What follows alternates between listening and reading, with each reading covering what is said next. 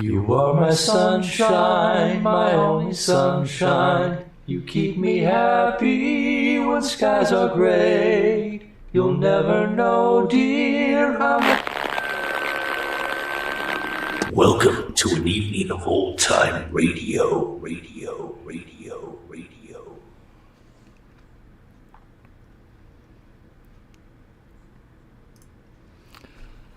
Hello. Good to see everybody. Hello and welcome to an evening of old-time radio. I am Greg and we are just getting ready to kick off our Radio Crime Tales live stream. It is good to see everybody. I see we have Tree, we have Billy's Joint, we have McDougal and Goomba, we have Moore, we have B. Allen Thomas. Hello, welcome. Thank you all for being here. So, one of the most popular genres in old-time radio is crime shows, both back in the day and still today, amongst all you OTR listeners. Man versus man, good versus evil. One or more bad people commit a crime. We're told the story of how one or more good people bring him or her to justice to pay for that crime. And while any crime can be used, it's usually the severity of the crime that impacts how entertaining the story is. The more severe the crime, the more entertaining, and the more satisfying it is to us when the evildoer is caught and punished. Which is why murder, which is the most severe crime of all, is usually the most common storyline that we hear in old-time radio crime shows. I've always defined 3 different genres for these types of shows. Crime, mystery, detective. Not everybody agrees with me on that. A mystery doesn't necessarily involve a crime or a detective. A detective show doesn't always involve a crime or even a mystery, although it usually does. But it always involves a detective, usually told from his or her point of view. And a crime show always involves a crime, but it doesn't necessarily involve a mystery or even a detective. So today's stream is about crime shows, including some good mysteries and some good detective shows. So we've got a lot of great radio crime shows for you tonight. First up is The Shiny Gun from Big Town, telling the adventures of Steve Wilson, the crusading editor of the Illustrated Press, played by Edward Pauley, who's actually more of a crime fighter than just a newspaper man. In this story, a boy shoots his friend while playing with his father's loaded gun, accidentally. There's a lot of moral dilemmas in this one, but it's still a crime story as it does involve manslaughter. After that, we have a murder tale, The Nickles and Dimes Murder Case, from Inspector Thorne, starring Carl Weber as Thorne. In this one, a woman is threatened by her estranged husband, and she's found murdered the next day. The murder weapon was a handkerchief full of new nickels and dimes. Ouch. So without further ado, let's get started, and I will be back in a little bit to talk about them. Enjoy. Extra! Teenager shoots pal! Hear a big town story of the shiny gun! Extra, big town, extra! Oh, Billy! Sonny, I didn't mean to shoot you. I didn't mean it. No, Mr. Wilson. Not my son. Not my son. The gun-crazy little fool. I told him to leave my gun alone. You're the fool, Brown. You're the irresponsible parent. And if that boy dies, you're the one who should go to prison. Yes, listen to this powerful story of parent delinquency on Big Town, brought to you by Lever Brothers Company, makers of Life Boy Health Soap. The story of fighting editor Steve Wilson of the Illustrated Press, whose creed stands for freedom and justice against the forces of intolerance and evil. The power and the freedom of the press is a flaming sword, that it may be a faithful servant to all the people. Use it justly, hold it high, guard it well. Now to Big Town and tonight's gripping story of the Shiny Gun.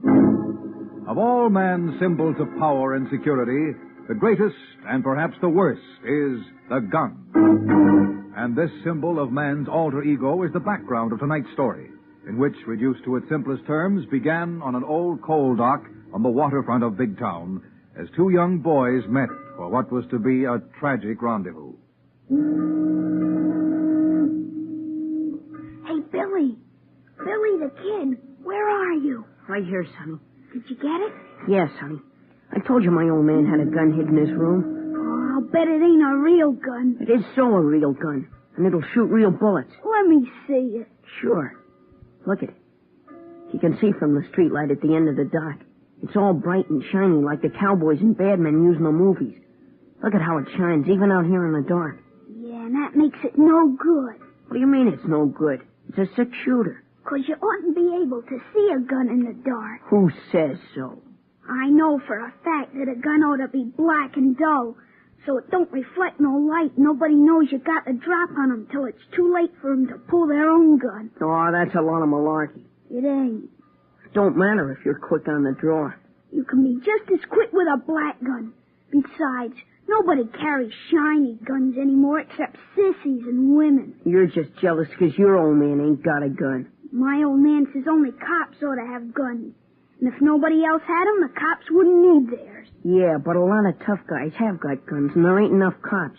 And my old man says a person's got a right to protect himself. Yeah, get himself killed 'cause he don't know how to draw quick and shoot straighter than the other guy. You're just talking that way 'cause you ain't got a gun. And a smart guy could take that gun away from you before you could pull the trigger or bat an eye. Oh, yeah? Let me see you try it. Okay, I'll show you how it's done. Yeah? Come on, let's see you do it. First, I get hold of your gun hand, Yeah, I stick the gun in your stomach. but I keep you from pulling the trigger. Oh, yeah? Billy, Sonny, I didn't know it was loaded. Where'd it hit you? in the stomach. Let me down, I hurt. I'm sorry, Sonny. I didn't mean it. You're my best pal next to Harmony. Does it hurt bad? Awful bad. I guess I'm gonna die. You can't. You beat it.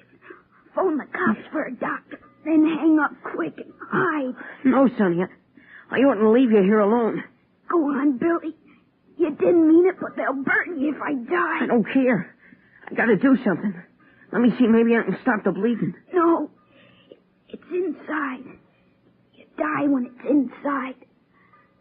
Run, Billy. I hear somebody coming. You heard that shot.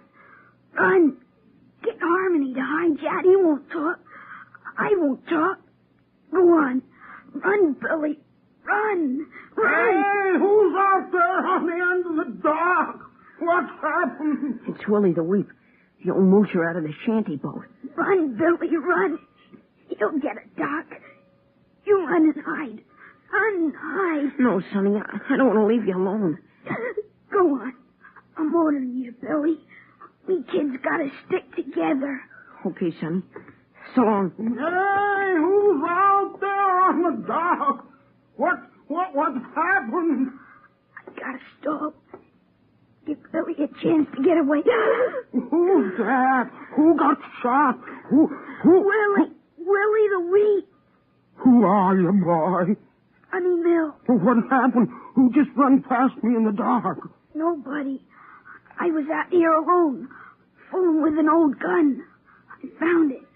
It went off.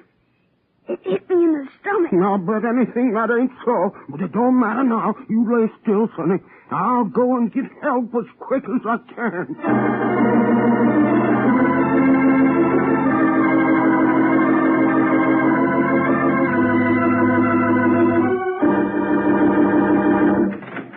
Steve, when did you get in the office? A few minutes ago, Lorelei, via the press room. What's up? I don't know, but Willie the Weep, our Winchell of the waterfront, tried to get you on your private wire and then called Mamie on switchboard. There must be something important. Willie never has Nickles' fare. He wouldn't tell Mamie what it was, but he said he'd call you again in a few minutes. That might be Willie.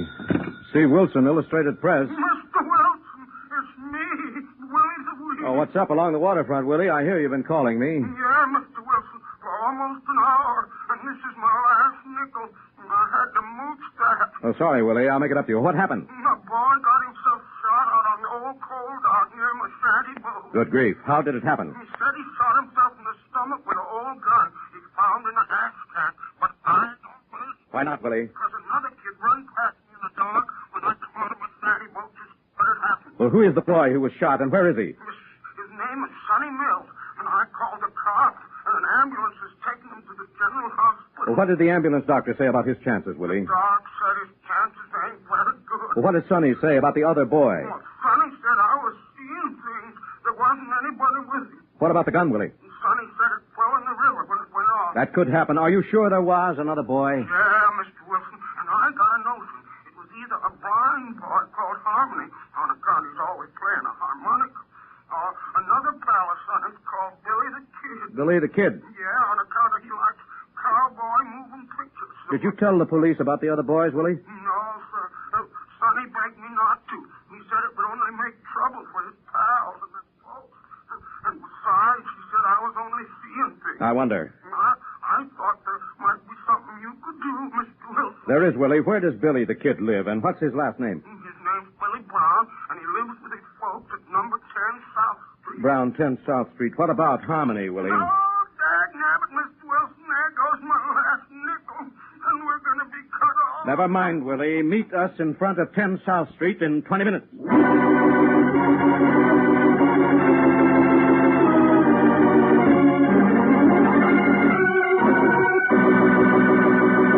Thus, Steve and Lorelei move in to investigate a tragedy that may well take more than one life before a shiny gun plays out its deadly role. And for the tense and dramatic developments, we'll return to Big Town in a moment. Lifebuoy gets skin cleaner. Lifebuoy gets skin cleaner. And the cleaner you get your skin, the surer you are of being fresh and attractive. So remember, Lifebuoy, with its purifying ingredient, gets skin cleaner. Stops BO as no other leading soap can. Here's what the doctors proved in 820 scientific tests. People took daily baths with different soaps. Doctors found that Lifebuoy does more than just remove the grime and perspiration you can see. Lifebuoy's purifying ingredient makes it more effective than any other leading soap against the invisible dirt that brings on BO. Lifebuoy's milder, too. Safe, even for baby's tender skin. And you'll like the way Lifebuoy, made with costly coconut oil, bursts into quick white lather, even in hard water. Lifebuoy gets skin cleaner. Lifebuoy gets skin cleaner, keeps you fresh and attractive, protects you as no other leading soap can. Bathe with Lifebuoy every day. Get the big new bath size. Buy Lifebuoy right away.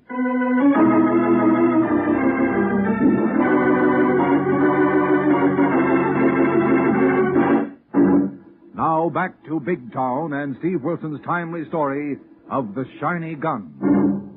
Suspecting that a seriously wounded boy is mistakenly shielding his playmates, Steve and Lorelei are on the way to the home of one of the other boys in the cab of Harry the Hack. Say, boss, Miss Gilbine, is there anything I can do to help in this kid and gun situation? I don't know, Harry. We're meeting Willie the Weep in front of number 10 South, the home of one of Sonny's playmates. But that'll be the next block. I'll hang around in case you need me to hack anywhere else. We may have to find another boy called Harmony. Hey, I know that kid. He's blind, but he plays harmonica like nobody's business. Blues, classics, anything. He's so good he ought to be on a stage or on the radio. Oh, he's the one, Harry. There's Willie. Hello, Mr. Wilson, Miss Kilburn. Hi, Willie. Hello, Willie. Have you seen Billy Brown? No, Miss Kilburn, and none of the other kids in the block have seen him since he went down to the dock early this evening. Have you talked to his parents, Willie? No, but just a little while ago his ma came out of the basement flat where they live, and I heard her asking the neighbors if they'd seen Billy on account it was getting late for him to be out. Well, it may be much later before he comes home, is what I suspect has happened. Oh, Steve. You don't suppose he could have shot his friend Sonny? Let's hope not, Lorelei, but something like that may have happened accidentally. That Sonny's about the bravest kid I ever seen, Mr. Wilson. He didn't cry once all the time we was waiting for the ambulance, and even when the doc gave him something to help the pain. Yes, Willie, but it may be a mistaken courage and loyalty that can bring more tragedy to the friend or friends he's trying to protect. Oh, gee, I wonder how they got hold of that loaded gun. That may be the real tragedy in this affair, Lorelei. Come on. Let's go talk to Billy's parents and see what they have to say. It's down those steps, Mr. Wilson. Brown's the superintendent of the building. Thanks, Willie. Wait here with Harry and see if you can find out where Harmony lives. We'll ask around, boss. Oh, there's no need to ring, Steve. Somebody's opening the door. Billy, is that... Oh. Good evening. I'm sorry. I know you're expecting your son, Billy. Yes, has something happened? Yes, one of your son's playmates has been shot. Shot? Oh, which one? A boy by the name of Sonny Mills. Oh, Sonny. Oh, no. Is he dead? No, but seriously wounded. Well, how did it happen?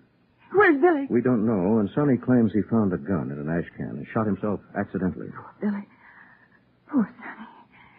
Where's my boy Billy? They're always together, and Billy went out to meet Sonny. And Billy hasn't been home? No, and it's long past his bedtime to school tomorrow. He's never done this before. Who are you? Are you from the police? No, I'm Steve Wilson of the Illustrated Press, Mrs. Brown, and this is Miss Kilburn, one of my best reporters. Reporters? Then it must be serious. It may be very serious, Mrs. Brown. And we need your help to find your son. Son? Will he be arrested? A lot of Sonny Mills sticks to his story that he accidentally shot himself with a gun he found in a trash can, but that isn't important right now. What is important? What do you mean? Mrs. Brown, we know there was another boy with Sonny at the time of the shooting. Probably your son, or a blind boy called Harmony. Yes, they're usually together. What do you think's happened? I'm very much afraid your son, or Harmony, may be hiding somewhere in this neighborhood. Well, why should they hide? If it was an accident, they're all friends, good friends. Because they may not trust the grown-up justice of the world in which they live, Mrs. But Brown. they'll be found, and it'll look as if they're guilty if they hide. Yes, Mrs. Brown, that's why we must find them tonight. And I'm afraid there's another reason. What other reason could there be? We know Johnny lied about being alone on the dock to protect a friend. He may have lied also about the gun falling in the river. The gun. Billy may have the gun. Daddy, oh, no. what gun are you talking about? Who are these folks? They're newspaper people, John. Well, what do they want, and what's this about a gun? I'm looking for mine. You're looking for your gun? Yeah. What business is it of yours? One of your son's playmates has been shot. Shot? Why, that little fool. John, what are you saying? That's what happened. That's why Billy isn't home. He took that gun after I told him never to touch it again. You had a gun in this house? Yes, and a permit for it. You're thinking of making trouble for me? Trouble for you? Yes. You had a loaded gun where your small son could get hold of it. Yes, and I licked him good the last time I caught him monkeying with it, the gun-crazy little fool. John, he isn't any more than any other boy. You're the gun-crazy fool. The irresponsible adult who puts a natural temptation within reach of a child. I'll beat the daylights out of him when he comes home. No, John, no, you're wrong. I begged you to get rid of that gun, to hide it, to lock it up. What if I needed it in a hurry? I'm the super of this building. I'm responsible. You're irresponsible. Guilty of the worst kind of criminal negligence. If your son shot Sonny Mills and he dies, you're the one who ought to go to prison. Get out of here, you. Get out of here or I'll throw you out. No, John, no. They're trying to help find Billy. I don't want to see that kid again. Oh, you'll never see me again. And I'm going with you, Mr. Wilson. I'm going to help you find Billy if I can. And I want to go to Sonny's mother. All right, Mrs. Brown. Go with Miss Coon. Come along. Now get out, Wilson. Get out of here or so help me. I'm going, and you're so right. So help you. If your gun has killed Sonny Mills. Because it also may kill your son. Get out. Get out! Get out! Oh, the poor devil. So help him now. Boss? Yes, what is it, Harry? I got a lead in the harmony kid. Where is he? Another kid says he heard him playing his harmonica. Where? Down where the street drains pour into the river. Good grief. Those big drains might make a good hideout. Yeah, kid could crawl for miles if we didn't get a rain and he got caught and drowned. Okay, let's go question Harmony, Harry. Well, what about Mrs. Brown? I'm afraid of what we may find, Harry. I don't want her along. I'll get Lorelei and take her to the hospital to see Sonny Mills.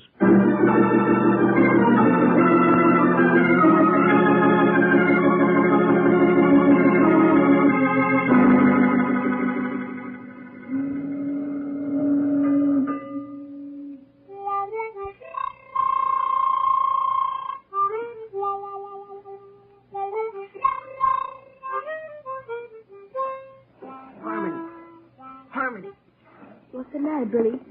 Stay in that hole in the ground where I hid you. You're safe. Hid in the earth. It's dark in them drain pipes, Harmony. Don't you be afraid of the dark, Billy. You get used to it after a while. It's always dark where I is. And I ain't afraid anymore. Much. But, Harmony, what if Sonny dies? I shot him. It's my fault, even if I didn't mean to. Don't take such a load on yourself, Billy. Let the Lord carry some. He knows what happened. But if Sonny dies, nobody else will. The cops will find out it was my old man's gun that killed him, and he'll tell them I stole it. You was kind of unlucky when it was passing our papas, Billy. But you was awful lucky when it comes to mamas. So it sort of cancels out. This is going to kill my ma. That's how come you wouldn't have to run away and hide. They'll put me in a reformatory no matter what happens. Ain't necessarily so, Billy. Then why are you helping hide me? To give you time to think. What's there to think about if Sonny dies, Harmony? The cops will grab me and an old judge will put me away. They won't believe how it happened. They don't know how I feel. Don't you be so hard on grown-ups, Billy. Most times they does the best they can when they hands out justice.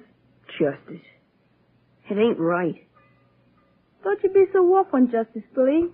Most folks with yells for justice yells loudest when they get it. What most of us want is understanding, and that's hard for grown-ups to give young'uns like us, 'cause they're a long way up from where we is. But don't be too hard on them, Billy. 'Cause before long, we're going to be grown-ups too, you know. But, Harmony, what am I going to do if Sonny dies? If the Lord lets that happen, he's got a reason, Billy. Then you got to quit hiding in the ground. Only the dead stay in the ground, and they ain't hiding, just resting their weary bones and waiting for the judgment day. What am I going to do with this gun, Harmony? It got me in all this trouble. Things like gun don't get us in trouble, Billy. No more than the fire that put out my eyes. It's us, Billy, 'cause we do bad things with guns. How can you know so much, Harmony? Sound like a grown-up. Time kind of collapses itself in the dark, Billy. You got more time to think about things. Harmony, there's a car stopping over there. Maybe the cops. You get back in the drain. You won't tell? You won't give me away? I won't give you away. You get back in the dark and thick. I won't give you away.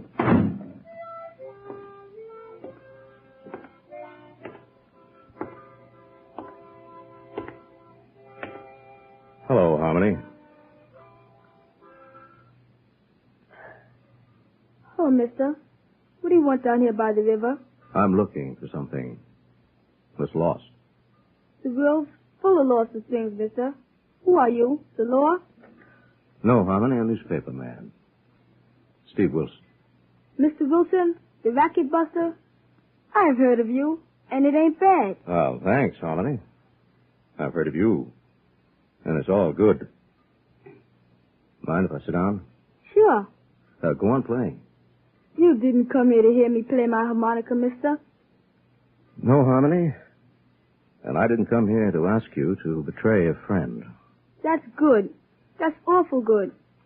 I'm sure you heard about what happened to your friends tonight. Sonny Mills was shot with a gun, and his friend Billy Brown has disappeared. You've heard all this, of course. Sure, Mr. Wilson.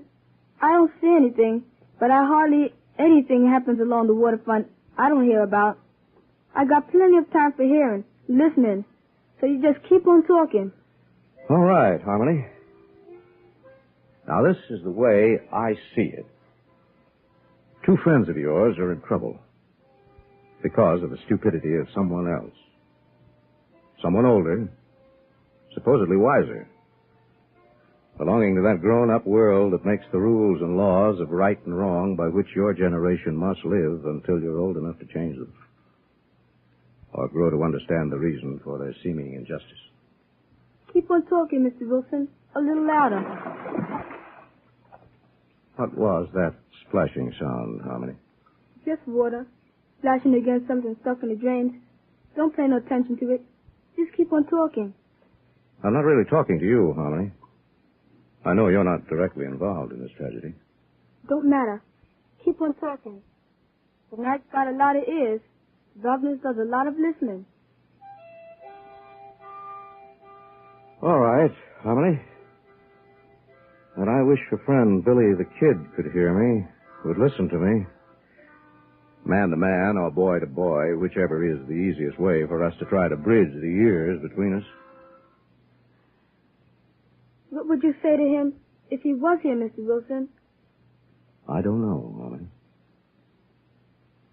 What would you say? I'd say, quit hiding.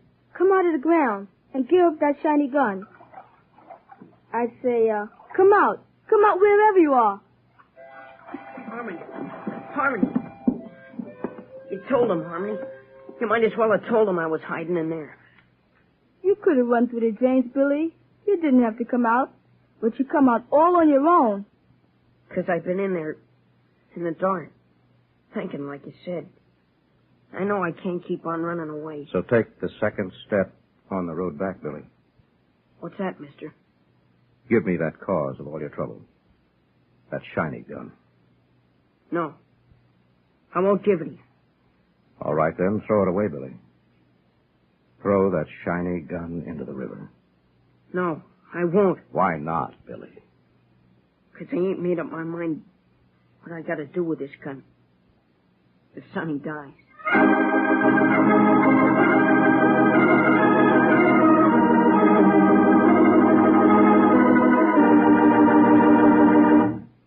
Thus, Steve Wilson is faced with a situation he can solve only by crossing the bridge of years. In a moment, we'll return for the climax of tonight's timely big town story. Lifebuoy gets skin cleaner. Lifebuoy gets skin cleaner. And the cleaner you get your skin, the surer you are of being fresh and attractive. So remember, Lifebuoy, with its purifying ingredient, gets skin cleaner. Stops BO as no other leading soap can. Here's what the doctors proved in 820 scientific tests. People took daily baths with different soaps. Doctors found that Lifebuoy does more than just remove the grime and perspiration you can see. Lifebuoy's purifying ingredient makes it more effective than any other leading soap against the invisible dirt that brings on BO. Lifebuoy's milder, too. Safe even for baby's tender skin. And you'll like the way Lifebuoy, made with costly coconut oil, bursts into quick white lather, even in hard water. Lifebuoy gets skin cleaner. Lifebuoy gets skin cleaner, keeps you fresh and attractive, protects you as no other leading soap can. Bathe with Lifebuoy every day. Get the big new bath size. Buy Lifebuoy right away.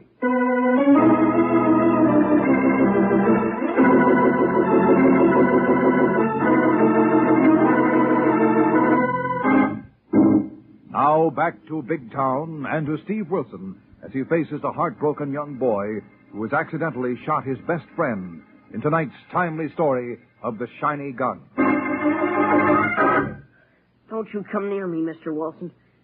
Don't you try to get this gun away from me, or I'll run back into the drains and nobody will ever see me alive again. I'm sorry, Billy. What are you sorry about? I shouldn't have asked for that gun. I don't want it. I hate guns and all they stand for. But you want to turn me over to the cops for what I did to Sonny Mills. No, Billy, there's no charge against you. No officers are hunting you because no one has accused you of any crime. Even Sonny, the boy you shot with that shiny gun. How is Sonny? Is he going to die? The doctors at the hospital are doing everything they can to save him, Billy. And he's fighting for his life. And yours by sticking to a white lie through all his suffering. Can't you match his courage by facing whatever is to come? I want to, Mr. Wilson, but I'm afraid of what'll happen. We're all afraid, Billy. That's why some of us lean on guns, like crutches, to hold us up. Only to find that they drag us down. Isn't that true, Harmony? Yeah, Mr. Wilson. My pappy was killed, shooting it out with another man. They both died, and it didn't settle nothing. Nothing at all. Harmony, you never told me about that. You never said why you hated guns when I wanted us to play cowboys and Indians or cops and robbers. Sometimes, some things is too much to talk about, Billy. Mr. Wilson. Mr. Wilson. Yes, Billy. Would you take this gun, please? Are you sure, Billy? Are you sure you want to give up that shiny gun? Yes, Mr. Wilson. Please take it. Please. Good boy, Billy. You've won your battle with that gun. Now let's go to the hospital and help Sonny win his fight for life.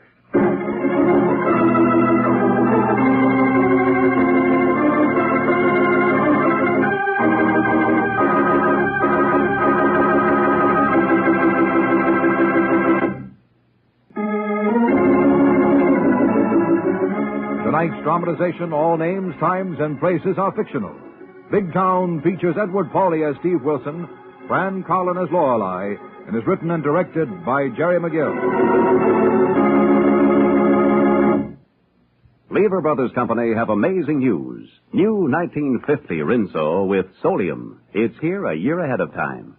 New 1950 Rinso has 3 times the whiter washing action of any other soap. The sensational new washing action of 1950 Rinso gets white clothes whiter than new, washable colors brighter than new, and keeps them whiter, brighter than any other soap. Rinso is so safe for clothes, so kind to hands. Get new 1950 Rinso at your dealers now. Be sure and be with us again next Tuesday at the same time when Lever Brothers Company will again present Big Town.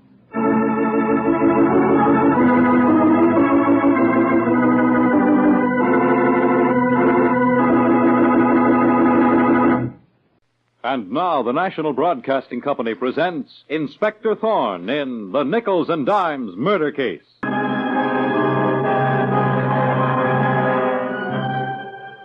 Tonight, the National Broadcasting Company presents the exploits of the spectacular young Inspector Thorne of the Homicide Bureau, whose investigations rank with many of the most celebrated ones in the annals of crime fiction. An investigator smart enough to claim he is dumb, and modest enough to believe it. Tonight, Inspector Thorne turns to the Nickles and Dimes murder case. It is late one night as we see a tense and drawn young man waiting and watching in the shadows near the door to a private house. He stiffens as a taxi draws up and a beautiful woman steps out of the cab and into the house. The young man throws his cigarette to the pavement and moves after her, saying, "There she is. Liza's home. I've seen her go into the house with my own eyes.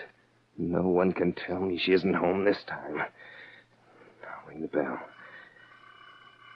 She'll have to talk to me. Claire or nobody else can tell me Liza's not home. I've seen her go in myself." Oh, it's you, James Gray. Let me in, Claire. I want to see Liza. Liza isn't home. That's a lie. I saw Liza go in the house just now. Liza is not home, Now, you James. listen to me, Claire. You're only Liza's aunt. You've got no right to stop me from seeing her. Don't you understand? Your wife, Liza, doesn't want to see you. Your wife is through with you. Get out of my way. Stop it, James. You can't go in. I'm going to see Liza. What are you doing here, James? Liza. I've got to see you, Liza. Got to talk to He you. pushed his way in, Liza. All right, Aunt Claire. Now, James... Liza, I love you. James. If you knew how I missed you. There was something between us that nothing could end. James, you and I are through. No, Liza, I won't believe it. You mean you won't? No. You love me. I know you love me. We belong together. It's over, James.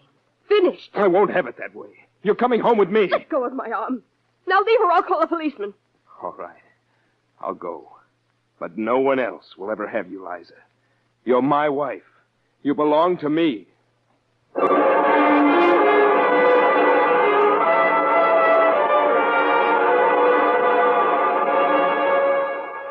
And now it is the next night in the wife Liza's bedroom. As the door opens, Liza suddenly sits up in her bed. Who's that? What are you doing?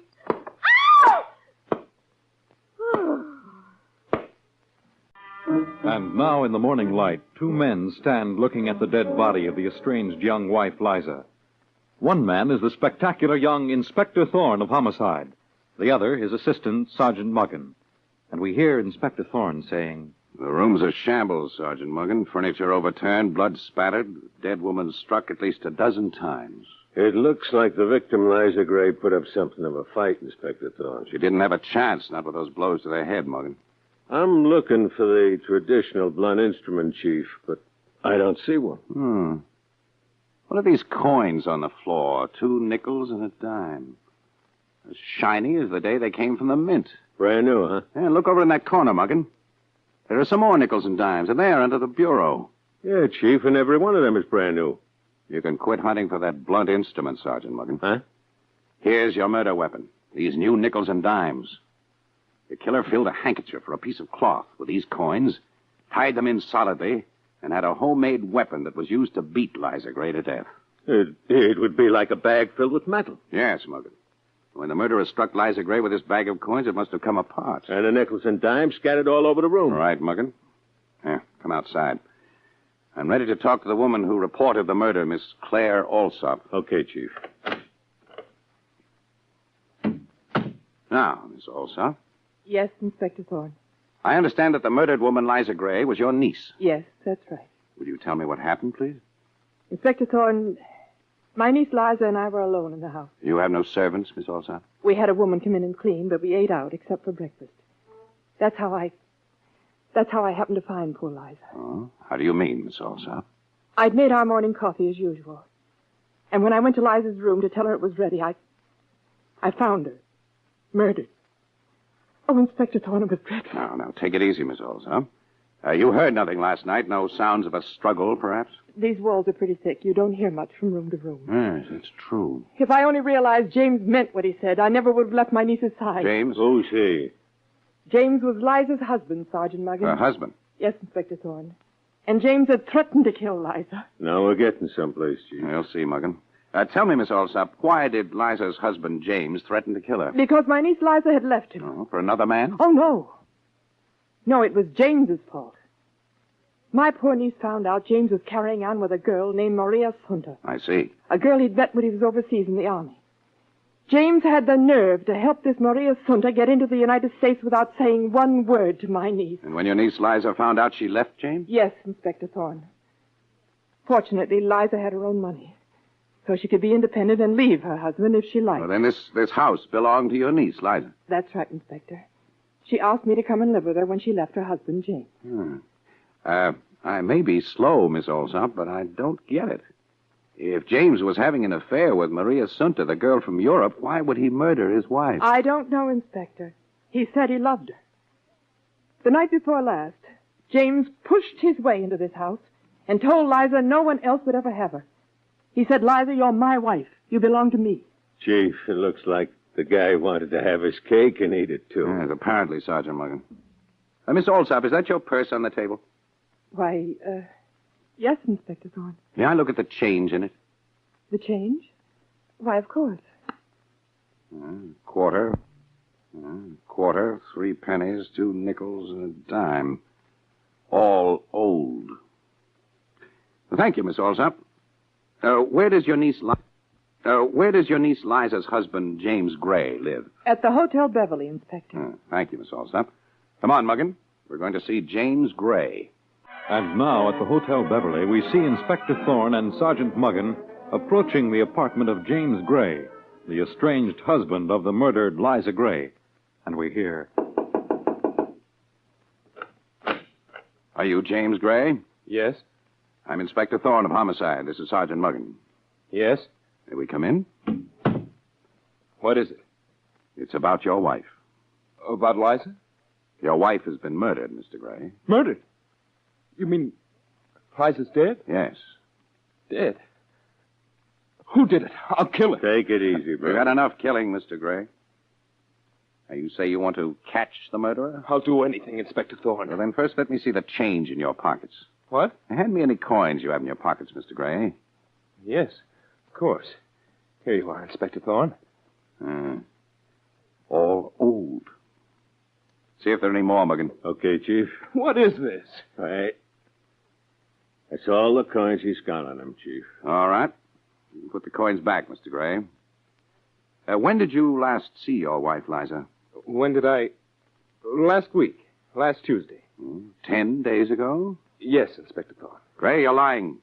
You saw your wife last night, shortly before she was murdered. No, I didn't. Not only saw your wife, you threatened her. Who said so? Your wife's aunt, Claire Alsop. Claire's lying. Someone's lying. Claire's always hated me, Sergeant Muggin. Claire hated you? Yes, Inspector Thorne. Claire was always trying to break up Liza and my marriage. She was always telling my wife I was no good. Maybe Aunt Claire had something there. What do you mean by that crack, Sergeant Muggin? Perhaps Sergeant Muggin means your affair with Maria Sunta, the girl you met in Europe and brought over here. Inspector Thorne, Maria Sunta was a poor, friendless girl.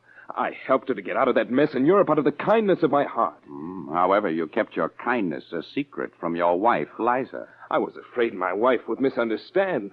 Liza was very jealous, Inspector Thorne. Well, didn't you realize how much worse it would look if your wife found out that you'd brought another woman, this Maria Sunta, here from Europe behind her back? I was a fool. Where are you going, Inspector Thorne? I'm going to open this bedroom door and see who's hiding in there. No one's hiding in there. I'm no genius, but I've been trained to observe, Mr. Gray. There are 2 coffee cups on your table. Oh! Well, as I thought. Maria Sunta. Sergeant Muggin, watch Mr. Gray. I want to talk to Miss Sunter alone. Okay, Chief. Now, Miss Sunter. I know how it must look, Inspector Thorne. Me hiding here in the bedroom. Yeah? Jimmy and we didn't know who was at the door. We thought it best I should hide to be discreet. It's a little late for that. Oh, no, Inspector. No matter what anyone says, Jimmy and I are just friends. Looked to me as if you were having breakfast together, Miss Sunter. But I just came, Inspector Thorne. I swear it. I only arrived a half an hour ago. It's a peculiar hour for a visit. I had something I had to tell to Jimmy. Oh. What was so important that it couldn't wait? Jimmy has been so good to me. I shall be eternally grateful for him helping me to come to this country. What did you come to tell him? I do what I can to make Jimmy happy. I hurried here to say I had seen his wife, Liza, and that she told me she would come back to Jimmy. I see. When did you see Liza Gray? Why, You must have seen Liza Gray last night, Miss Sunter, the night she was murdered. Perhaps Liza told you she was going back to her husband, and that was the last thing you wanted to hear. What are you saying, Inspector Thorne? It looks as though you were in love with James Gray, Miss Sunter. So much in love that you might have killed his wife if she gave signs of forgiving him. Oh, it is all lies. I will get Jimmy, he will tell you. Jimmy. The inspector thinks I have killed Liza. Maria? What have you been saying to Maria, Inspector Thorne? I have been stating facts, Mr. Gray. Well, I'll give you a fact. There was a big loudmouth hanging around my wife Liza all the time I was overseas. Who? A guy named Victor Brand. Runs the Seaglade Amusement Park. He never got to first base with Liza, but as soon as we broke up, he started chasing her again. That's so? You can ask Claire Alsop if you don't believe me. Aunt Claire was living with our Liza when I was in the Army, and she'll tell you how my wife practically had to fight Victor Brand off. He was so nuts about her. I think I'll take your word for it, Mr. Gray. Muggin, we're going to the Seaglade Amusement Park.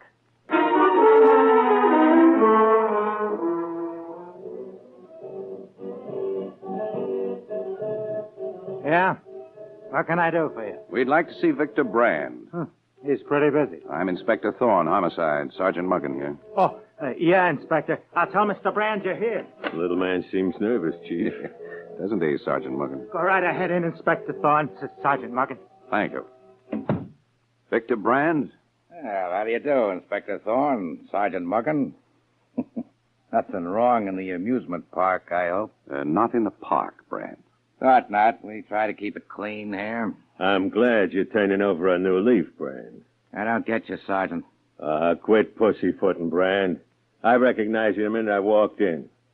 Chief, this character's tangled with the law before. Oh, very interesting, Muggin. Sure, before I was in homicide, we had this guy in court for letting pickpockets operate at the park. Maybe it slipped your mind, Sergeant Muggin. I was acquitted. It hasn't slipped my mind. You're in a couple of jams before that one. All right, what do you guys want? I see an afternoon paper on your desk, Brand. So what? Well, there's a story in that paper about the murder of Liza Gray. Ah. Are you going to deny that you knew Liza Gray, Brand? No, I'm not. That's sensible. You've got it in for me, Sergeant Muggin, but this is one time I'm with you boys. Oh, really? I was nuts for Liza, Inspector Thorne. I wanted to marry her when she got a divorce. And I hope you get the louse who killed her. When did you last see Liza, Brand? A couple of days ago. Did you make another date? No, Inspector In fact, Thorne. Liza tried to get rid of you, didn't she? I'd have worn her down in time. If it weren't for that old crow hanging around, I'd have gotten Liza when her husband was overseas. What do you mean, Liza's aunt, Claire Alsop? Who else? That character watched over Liza like she was the crown jewels. You'd better control yourself, Brand. You've broken that pencil in your hand. What? I've seen your kind before, Brand. Men with violent tempers who can kill when they're frustrated. You're crazy, Thorne. And I'll tell you something that wasn't in that newspaper, Brand. Liza Gray was killed by a sap filled with brand new nickels and dimes.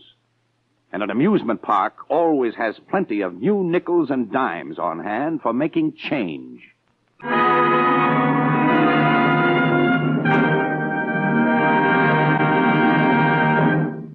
Inspector Thorne in the Nickles and Dimes murder case will return in just a moment.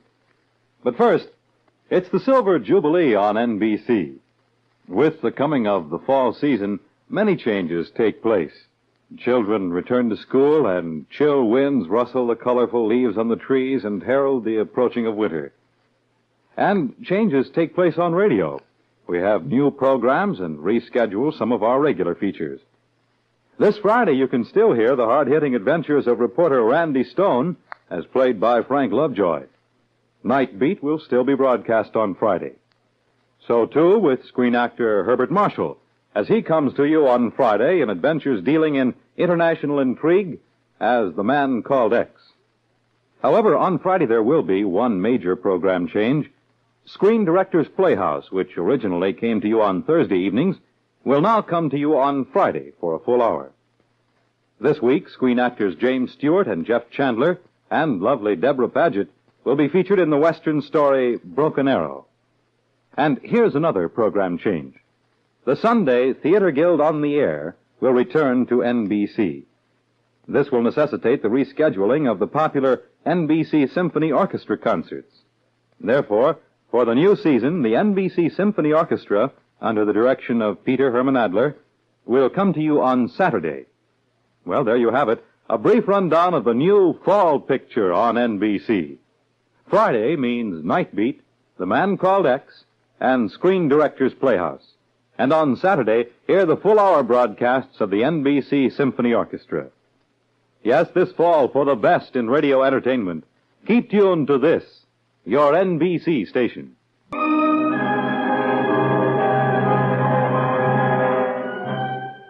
Now, back to Inspector Thorne and the Nickles and Dimes murder case. When beautiful Liza Gray is killed with an instrument of death made of nickels and dimes wrapped up in a piece of cloth, Inspector Thorne gets his first lead from the murdered woman's aunt, Claire Alsop, who tells him that Liza's husband, James, threatened to kill her if she didn't come back to him. Aunt Claire says that Liza left her husband because he was having an affair with a girl from Europe, Maria Sunta, and the inspector finds Maria hiding in the husband, James' apartment, although they both claim that they are just friends. An accusation by James sends Inspector Thorne to Victor Brand, owner of an amusement park, who had been trying vainly to get the murdered Liza to marry him after divorcing James. And now we see Inspector Thorne with Sergeant Muggan in Victor Brand's office, saying, I repeat, Brand, you had access to new nickels and dimes in this amusement park. And you had the temper to kill Liza Gray when she kept turning you down. Maybe so, Inspector, but I couldn't be in two places at once. Keep talking, Brand. You met Al Stitt when you came in, the fellow holding down the outer office? Go on. Al Stitt's a barker here at the amusement park. I'll get him. Stitt, come in here. What is it, boss? Where was I last night, Stitt? Why, you were right here, Mr. Brand. Closed down the park about 3 a.m. And after 3 a.m.? You and me played a friendly poker game. We quit around 6, maybe. Then we went home, grabbed some shut-eye. Satisfied, Inspector Thorne? If I was with Stitt, I couldn't be murdering Liza Gray, could I? I've heard worse alibis, Brand, but not much worse. Your pal Stitt would obviously say anything to back you up. You're darn right, Chief. Stitt was in on that pickpocket rap with Brand. That's all I need to know, Sergeant Muggan. Try and break that alibi, Inspector Thorne, and see how far you get. I will, Brand. Come on, Muggan. I'm with you, Chief. Hey, Muggan. Yeah? Check in at headquarters and see if the boys found anything else at the murder scene. Gotcha. I'm going back to the murder house to Aunt Claire Alsop and ask her a couple of leading questions. But meanwhile, at the house where Liza Gray was murdered, we see Aunt Claire opening the door to Maria Sunta, the girl from Europe, and saying in astonishment, Maria Sunta? What on earth are you doing here? I had to see you, please, Miss Alsop. All right. I know you do not like me. I don't dislike you, Maria. It wasn't your fault. James acted like a scoundrel. It is about James I have come. James? You must not say any more bad things about James, Miss Alsop. You must not put any ideas into Inspector Thorne's head. I'm only saying what I know, Maria. You are making the inspector think that James killed his wife, Liza. I'm not doing anything of the kind. You are. And James didn't kill her. How do you know, Maria? I... You didn't hear James threaten Liza the way I did, or you wouldn't be so sure. Maria, you shouldn't have come Jimmy, here. I wanted to talk to Aunt Claire. Let Aunt Claire alone. She's made enough trouble. Why are you two insulting me? You, James, and Maria. I didn't ask you to come here. And I never asked you to stick your nose in my business, Claire. What? The whole thing's your fault. My fault? You were always trying to break up me and my wife, Liza. You encouraged Victor Brand to hang around just to break up our marriage. I encouraged Victor Brand. If there was a worse man for Liza than you, James, it was Victor Brand. And I did my best to keep him away from Liza. I'd like to have seen that, Claire. I was only thinking of Liza's good. What's going on here? Oh, Inspector Thorne. James and Maria are saying the most dreadful things to me. Really, Miss Claire? My one thought was to help my poor niece Liza. And now to be accused. Well, Liza knew better. She said so in her will. Her will, Miss Claire? Liza left me a few $1,000, Inspector Thorne. And she said specifically it was for my kindness to her. Liza was a fool. Be quiet, James. Miss Claire, you say the murdered Liza, your niece, left you a few $1,000s. How many? Something under 5,000, I think, Inspector Thorne. Well, did you know Liza had put you in her will? Well, of course. But I didn't know she was going to say that about my being kind. Oh, don't you realize, Miss Claire, that this bequest could give you a motive for the murder of your niece? I never thought of it that way. Now you know how it feels to be suspected, Claire. I'm not afraid, James. The way you and Maria Sunta are. Stop talking about Maria and me as if we were a couple. Well, aren't you? We are just friends. And you stop telling tales about us. Telling tales, Maria? I saw you myself with James in several places. Oh, what places, Miss Claire? Tony's on 33rd for one, Inspector Thorne, and a chop house called the Black Rooster. Inspector Thorne, can I see you alone? Yes, Sergeant Muggen. The rest of you stay in this room, please. What's up, Muggen? When the squad searched the murder house, they found this in the hall closet near the murder room, Chief. A scarf stained with blood. The murdered woman's blood. So this scarf is the rest of the murder weapon, Muggen. This is the cloth in which the killer packed those nickels and dimes. Looks like it, Chief. The scarf is hand-embroidered. Imported. Hey, where you going, Chief? Maria Sunta, come in here. Me, Inspector? Maria, you came from Europe recently. I suppose you brought some things to America with you. Very little. Did you bring this scarf? This hand-embroidered, imported scarf? No. I never saw that scarf before. I think you did, Maria. But I'm sure this scarf is so unusual that it will be easily identified. All right. It is my scarf. I lost it. You lost it, all right, when you filled it with nickels and dimes and slugged Liza Gray over the head with it. Maybe the murderer stole it from me, Sergeant Muggen. Maybe you're lying, Toots. Or maybe a pal, the murdered girl's husband, took it. No, Jimmy did not take my scarf. What's going on out there? Sounds like a fight, Chief. Let's go, Muggen. You stay here, Maria. It's Victor Brand and her husband, James. They're killing each other. Now, stop that. Come on. Break it up. Get back, Victor. Let me go. Come on. Quit that, James. I'll kill him. Cut it out, both of you. Stop it. Now, what's happened? Victor Brand came barging in here. Threatened me if I'd sick the cops on him anymore. You dirty rat. You'll kill Liza. I'll get you for that, Brand. No, you don't, James. That's enough, James. Why did you come here, Victor Brand? I came to beat the truth out of that squirt James Gray. Don't you believe him, Inspector Thorne? Brand came because he was sore I tipped you off to him. He was afraid I knew more. All right. You both stop shouting. I see something much more interesting on the floor. Nothing interesting. Yes, Victor. I see a brand new shiny nickel. Nickel? This new nickel must have fallen out of your pocket, James. Or yours, Victor, while you were fighting. It didn't fall out of my pocket, Thorne. Or I mine. wonder if there are any more new coins in either of you. Look in their pockets, Muggen. Okay, Chief. You first, James. I haven't any new nickels. Well, we'll see about that. Chief, a bullseye. Right in this coat pocket. Yes, Muggen. Another new nickel and 2 new dimes. Victor Brand planted those coins in my pocket. That's why you came here, Brand, to frame me. I never saw those coins before in my life. Both of you be quiet. Now go to your homes and stay there until I send for you. Come with me, Sergeant Muggen. Right, Chief. You've got to get moving, Muggen. You and I have a chore to do. What? You'll see. And now, a few hours later, we see Inspector Thorne in his office at headquarters with Sergeant Muggen. As his door opens and Maria Sunta, the girl from Europe, enters, saying, Please, Inspector Thorne, may I see you? Sergeant Muggen asked you to wait outside with the others, didn't he, Maria? I sure did, But Chief. I have something to tell you, Inspector Thorne. What, Maria? This man, this Victor Brandt, the one who owns the amusement park. Yes? A week ago, Victor Brandt makes a date with me for lunch. He says it is because he wishes me to use my influence to break up the marriage between James and Liza, to make her get a divorce quick. Well? Inspector, I am wearing my embroidered scarf at lunch, the one you found all bloody in the murder house. Victor Brandt must have stolen it from me. Did you miss the scarf after the lunch was over, Maria? I did not think about it.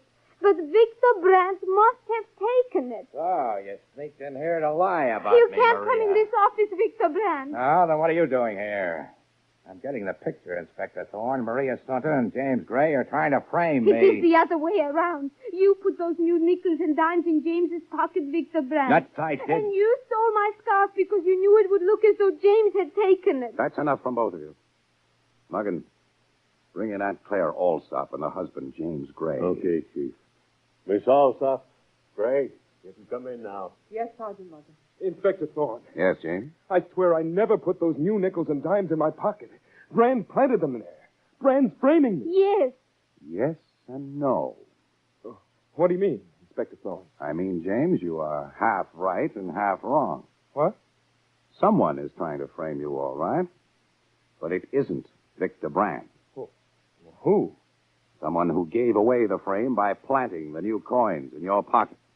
I don't understand. I noticed when I first asked to see the change in your pocket, you kept your coins in your left-hand pocket. The new nickels and dimes were in your right-hand pocket. But who put them there? Yes, Inspector Thorne. Who? I had a hunch that you, James, and Maria Sunter were telling the truth about your relationship, that you were only friends. Now ask yourself, James, why then did your murdered wife believe that you and Maria were more than friends and leave you? Yes. Why? Because someone poisoned your wife Liza's mind against you, James. Someone lied about you. Someone said she saw you with Maria in various places like the Black Rooster and Tony's. It was Claire. No. Yes, you, Aunt Claire Alsop. You should never have mentioned Tony's. It's too swanky and small, and the head waiter remembers his customers. What? Sergeant Muggett and I checked, and the head waiter never saw James or Maria Sunter or you in the place. He's lying. I saw them. I was there. I wondered why I kept hearing from James and Maria that you'd always tried to separate James and his wife, Liza. And from Victor Brand, that you prevented him from seeing It Liza. was for Liza's own good. No, Claire Alsop.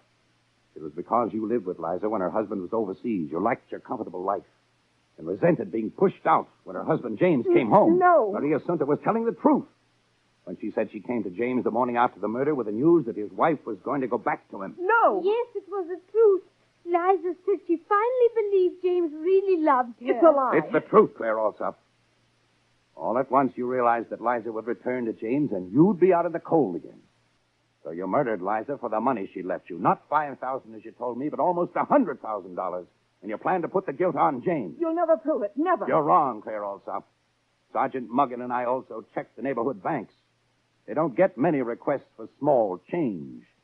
And one teller remembers giving you $10 worth of new nickels and dimes. I'll fight it. I'll fight it in every court. You'll never prove that I killed Liza. Never, never. No, Claire Alsop? I wouldn't give a plug nickel for your chances.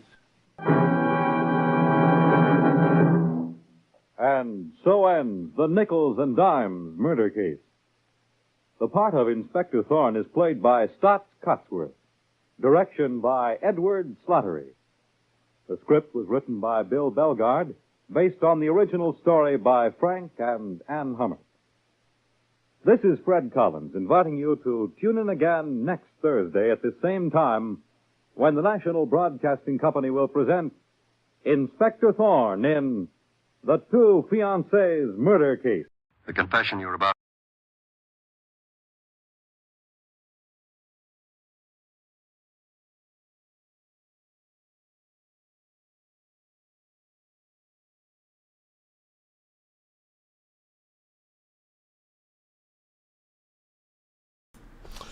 Okay, so I got that wrong. It was Stotts Cotsworth. I'm sorry, not Carl Weber. Anyway, a big hello to those who joined us.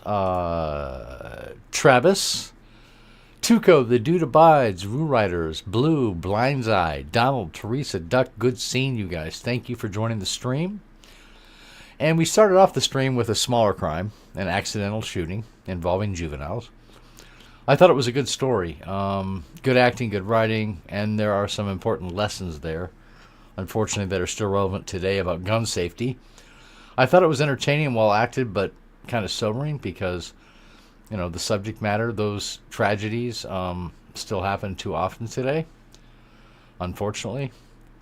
Inspector Thorne, I think it's one of those underappreciated shows. The writing and production values are really good in the story. I mean, a murder using coins wrapped in a handkerchief. I thought it was unique and I really liked it. Any murder story that draws you in and leaves the resolution to the very end like that one did is great because it combines elements of suspense and then the anticipation. I mean, I honestly did not suspect the actual killer until the very end. I've heard this before. Obviously. And when I remaster all these files, I kind of listen to them again. But the first time I listened to it, that was the last person I suspected. So the next three crime tales start with the Doris Kane case from Confession. Confession was a show that used actual transcribed confessions of real crimes and was similar in tone to like Dragnet.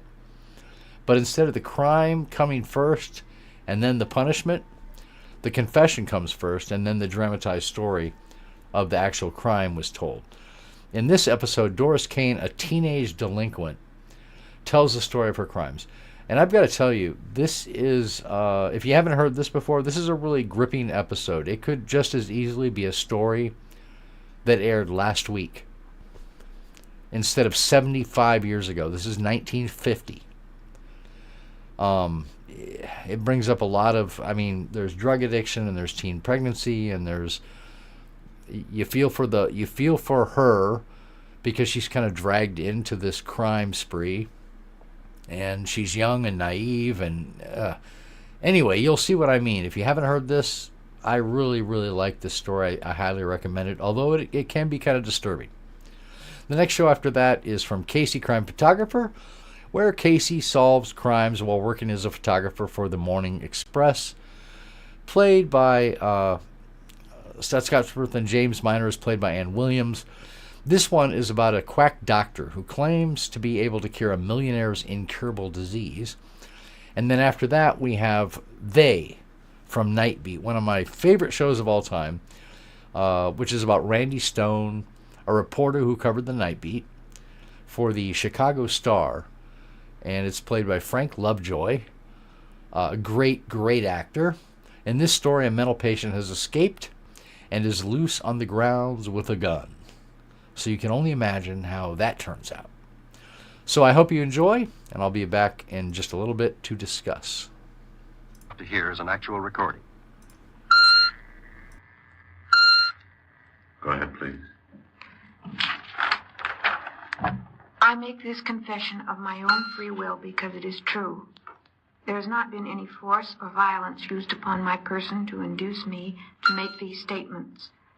Without promise of immunity or reward or gratuity, I confess. You understand, of course, that your statement will be made public through the radio program Confession. I do. And that your name for the purpose of this broadcast will be Doris Kane. Yes. For what comfort you may find in so doing, you will now be allowed to tell your story. If there is comfort for your listeners, it must lie in the fact that you've been apprehended. You understand all this? Yes, sir, I understand. In the hope that someone somewhere may benefit from my mistakes, I confess.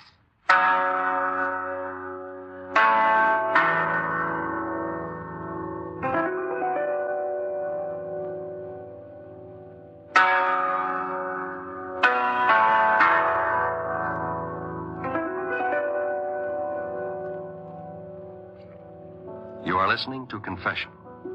The case history of the woman referred to as Doris Kane is a matter of documented record. You will hear the story of her crime experience as told in her own words.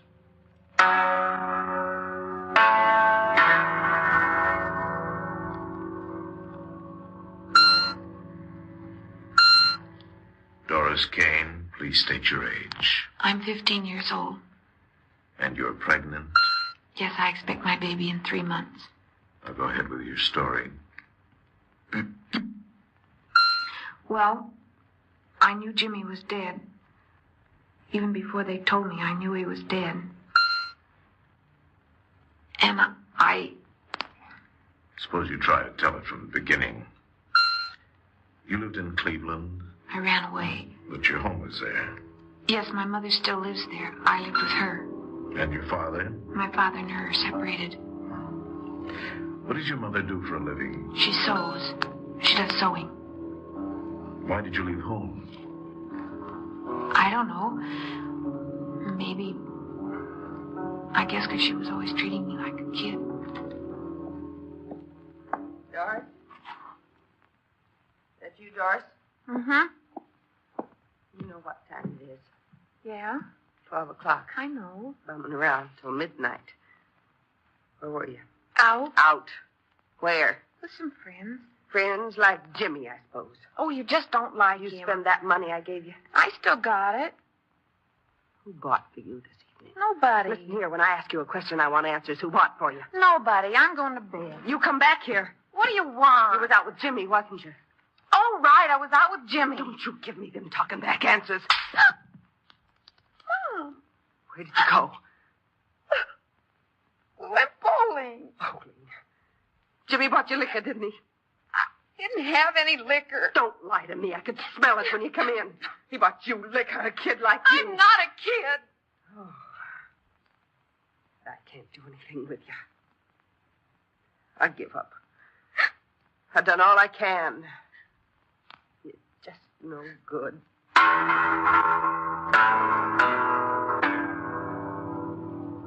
It was like she said I was no good. Jimmy was at the bowling alley. He wanted me to meet him there after they closed up at 2 o'clock. To say goodbye, he said, because he was going away and I might never see him again. Then I got a crazy idea. Maybe I could go with him. I put my clothes in a box and sneaked out the back way. Jimmy was glad to see me. That was one thing about Jimmy. Always glad to see me. Dory, I thought you weren't coming. I wasn't. Your mom, huh? You know how she is. I'd have gone crazy if you hadn't come back to say goodbye. You never did tell me where you were going. Well, we don't really know ourselves, just west. I thought you were going alone. With Frankie. You know, my partner. What's in the box? Clothes. What for? I'm running away. From home? Gee, things must be rough. Yeah. Jimmy, take me along. Take you along with us? Please, Jimmy, I won't be any trouble. Honest, I won't. Gee, I don't know. Please, Jimmy. Please. But we might not come back. I don't care. Maybe we'll never come back. Please. Well, maybe. Okay, why not? Thanks, Jimmy. Sure, come on.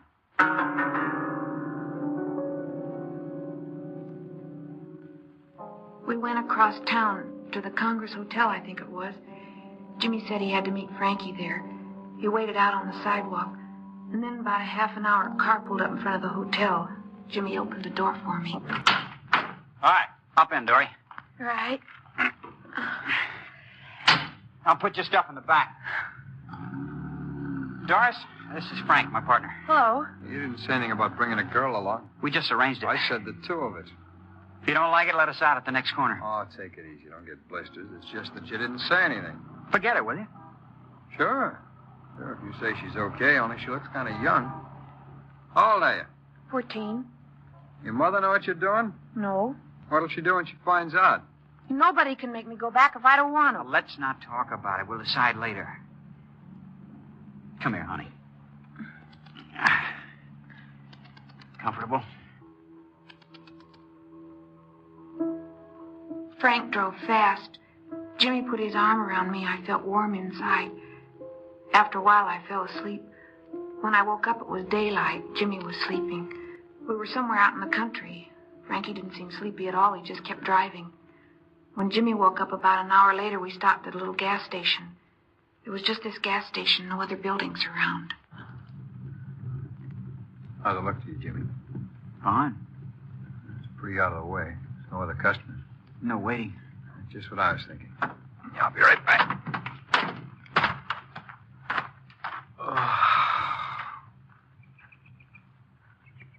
It's sure dead out here. Yeah. Frank must be tired. Frank never gets tired, as long as he can get a fix. He's gone inside the station. Yeah. You know something? What? You're pretty. What did you mean before? About Frankie? Hmm? About not getting tired long as he can get a fix. H. You know, heroin. He's hooked on the stuff. Oh. No kidding, Dory. You're real pretty. Say, Yeah? where's Frank? What's keeping Frank? I don't know. Oh, Dory. I love you, Dory. Jimmy. You love me? Yes. Yes, I do, Jimmy. Hey, I got a great idea. What? Why don't we get married? Married? Why not? Listen, honey. Frank's got something big lined up. Real big. He's taking me in with him. We'll have plenty of money. We'll get an apartment in San Francisco, maybe. How does that sound, honey? Jimmy, it sounds wonderful.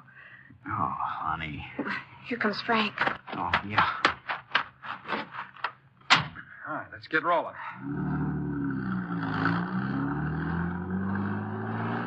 You didn't get any gas. No, How was it, Frank? not bad, not good. 50. That's all he had. 50? That's okay. Jimmy, what is it? Jimmy, what happened? Something happened. Take it easy, Dory. Everything's all right. See anybody in the back? Just a second. Nope, all clear. Okay. Well, this ought to hold us for a while. Jimmy! Hey, Frank, guess what? Huh? Dory and me, we're going to get married. Married? You're both kind of young for that. We'll tell them we're older. We'll make ourselves look older. You can give the bride away. I'm kidding. Married, huh? Here comes the bride, big, fat, and wide. Da da da da da da da da.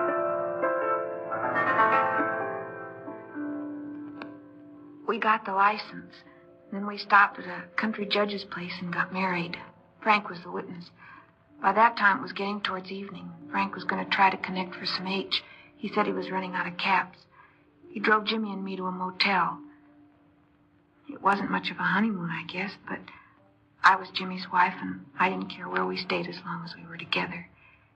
You know. Wonder where they're going. Out west, too, maybe. Happy, honey? Jimmy, it's wonderful. Old married people, huh? Yeah. Jimmy, what happened What happened when? at the gas station? The money Frank gave us, he got at the gas station, didn't he? So what? But a holdup. He did it. We didn't do it. He did it. I'm scared. Dory, you mad at me? No, I'm not mad. But Frank, he's a real dope addict, isn't he? Yeah, he's hooked bad. If you don't score, he goes crazy. Are you, Jimmy? What? Hooked. Me, huh? Of course not. Do you use it? Maybe a joy pop once in a while, just for kicks. But I haven't got a habit, if that's what you mean. Just now and then. Who's that? Frank, probably. I'll get it. No, you wait here. Yes? State Police. You Mr. Kane? Yeah, that's me. Partner and I'd like to see you outside. What for? There's a gas station held up about 75 miles east of here. We're checking all late arrivals. Hold up. I didn't have anything to do with a hold up. Officer? Officer, he didn't have anything to do with any holdup. Stay out of this, Doris. Well, we just got married, see? Here's our marriage license. He's in with me all day. Let me see that. Huh. Just got married today, huh? Oh, congratulations. Here you are. Thanks. Oh, say.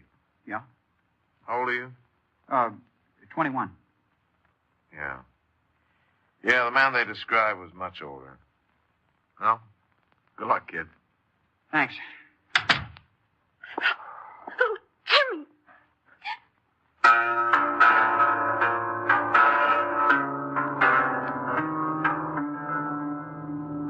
I was part of it now. I'd lied for him. The next morning, Frank picked us up. His eyes looked funny, like he was doped or something. He said he'd found a mule. You know, someone who sells heroin? We told him about the state police, and he got mad. We went about 50 miles, and then Frank pulled up at another gas station. I was scared. Jimmy kept telling me to take it easy. Frank got out of the car and left Jimmy and me sitting there. We didn't say anything. We just sat there. We just sat there waiting. No! Quiet. Frank? All clear? Yeah, all clear. Frank? Yeah? Did you have to kill him? I don't like witnesses. But you didn't have to kill him, did you? I don't like cops on my neck. Why did you have to kill him? Because I had to, that's why. Now shut up.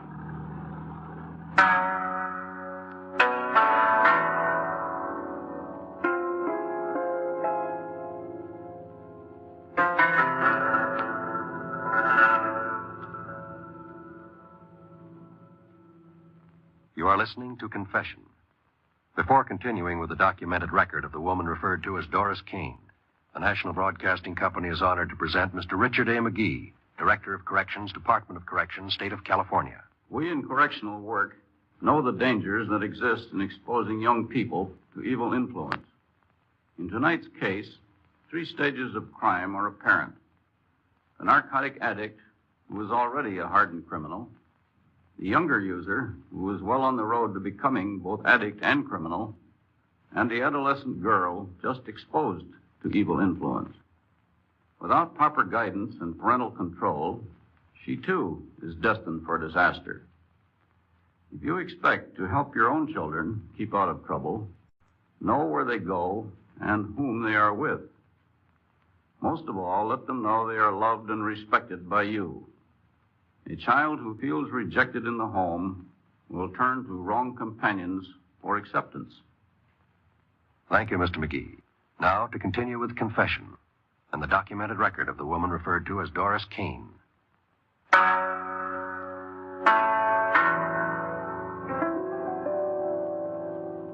We kept driving west. We'd stop in different places on the way, sometimes a week, sometimes only a couple of days.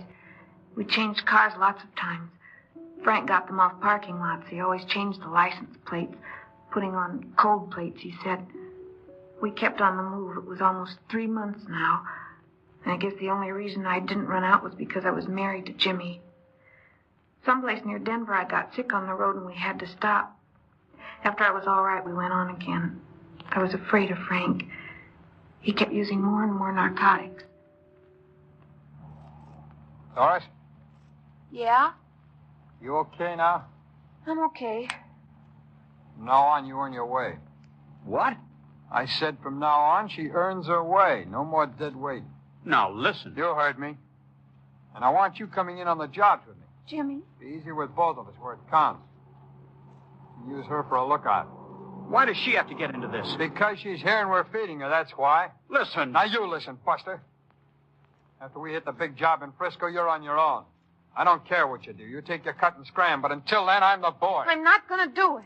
It's just till we get to Frisco, honey. I'm not going to do it. I'll be depending on you, honey. You don't want me killed, do you? Why can't you quit, Jimmy? What if they catch us? That'll be up to you. Right, Frank? That's right, Doris. It's up to you.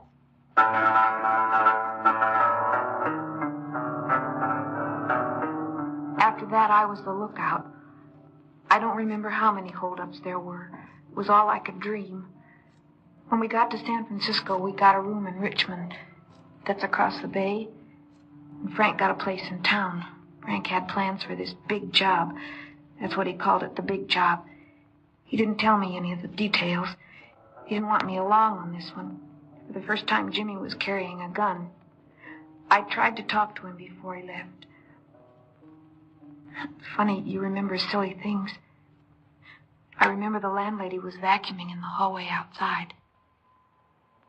Listen, honey. Don't do it, Jimmy, please. This is the last one, honey, the last one. After this, we don't have to worry anymore. I can't help worrying.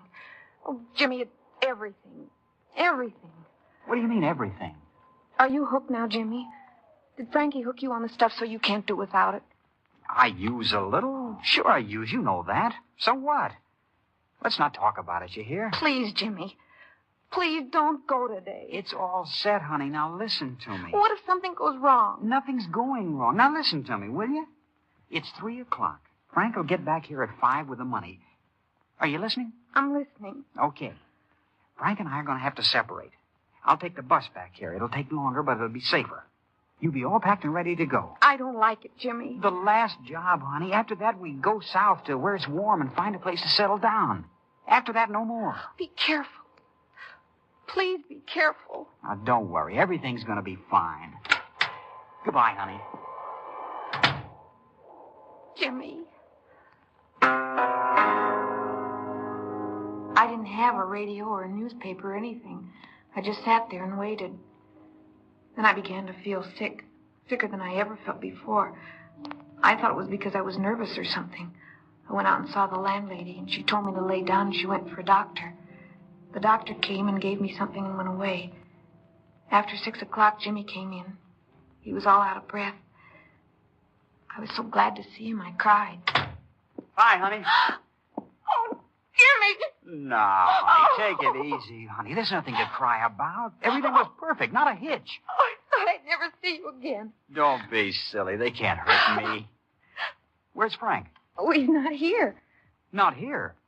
Well, I took the bus. He had the car. He should have been here long ago. Hey, maybe they picked him up. You think they did? Otherwise, he'd be here. Oh, boy, I hope not. I told him I should have taken part of the money. We haven't got any dough. Jimmy. Yeah? Remember? I felt sick that time. Well, I got sick again. I had to have a doctor. When? While you were gone just now. What was the trouble? The doctor was here. He says I'm going to have a baby. What? That's what he said. Honey. Jimmy, what are we going to do? A baby. What are we going to do? That's wonderful. When Frank gets here, we'll have a big celebration. That's what we're going to do. We'll celebrate all the way down to L.A. I wonder where he is. Frank's too smart for the cops. They never got him. Did they see you? I don't know. All I know is we can't stay here. What about Frank? He's got the money. He's got the car. I'll tell you what. We'll wait here till morning. Then I'll go down and get a paper. The paper will tell us whether they got him. Jimmy, I'm scared. Don't worry, honey. Frank will be here. He's too smart for those dumb cops. He'll be here. Only, I'm getting the shakes. I sure could use a fix.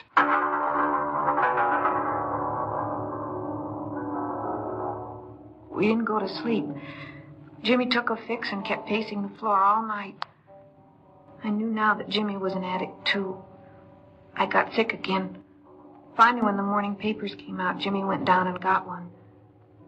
When he came back, his face was white. How do you like that? How do you like that? What's the matter? Here it is, right here in the paper. But there's nothing about anybody getting caught. It says they got away. How do you like that? We've been left high and dry. He's got all the money? Every penny of it. He ditched us. He took the car and all the money, and he ditched us. Jimmy, we got to get out of here. Yeah, we got to. No car, no money. You gonna have a baby? We'll be all right, Jimmy.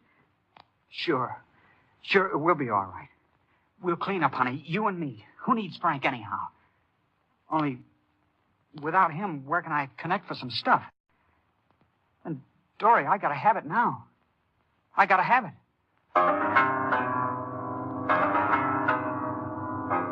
I packed our bag and we left. We were pretty lucky. We hitched a ride out of town, and then we got another ride. It was a small truck. The man was going all the way to Los Angeles. We rode a couple of hours, and then I got to feeling sick again. What's the matter, honey? I don't feel well. You needed some coffee. If I didn't have my 3 cups in the morning, I wouldn't be fit to go out the door. That's what it means to me. My wife Mister. said... Yeah? This is a gun in my pocket. What? Don't get excited. Just turn down that side road. Hey, what is this? Don't talk. Just do as I say. This might go off. Okay, take it easy. That's fine. Now stop. Hand your wallet over here. Oh, wait a minute. Now, I got all my identification in there. Take the money, but for Pete's sake... The wallet, I said. Now get out. This is plain stupid of you, buddy. Get out. Walk around in front of the truck. Where are you going, Jimmy? Wait here. And hold this. Okay, mister. Turn around. What are you going to do? Just... Okay, honey. Jimmy! Jimmy, you killed him. He'll be okay. I just conked him on the head. Gives us more time. You shouldn't have done that, Jimmy. Look in the wallet. How much is there in You it? shouldn't have done... Come on. How much is there? Let's see. $20. Just one $20 bill. $20? That's not bad. When we get to Merced, I'll make a connection and get a couple of caps.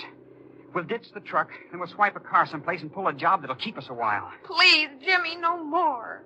Are you crazy? We gotta have money. I gotta have it right away. I'll get a job, Jimmy. The cop's right behind us, and you're gonna get a job. Don't talk silly, honey. Our luck's hot. Besides, I know how to pull him now. Maybe you killed him. No, Jimmy, no. I didn't hit him that hard. Just hard enough to make him sleepy. I didn't kill him. Maybe you did. Jimmy, what are we going to do? I told you. I can't take it anymore. Running away. Always running away, and now you hooked. You hooked. What's the matter with you? Nothing. Only You scared or something? Yes, I'm scared. But not for myself. I'm scared for you. If you don't like the setup, why don't you just pull out? Go ahead. Grab the first bus back home to Mama, why don't you? Don't talk like that, Jimmy. I don't mean... Hey. What? Frank. He doesn't know it, but he did me a real favor. Just when we needed a break. Good old Frank. What is it, Jimmy? I just happened to remember. A couple of weeks ago, Frank was telling me about a place. Drugstore in Fresno. That's real close to here. A pushover, he says. They'll probably have a big narco supply, too. We'll break it tonight, you and me. I can't, Jimmy. They'll get us. I just can't. Quit saying you can't. Now be quiet. I gotta think.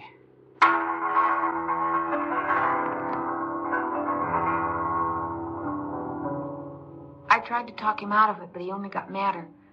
We ditched the truck in Merced, then Jimmy used up his last cap. About 9 o'clock that night, we got a ride into Fresno. We got something to eat. Then we went into a parking lot, took a black sedan, and got out of there fast. And we drove out to the place. It was closed. Jimmy was like a crazy man. He knew there was narcotics inside the store. I kept the motor running, and Jimmy went up to the front door. My heart was pounding harder than it ever did before. Jimmy kicked in the plate glass in the door and went inside. A bell started clanging. It was a burglar alarm. Then I saw the patrol car swing into the alley alongside the store, and I started flashing the lights and honking the horn. I could see Jimmy through the window. He ducked behind a showcase. One of the police was running toward the back of the building. The other ran in the front door. I ran in after him. Remember, I was screaming, "Jimmy, Jimmy," trying to be heard over the burglar alarm. And then the shots. Jimmy! Jimmy! Come on with your hands up. Come and get me! Jimmy!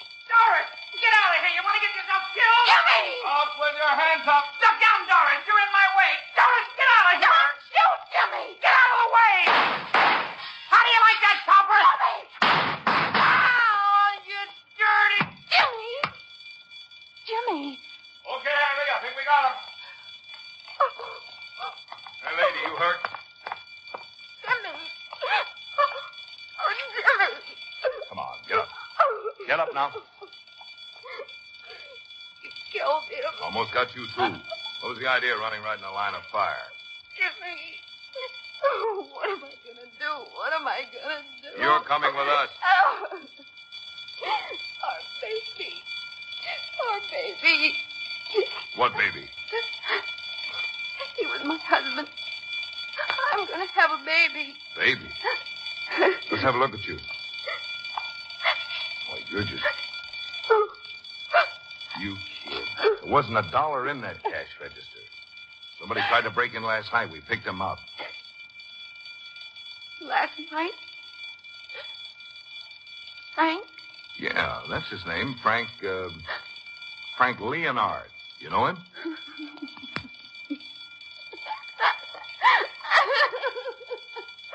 Frank!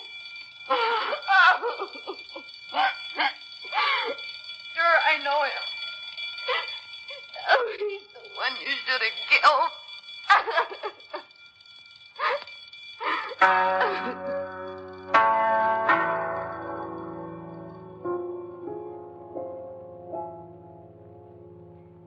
You have just heard an actual confession. This case history of the woman referred to as Doris Kane is a matter of documented record. To protect the legal rights of this girl, names and places were changed or deleted. Technical advice for confession comes from the Office of the Director of Corrections, Department of Corrections, State of California. In a moment, you will again hear Doris Kane. Doris Kane was arrested in Merced County, State of California, and tried under Section 700, sub-MWIC. James R. Kane's body was claimed by his parents and returned to Cleveland for burial. Franco Leonard was extradited to Ohio to stand trial for murder, and the state of California has holds on him for grand theft auto, robbery, and burglary. Now, Doris Kane. I made this broadcast in the hope that someone somewhere may benefit from our mistakes. My husband, Jimmy, was only 18 when he died. Frank's 23, and you might say his life's over, too. A lot of boys and girls are following in our footsteps and don't know it. I'm a ward of the Juvenile Court of Merced County at the El Retiro State School for Girls. I'll be a ward of the court until I'm 21. Because of my age, my baby will not have to be born in a prison, and I'm thankful for that. I'm thankful, too, that I escaped becoming a drug addict. I guess I'm most thankful of all for that because I've seen what it does to you. Can I? Of course. Night, Mom.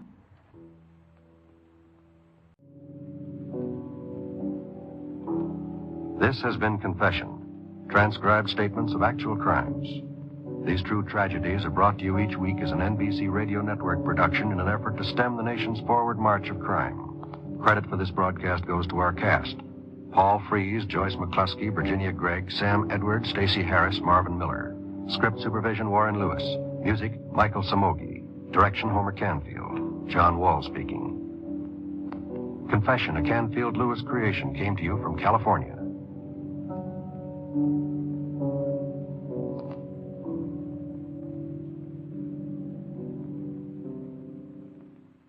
The Anchor Hawking Glass Corporation brings you Crime Photographer.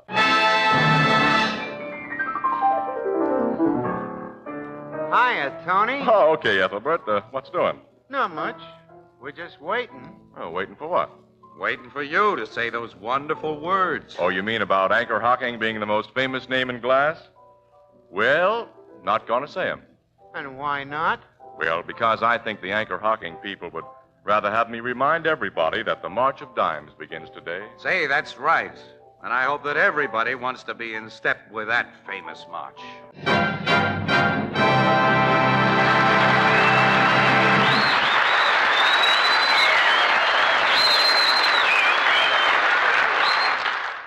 Good evening, ladies and gentlemen. This is Tony Marvin. Every week at this time, the Anchor Hawking Glass Corporation of Lancaster, Ohio, and its more than 10,000 employees bring you another adventure of Casey, crime photographer, ace cameraman who covers the crime news of a great city. Written by Alonzo Dean Cole, our adventure for tonight, The Miracle. Late afternoon, the richly furnished master bedroom of an imposing mansion.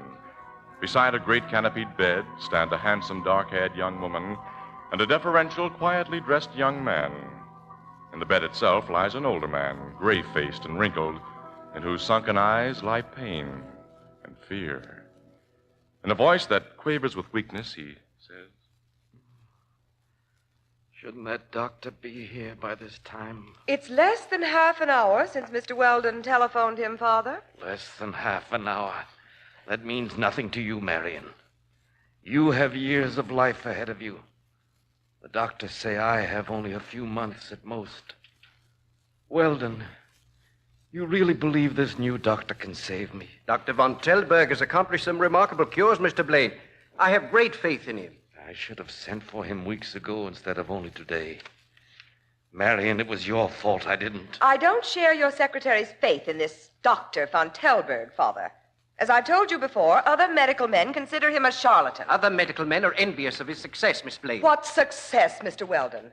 The man runs a tiny private hospital where he claims to cure diseases that reputable physicians pronounce incurable. And according to my information, he hasn't proved a single one of his claims. Only because organized medicine refuses to accept his proofs, Miss Blaine. Marion, I don't think you want me to get well. Father! Even if this von Tellberg is a quack, he's my last hope. I'm only 55 years old. A rich man. Someone's got to save me. I can't die. I can't. That may be. Come in. Dr. von Tellberg is here, Miss Blaine. Bring him in, Andrews. Bring him in. Yes, sir. Doctor? Thank you. Good afternoon. I am Foster Blaine, Dr. von Tellberg. This is my daughter. How do you do? You already know my private secretary, Homer Weldon. He tells me some wonderful things about you, Doctor. I hope to deserve his praise, sir. You'll wish to examine Father. I'll leave you alone. Please stay, Miss Blaine. An examination at this time is unnecessary. Mr. Weldon has provided me with your father's latest X-ray photographs, which I have carefully studied. Mr. Blaine, I can practically guarantee to restore you to health. You practically guarantee? Yes, but I will effect your cure only upon my own terms. If you can save me anything. Then you will be removed to my private hospital this evening. No, I won't have it. So there can be no later question of our understanding. I have prepared this simple contract. You will please read and sign it, Mr. Blaine. Your daughter will sign, too. I'll never sign it. You'll do as I say. Very well. When this is signed, Miss Blaine, much will have been purchased.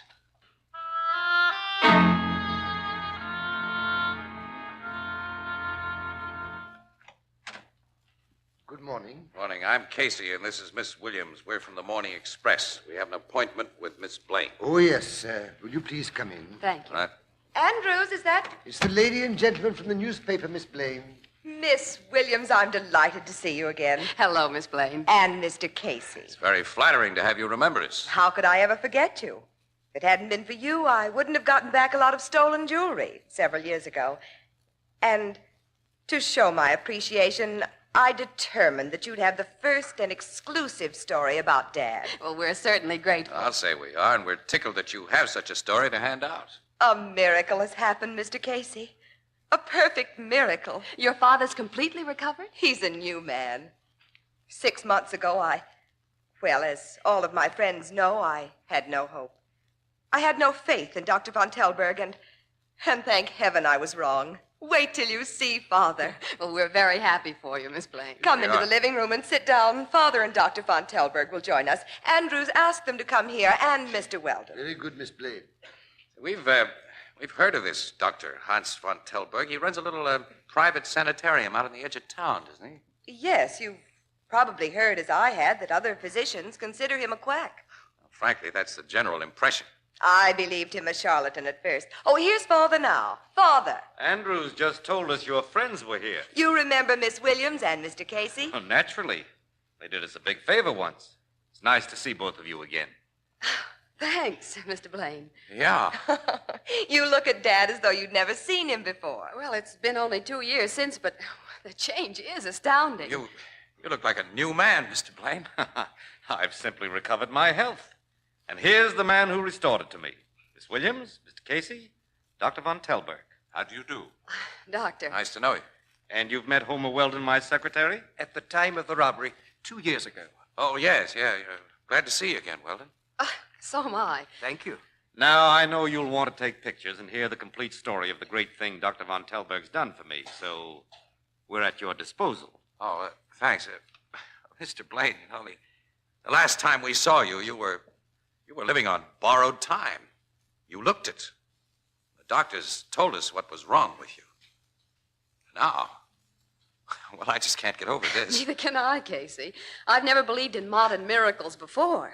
Well, Annie, we're looking at one, I think. I don't know what's eating you, Casey. Gee whiz, doctors are making new discoveries every day. Doctors like this von Tellberg don't make a methylbit. Well, now, how can you say that, Casey, when we've seen the proof in Mr. Blaine's appearance? The thing just doesn't ring true, Annie, that's all. Blaine went into that hospital on his last legs and looking at least 70 years old, and he comes out a peppy guy of about 55. You're not playing with the idea that von Tellberg has rung in an imposter for Blaine, now are you? Oh, You said his personal secretary and his own daughter accepted him as the real thing. And Well, the secretary was responsible for placing Blaine in von Telberg's care, Ethelbert. And Marion Blaine wouldn't be too hard to fool, because her father's cure, well, that must be a wish fulfillment for her. What's known about this Dr. von Telberg, Miss Williams? Well, very little. He's convinced the authorities that he's qualified to practice medicine, but most of his life has been spent in Germany. Yeah, it's pretty hard to check on a guy like that, too. Anyhow, for my dough, he's a crook. And with the publicity he'll get out of Foster Blaine's cure, he stands to make a couple of $1 million, Ethelbert. With newspaper stiffs like Miss Williams and me helping him do it. But we've seen evidence of his cure, Casey. Well, he deserves the success we'll help bring him. Maybe. We'll see. Hello, Ann Williams speaking.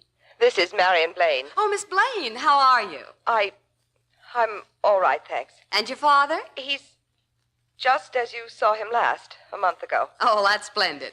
Miss Williams, I'd like to have a talk with you and with Mr. Casey. A confidential talk. Well, you sound upset. Is anything wrong? No, I don't think so, but can the two of you come to the house at 8:30 this evening? Well, yes. We'll be off duty then. I hope to be alone at that time, except for the servants. I'll expect you. Well, Miss Blaine, what is this all about? I can't tell you over the phone. I mustn't talk any more now. Please come. Goodbye. Well. Please come in. Thanks, Andrews. I'll tell Miss Blaine you're here. Oh, there she is now. Miss Williams and Mr. Casey, I'm so glad to see you. You may go, Andrews. Yes, Miss Blaine. Come with me. I'm going to take you two into the conservatory. Through here, where we can be alone. Contrary to my expectations, Mr. Weldon is here tonight, and Father. What's this all about, Miss Blaine? Wait. Step in. Okay. Sit down while I close these doors. To say that you've aroused our curiosity would be an understatement, Miss Blaine. Yeah. Miss Williams, Mr. Casey, I'm afraid. Afraid of what? Before I say what I'm compelled to say, I must be sure you will respect my confidence. I shan't be speaking for publication, at least not now. All right, it'll be off the record. Yes, of course. Thank you. I know how experienced you are with the criminal side of life. I know nobody else who can advise and help me. Go on. Mr. Casey, it's been a month since my father came home from Dr. von Telberg's private hospital. You remember how happy I was to have him back, how convinced I was of the miracle that had apparently happened. Apparently? I use that word because I've been thinking a great deal. You see, during the months Father spent under Dr. von Telberg's care, I was permitted to visit him for not more than 5 minutes each day. On most of those days, he never spoke to me because he was under the influence of drugs. And on none of those days was I able to really see him. What do you mean by that? His room was always kept dark. Dark? Well, exactly what are you driving at, Miss Blaine? I'm beginning to wonder if the man Dr. von Telberg brought to this house is really my father. Casey. Shh. Someone's outside that door. Well, this is a pleasant surprise. Oh, Mr. Blaine. I had no idea you had visitors, Marion. Nice to see you, Miss Williams. How are you, Casey? Very well, thanks. Come in, Weldon. Some old friends of ours are here. So I see. Good evening. Good evening, Mr. Weldon. Hello. Weldon, tell Andrews to bring drinks out here for all of us. Very well, Mr. Blaine. I hope we're not intruding, Marion. No, of course not. Father. I was sure you'd make your old dad welcome. Were you in the midst of a conversation you wish to continue? If so, don't let me interrupt. We were merely talking about the weather.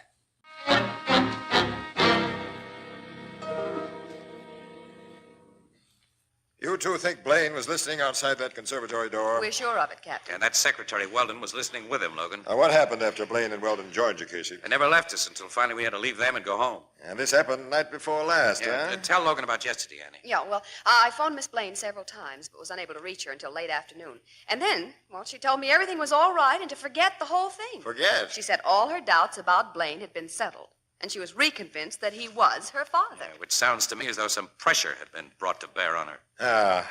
Well, it's an interesting story, but in case you've forgotten, this is the Homicide Bureau. What do you expect me to do about it? Prevent a possible homicide by putting Marion Blaine under protection. And investigate a possible homicide. Whose homicide? Well, if the present Foster Blaine is an imposter, what happened to the real one? Look, there's no evidence whatsoever that the present Foster Blaine is an imposter. Good Lord, Casey, the guy's accepted as the real McCoy by people who've known him for years. And what's more important, banks honor the checks that guy draws as Foster Blaine. Because of those checks, the bank honors. There's a couple of $1 million worth of reason for an imposture, Logan. Look, we know that nature never makes exact duplicates. Even twins are different. But everyone is resembled by hundreds of other people. Right. Given 6 months alone with two guys who are closely similar, a clever, unscrupulous surgeon could make one the image of the other. Plastic surgery. Well, of course. And given 6 months of careful coaching by a confidential secretary, the imitator would be well able to pass as the real thing. Yeah, you two may have something after all. I want to have a good look at Mr. Foster Blaine. And take a keen doctor with you, Logan. If any plastic work has been done, he'll know it. I'll take the... Excuse me. Homicide Bureau, Captain Logan speaking. Who? Yeah, I've got it. Go on. Well, keep everyone out of the room. Don't let anyone touch anything there. We'll be with you right away. Goodbye. Now, what was that, pal? What was that? I was talking to Miss Marion Blaine. Marion? Blaine? She's just found her father murdered. Her father? In the same room with his secretary, Weldon. He's an apparent suicide. If you've been shopping recently in chain stores, department stores, hardware stores, or any other store selling chinaware and glass, you undoubtedly have seen Jadeite, the beautiful new kind of dinnerware developed by Anchor Hocking. Jadeite, spelled Jadeite, Jadeite. As its name implies, it's jade green in color and has the lovely texture of fine old Chinese porcelain. But its appearance is deceptive, for Jadeite is as sturdy and heat-proof as the Fire King oven glass you use for baking. And here's the most amazing fact of all. Jadeite costs less than half as much as any other dinnerware you can buy. For instance, a Jadeite cup and saucer costs only 15 cents. So why not add new interest to your dinner table by getting a Jadeite dinner service this weekend? A complete 35-piece service for $6 costs less than $5. Beautiful, heat-proof Jadeite is the newest triumph of Anchor Hocking.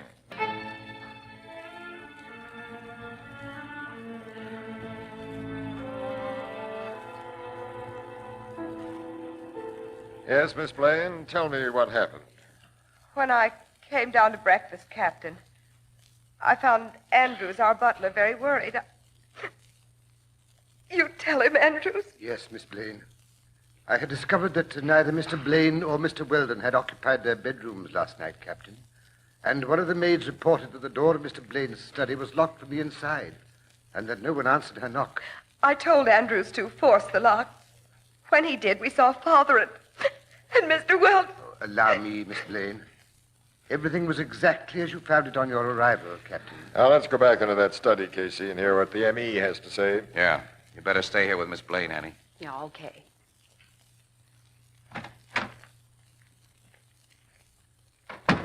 What's the word, Doc? It looks like murder and suicide, Captain.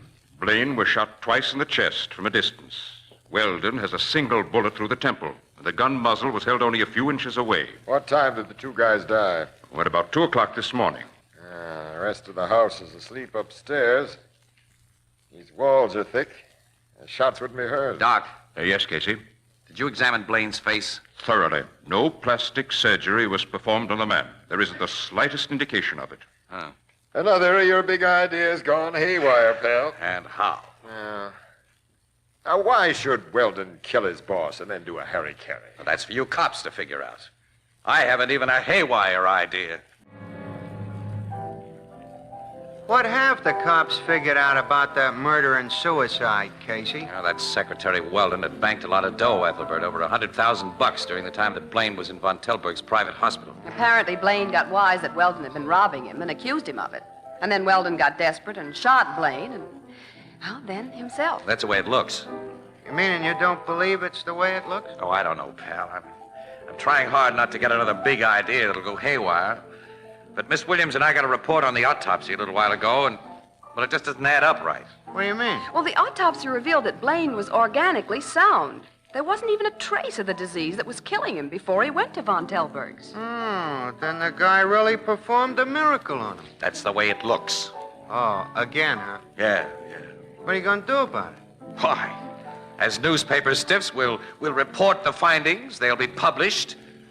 And poor sick souls from all over the world will flock to Von Telberg and beg him to take their dough. And I'll tell you right now, Ethelbert, when I see that happen, I'm going to quit the newspaper business. And so am I. Come on, Casey, let's get out of here. Well, why get out of here? You ain't sore at me, are you? Oh, no, of course not, Ethelbert. We're simply going to cheer ourselves up by going to the undertaker's. By going to... Huh?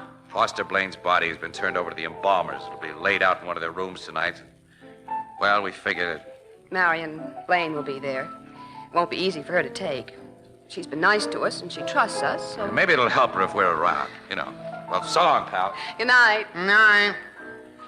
Such places they go to. Undertakers. Ooh. I'm very glad you came here, Anne, and you, Mr. Casey. I'm glad we're welcome, Marion. Yes. They made Father look very natural, didn't they? I just don't know how I could have ever doubted he was my father. Wait a minute. What, Casey? What? I just noticed something that... Miss Blaine, your father was almost bald in front. He had only a thin line of hair on his forehead that he brushed back in an attempt to cover his bald spot. Why, yes, they're brushed that way now. Yeah, but these few brushed back hairs don't cover a bald spot. Of course they do. Well, they don't. There's a thick stubble there. This spot has been kept shaved. Von Telberg found a man so like your father he could be mistaken for him, Miss Blaine, if he was as bald as your father was. Oh, no, I won't believe The it. cops will when I show them this. I'm going to phone Logan right away. Wait. What? What's the matter? If the man in this coffin was an imposter, Von Telberg is responsible. Von Telberg killed my real father. I'm afraid so. Then Dr. Von Telberg owes me a life for a life. The cops will make him pay. Oh, no. I'll make him pay. Huh? And you won't stop me. You carry a gun, I see. I've always carried it for my own protection. But now it'll be used for something else. Well, why point it at us? I'm not going to let anyone interfere with what I mean to do. My car's in front of this place. Anne, you'll drive. And Mr. Casey will sit with you. If you follow directions, you'll be in no danger. Come on. We're going to call on Von Telberg. There's his house, Anne. Stop in front. All right, Marion. Mind if I tell you again, Marion? That you're acting very foolishly? I tell you again, Mr. Casey, that I'm the best judge of that. Now, get out. I'll be holding this gun under my coat. Oh, I hate to threaten you two this way. You know I don't want to harm you, but I'm determined to make that man tell me what he did with my father. And then, after I've paid him, you can turn me over to the police. Ring that doorbell, Anne. All right. He lives alone here, so he'll answer the bell. Follow my lead, and no warnings. You're the boss, lady. Casey, what have we got? Miss Blaine Good evening, Doctor. and Miss Williams and Mr. Casey. This is most unexpected. Are you alone? Yes, We'd like to come in. of course. Ladies first. Annie, Miss Blaine. Thank you. Habits are hard to break, aren't they, Miss Blaine? You shouldn't have acted the lady and let me get behind you. You've got her gun, Casey. Yes, I've got her gun. Close the door, Annie. Yeah. What is the meaning of this? That's something you two murderers are going to tell us. Two murderers? Yes, Anne. Marion Blaine is number one, and this guy is only a stooge. You're mad. Oh, no. I had time to do a whole lot of thinking during our trip out here, Miss Blaine. I have a hunch Von Telberg will straighten out everything when he realizes you came here to kill him. That's a lie, Doctor. Listen, Von Telberg. She knew we discovered that the dead Foster Blaine was a phony. So she brought us here at the point of a gun. Now, why do you think she did that? But I do not know. Well, can't you figure it? The phony Foster Blaine was apparently murdered by a guy who apparently committed suicide. If Miss Williams and I were found shot to death in your house and you were an apparent suicide, I see. No, doctor, I swear. So I, too, was to be destroyed, Miss Blaine. Don't talk, you fool, don't. Yeah, I talk. To save myself. And to pay you. Doctor! I am no murderer. The worst I did was to put a living man in the place of a dying man no one could save. And it was your idea, Miss Blaine.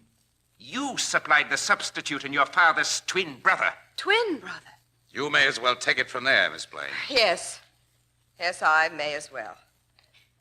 Nobody but Father and I knew he had a twin because his twin ran off with my mother when I was a child.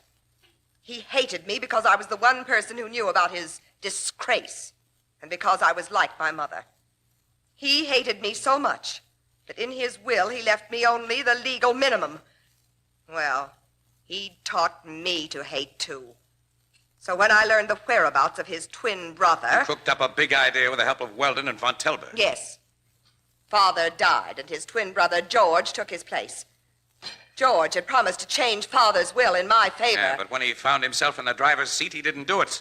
You had to force his hand by getting Miss Williams and me to the house, where she knew he'd be listening. And she hinted about exposing him.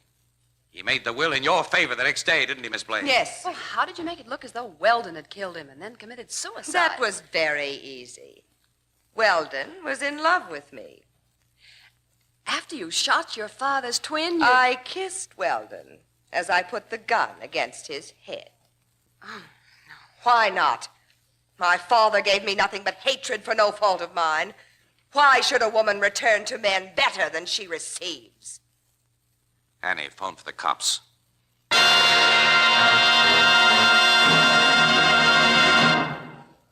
We'll join the crowd at the Blue Note in just a moment. This year, America, the land of plenty, is sharing with the world one of the most serious food crises in history. If it were not for the Food Packers of America, in convention this week at Atlantic City, this crisis would be far greater than it is. For the Food Packers of America take each food crop as it ripens and becomes ready for market, products of field and orchard and stream, and preserve them for your use throughout the year. If it were not for the magnificent efficiency of our food packers, much of the food produced in America would be wasted and would never reach the market. As it is, even in this year of food shortages, it is possible for you to enjoy varied and healthful meals throughout the year. Anchor Hocking is proud to be associated with the Food Packers of America and to be privileged to supply so many of the glass containers and easy-to-open caps which bring you the better brands of food. Anchor glass containers and tamper-proof Anchor caps are products of Anchor Hocking.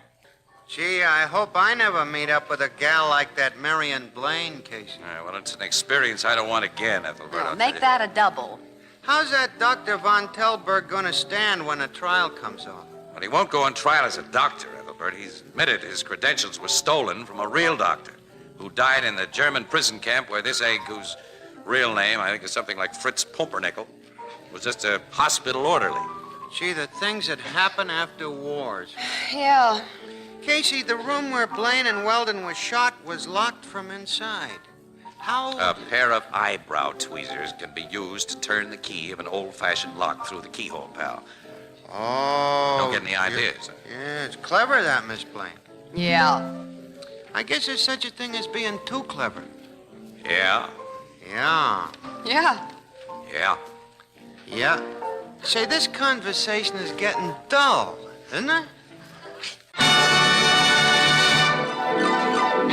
Crime Photographer, starring Stotts Cotsworth as Casey, is brought to you each Thursday by the Anchor Hocking Glass Corporation, makers of Fire King oven glass, Anchor glass containers, Anchor caps and closures, all products of Anchor Hocking, the most famous name in glass.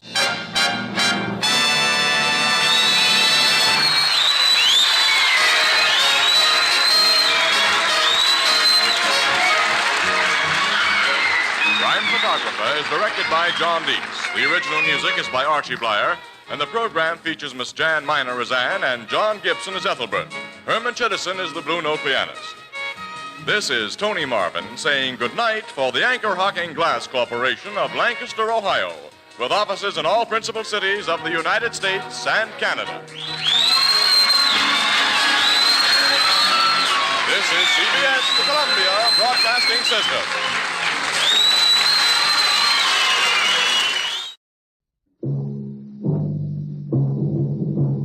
Nightbeat. Hi, this is Randy Stone. I cover the Nightbeat for the Chicago Star. The stories I run into start in a million different ways. This one began with a gun in my face and ended with the number 13. Nightbeat, starring Frank Lovejoy as Randy Stone. It's night again in Chicago, and that's when I start out looking for a story that'll make you say, it takes all kinds to make a world. Yeah, it sure does. One by one I passed them. That girl over there with her hair held tightly in place by a scarf. Each carefully marceled wave a hopeful assurance that she'll end up looking like somebody in a movie magazine. Or that beaten old man picking a crumbled, soiled newspaper out of a rubbish can. Why does he want a paper? He knows tomorrow will be the same for him no matter what happens in France or England or just around the corner. So tonight, I found myself in a quiet section of the residential district. I wondered what was behind the lighted squares of glass and what went on. Who were those people and what were their problems? I kept going and I walked into... Hey. I kept going and I walked into... Hey, I beg your pardon. Oh, yes? I hesitate to bother you, sir, but do you have a match? Have a lighter. Will that do? Thank you. There you are. Oh, just a moment. Yeah.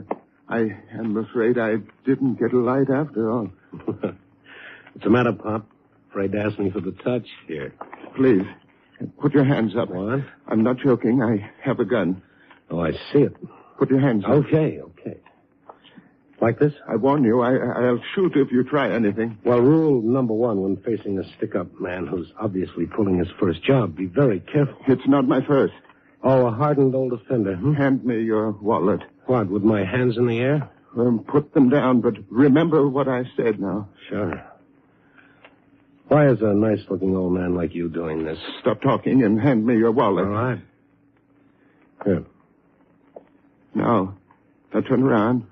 Face the wall. And don't try to follow me. Pop, hand me the gun and tell me all about it. Don't come toward me. The gun, Pop. Now hand it over. We'll have a talk. Maybe over a cup of coffee. Stay away, I said. I should have had better sense. A novice at a stick-up is like a kid with the Einstein theory. He doesn't know what it's all about, and he shoots out of sheer fright and nervousness. That sharp, searing pain across my temple before I blacked out told me a bullet had creased my skull. That's all I remembered until I woke up in a precinct police station. Well, coming out of it, huh, Stone? Oh, my head, Kalski, did you get him? Nope. Wrong car picked you up. Somebody reported a shot. Oh, and you brought me here. Want to try sitting up? Oh, sure. Oh. How close was it? Quarter of an inch from pay dirt, I'd say. Kalski, you are now looking at a prize boob. Oh? Oh, yes. Yes, I tried to take a gun away from a stick-up man. You ought to have better sense. But this was different. I don't think he ever did it before. Guy has to start sometime. Yeah, but he, want a description?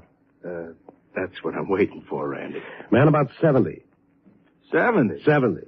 Oh, with a long white beard. Kalski, the man, was about 70. A little over 5.5 feet. Sure. Name of Rip Van Winkle? For all I know, it might be. When you find him, he'll have my wallet on him. Oh, and Kalski. He's nervous enough to take a shot at anybody. Next time, he might be able to hold a gun a little steadier and on target.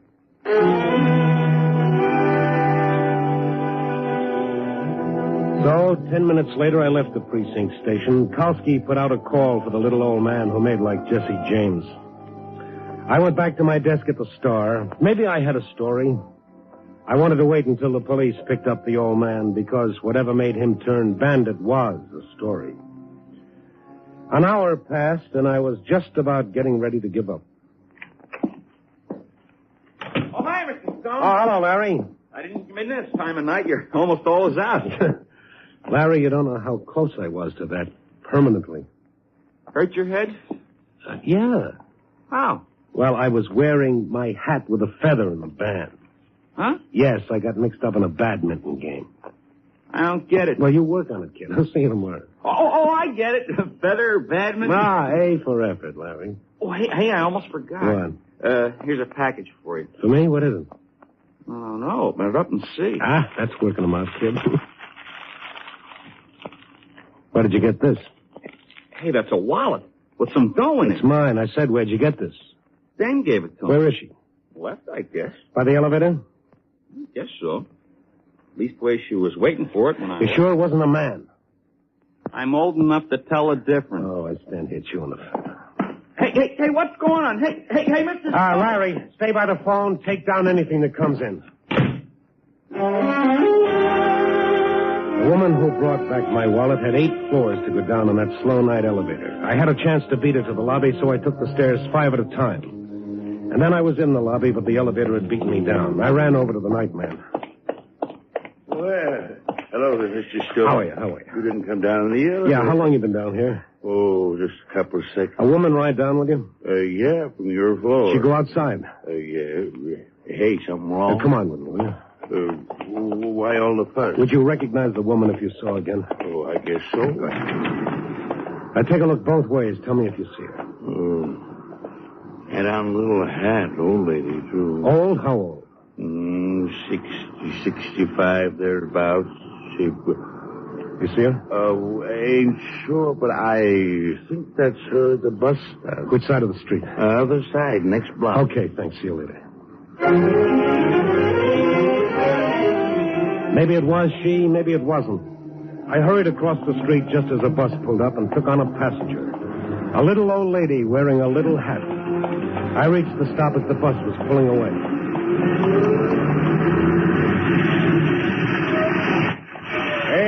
Hey, you always stick your head in front of buses like that, Buster? Yeah, I get results and rides that way. Yeah.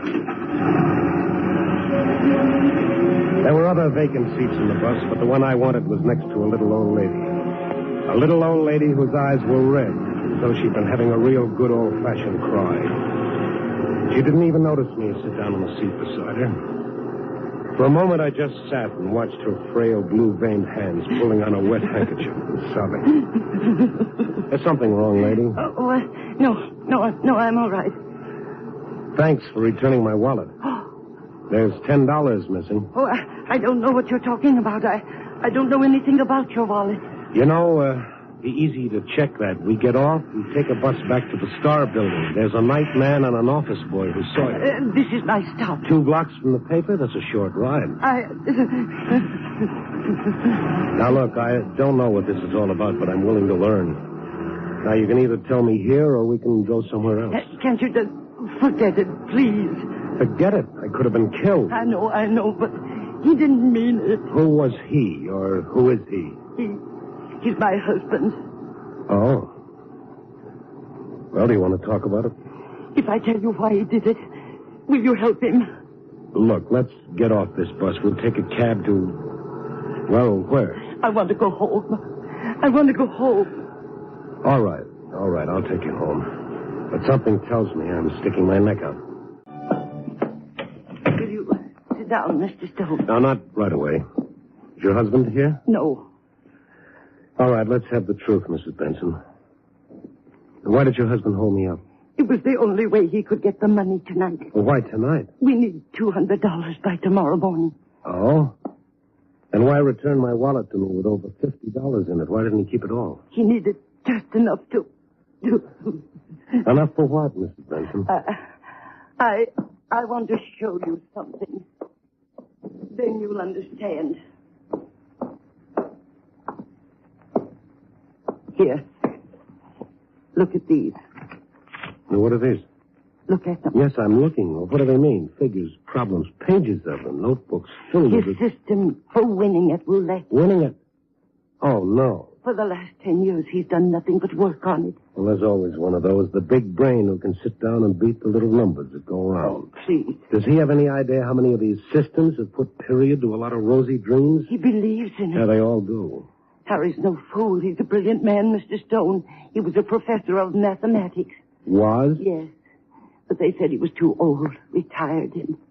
No other jobs? Nobody wanted a mathematician or a man almost 70. Yeah, but this gambling, he should know better. The odds are never with the player, only with the house.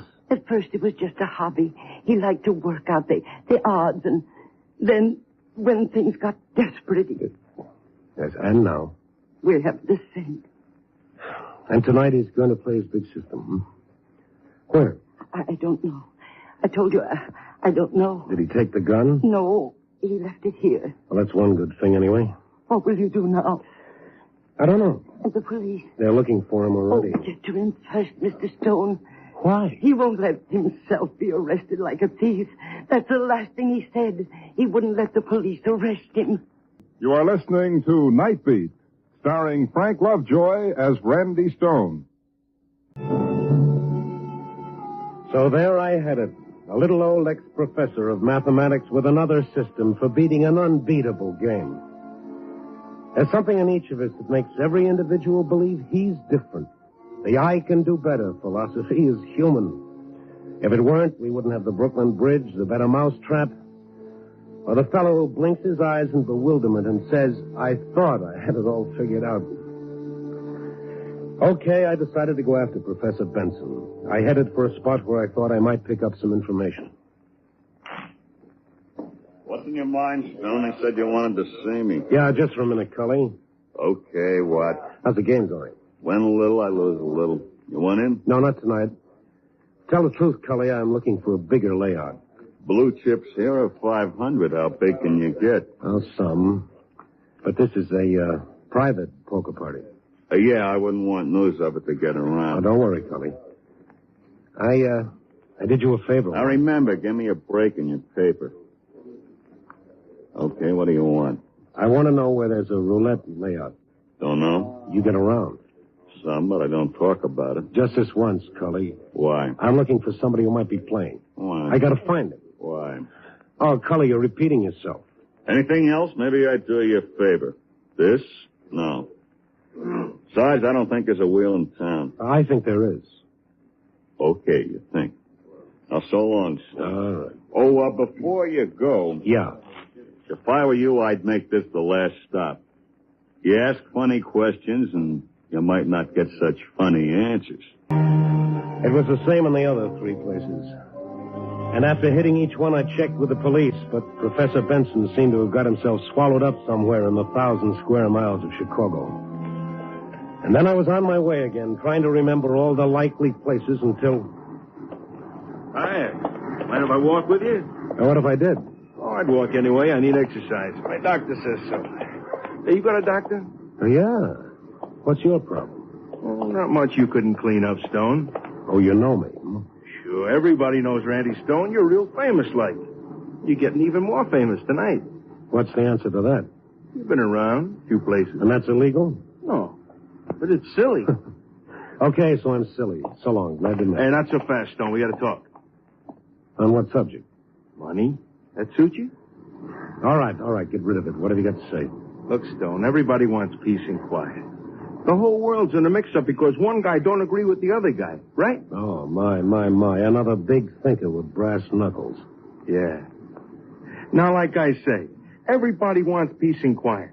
But there's a lot of guys have to make a living in a funny way. Why don't you get to the point? Sure. Now, take you, for instance, for example, huh? Your boss says, Stone, go out and see how many gambling joints are buzzing. So you, being a nice, hard worker, you go out. Nobody sent me out for that. Okay, so nobody sends. But somebody sends me. So what about it? Nothing. Only everybody likes to see everybody else happy. Maybe this could do it for you. How much is that? $1,000. I'm stirring up a lot of muddy water, huh? Yeah. You've been at 3-4 places. And to the cops. Not for what you think. I ain't paid to think, only to carry out orders. This is one. Want the dough? Listen, I'm only looking... Yeah. Looking for somebody. Cut it out. I'm telling the truth. I'm telling the truth, too. Stone, put your nose in one more place where they don't like stuck-in noses. And somebody will push it right to the back of your head.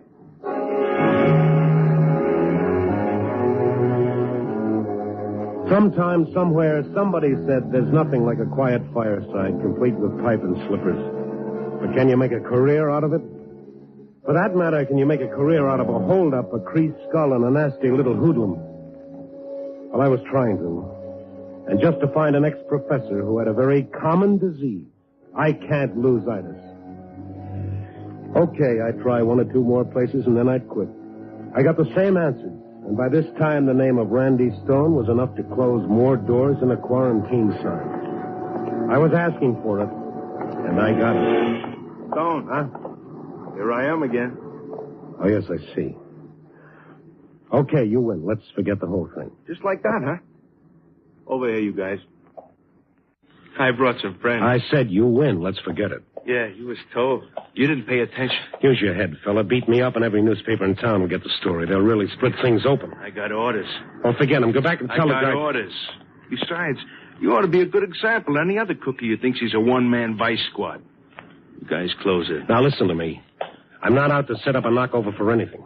I'm hunting for someone. Don't go through that again. It's the truth. Max, start the ball rolling. You're an idiot. To think you could have had $1,000 instead of this. Hey, now your nose looks much better.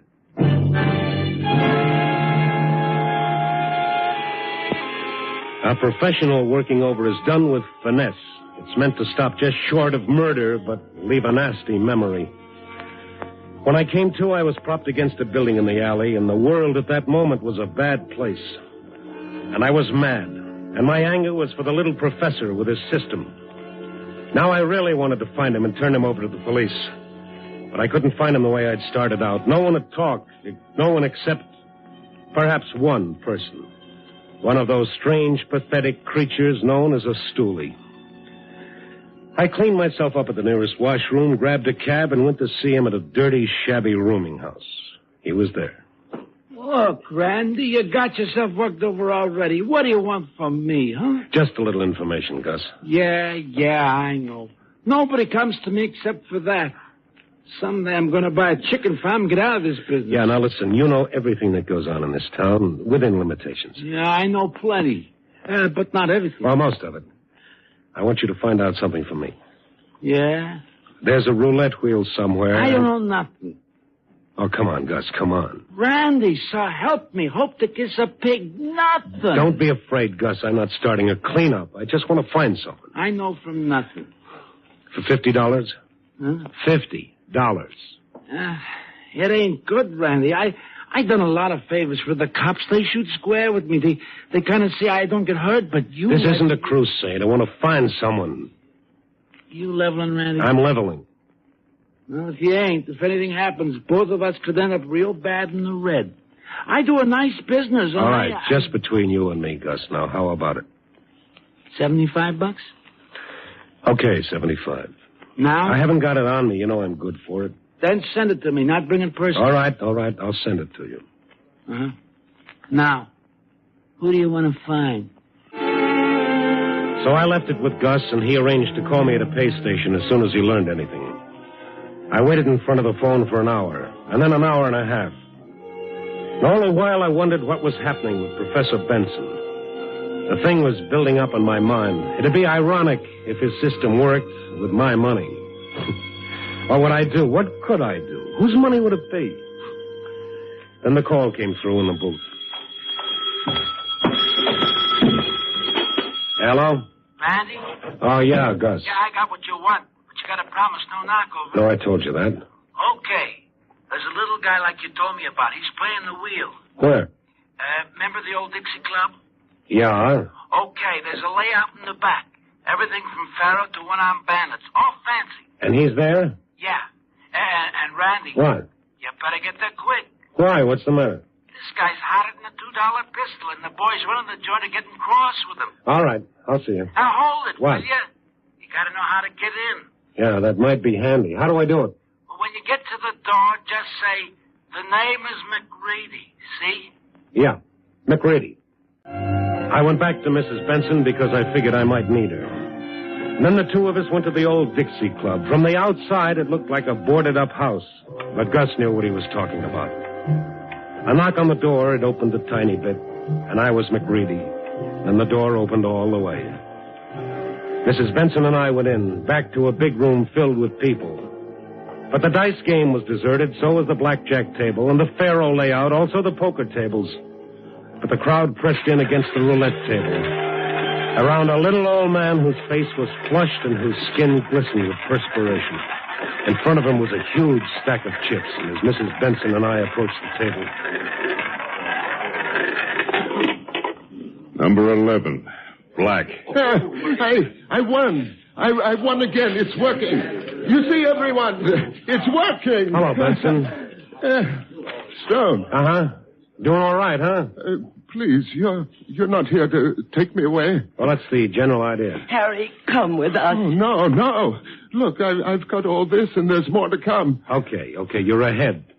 But there is something else. Earlier this evening, you... Here's your money. Take it. Harry, I've never seen you like this. Dora, all this money, yours and mine. Yeah, all right. Now, come on. Pick it up and let's go. No, I won't let you take me till I play to the end of my system. Your system, yeah. Yes.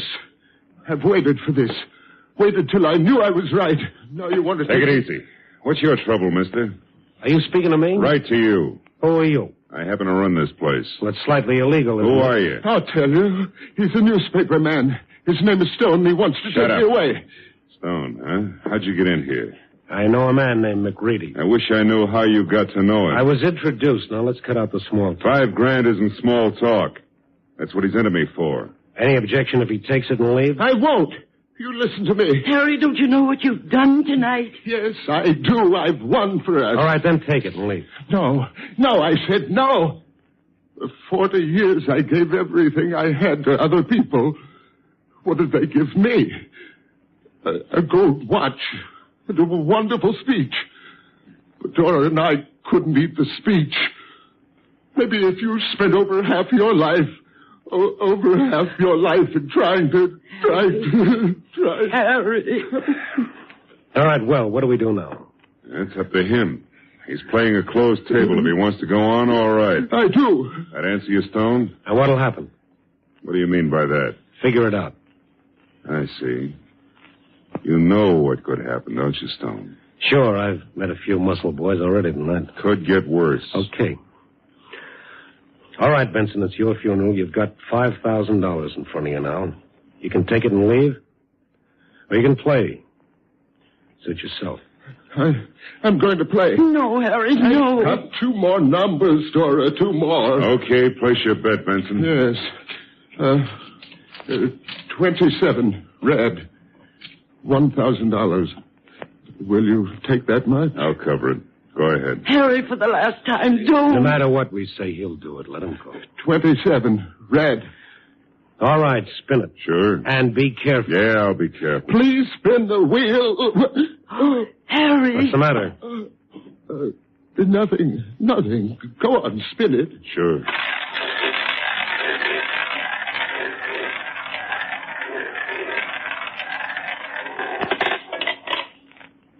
Number 27, red.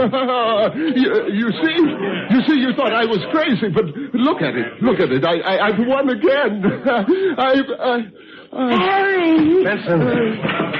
Come on, help me get him away from the table. Take him into my office, will you? Get him away from I've here. got to play one more. Yeah, sure. You've got to play one more number. Give me a hand, somebody, please. That's it, thank you. Don't Come on, take me away. Benson. Please, Come on. Please. All right, on the couch. This way. You don't understand. There's one more number. My money. Where is it? It's at the table. Now, take it easy. No, my money. Somebody will steal it. It'll be all right. Dora, go back and get it. Dora, go I'll back. call for a doctor. No. Let me up. No, Harry, lie down. My money. Get it, Dora. Get it. All right. Get it. Stay with him, Mrs. Benson. Don't let him up. Yes. Well? How much does he have coming? Including the last spend, $41,000. Can you cover? I'll cover. All right, cash these. Wait a minute. Maybe he wants to play some more. He's finished playing. Cash these. Okay. Eddie, get $41,000 in the safe and... No! Leave it there! What? Leave it there! What are you talking about? He wants to play it. Oh, he's crazy. Let me talk to him. No, he won't listen. He wants to play it. To the end. He made me promise I would. What?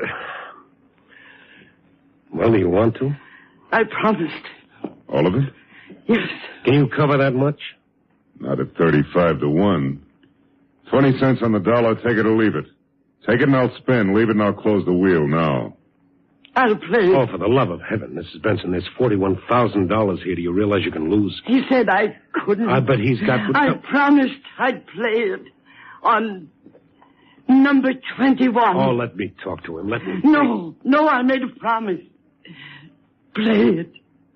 41,000 on number 21 red. Is that what you want? Yes. All right. A fair spin. A fair spin. And the last one. Go ahead, please. Go ahead. All right. 21 red.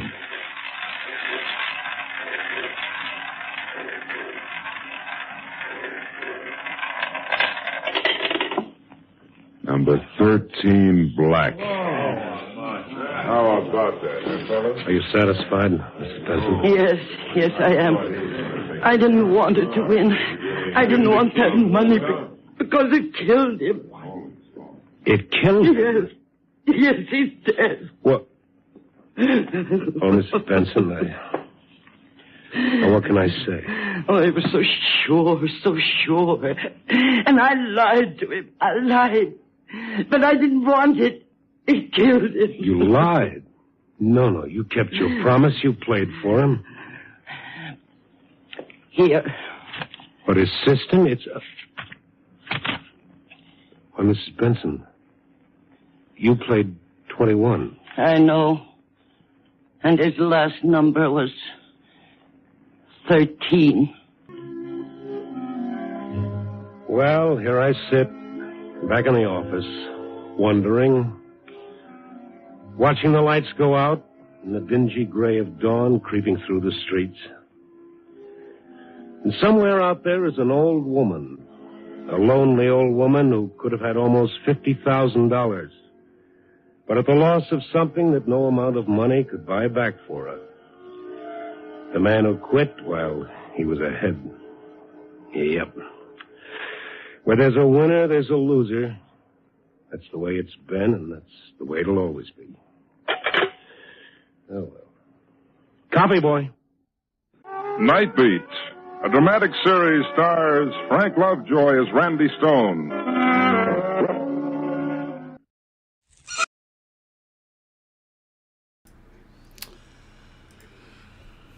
Okay, hello to Data Juggler and Leah Parola. Good seeing you guys. The confession episode was really dramatic. A 15-year-old girl, actually 14 when it started, pregnant, hooking up with a much older man who she thinks she is in love with, who turns out to be a junkie, and she's basically coerced into a string of crimes, including murder. Too young to understand that she's in over her head with bad people, too naive to really understand the gravity of what she's involved with. I mean, a very, very dramatic and intense story that could just as easily be played last week as 75 years ago. I can only imagine how people reacted after listening to this episode in 1950, when those types of subjects were way more taboo than they are today. Then Casey Crime Photographer, one of my favorite shows. I love the stories. I love the characters. Ethelbert, played by John Gibson in the bar, is great with the soft music playing in the background.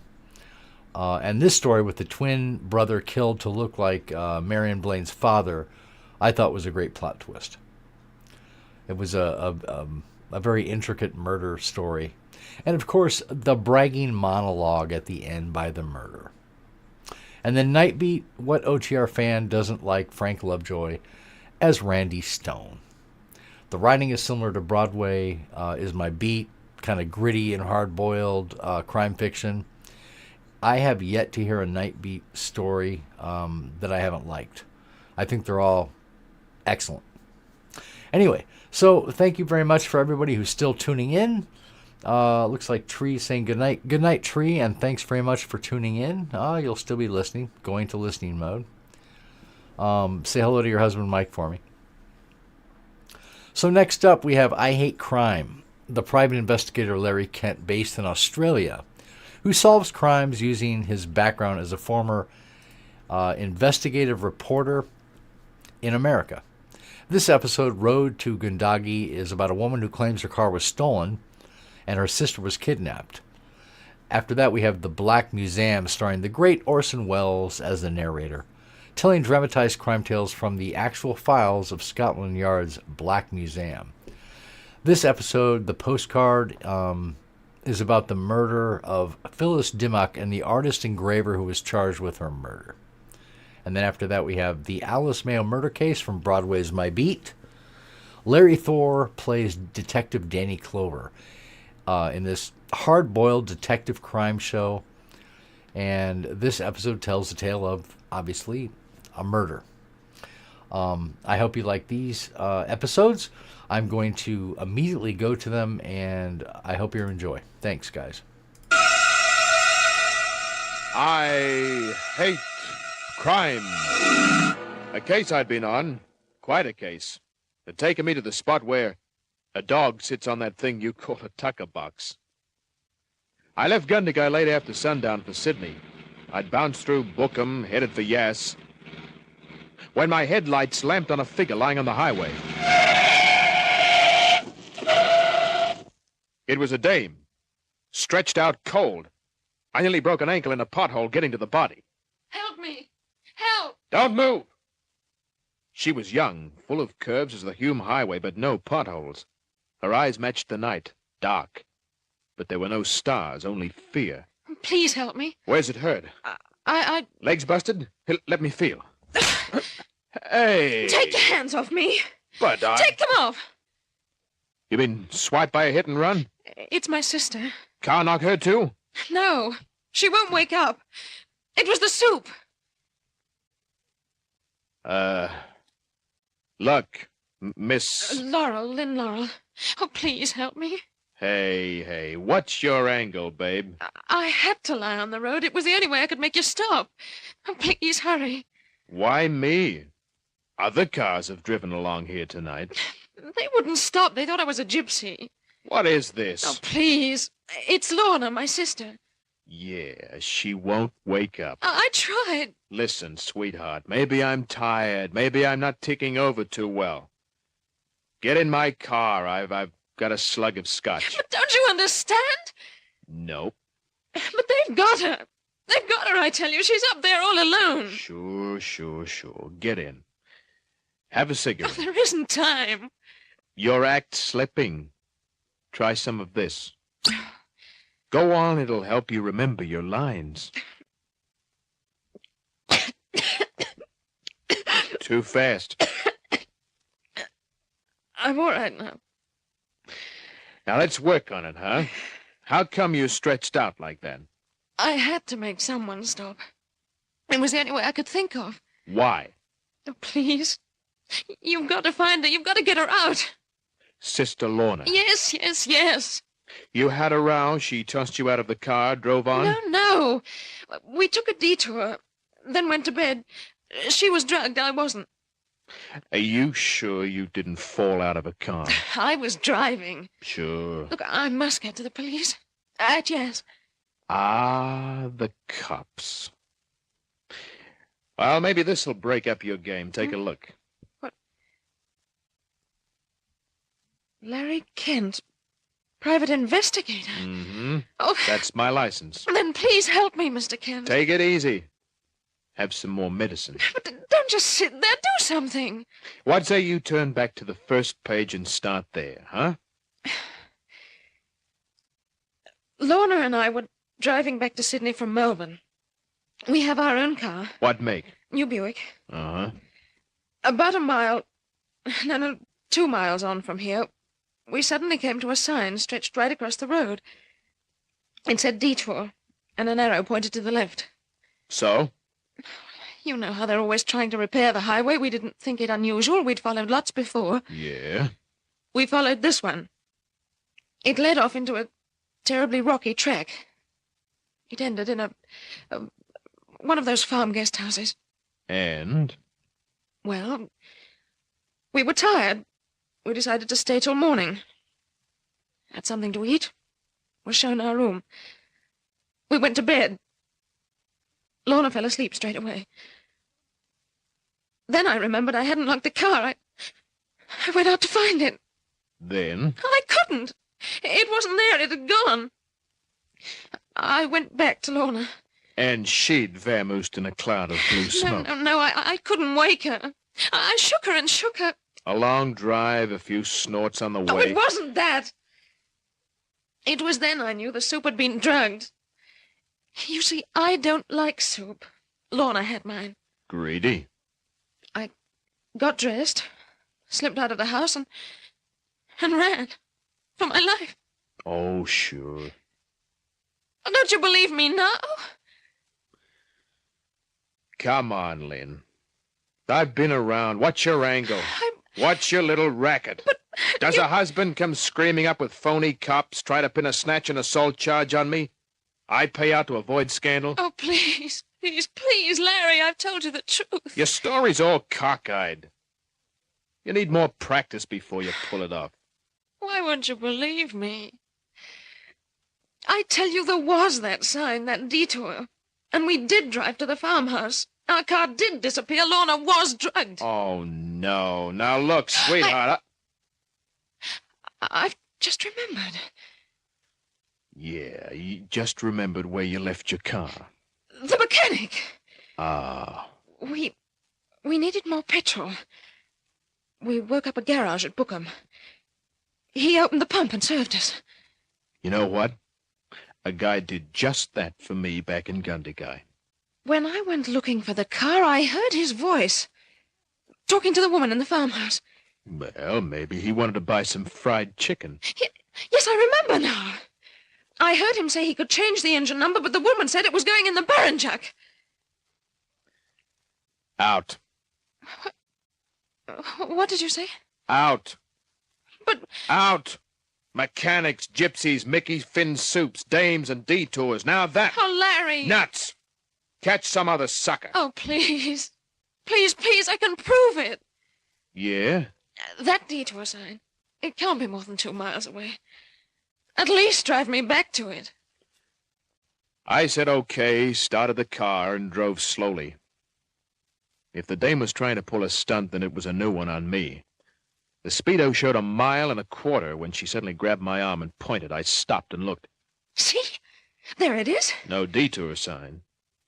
Oh, why, no, it's gone. No. But see, the track we took, the detour, I remember it. A stretch of dirt, then the rocky part. So what?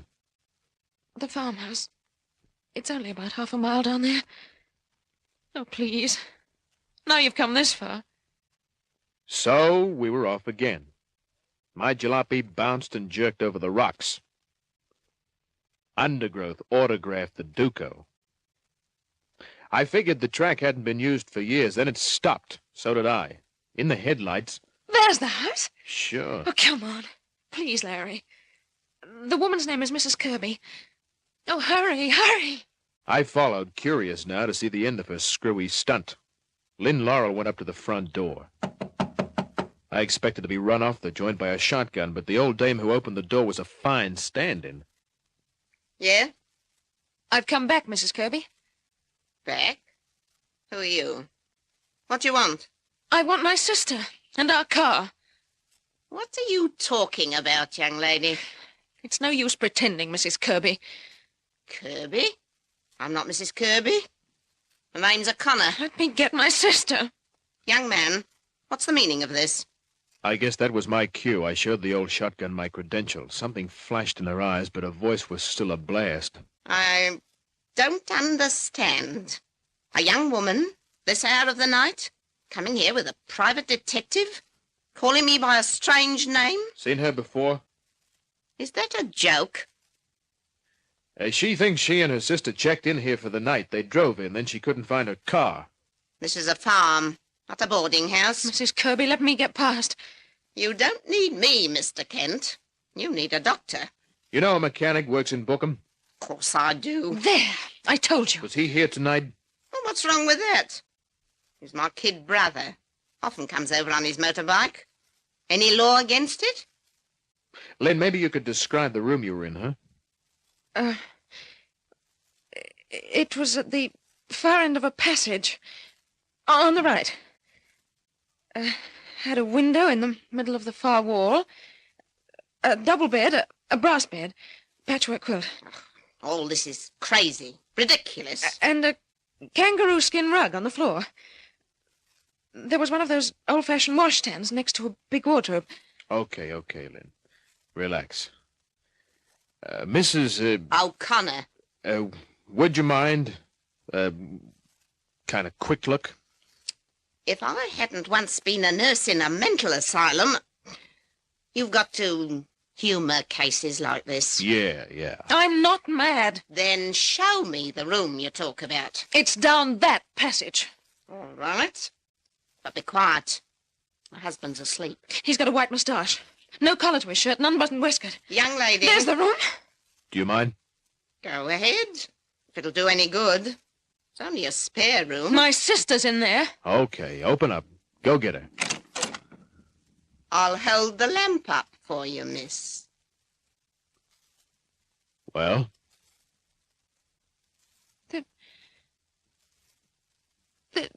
This is the room. The same room. Yet? But it isn't. Uh-huh. What's the payoff? Where's the bed gone? That brass bedstead. Yes. I've seen lots of cases like this. Where's the wardrobe? The floor rug? And where's Lorna? Lorna! Lorna, where are you? Where are you? Take it easy. She's an escaped lunatic. Yeah.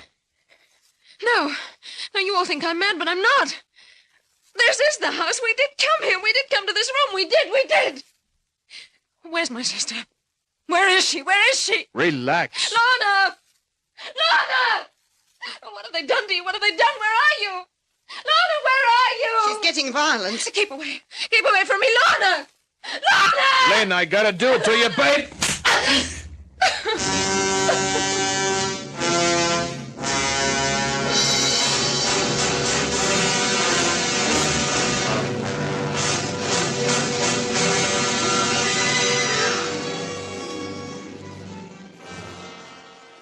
I'd come across some screwy dames in my time, but this Lynn Laurel hit the jackpot. I had to slap her plenty before she snapped out of her hysterics. I backed her from the farmhouse, apologized to the old shotgun, and got to the car. You think I'm hysterical, don't you, Larry? Oh, no, not hysterical, babe, just nuts. You're going on to yes? Sure. Take me? I gotta take you someplace.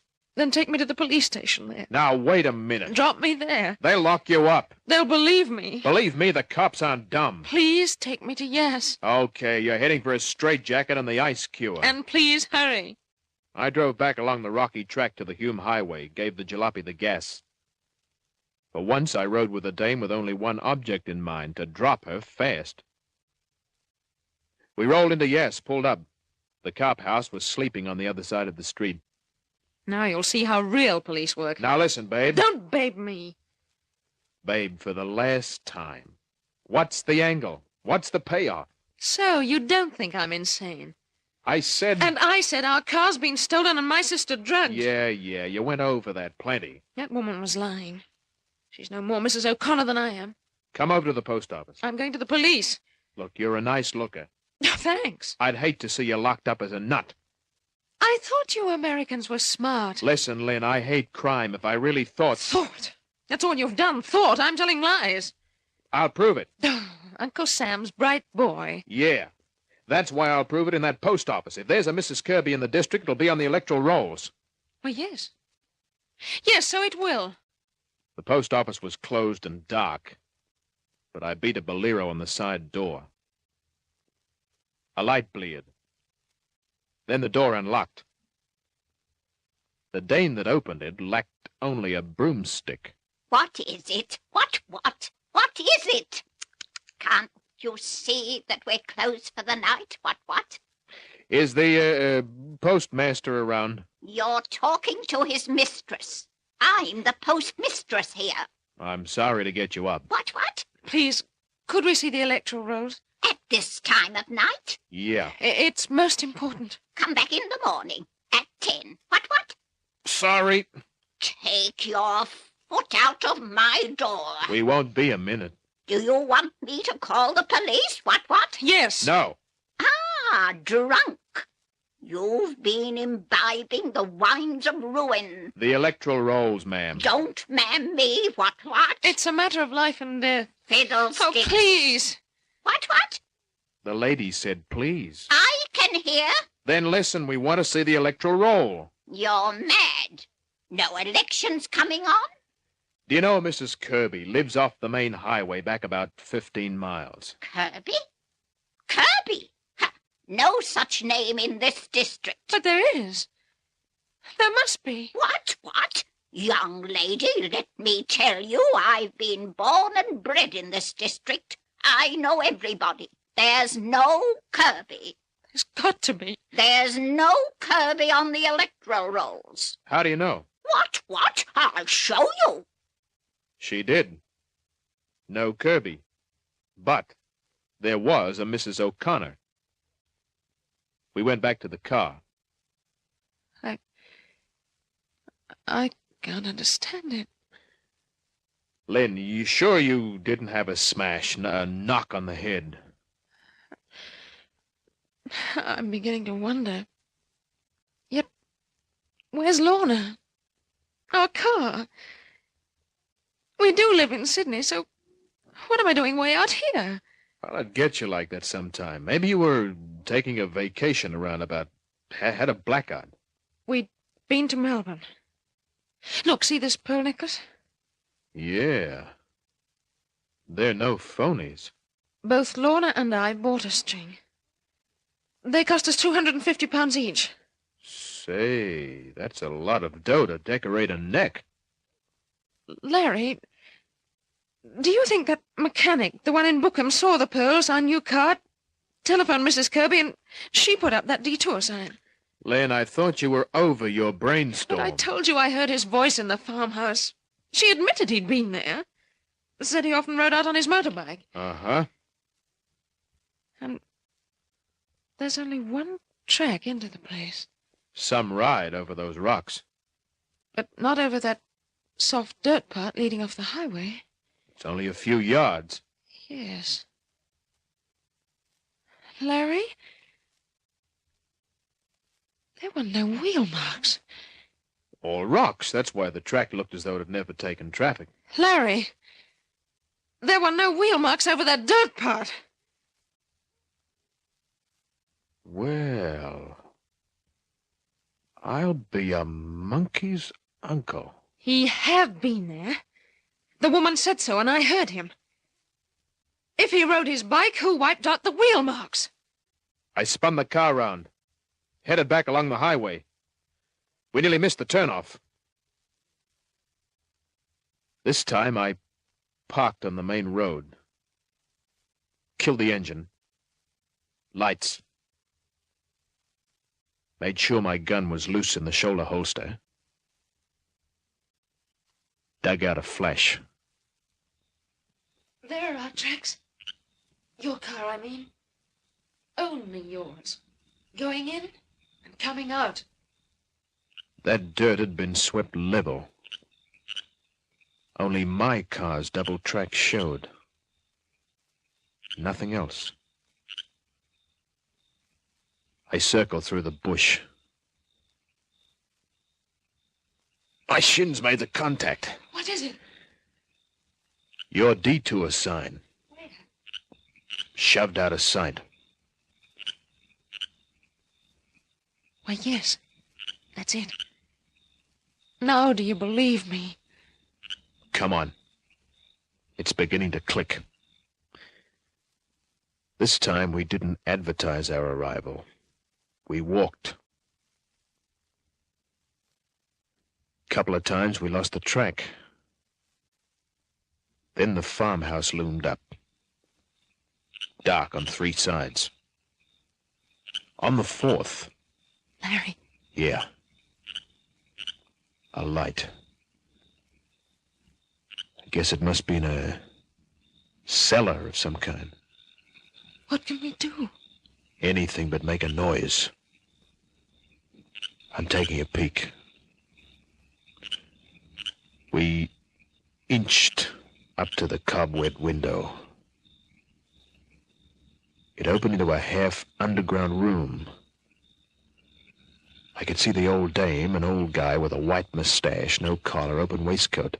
Lynn's story began to match. Someone else stepped into the room. That's him. The mechanic. Look in the far right corner. Lorna. Oh, Larry, what have they done to her? I've seen chickens trussed up like that for frying. Oh, no. Look.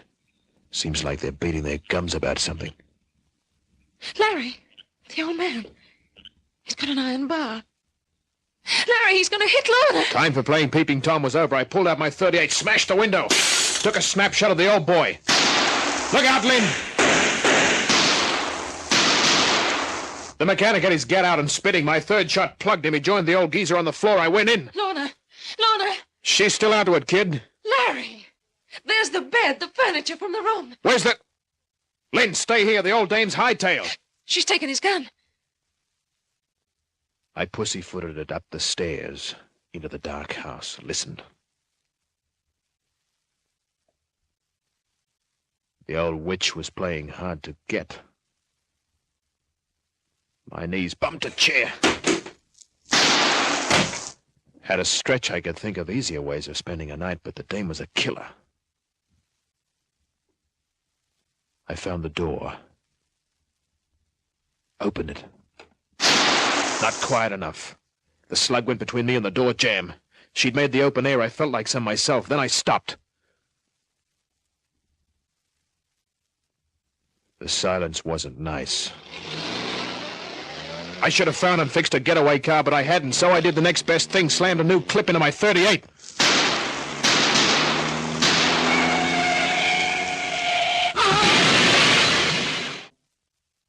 And that was her racket, Larry. Yeah, she was in cahoots with that mechanic. When he spotted a likely car, someone with good dough or jewelry like your pearls, he phoned on ahead. And she'd put up the detour sign. Pretend she ran a farm guest house. Uh-huh. Back in the States, we call them murder farms. Oh, horrible. But, Larry, what did they do with the cars? Sell them? No, they were satisfied with the dough and the jewelry on their victims. They dumped them and the cars into that Burr-something dam. Baron Jack. Yeah. It was about a mile through the bush from their property. The cops dredged up enough cars and bodies to swing them all high. Oh. And to think that... Don't. Oh, Larry. Huh? Larry, I never paid you for finding my sister. No, that's right. Well, what's your fee, Larry? Money's no object. When you're flush with folding money yourself at the time, and a dame says that to you, what would you say? Yeah. Me too. Good night. This is Orson Welles, speaking from London.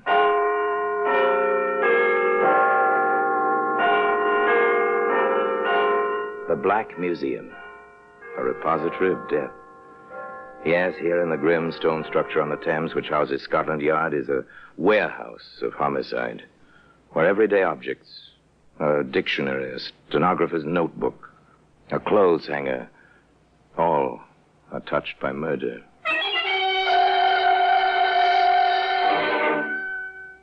Here's a postcard. It's a familiar object, slightly soiled in its passage through the mail.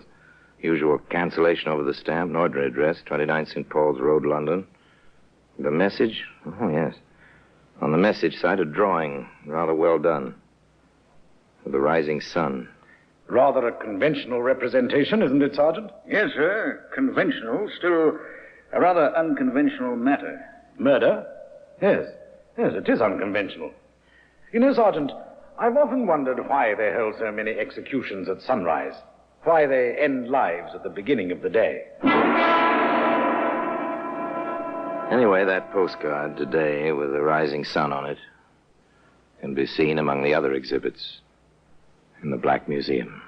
From the annals of the Criminal Investigation Department of the London Police, we bring you the dramatic stories of the crimes recorded by the objects in Scotland Yard's Gallery of Death, the Black Museum. In just a moment, you will hear The Black Museum, starring Orson Welles. And here we are, in the Black Museum. Scotland Yard's Museum of Murder. Yes, here lies death in a variety of forms, swift or slow, merciful or cruel. Death is here, laid out, remembered in detail, and perhaps waiting to strike again.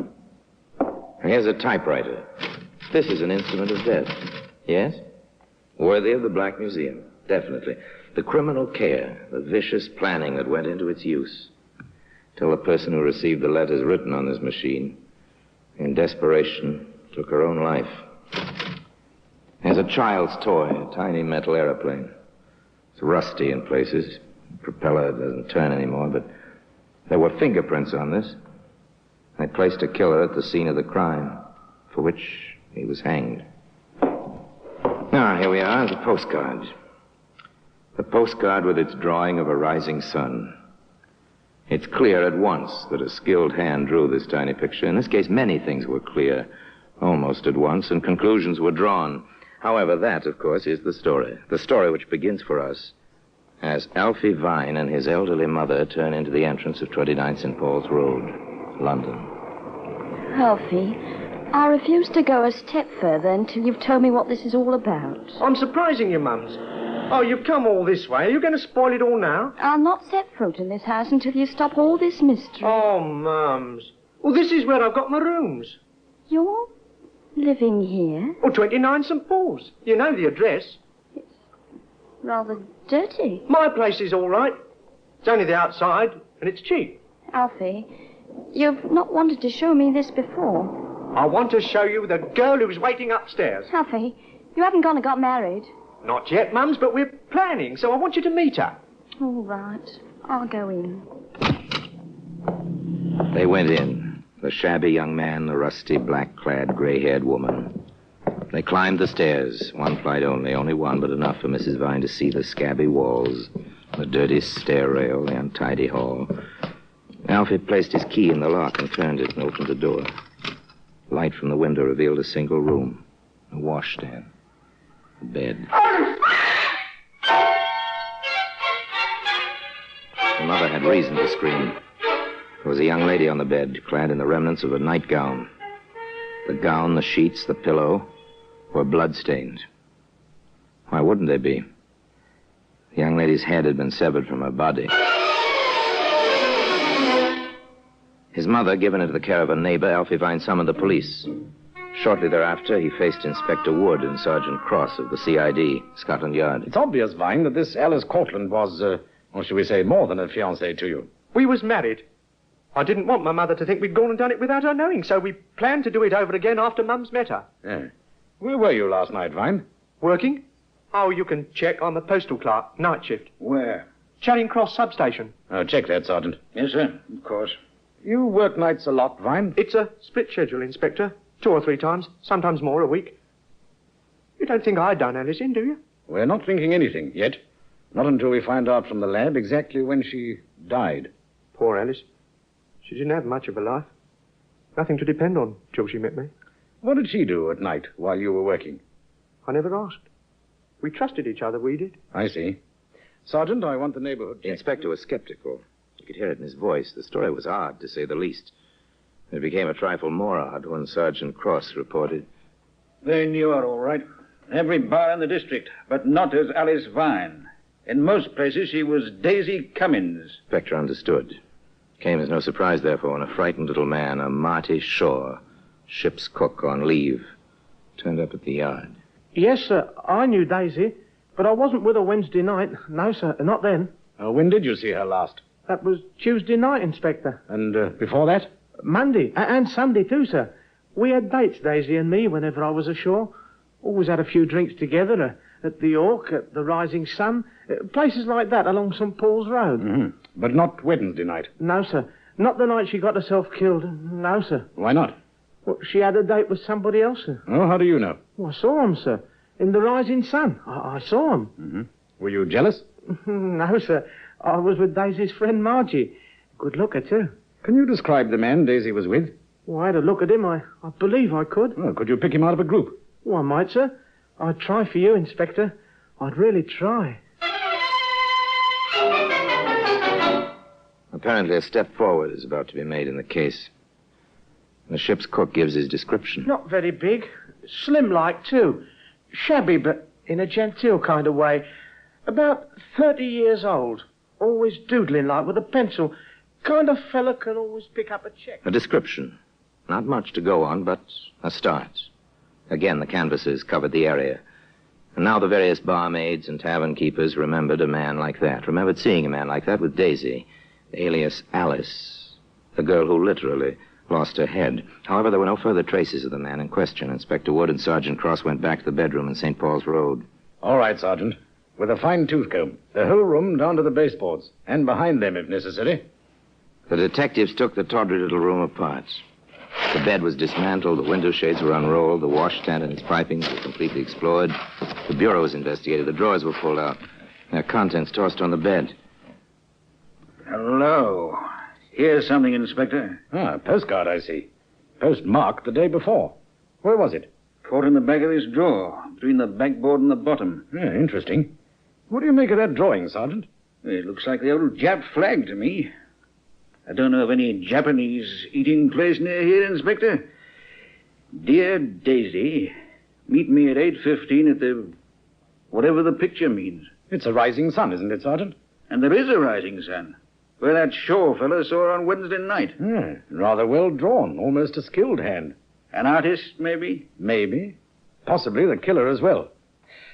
Right, back to work, Sergeant. There may be a few more little messages like this. They found two more, hidden in the recesses at the back of the bureau. And that was all. It's 1,000 to 1 shot, Sergeant, but we'll try publishing these in the papers. Someone may recognize the handwriting or the sketches. More likely, the sketches. And someone did.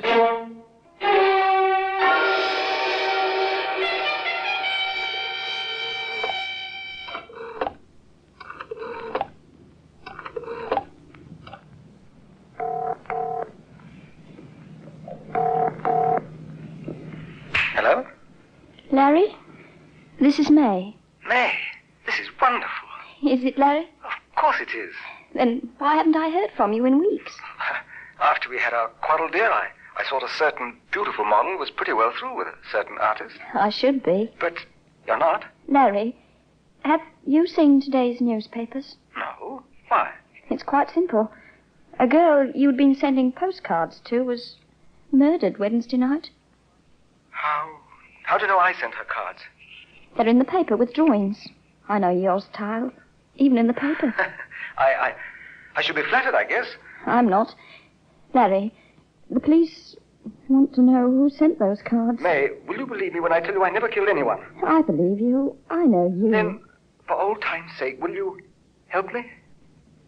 I'm in trouble, May. Real trouble. What would you want me to do, Harry? If anyone asks you, anyone at all, will you say we were together from 10:30 on Wednesday night? For how long? An hour or so. Then you went to Earl's Court while I went to King's Cross. Will you? Were you with her? Does it matter, May? No, not anymore, I suppose. Then try to remember, May, please. 10:30, Earl's Court, King's Cross. May Hester, artist model, once upon a time in love with an artist named Ellery, and now asked to provide an alibi. In fact, asked to provide an alibi which might never be needed. May Hester lived with what she knew for a day or so, and then, half reluctantly, her feet and her conscience took her to an office in the old building on the Thames. I understand your position, Miss Hester. I'm grateful you came to see me. I don't believe he killed her, Inspector, but as long as you're looking for him, you won't be looking for the right person, will you? Well, that's one way of saying it. Miss Hester. Yes, Inspector? I think you'd better give me his name. It's Larry Duncan. Mm-hmm. Do you know where he lives at present? May Hester knew. She gave Inspector Wood an address on London's western edge. She left the environs of Scotland Yard. So did Inspector Wood, in company with Sergeant Cross. Mr. Duncan? Yes, I'm Duncan. I'm Inspector Wood, CID. My credentials. This is Sergeant Cross. Will you come in, gentlemen? No, thank you. I'm afraid, Mr. Duncan, we have to ask you to come out with us. We need to ask you a few questions, and it'll be more convenient down at the yard. Well, today, the postcard with a little picture of the rising sun on it is part of the exhibits in the Black Museum. In just a moment, we will continue with The Black Museum, starring Orson Welles. And now we continue with The Black Museum, starring Orson Welles.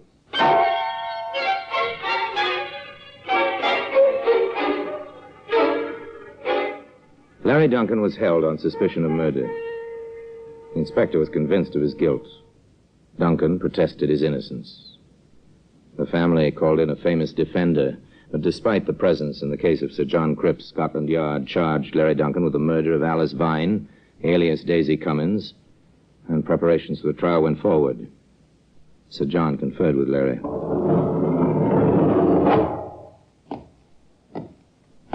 How are you, my boy? Fairly well, sir. Does my prison pallor show as yet? Not yet. I like your confidence, Larry. I didn't kill the woman, sir. However, you were seen with her that night. A man, a sailor, I believe, who had been with her the 3 nights previous, saw you both together in the, rising sun. That's why I asked May to say we'd been together after 10:30 that night. Well, they have another witness, a tram conductor, who states he saw you leave that house at 5 in the morning. He couldn't have seen me. I take your word, but will a jury after that false alibi? I'll have to take my chances on that, I guess. Well, we'll see. Perhaps a little further investigation may bring a few more facts to light. Sir John Cripps proceeded toward a few more facts. But he kept what he learned very quiet. Not until the trial itself did he reveal his strategy, or the evidence he expected to produce. In fact, the first move came sometime after Inspector Wood and Sergeant Cross had placed the police case in the record. The tram conductor, one Charles Powers, was on the witness stand. And are you certain, Mr. Powers, that the prisoner in the dock is the man you saw leaving 29 St. Paul's Road that morning? I am that, sir. Positive. How, Mr. Powers? By his walk, sir. He has a kind of free-swinging stride. Thank you. You may cross-examine. Thank you. Mr. Powers, let me refresh my memory. You have said the weather that tragic morning was drizzly. Yeah, I did say so. It was. Thank you. And that you saw the man quite clearly by the light of a lamppost. Yes, sir, that's correct. And further, that you heard a church clock in the vicinity strike 5. I did. My lord, I offer in evidence as a rebuttal of this man's testimony the reports duly attested of the electric light company servicing that district, which contains the record that the street lights were extinguished that morning at 4:37 a.m.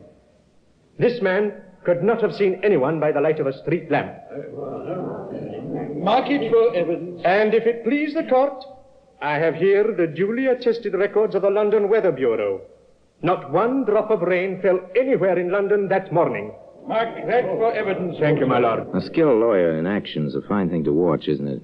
Here was a witness, an important witness, completely demolished. His facts called in question and his responsibility torn to pieces. The prosecution suffered from that, naturally. They attempted to regain their loss with Marty Shaw, the ship's cook. In conclusion, Mr. Shaw, you identified the prisoner as the man who was with the victim the night of the murder? I did, sir. Thank you. Your witness. Thank you. Mr. Shaw, were you frightened when you heard of Miss Cummins' death? No. Why should I be? Why shouldn't you have been? After all, Mr. Shaw, by your own testimony, you spent Sunday, Monday, and Tuesday evenings with Miss Cummins. She was killed on Wednesday. Why shouldn't you have been frightened? You mean because I was the next man to the prisoner? Next man to the murderer, perhaps. Not next man to the prisoner. Maybe I was. You realized, didn't you, that your position might turn out to be unpleasant? Yes, I guess I did. And you discussed the matter with another lady friend of the deceased? What if I did? Nothing. Nothing at all. Except perhaps that from this woman you obtained a detailed description of a certain friend of Miss Cummings, and from that description you picked out the prisoner at an identification parade?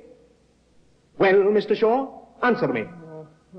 Speak up, Mr. Shaw. The judge and the jury want to hear your answer. So do I. Yes, sir. I did that. Thank you, Mr. Shaw. That is all. Another witness's testimony discredited. His motives called in question. The propriety of his identification more than called in question. The courtroom crowd was making bets as it filed out after the first day. The odds were swinging away from the prosecution and toward the young man who sat quietly in the prisoner's dock, sketching. After all, Larry Duncan was an artist. But an artist wants to keep the record of his experiences, even when his life hangs in the balance. Next day, the prosecution called May Hester. Miss Hester, how did you learn of this crime? In the newspapers. And how did you first connect the prisoner with it, in your mind?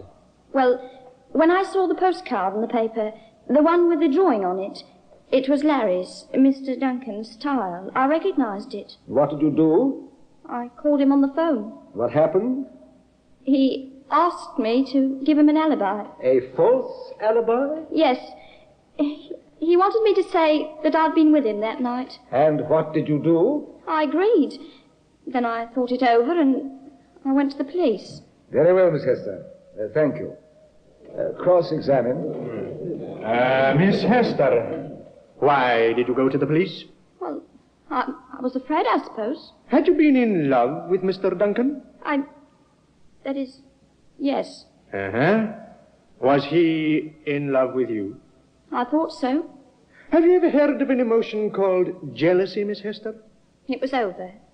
I had no reason to be jealous. I submit, Miss Hester, that when you thought it over, when you realized that Mr. Duncan had apparently gone to this woman after his protestations to you, that you were not afraid, that you were jealous enough to want revenge. That's not so. That's not true. You were afraid.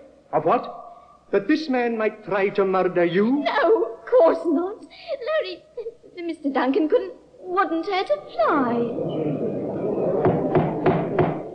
Miss Hester, when Mr. Duncan asked you for the alibi, did you know the time of the murder? No. No, sir. When did you learn of it? Here, in the medical testimony. Did the question of the time of the death enter your mind when you went to the police? No, of course not. I ask you again, Miss Hester, can you say you were motivated only by fear and not by jealousy or revenge? Yes, I was only afraid. Afraid of what? I was afraid that, well, even if he hadn't done it, and I had to swear falsely, I might get into trouble myself. And you were willing to sacrifice the reputation, perhaps even the life of the man you loved, because you were afraid to get into trouble. Objection, my lord. Irrelevant, incompetent, and immaterial. I withdraw the question. That is all, Miss Hester. Thank you very much. Thereafter, the prosecution rested their case, or what was left of it. Sir John called Larry Duncan as his first witness for the defense. Testimony was short. I didn't kill her. I left her at the rising sun that night, around midnight. I didn't kill her. Nor could the Crown's prosecutor shake his statement. Next and last witness for the defense, one David Wallace, a ticket agent on a suburban railroad. Mr. Wallace, what is your address? 26 St. Paul's Road. What time did you leave your house the morning after this killing? My regular time, sir. 5 minutes to 5. Uh-huh. Did you see anyone that morning? Yes, sir. A man going in the opposite direction. Only one man? Only one, sir. Are you conscious that you have a rather free-swinging stride? Oh, I do it on purpose, sir. It's good for you in the morning. With the permission of the court, I request a small demonstration. Proceed. Step down a moment, Mr. Wallace, please. Aye, sir. Now then, just turn up the collar of your coat. Thank you. Put on your hat, will you? Thank you. Now, will you walk, please, as you do in the mornings? Chest out, breathe deep and all. Please. Like this, sir. It was unmistakable, the free-swinging stride. It was established that there was a man on proper, decent business walking in St. Paul's Road at 5 that morning. The prosecution had no cross-examination for Mr. Wallace. The Crown summed up. Sir John summed up. The judge's charge was brief and to the point. In cases such as this, if there is any reasonable doubt in your minds, gentlemen of the jury, it is incumbent on you to give the prisoner the benefit of that doubt. At 8:30 the same evening, the jury filed back into the box. The clerk solemnly intoned the old question. Have you reached a verdict? We have. Again the clerk spoke. What is your verdict? We find the accused not guilty.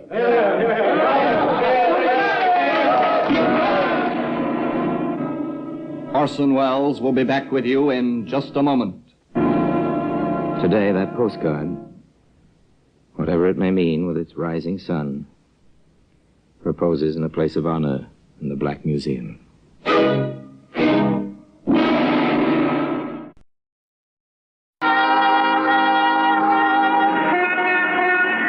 Broadway's My Beat, from Times Square to Columbus Circle, the gaudiest, the most violent, the lonesomest mile in the world. Broadway's My Beat, with Larry Thor as Detective Danny Clover. In the soft night of May, Broadway's heart beats fast. The winds of twilight have scattered the street with their promises, have drifted back into the river. And the avenue is glitter, and the throats of women are spangled with the quick jewels of night lights. Their perfumed walk is promise. The hawker is promise. That neon doorway, the muted trumpet, the frenzied drum that ride the trailing edge of twilight wind. Promise. There's much to be said for that neon doorway. So dig deep for the buck, kid, and buy a May night. It's a chance in a lifetime. And at headquarters, the time for the sifting, the recording, the cataloging of the day's violence. The time for the cigarette and the coffee, cold in the wax container. Then the time for going home. Stop at the open window a moment to consider the glow and nuance of a May night. Decide to try it. And not know where to start. And Detective Muggavan poses a question. Going home, Danny? Well, not right away. I thought I'd walk around a while. It's a nice night. Yeah, it sure is. You doing anything? Yeah, Dr. Sinsky phoned a little while ago. Said the night was made for pinochle. Said if we didn't have anything else, we were welcome. Want to go? I don't know. I thought I'd walk around a while, grab a bite. Maybe a movie. Mrs. Sinsky puts out a nice snack table around midnight. Yeah, she does. They're fine people. Only not tonight, huh? Tonight's a night for walking the street you walked 1,000,000 times before till you're ready to drop. That's how you're going to rock yourself to sleep tonight, huh? I feel like taking a walk, Muggavan. You're going to make a cause out of it? No, I haven't got the energy. Me? Comes a night like this, I got a way figured to use it up. The Sinsky cure. Peanut. I got it, Dan. Detective Muggavan speaking. What? Hold it a minute. Don't go away, Danny. Homicide. Yeah. Go ahead, mister. Man murdered. 1237 West 18th Hotel. Second floor rear. Hey, wait a minute, mister. Who are you? Who's making this report? He hung up, Danny. Come on, Muggavan. The mister was obviously disguising his voice, Danny. He wouldn't tell me who he was. We'll get to that later. 10 after 9 on a May night, and a man calls to tell you another man's been murdered. For you, no walk. For me, no pinochle. A bullet hole through the door, Danny. 45 could do that. Yeah, it could. Open it, Muggavan.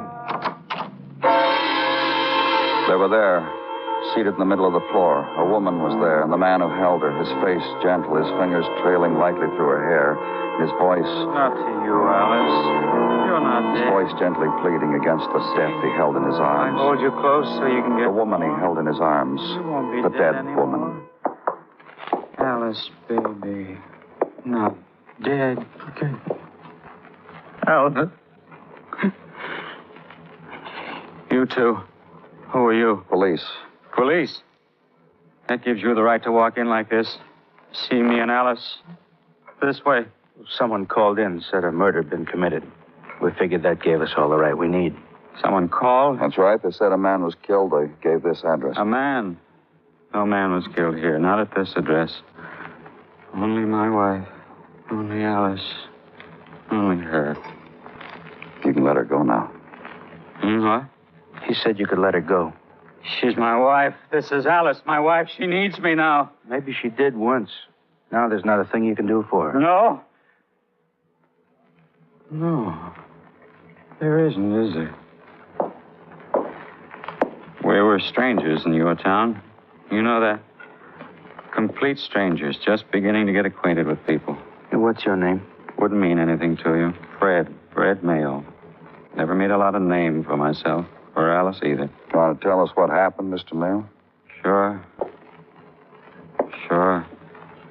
Go ahead, tell us. She'd have to stay there on the floor like that. Can't I lift her up, move her someplace where she would... You were going to tell us what happened, Mr. Mayo. Sure. We'd had our dinner. We were sitting around, listening to the radio. And what? Someone rang our bell. Alice went to the door. Before she had a chance to open it, there was a shot. And the wood in the door kind of tore open, and I went to her. And all she could say to me was, Ernie. Just like that, over and over. Ernie. Your wife knows someone named Ernie, Mr. Mayo? Yeah. Well, who is Ernie? Your kid? A friend? Who? Ernie Britt. Fella Alice and I met at the Regency Friendship Club. We were walking out of the park on Columbus Circle one night when we first got here, and there was a sign. We went up, because we didn't know many people here then. And there was Ernie. He introduced himself, and he danced with Alice. They danced real nice together. And after that, they became good friends? Friends? I didn't say that. I didn't say friends. Ernie's a guy my wife and I met that night, and she kept bumping into on the street, in the grocery store sometimes. When she came home, told me Ernie was sitting next to her in the movie. He bought her a candy bar. That doesn't make her his friend. You know where this Ernie lives? No. Why should I care where he lives? All I know is I met him at the club, and he danced with Alice. And followed her around, and she's said his name when she died. Ernie Britt, huh? Ernie Britt. Yeah. Take over, McGovern. And leave there.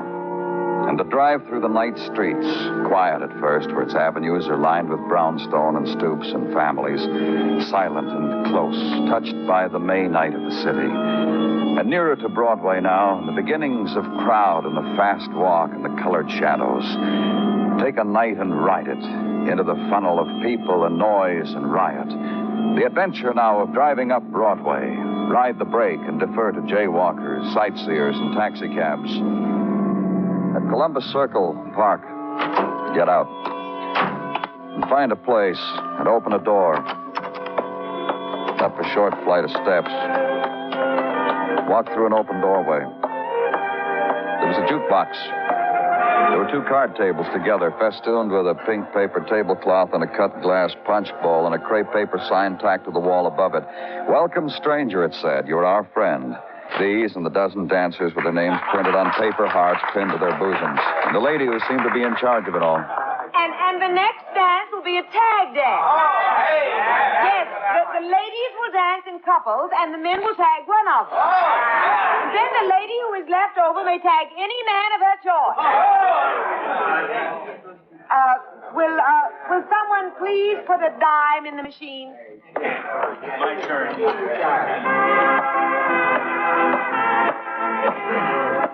Good evening.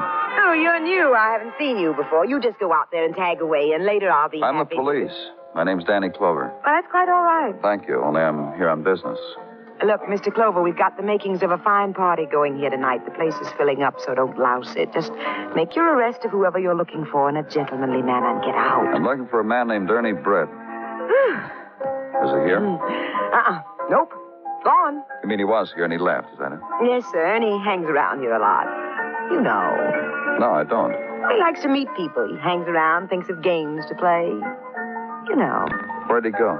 Well, he dropped in to tell me, I guess a couple, 3 hours ago, he wouldn't be here tonight. Said he had a big date at 9 o'clock. Girl named Alice. Nice name. More people named Alice come here. Ernie must have liked this Alice, all right. You know where Ernie Britt lives? No, I don't. But that Ernie must have liked this Alice, all right. Oh? Indeedy. Called up a florist while he was here, ordered a bed of roses, said he'd pick him up at 8:30. Then he made another call. Made an appointment with a barber down the street. Oakley's $2 for a bob. I tell you. Yeah, you did. Thanks a lot.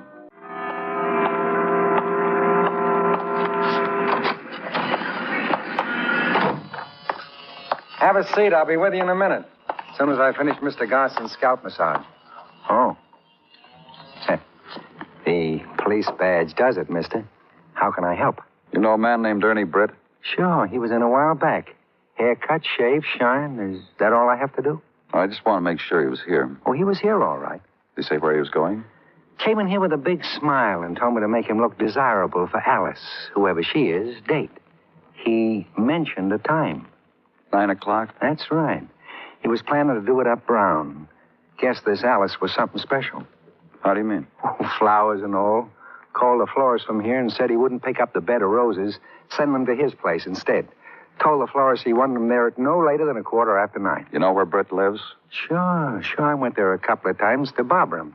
On 112th Street. 320, 4th floor back. Is that all? That's all. Thanks. Sorry to keep you waiting, Mr. Garson. Now, where were we?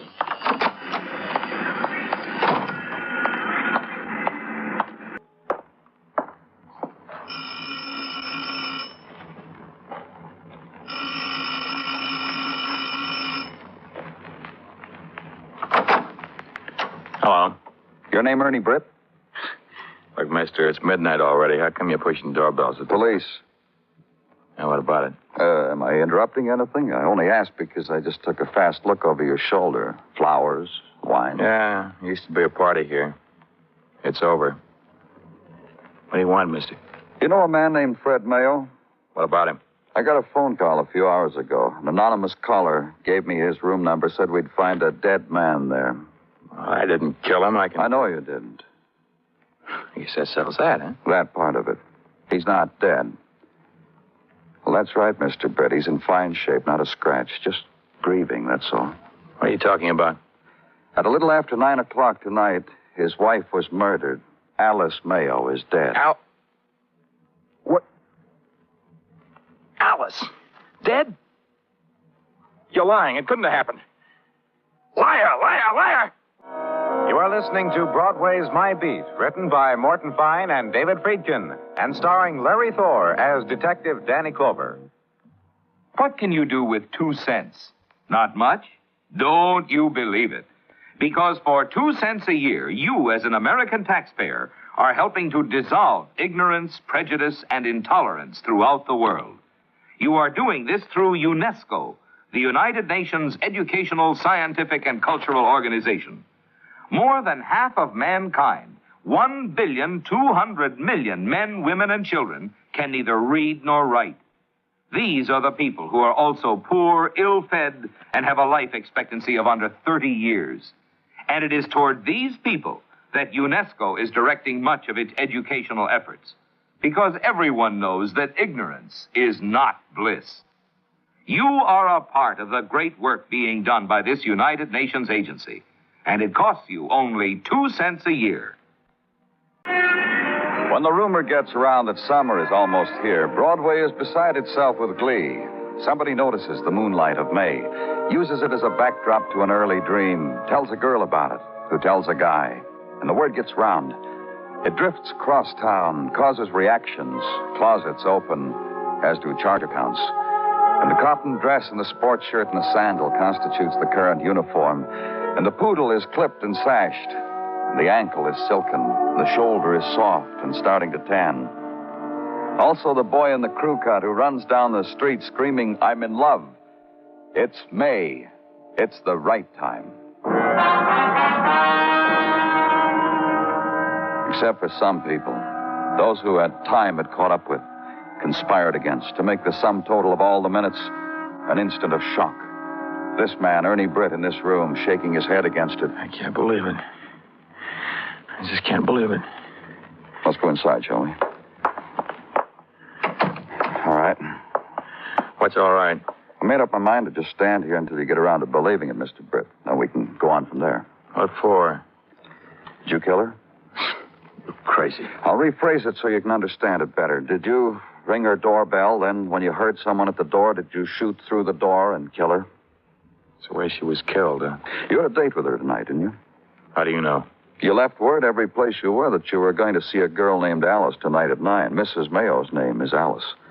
You met her at an introduction club. You followed her around. Tonight you had a date with her, for right here. Yeah, she didn't show. Which means you have no alibi for 9 o'clock. Where were you at that time? Right here. But without Mrs. Mayo, so you've got no way of proving it. You knew she was married, didn't you? Married and a girl who knew her own mind. I never forced myself on anybody. What about the man who called me a few minutes after 9 and told me a man was murdered? Riddle, huh? How many guesses do I get? Just one. Try Ernie Britt. I didn't call anybody. Why did you kill her, Ernie? Well? Well, what? Why did you kill her? You know something? She isn't dead. No, I gotta think about things, mister. Everything. I don't know. Well, come on, Ernie. You're under arrest. Take him downtown. Book him on suspicion of the murder of Alice Mayo. Then walk down a corridor that leads into 2 o'clock of a May night. On the threshold, light a cigarette. Then edge into it.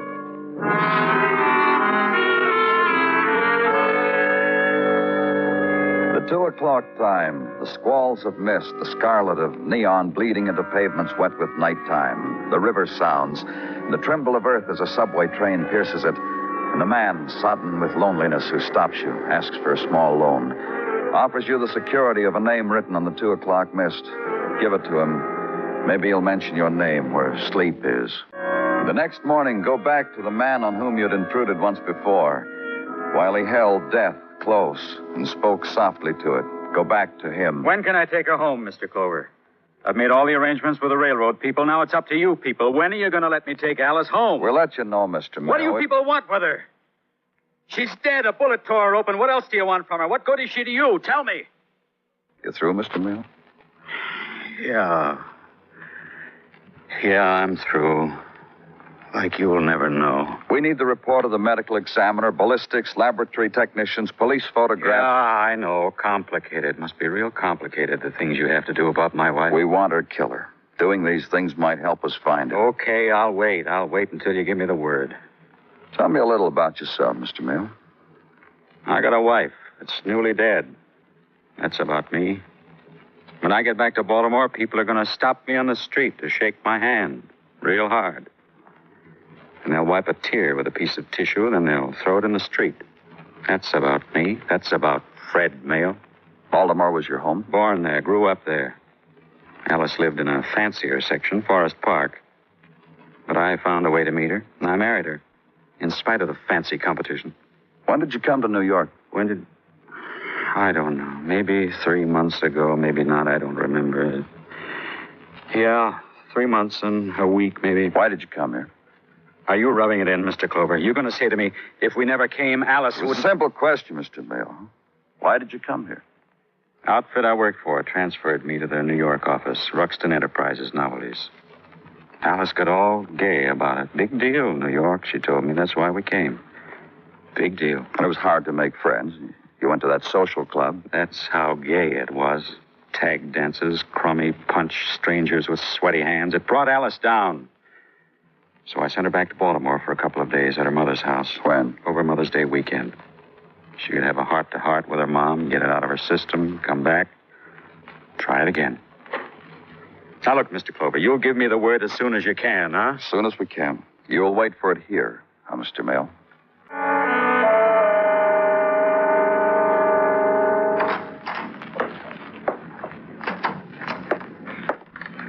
Baltimore came through with flying colors, Danny. I salute Baltimore. Will you join me? Whatever you say, Gino. I say a salute and a flourish for the monumental city on the Chesapeake, and for their police force of like stature. And in the same geographical location, they have responded to our desires post-haste. With what, Gino? With information anent the couple, Fred and Alice Mayo.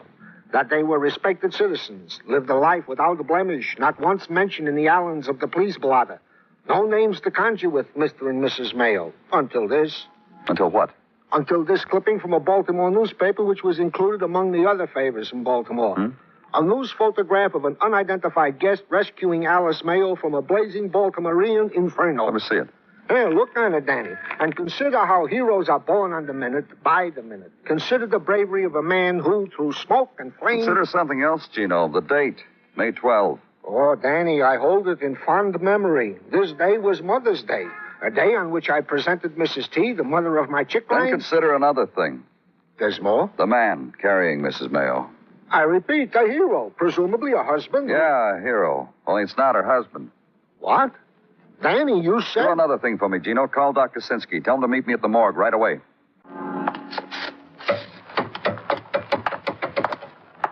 Hello, Dr. Sinsky. What's this all about, Danny? Doctor, how was Alice Mayo killed?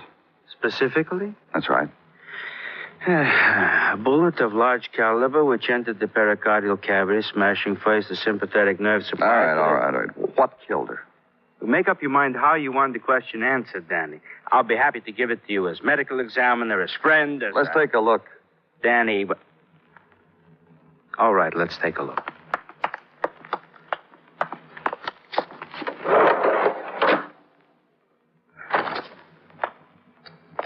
Enough of a look?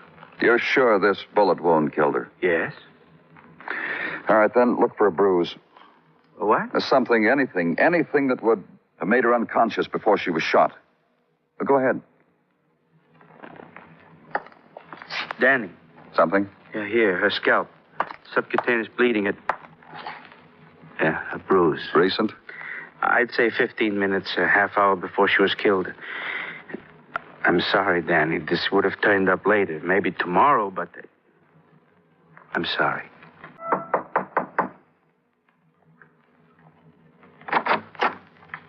Hello, Mr. Clover. You remember Detective Muggavan, don't you? Hi.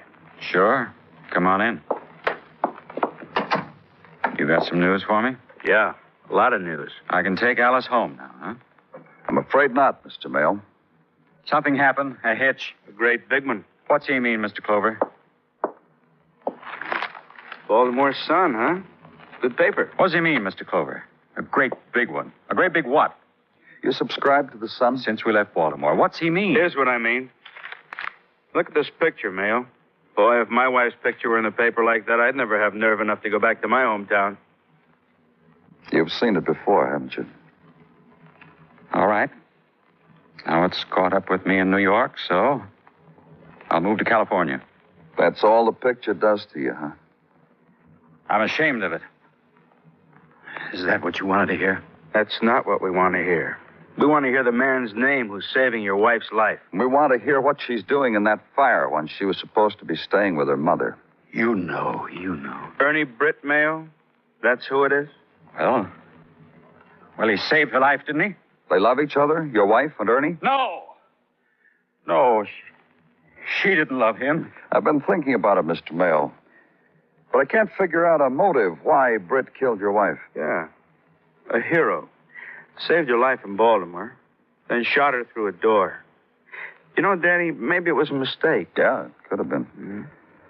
Mayo, did you know Britt had a date with your wife last night? At least that's what he spread around town. Florist, barber, introduction club, everybody knew. Now, if I had a date with another man's wife, I sure wouldn't spread it around. Unless it's the custom nowadays, I wouldn't know. I knew. She told me. It's the custom, huh? No. It wasn't that. The only thing I can figure is this, Mayo. Your wife set up a thing with Britt. Then she got sorry about it and made a confession to you. She was sorry. She was sorry about the whole thing, the way she carried on. They were going to kill you, weren't they? He doesn't understand me, Danny. You ask him. Like this, Mayo. Britt and your wife planned to kill you. They needed an alibi for 9 o'clock last night. So Britt told everybody he was going to be with your wife at his place. That way, they'd alibi each other. An alibi that could have held. I know all that. She told me all that. She told me. And I forgave. We were even going to leave New York and start all over again someplace. I even quit my job. You can check that. But the point still bothers me, man. Yeah, that's the point that bothers me too, Danny. Your wife knew that Britt was going to shoot through the door at 9 o'clock. And that Britt was going to call the police to establish the time.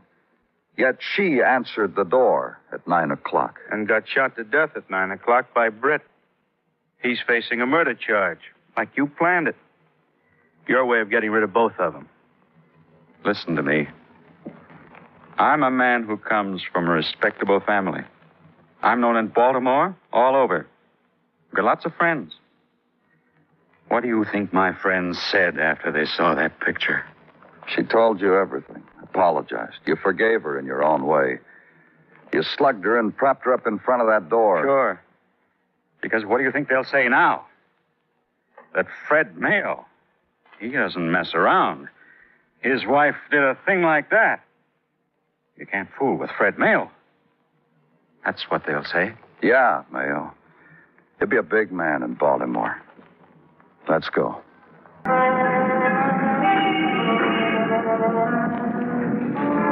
In the minutes before dawn, Broadway lies huddled in a dreamless sleep. It's the time of no stars and a silent wind. But walk the streets, take the slow walk, and listen. It's there. It's always there. The sound of weeping. You know that nighttime will never leave. It's Broadway, the gaudiest, the most violent, the lonesomest mile in the world. Broadway, my beat.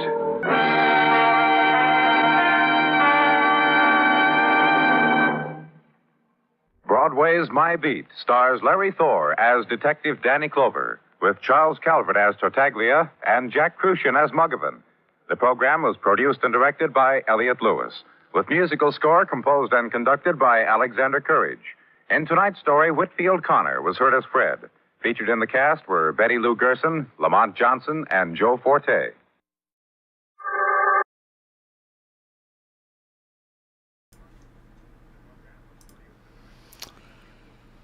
All right, welcome to MB and Sears, Just a Man, and Unc. Good to see you guys. Thank you for joining.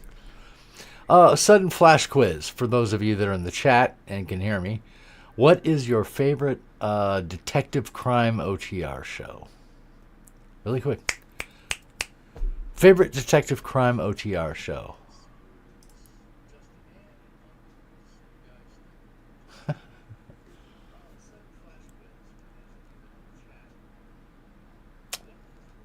There's a lot to choose from. I think I already know what most people are going to say.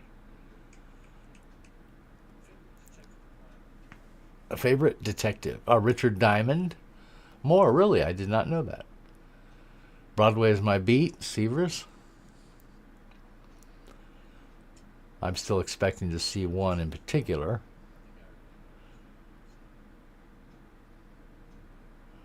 I believe they are $19.99, Justin. Broadway is my beat. Yep. McDougal's still here. Good to see you, McDougal. And Goomba. Huh. I can't believe I haven't seen Johnny Dollar. Sam Spade, Philip Marlowe. Da-da-da-da-da. My favorite is Sam Spade.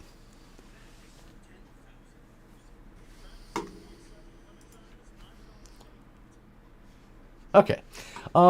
Anyway, so next up we have continuing on with the Radio Crime Tales live stream. We have Mystery is My Hobby with Glenn Langan plays Barton Drake, a police inspector and author of the book Mystery is My Hobby, solving crimes while collecting stories for his book.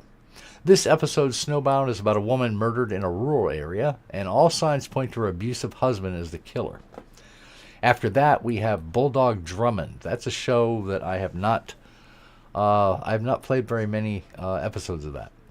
Captain Hugh Drummond is a British investigator played by Everett Sloane. This is the episode, The Case of the Bells of Death. And then after that, we present Calling All Detectives, another show I haven't really played very often. A detective crime drama starring Paul Barnes as Detective Jerry Browning. And he also plays all the other roles, too.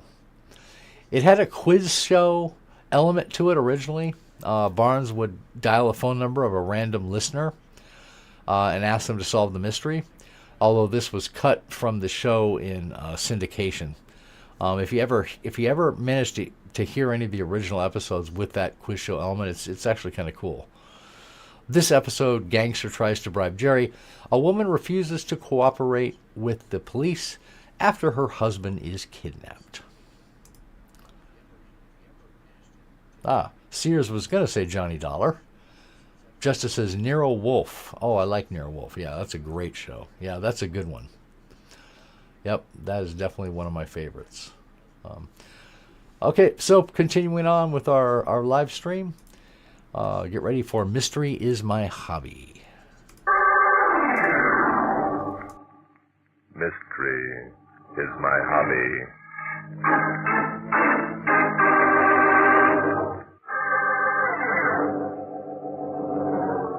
There had been a murder in the small country town of Mendon.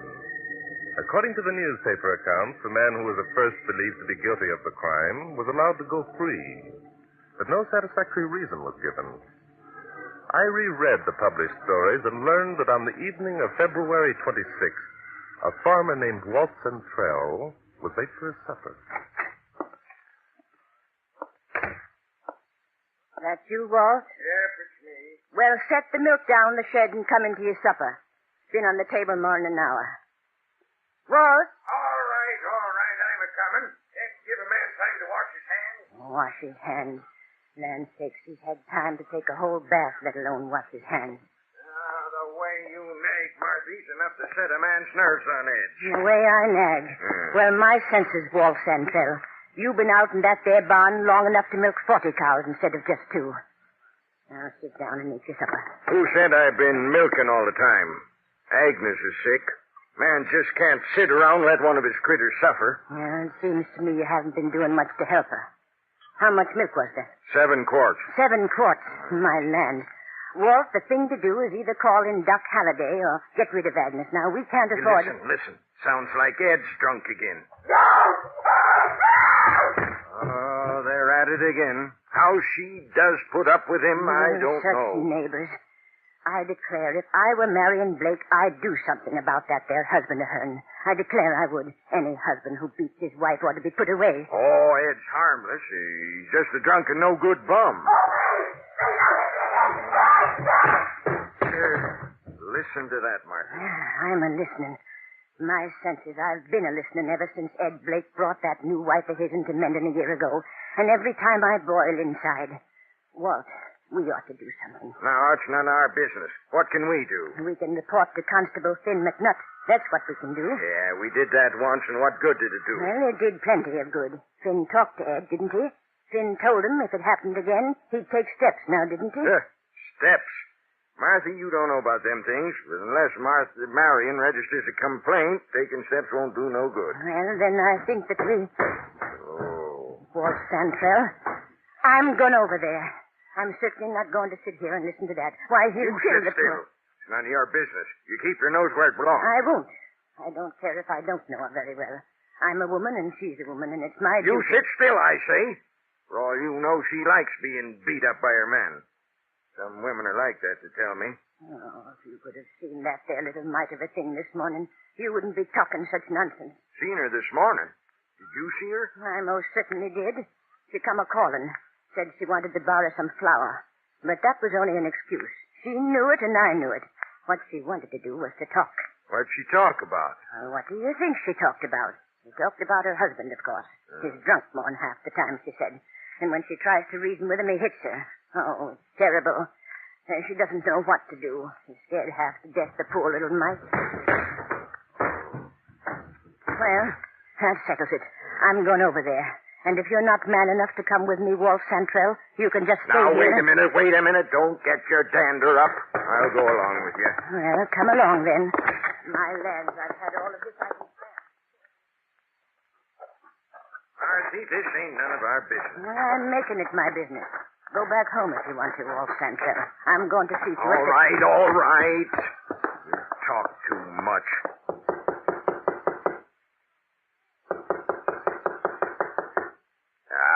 They're not here. Now, the best thing we can do is go along home and forget the whole business. Not me. I started this thing, and I'm going through with it. There. See? The door's open. That means they're home, don't it? Well, why should it? Nobody in Mendon ever locks the doors. You're just using that as an excuse. Oh, stop being so logical and keep quiet. Mrs. Blake? Oh, Mrs. Blake? Oh, there's no one here now? Now, be still. Where are you going? Out into the kitchen, of course. That's where the sounds come from, didn't they? Where else would I look? Look for what? My goodness. Oh, Walt. What's the matter? What are you staring at? It's her. It's poor Mrs. Blake. Look at her lying there on the floor. He's knocked her unconscious.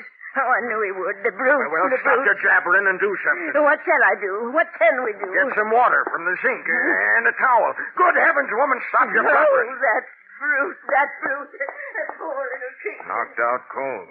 Wonder what happened. Get some ammonia. Just plain water.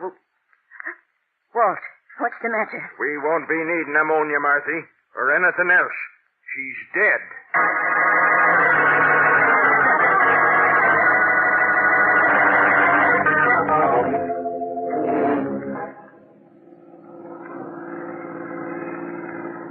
Bart, tell me just one thing. Are we up here to investigate a murder, or are we just out for the ride? Well, let's say we're riding out to investigate a murder, Inspector. Now, that's what I call a smart comeback. Yes, sir.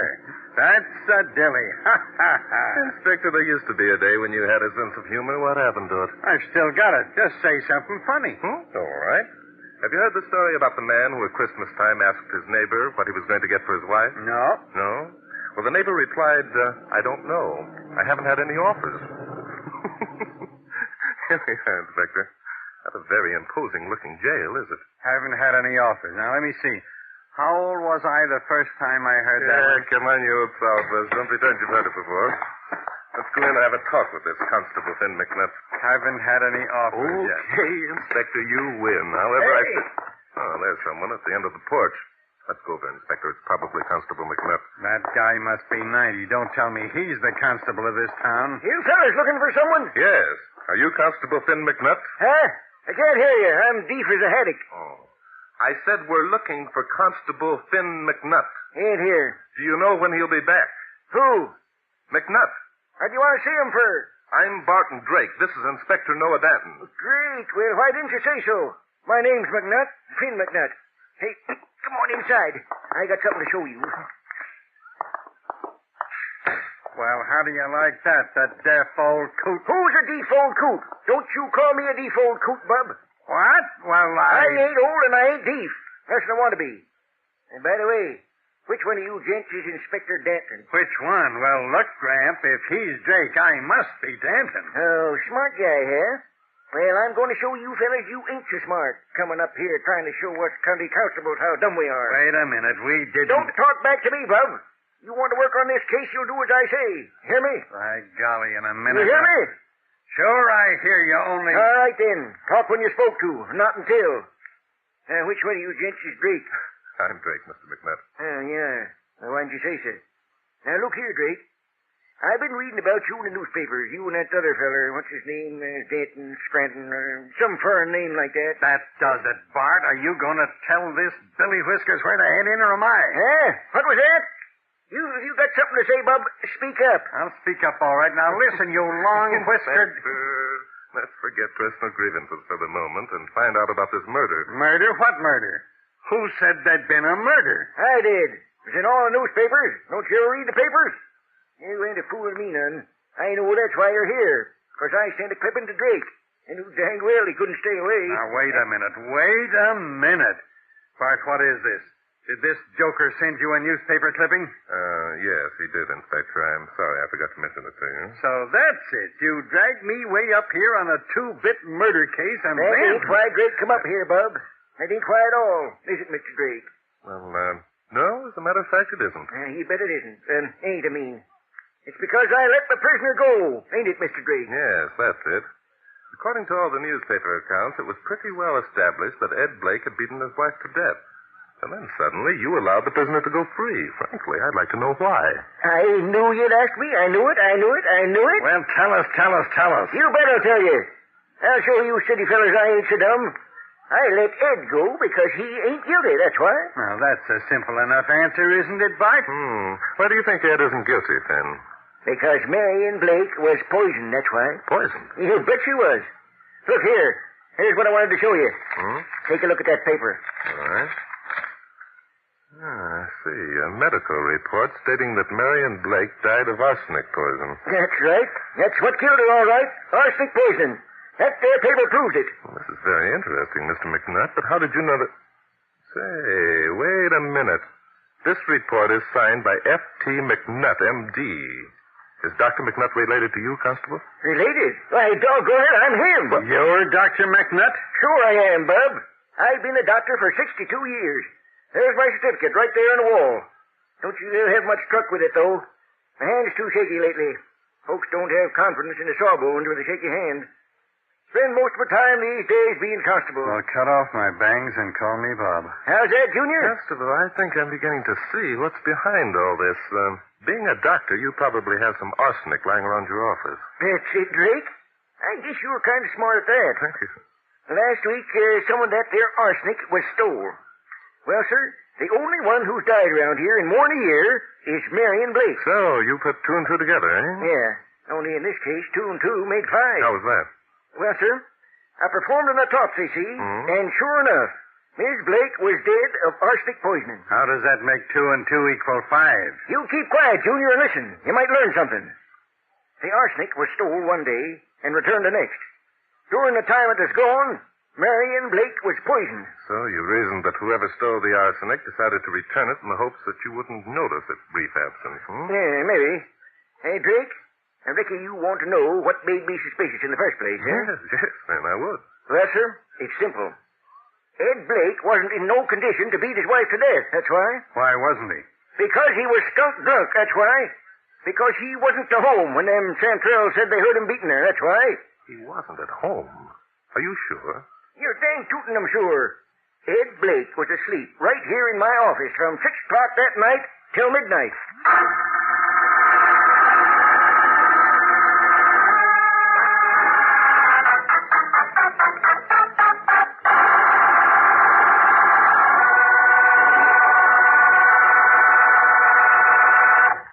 That's it, Drake. You find out who stole that arsenic and how it was given to Marion Blake, and I'll pay you $1,000, cash money. Well, this is rather unusual, Constable, being offered money by the police department. It ain't being offered by the police department. No? Being offered by me, personal. Soon as folks find out the facts in this case, they're going to figure it was me that murdered Marion. Figure it was you who murdered her. Why, sure.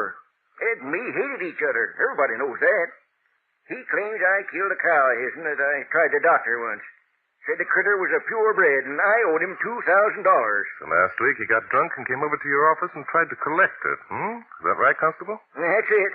We had some words, and the folks gathered around outside to ups and arrest Ed for disturbing the peace. And how about it, Drake? You want that $1,000 or don't you? I'll take the case, Constable, but not because I think you intend paying me $1,000. Frankly, my only purpose will be to satisfy my own curiosity as to why you've gone to all this trouble to tell us such a deliberate lie.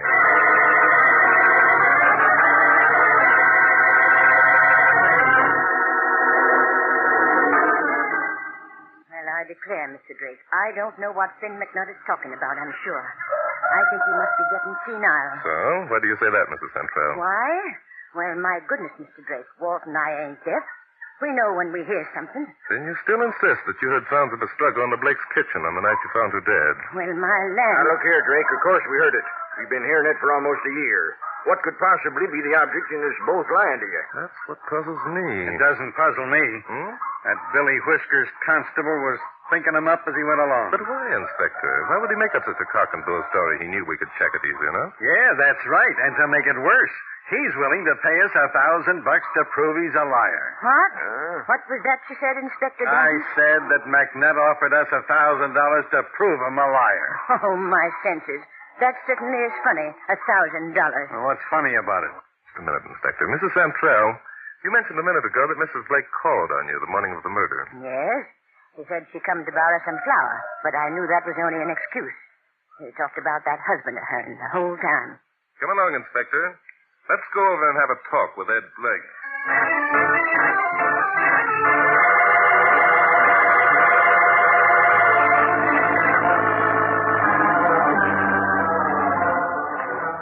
That must be Ed Blake splitting wood out in his backyard. Oh, yeah. Let's go over. Good afternoon. Are you Ed Blake? Yeah, that's right. Guess you two are Drake and Danton. Been expecting you. News gets around in these small towns, doesn't it? Mr. Blake, I guess you know why we're here. Yeah, Finn told me. Personally, I think you're wasting your time. Marion committed suicide. Finn thinks otherwise. As long as he does, I'm willing to help out by answering your questions. What makes you say your wife committed suicide, Mr. Blake? That's a personal matter, and it's none of your business. Thought you were going to answer our question. Never mind, Inspector. I think I know the answer. Blake, if your wife had committed suicide, there'd be a box or some sort of container lying nearby which held the arsenic she used. Did you find any such container? I don't know. The arsenic was stolen from Finn McNutt's office, and later the unused portion was returned there. Finn says you were asleep in his office from 6 o'clock until midnight. Did Finn say that? Didn't we just tell you he said it? I don't know whether you fellas are trying to trick me or not. I don't know if it makes any difference. Finn probably thought he'd help me by lying. Poor old guy. You mean you weren't in the office all the time? No. Around 7, I got up and went out to look for another bottle. Where'd you look? Not out here, if that's what you're thinking. I didn't come near this house all that day or evening. Oh, just a minute. We've got 2 witnesses who'll swear they heard you and your wife fighting. Who are they? Walt and Martha Santrell? They're always hearing things. Their testimony in court will carry a lot of weight, Blake. No more than my witnesses. I got witnesses who'll testify I wasn't anywhere near this house at the time the Santrell said they heard me beating up my wife. Who are they? I'll produce them when the time You'll comes. produce them now unless you want to be arrested for the murder of your wife. That's so? Who's going to arrest me? I am. Not without Finn McNutt's permission. Finn's got charge of this case, and it just happens he knows I didn't murder nobody. You're pretty sure of yourself, aren't you? Sure I am. Here comes Finn now. You can ask him if he wants you to arrest me. I'm going to ask him plenty of things. I wouldn't, Inspector. I think we're going to find that Mr. McNutt is a lot smarter than we gave him credit. Hello there. Hello, Mr. McNutt. How are you? Howdy, Drake. Hello, Ed. Hiya, Finn. Who's that there, feller? Now, don't give us that routine again, Longbeard. You know darn well who I am. Well, dang my eyes if it ain't old Gumshoe Scranton. Well, Drake, you got everything fixed up? Yes, I think so, Finn. Know who done it, huh? Beyond a shadow of a doubt, Finn. I figured you would. I'm sorry I had to pull a couple of fast ones to help things along. I guess you and me understand each other, though, don't we?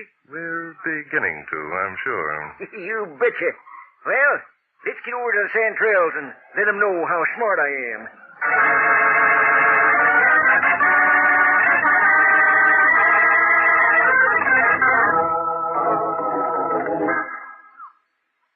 Well, my senses, this is certainly turning into quite an affair, ain't it? Sorry we had to bother you again, Mrs. Santrell, but Finn seems to think you'd both be interested in the final outcome of the case. I don't get it. What's the idea, Finn? Oh, let Drake tell you. Me, I'm just an old hick cop that don't know nothing. You can say that again, Gramp. All right, I will. I don't know nothing. Now, Drake, you tell him, boy. All right, I'll do my best, Finn. Look, Blake, do you still insist that you weren't at your house between 6 o'clock and midnight on the night of the murder? Sure I do. And if the Santrells say any different, they're crazy. Why, the idea, the very idea. You were there, Ed Blake. We heard you. Yeah. Why, we could have heard you if you'd been a mile away. Now, wait a minute. Are you sure you heard Blake, Mrs. Santrell? Or did you just hear Mrs. Blake? Just hear Marion? Hmm? I don't know what you mean. Sure we heard Ed. We both heard him. Wait a minute now, Walt. Wait a minute. I think Mr. Blake's got something there. Now, just let me take him. What do you mean, got something? We heard him, I tell you. No, we didn't. I remember now. No, sir, we didn't. All we heard was Marion begging Ed not to hit her, and then we heard some furniture being knocked over. Well, I declare. I don't blame you for being surprised, Mrs. Santrell. It'd be only natural for you to assume that Ed Blake was beating his wife when she kept screaming and begging him not to. Blake, tell me, did you ever strike your wife at all? Yeah. Once. So? The time I found out she was seeing Walt Santrell's secret. What was that, Ed Blake? Your husband was not only carrying on a romance with Marion Blake behind your back, Mrs. Santrell, but he had ample time to administer the poison to her while he was supposed to be out caring for a sick cow. That's a lie. I didn't give her the poison. Why should I? I was in love with her. Oh, Walt. It was Ed who gave her the poison. It must have been. How could it have been? He was asleep in the constable's office all the time. No, he wasn't. Marthy went down to get Finn after we discovered Marion's body, and there wasn't anyone in Finn's office. Was there, Marthy? Was there? No. There wasn't anyone there. I got to stick by you, Walt, even though. So there wasn't anyone there, eh? Not even Gramp here. That's right, Junior. I'm in it, too. It could have been me. Could have. Had plenty of chance. I told you folks would think I did it. Well, did you? Never you mind. Go on, Drake. Needle him, boy. Needle him. Are you quite sure there was no one in the constable's office when you got there after the murder, Mrs. Santrell? Yes, I'm sure. I'll testify in court if necessary, if it'll prove Walt innocent. I see. Then if no one were there, you had an opportunity to return the partly used box of arsenic, didn't you? What did you say? What was that? You wondered how you were going to get it back, didn't you, Mrs. Santrell? You certainly didn't want such incriminating evidence found in your possession, and you were afraid that Finn might notice the box was missing if you kept it too long. Then came a golden opportunity when you went running for the police to investigate a murder that you yourself had committed. You don't mean you can't Oh, mean... yes, I do mean, Mrs. Santrell. Another golden opportunity came to you when Marion Blake came over to borrow some flour. It solved a real problem, didn't it? Marthy, you didn't... Say, that's an angle. By golly. You keep quiet there, Gramp. Let Drake pay it off. Go ahead, boy. You loaned Marion Blake the flour, didn't you, Mrs. Santrell? You put arsenic in it. You knew she'd never notice it, or that there was any likelihood of anyone guessing how the poison had been administered. Is it true, Marthy? Is it? Yes, it's true, Walt. I put the arsenic in the flour. I knew she'd make biscuits. I knew Ed was drunk and wouldn't be home. I knew about you and Marion. I thought you'd be over there eating supper with her. You have before. I watched you. I wanted you both to die. I wanted you both to die. And then I wanted to die myself.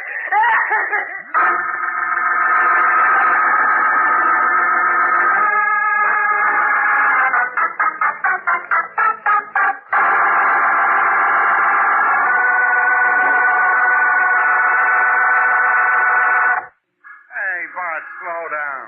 What's the matter, Inspector? See that sign? I want to take a good look at it. It says, leaving Menden. Come back and see us again. Only I'm not coming back. You're still a little hot under the collar, Inspector? No, I'm not hot under the collar. Only these country cops get in my hair. You'll have to admit that Finn McNutt was pretty smart, Inspector. Smart my foot. All he was the doggondest liar I ever ran across. Everyone in Menden seemed to do pretty well at throwing whoppers. Yeah. Imagine those Santrells cooking up that story about hearing their next-door neighbors fighting. Yeah, that wasn't a cooked-up story, Inspector. Martha Santrell actually did think Blake was beating up his wife. But Santrell knew that Marion Blake was putting on an act, eh? Exactly. It would have provided excellent grounds for divorce, Inspector, since both Santrell and Martha would have sworn they heard the beatings, see? Ah, me. What lengths some people go to get rid of their spouses. Yes, they certainly do, Inspector. And that's another thing I can't figure.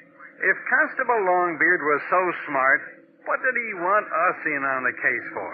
Why didn't he just go out and arrest Martha Santrell? But he didn't know that Martha Santrell was guilty, Inspector. He only knew that Marion Blake had died of arsenic poison. And that scared him. Scared him? Yes. Remember, his job as constable was virtually honorary. And Ed Blake had already been arrested for his wife's murder. McNutt didn't want to stick his chin out, That's it, Inspector. He had his pride. And he didn't want to lose his job as constable. It was his only source of income. He knew people would laugh at him if he tried to sell anyone the idea that Marion Blake had been poisoned. But he figured a couple of city cops would swallow it hook, line, and sinker, eh? Well, he kidded us into taking the job, Inspector. He had enough evidence to prove his poisoning theory, but not enough to convict anyone. You've got to admit he was clever about it. Oh, sure. I'll admit it. Good for you, Inspector. Only I'd give my badge for a chance to go back there and pull his whiskers. I think he'd let you do it, too. He was so pleased with the way things turned out. Yeah, I'll bet. He was kind of cute at that. Yeah, well. You know what he said just before we left? Well, I know he apologized to you for all the cracks he'd made.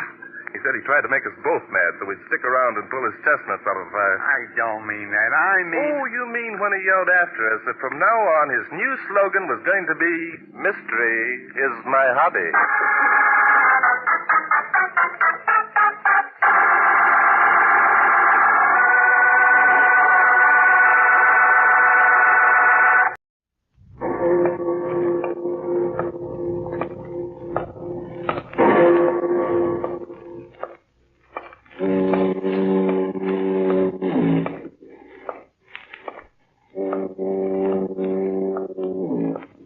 of the fog, out of the night, and into his American adventures comes Bulldog Drummond.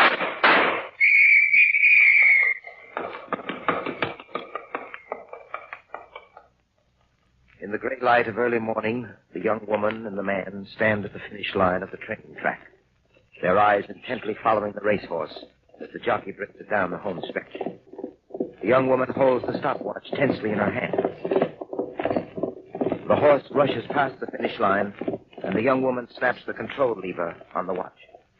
The jockey slows his mount down and brings it back to the finish line at a slow trot. Easy, boy. Easy. How'd we do, Miss Peters? 147 and a half, Al. Nice riding, kid. Well, thanks, Mr. Connors.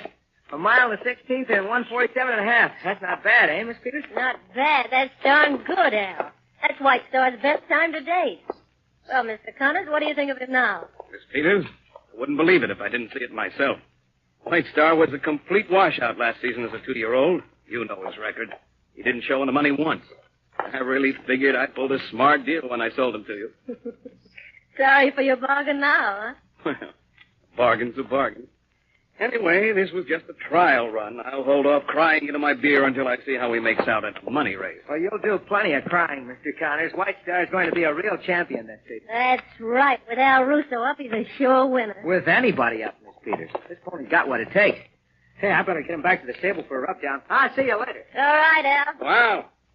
Yeah, Mr. Connors? Hold it a minute, will you? I'm going back to the stable. I'll walk with you. Sure. Do you mind, Miss Peters? No, go right ahead. And don't forget you're buying me champagne at the clubhouse if White Star wins tomorrow. Champagne it'll be. All right, Al. Let's go. Right. What are you trying to pull, Al? What do you mean, Nick? You know what I mean. You know just what I mean. You let this nag out all the way this morning on that track. You were riding him full. What was the idea? I just wanted to see what he could really do. Yeah? Why? Just curious. I told you to hold him back, didn't I? I got you the job with that Peters dame, so you do what I tell you. White Star wins when I say he wins and not before. He comes in under the wire when the odds are where I want them. You understand that?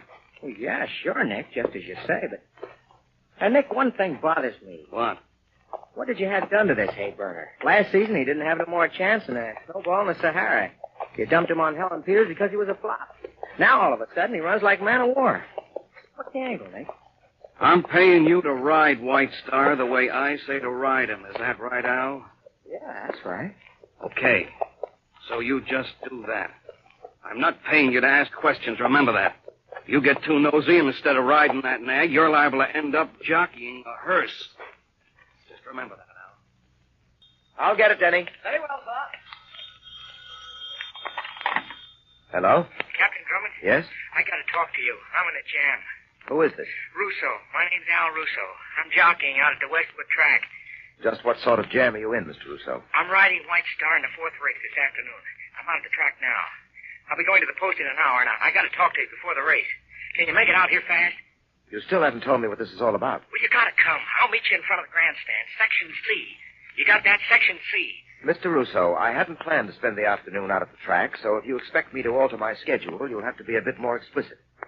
Just why do you want me to meet you? Well, look, I can't talk here. I think they spotted me coming into this booth. They? Who are they? The ones who are going to kill me. What? That's right, Captain Drummond. I've got to get protection. I can't go to the cops.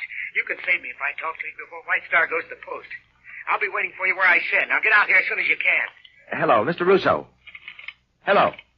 Hello. Denny. Denny. Yes, sir. What is it, sir? Hurry, bring the car around front. We're going out to the Westwood racetrack. Westwood racetrack? But I thought we There's were a change in our plans, Denny. But, sir, why this sudden and new interest in the horses? It's not the horses. It's my usual and old interest, murder. Now hurry, get the car. I'll be out in a moment.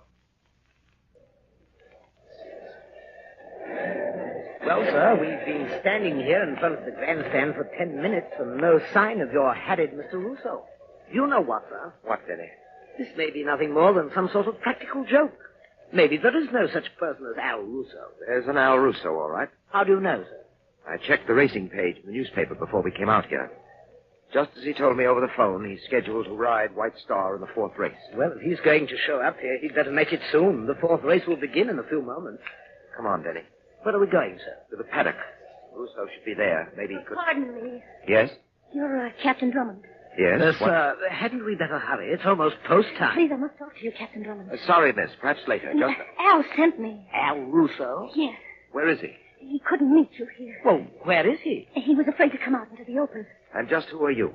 I'm Al's wife, Captain Drummond. He's in trouble. So he said over the phone. Well, he's got to talk to you. He wouldn't tell me what it was, but I know it's something terrible. You will help him, won't you? I'll do everything I can. Thank you, thank you. Now, where can I speak to your husband, Mrs. Russo? Over there. At that line of telephone booths under the grandstand. He's waiting for you. He's in the 3rd booth. Al said I should wait out here and see if they follow you to him. All right, Mrs. Russo. We'll be back to talk to you after I see your husband. Yes, I'll be right here. Come along, Denny. I'm with you, sir.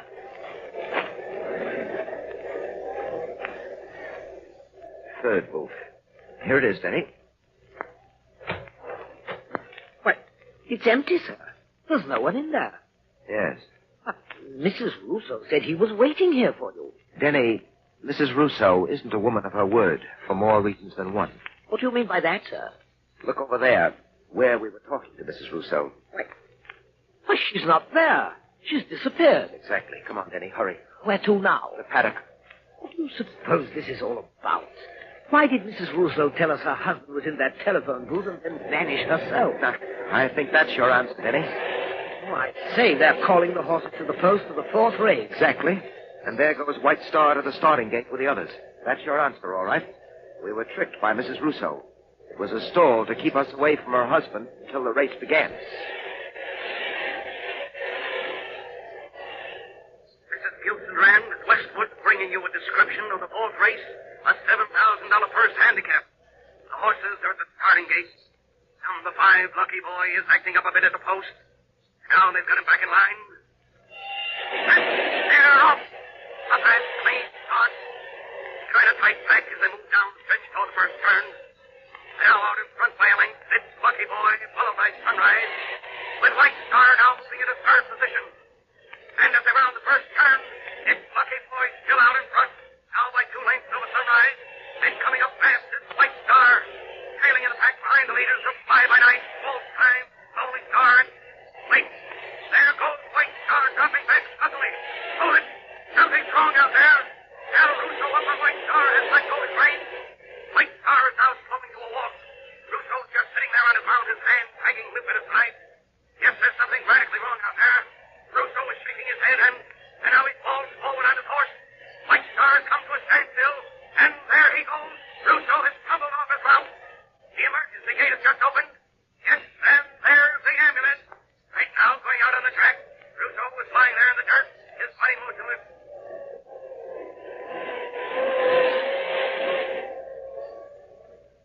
Captain Drummond. Yes, Denny? Miss Peters and her stable hand, Dave Turner, are outside. All right. Show Miss Peters in first. Yes, sir. This way, Miss Peters. Captain Drummond, I'm Helen Peters. How do you do? I've just learned from the track officials that my jockey, Al Russo, was poisoned. Yes, that's what happened.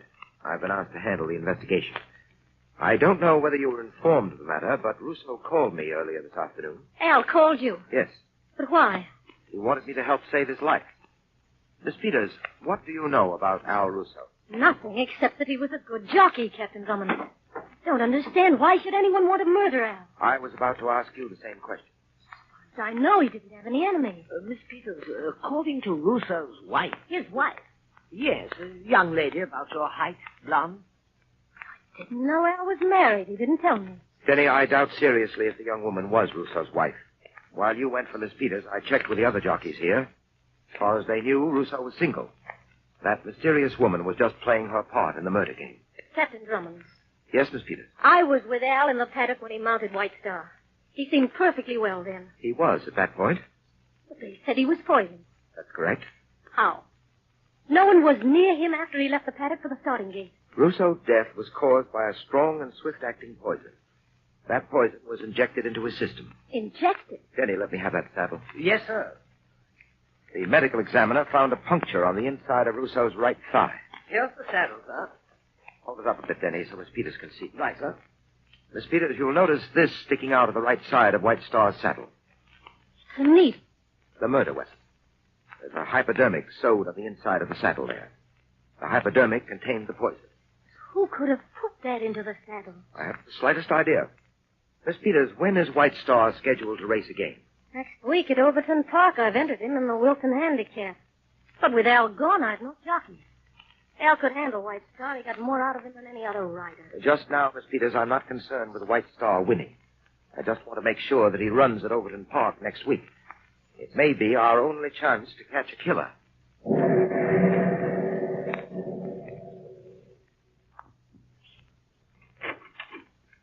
You got another jockey, Mr. Connors. What'd you get, Dave? Teddy Lynch. Lynch is a smart kid, Mr. Connors. He knows how to ride to win. He can bring White Star under the wire in the Wilson Handicap next week. What about Drummond? Well, he and that stooge of his are hanging around the stable all the time. This is the first chance I got to come over here. What are you going to do about Lynch? You won't be able to get to him with Drummond around. I'm not getting to Lynch. You mean you're going to let White Star come in for a win? Not on your life. Told you I was holding that nag from the win until I get the odds up high enough for a big killing. And next week they won't be anywhere near where I want them. Yeah, Mr. Connors, but how are you going to stop it? When are you taking White Star to Overton Park? Tuesday night. You drive over by Route 6? Yeah. All right. Here's what you do. 10 miles outside of town, there's an intersection. Halsey Corners, it's called. I know the place. Okay. You turn right onto 15A and go along for 7 miles. Then you come to a sign that says The Oaks. It's a farm a little off the main road. The Oaks. Right. I'll meet you there. Everything will be set for the nag. Pulling a reverse, eh, Mr. Connors? What do you think? I got too much invested to let White Star win yet. Got everything straight, Dave? Sure, but what about Drummond? What about him? Maybe he'll take it into his head to follow the truck. If he does, it'll be the last following he'll ever do. Don't worry about Drummond. I'll have everything set for him, too.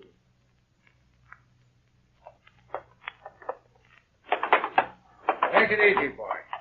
Now, easy. He seems to be a little nervous tonight, Dave. I think White Star kind of misses Al, Miss Peters. I don't usually have this trouble loading him on the truck this way, boy. Come on. Easy, sir. Good evening, Miss Peters. Oh, Captain Drummond, I thought you and Teddy Lynch went on to Overton. I changed my mind. Denny and I have some work to do. I sent Lynch on ahead. By the way, what do you think of Lynch? Seems to be a fine jockey. I told you he'd work out. We both may get what we want at Overton. You a victory for White Star, and I, Al Russo's murderer. All set, Miss Peters. Well, then you better get started, Dave. Sure thing. Just as soon as I get this ramp up, I'm off. You found any trace of that woman who said she was Mrs. Russo? Not a sign of her. But I have an idea she'll show up sooner or later. All ready to get underway, Miss Peters. All right, Dave. I'll see you tomorrow morning at Overton. Good night. Good night.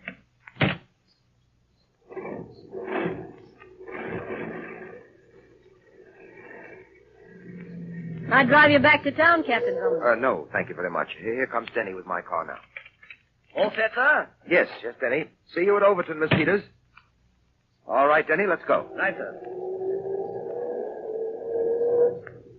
Keep on the tail of that truck.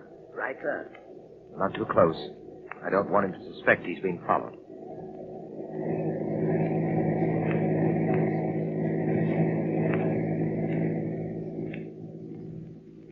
Well, so far he's sticking to the route, Captain Drummond. Yes, but it's still quite a way to Overton. What makes you think something surprising may happen? In the absence of clues, Denny, I have to fall back on hunches. Well, if you ask me, I think we're out on a wild horse chase, if you pardon the pun. Slow down, Denny. He's turning off the road. I say, perhaps you were right about that fellow, Dave, sir. That's not the way to Overton. Step on it, Denny. Get up to that intersection. Right. Now, take that turn fast. I don't want to lose track of that truck. Hold on, sir. Here we go.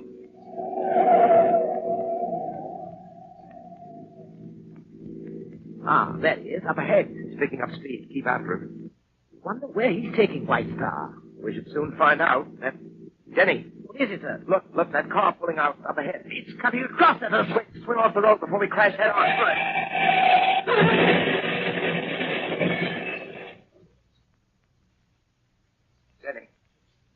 Denny.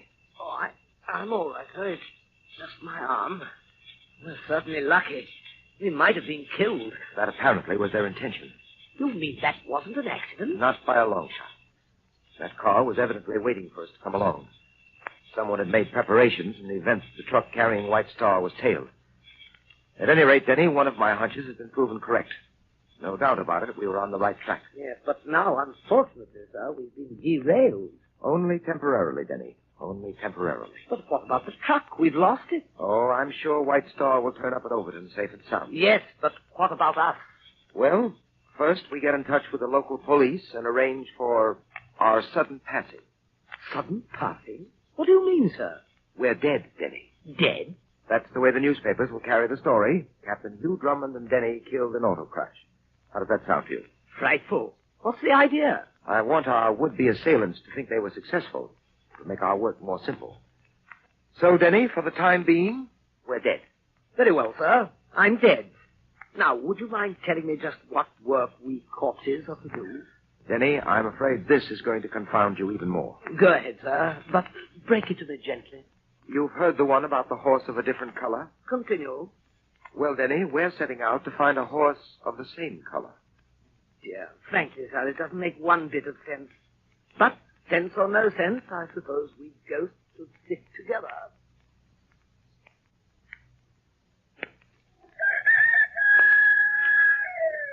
All right. We'll try that barn first. Really, Captain Drummond, we're taking quite a gamble sneaking about farms in this fashion. We're liable to run up against a farmer who'll take us for trespassers, who'll greet us with a load of buckshot. I'm afraid we'll just have to chance that. Very well, sir. But how long are we going to keep this prowling up? Till I find what they're looking for. I'm sure it's someplace in this area. All right, open that door and we'll see what this barn has to offer. All right, come on. Close the door. Yes, sir. The horse stalls are over there. Let's go. Denny. What is it, sir? That horse in the end stall. Sir. Come on. Why, Captain Drummond, this horse, he has a white marking on his head, the same marking. Yes, it's White Star, all right, Denny. Oh, but I still don't understand. You said when you checked yesterday morning that White Star had arrived at Overton. So he did. Well, then who is this horse? White Star. Oh, now, really, sir, nothing can be in two different places at the same time. Would you mind telling me what this is all about? All right, Denny, all right. Here's the way I see it. This White Star we're looking at is a ringer for the White Star at Overton. Ringer?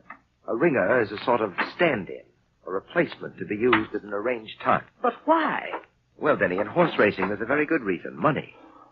The two White Stars are identical probably in all factors but one, speed. That's where the money angle is put to work. You remember we checked on White Star's past record. Yes, it was quite undistinguished. Exactly. No wins. The odds against White Star coming in first are great. Oh, I see, sir. If White Star wins, the one who bets on him will be richly rewarded. That's right, Denny. And the chances are that one of the White Stars stands a very good chance of winning. I say, Captain Drummond, do you suppose Miss Peters knows about this? From the way things look, it doesn't appear so. White Star was sold to her last season by Nick Connors. In the past, Connors' dealings in horseflesh have been on the shady side. Oh, then perhaps Connors had something to do with Al Russo's murder. It's altogether likely, Denny. But we'll have to prove that by drawing Connors out. How do you expect to accomplish that, sir? By seeing just how interested he is in the way White Star runs. Denny, we're getting this horse out of here. And then what? You and I are taking him to Overton to make an unauthorized switch in horses.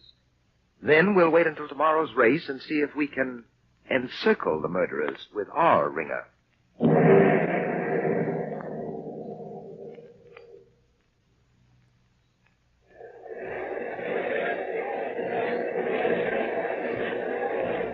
I say, Connors is here, sir. I saw him in a box at the other end of the grandstand. All right, Denny. Now, we'd better remain out of sight until after the race. I saw Miss Peters' stable hand, Dave, too. He's wearing a bandage around his head as a result of that blow I delivered to him last night before we switched horses. It must be quite a headache, sir. But nothing, Denny, compared to the headache the state is going to give him when we wind this case up. You know, Captain Drummond, one thing bothers me. What's that? I wonder which of the two is the real White Star, the one who ran so badly last season. We'll soon learn that, Denny. Ah, there they go. And as they come around the far turn, it's Seminole, still out in front by 2 lengths over Rocky Ridge, with Dusty King moving up to take third position over Wind Song. Seminole has now extended his lead by 3 full lengths, and wait, there's White Star coming up fast on the inside. Yes, he's making his bid. White Star was 10 lengths up. He passes Dusty King to capture the number 3 spot, and he's still moving up. White Star, the 20-to-1 shot up there among the leaders, and around the turn into the home stretch, it's Seminole still in the lead, and there goes White Star past Rocky Ridge into second place, and he's still coming up fast. Jockey Teddy Lynch is pushing his mount, pushing, and now it's White Star challenging Seminole, and he's up there. Seminole and White Star, neck and neck. White Star and Seminole as they head for the finish line, and here they come.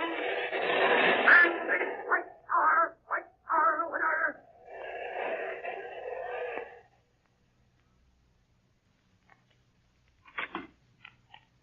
Hello, Miss Peters. Nick, White Star won today. You don't say. I don't know how it happened. I can't figure it out. You can't, huh? I can. Nick, what's the matter? You're a lousy double-crosser. What are you talking about? What am I talking about? You. The dirtiest double-dealing dame on the face of the earth. That's what I'm talking about. Nick, I couldn't help it if White Star won today. He just ran well. White Star doesn't run that well. He hasn't got it in him. The ringer was in there today. What? Don't give me that what business. You were setting yourself up for some quick change and a run-out. I got it all figured. Nick, you're wrong. I just checked with the farm. The ringer wasn't there. You got him out. You pulled a double switch on me. No, honest, We I were going to didn't know split it. a nice take, you and me. But you couldn't wait. You wanted to make a grab for yourself, just like Al Russo did. What made you think you'd get away with it? What made you think so? You're wrong, Nick, you're wrong. I didn't know. I don't know what you're talking about. I rig up a neat scheme. Nobody knows the connection between you and me. I rig it up neat so we can get out with a clean take. You sit high and dry. I get the dirty work done. I get rid of Russo. Then I put Drummond and that stooge of his out of the way. And all the time, you're setting me up for a lousy sucker. Nick, believe me, I didn't switch the horses. I had nothing to do with it. Not much you didn't. Please, you've got to believe me. Get over there by the window. What? What are you going to do to me? I got another plan for you and me now. Only this time it's sure to work. I'm seeing it with personally. You're going out that window. Nick! You're going out that window and smack on that lying face of yours. Stop moving. Nick, please, wait. Come on, Come here. get over the window. Nick, for heaven's sake, you've got to listen. Get the window. Nick. Get going, I say. Get over Where you are, Miss Peters? Heaven, Drummond. Don't move, either one of you. Why? Sorry to disappoint you. Captain Drummond, this man was going to kill me. Yes. Denny and I heard him talk about it in the adjoining room. We heard everything you two said.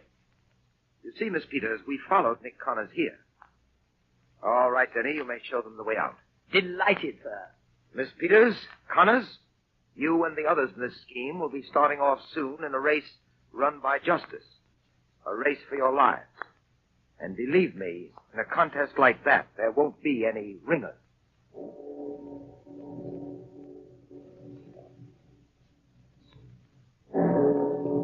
I'll be back in a moment to tell you about next week's story.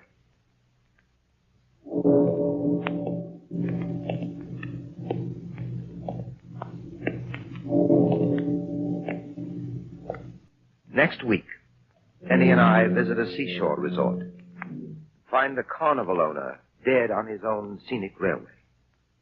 Our investigation leads us from attraction to attraction, and from murder to smuggling. I call this story, Death Loops the Loop. Be sure to listen, won't you?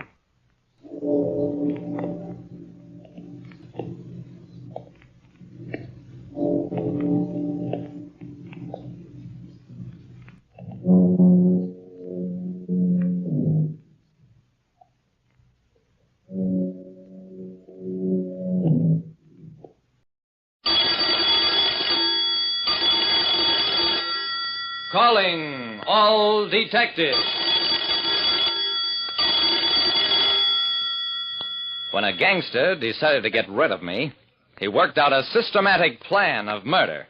That is the situation on this page from my casebook. The casebook of Jerry Browning, private detective. You can take the word of Jerry Browning, private detective. No man can get along without friends. The man who walked into my office was Ed Bimrose, president of the Downtown Small Businessmen's Protective Association, a brand new name for a very old racket. Browning, absence makes the heart grow fonder. I'd love to get used to not seeing you around. What's the matter, Ed? Do I bother you? Yeah. 6 members of my association resigned. All on account of you. Waste not, want not. So now I have to go around and crack some heads. I got up. Ed, I've been gathering evidence about your shakedown racket. Forewarned is forearmed, Ed. The next time you try any strong-arm stuff, you're going to jail. There was a long, thoughtful silence. Then Ed put his hand into his pocket. The pen is mightier than the sword. And the dollar is mightier than both. Here, go take a trip around the world for yourself. 25 grand. I picked up the roll of money he'd flung on the desk and tossed it back at him. Sorry, Ed, I don't sell out. Ed sighed. Okay, Browning. When you get knocked off, I hope you'll understand it's nothing personal. Just business as usual. When I wouldn't accept a big bribe to get out of town, a racketeer threatened me with death. I was driving along River Cliff Road 3 days later. The road has some sharp curves on it and a steep drop to the river. So I was going along at a conservative 35 when a car coming up from behind drew abreast and suddenly cut sharply into me on a curve. I spun my wheel around and went off the road into a crash post at the edge of the road. By the time I got out, the other car was long since gone. I walked to the front of the car and patted the crash post. Apparently, I'd underestimated Ed Bimrose and his threats.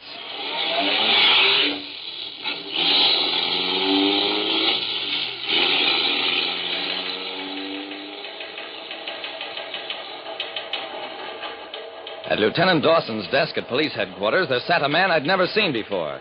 Is Dawson around? No, he's bringing back a prisoner from Kansas City. I'm Lieutenant Gallagher. What do you want? I told Gallagher about my interview with Ed Bimrose and the accident on River Cliff Road. What do you expect me to do about it? Did you get the other car's number? Are you sure they done it on purpose? Never mind, Gallagher. Forget I mentioned it.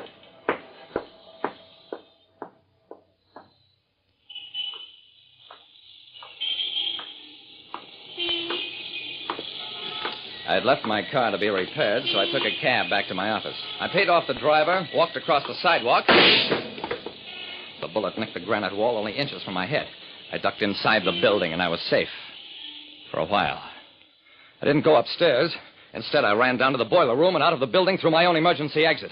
Then I took another cab to Louis' Hamburger Heaven. Louis? No, he's out of town.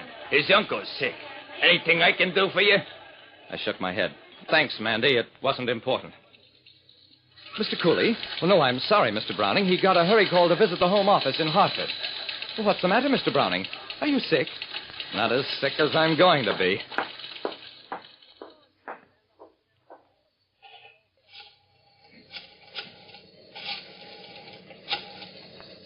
At a drugstore phone booth, I made a call to Wilbur Norris of the Great Valley Railroad.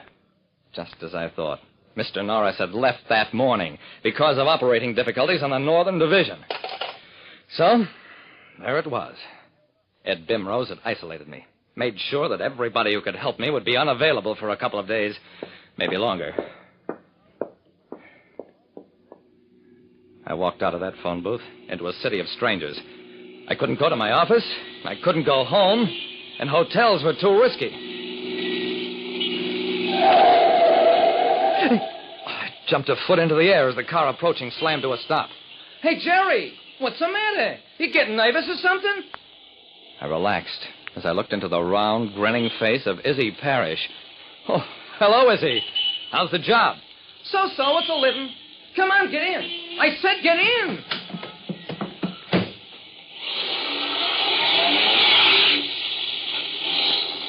Look, Izzy, I'm in a kind of a spot, and I don't want... Shut up!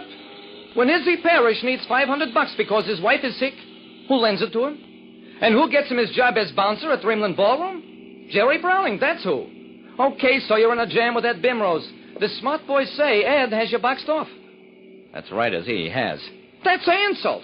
I've been looking for you for 2 hours. The trouble with you, Jerry, is you don't know how many pals you got. Hey, get down on the floor. We're going through some bad territory.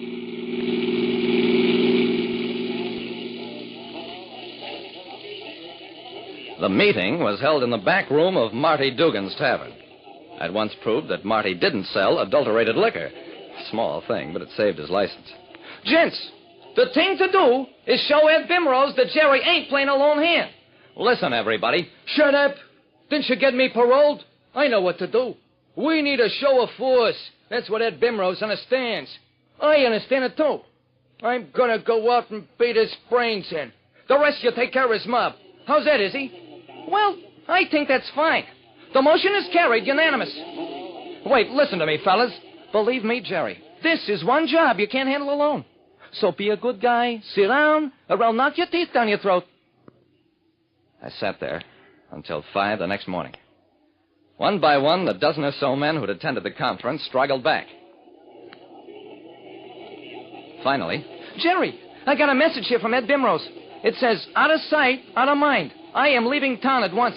He wrote this after Pete Lopez took Ed's gun away from him and banged it a few times against his head. I'm tired. Let's everybody go home.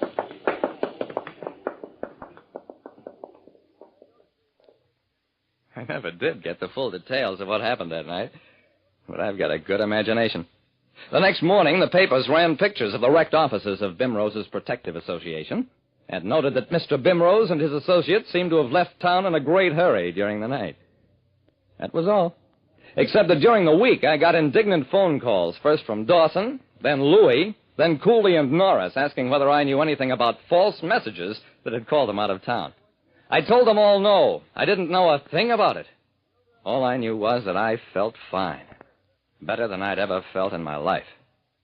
Like I said, nobody lives in the world alone. You've always got a friend. Just look around. Box.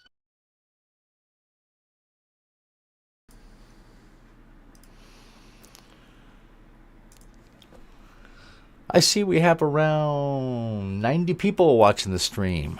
Excellent. Thank you for watching all. Glad to see you. Welcome, Sally Skellington. I don't know if you're still there. I saw you briefly. Thank you for stopping by. Good to see you. I like Mystery as my hobby. I think that's a great show. Glenn Langan is a great voice actor as Barton Drake. That last show, Calling All Detectives, was only 7 minutes long, as most of the episodes were. But a good one, short and sweet, kind of a condensed mystery. Coming up on the next 3 crime shows on our Radio Crime Tales live stream, we have Box 13, starring Alan Ladd as mystery novelist Dan Holliday. He ran a classified ad for Adventures Wanted, usually sent by victims of crimes. In this particular episode, Double Right Cross, Holliday has to find the truth about whether a boxing match was fixed or not. And then after that, we have Murder Clinic. And it's a show about the world's great detectives, and it featured a different one each week. In this episode, Tragedy of Marsden Manor, the Lord of the Manor is found shot in the mouth and near death. And it's Detective Hercule Poirot, Agatha Christie's famous detective, who must solve the crime. After that, there's a lesser-known show called Europe Confidential. I like this show. It's a mystery radio show hosted by Basil Rathbone, who you may know as Detective Sherlock Holmes. Reporter Mike Conroy works for an American newspaper based in Paris, played by Lionel Merton. He inevitably winds up trying to solve all sorts of mysteries, as in this episode, the Judy Diamond affair. So I hope you enjoy these 3, and if I missed anybody, Sally left, okay. Well, shoot. Anyway, maybe she'll come back and watch it, and she'll hear me say hello to her. Anyone else that popped in that I missed, I apologize, but welcome to the stream. I see we have up to 94 now. Excellent. All right, so proceeding onward, here is Box 13, Double Right Cross. 13, with the star of Paramount Pictures, Alan Ladd, as Dan Holliday. To Box 13, care of Star Times. Dear Dan, if this is the way you want it, okay. If a pal and buddy has to reach you the hard way, all right. Enclosed is a ticket to my fight with Brennan tomorrow night. I'd like to see your mug at ringside. If I don't, I'll make it a point to muss it up for you. If I don't, I'll make it a point to muss it up for you. Johnny Capelli. Johnny Capelli, a kid when I first met him, fighting in a different way, at Anzio. And maybe, just maybe, Anzio wasn't as hard for him to take as what happened right here. And now back to Box 13 and Dan Holliday's newest adventure, Double Right Cross. Johnny Capelli, contender for the middleweight crown. A big, overgrown kid with a smile full of white teeth and a heart full of kindness for everybody. Johnny Capelli? I never heard of him, Mr. Holliday. Well, you don't read the sport pages, Susie. But you know him, huh? Uh-huh. We played duck on a rock on the beach at Anzio for keeps. I saw him a little while ago. Told him my Box 13 idea, and I guess he saw the ad in the Star Time. And you're going to fight, huh? Yes, that's it, Susie. Did he send you a bedside seat? There's nothing I can do with that one. So long, Susie. In the driving rain, I headed for the stadium, and my cab ran fenders first into a traffic jam. Well, there was no use trying to get through, so I paid off the cabbie and started to plow the rest of the way to the stadium. I looked at my watch 2 minutes after 10. The first round of the fight was underway. By the time I hit ringside, people were already on their feet leaving. And there was booing and talk. Capelli knocked out. Capelli acted like a fourth-rater. Johnny Capelli laid down. I pushed my way back to the dressing rooms with a little knot of people around one door, and a girl was rattling the knob and calling, Johnny, please open the door. Johnny. "What's the matter? What's going on?" Who are you? Reporter, beat it. No, I'm a friend of Johnny's. Who are you? His manager. I was, but not after tonight. He loses one fight and you're quitting. Yeah, like he did. When he comes out of there, tell him he can take this contract and tell him. You're Helen, aren't you? Yes. Please go away. Johnny can't see any reporters now. Please go, will you? I looked at her.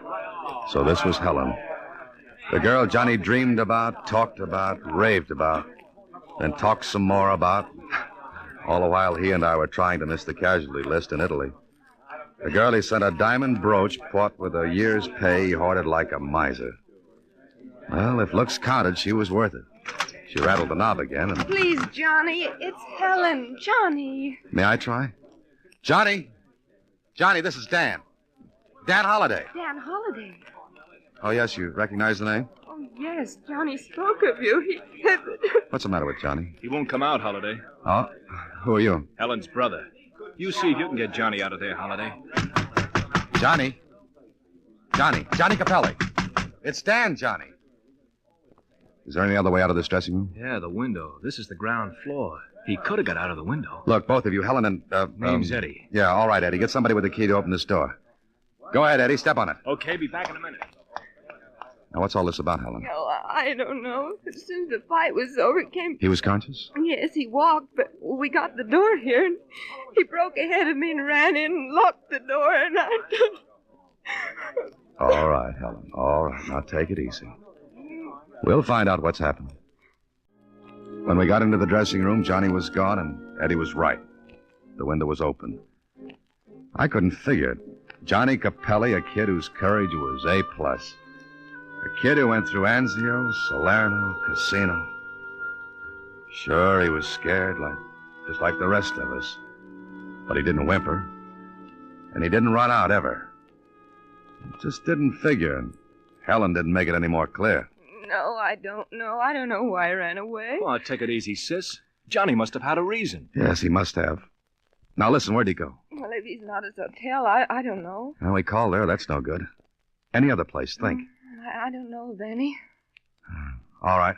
Where can I get in touch with you later? 387 Christopher Place. Good. You wait there. I'll find Johnny.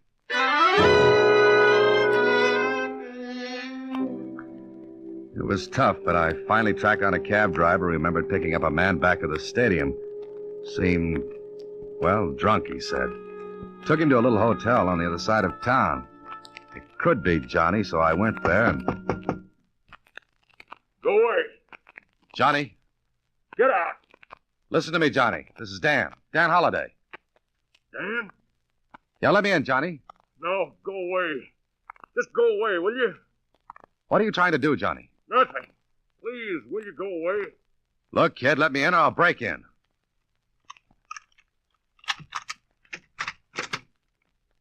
Johnny. Hiya, Dan. Where's the light? Don't turn it on. Don't, Dan. Okay, Johnny. No light. Close the door.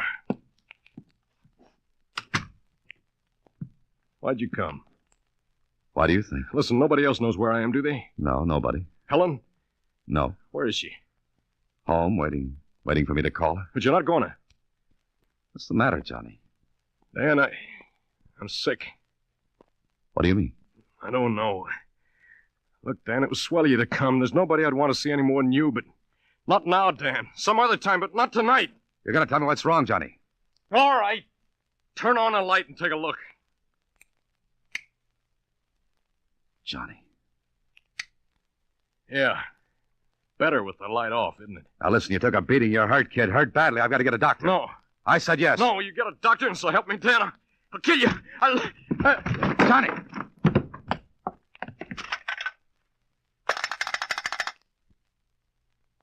Hello. Desk clerk? Listen, get a doctor to room 10 right away. And that means right now. All right, Mr. Holliday. He'll sleep for a while now. How long before he wakes up, Doctor? 5, 6 hours, maybe longer. How badly is he hurt? Well, that's hard to tell.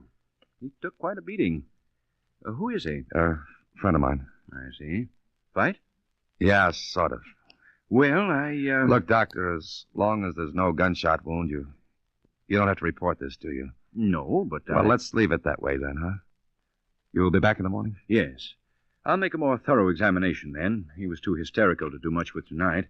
But I think he'll be calmer when he awakens. Then there's nothing too bad. I don't think so. Bruises, contusions, and his eyes. What's wrong with his eyes? I'll see you in the morning. Good night, Mr. Holliday. Good night. Thanks, Doctor. I sat by Johnny's bed and watched. I didn't call Helen because, well, for some reason, Johnny didn't want anybody to know. To know what? Maybe I'd find out when Johnny came to. Maybe he wouldn't tell me. But I just couldn't see Johnny running out on anything. There had to be something wrong. Something big. I sat in a chair alongside the bed and thought about it, and I guess I fell asleep because the next thing I knew, Huh? Oh, just a minute.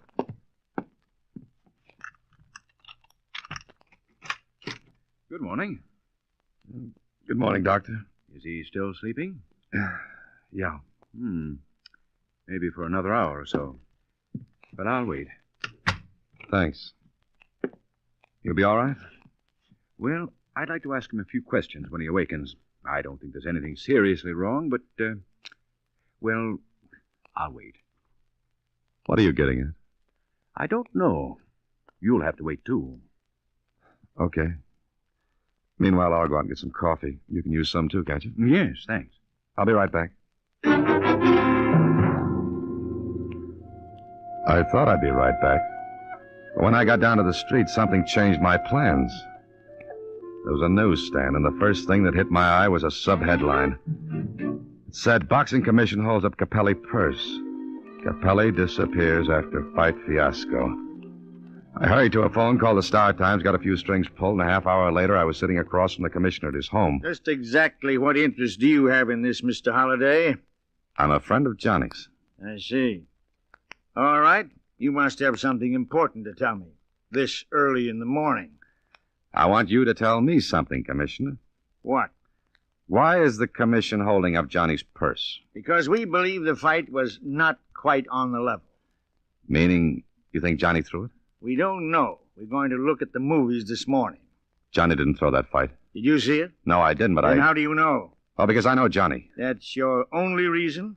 I think it's enough, Commissioner. Look, Mr. Holliday, we have one job to do. Keep the boxing game fair and square as a service to the fans who pay their money to see good, clean sport. Capelli was a 10-1 favorite last night. A big bet placed on Brennan would bring a lot of money to anyone. Meaning Johnny might have bet on Brennan? It's been done. And the commission is in business to see that it doesn't happen anymore. Until Capelli proves otherwise, we'll say he threw that fight. I didn't believe it. But Johnny lost. He lost badly. And he did run out, and he wouldn't tell why. I went back to the little hotel and ran into the doctor who was just leaving. Oh, Mr. Holliday. That cup of coffee took a long time. It wasn't coffee. How's Johnny? He'll be all right. That all? No. Last night when I examined him, something puzzled me. What? His eyes. Pupils dilated. And? This morning when I examined him again, I asked a few questions. What about? Your friend had every symptom of Bellamine poisoning. Last night, the pupils of his eyes were dilated, and... Wait a minute. That would affect his sight, wouldn't it? Yes. Taken internally, Bellamine is poisonous. Quarter grain and up is fatal. And less than that? Dryness of throat, nervousness. In other words, if someone gave him Bellamine, he'd have a hard time seeing. Very difficult. And if he were a boxer? If he were a boxer and went in the ring with his eyes in that condition, he wouldn't be able to see his opponent. So Johnny lost the fight because he couldn't see Brennan. But why did he run out? Why didn't he want anyone to see him? I thought I was going blind, Dan. Brennan was just a shadow that was beating me. Why didn't you quit? Why didn't you say something? Because Johnny? I didn't want anybody to know. If it was going to be that way, I'd take it alone. Noble, huh? Look, Dan, I waited a long time for that fight. It meant a crack at the title. Helen waited with me. If I was going blind, I wasn't going to let her know. Stick with me. Sure. A kid like you would think that way. Now listen to me, Johnny. Somebody fed you the stuff to impair your sight. Somebody who wanted you to lose that fight. Who? You're crazy, Dan. What did you eat yesterday? Eat? The day of the fight? Nothing. Just a little breakfast. And the rest of the day? Nothing. Liquids? Water? Milk? Of course not. No fighter fills himself up with liquids. Makes him logy, heavy on his feet. But, Johnny, the Bellamine had to be given to you just before you went into the ring. Any earlier in the day, and the effect would have worn off before the fight. Look, why don't you lay off, Dan? I'm telling you, I didn't eat anything or drink anything, not for hours before the fight. But you had to. No, I know what I did. Look, maybe it was my eyes. Maybe it is what I thought. I got hit in Italy, Dan. Maybe... It's not that. The doctor knows what he's talking about, Johnny. Somebody fed you that stuff. Who? You tell me. Nobody. I didn't eat, drink. Do I have to go over all that again? No, but I am. You wait here, Johnny. Johnny was a 10-1 favorite over Brennan, and somebody played that for all it was worth. And it looked like it was worth a lot of money if the bet was big enough. A little while later, I was talking to Brennan. You're crazy, Holiday. Maybe the guy wasn't in shape. Look, Brennan, Johnny was in condition. So you're telling me that somebody doped him? Meaning me? No, I'm just asking. And I'm telling. I got 120 fights on a clean sheet. None of them was shady. I don't play that way. I'm not saying that. I'm only trying to find out who could have given Johnny that drug. Well, I wasn't near his dressing room. I didn't even see him after we weighed in that afternoon. All right, it had to be in his food. Food? No fighter's going to eat right before a match. Or drink water? He just rinses his mouth, that's all. What else, Brennan? If he's training right, nothing else. But if he gets thirsty... I told you, he just rinses his mouth. He drinks water, it makes him heavy. That's why a fighter chews gum all day. It gives him a more... Gum? Yeah, gum. Why? Gum. That's it, Brennan. That's it. Sure, I chewed gum all day. Before the fight in your dressing room? I must have been chewing gum. I remember that... Go ahead, Johnny. What were you going to say? Nothing. Yes, you were. No, I wasn't. Look, there's only one way the drug could have been given to you. Now, you've got to think who gave you gum just before you went in that ring. I didn't have any. Johnny, what are you hiding? Nothing. You were going to say something a second ago. Did Baker, your manager, give you... No. Who else was with you? Just Baker. Where was Helen? Shut up, Dan. Did she give you any gum? Forget the whole thing. I'm going blind, that's all. Oh, you're not. Beat it. Helen gave you that gum. She was in your dressing room before the fight, wasn't she? Cut it out, Dan. That's why you shut up before you remembered. And the chewing gum was the only way the drug could be given to you. Because you didn't eat, you didn't drink water or anything else before you went in that ring. But maybe 15 minutes before, Helen handed you the gum, didn't she? Shut up, Dan. Shut up and forget the whole thing. Come on, Johnny. She gave you the gum, didn't she? Didn't she?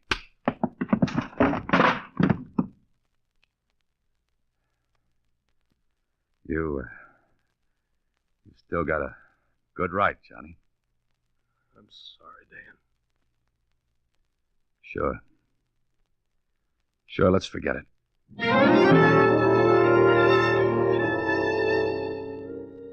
But I didn't want to forget it.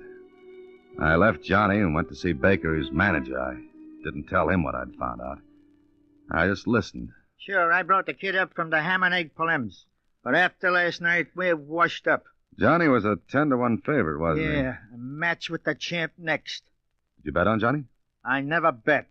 Even if you thought Johnny was going to win? What are you driving at? At somebody who stood to make a killing if Johnny lost. You're asking for a cloud holiday? I just had one. What about Helen? What about her? All right, Baker, here are the cards. Johnny went in the ring last night, a sure bet to lose. What? Yeah, that's right. He was drugged. He couldn't see Brennan from the first bell until he was counted out. He was fighting on instinct and courage. Listen, what are you giving me? There was nobody in his dressing room but me and... And Helen? Yeah. Now, what about her? Nothing.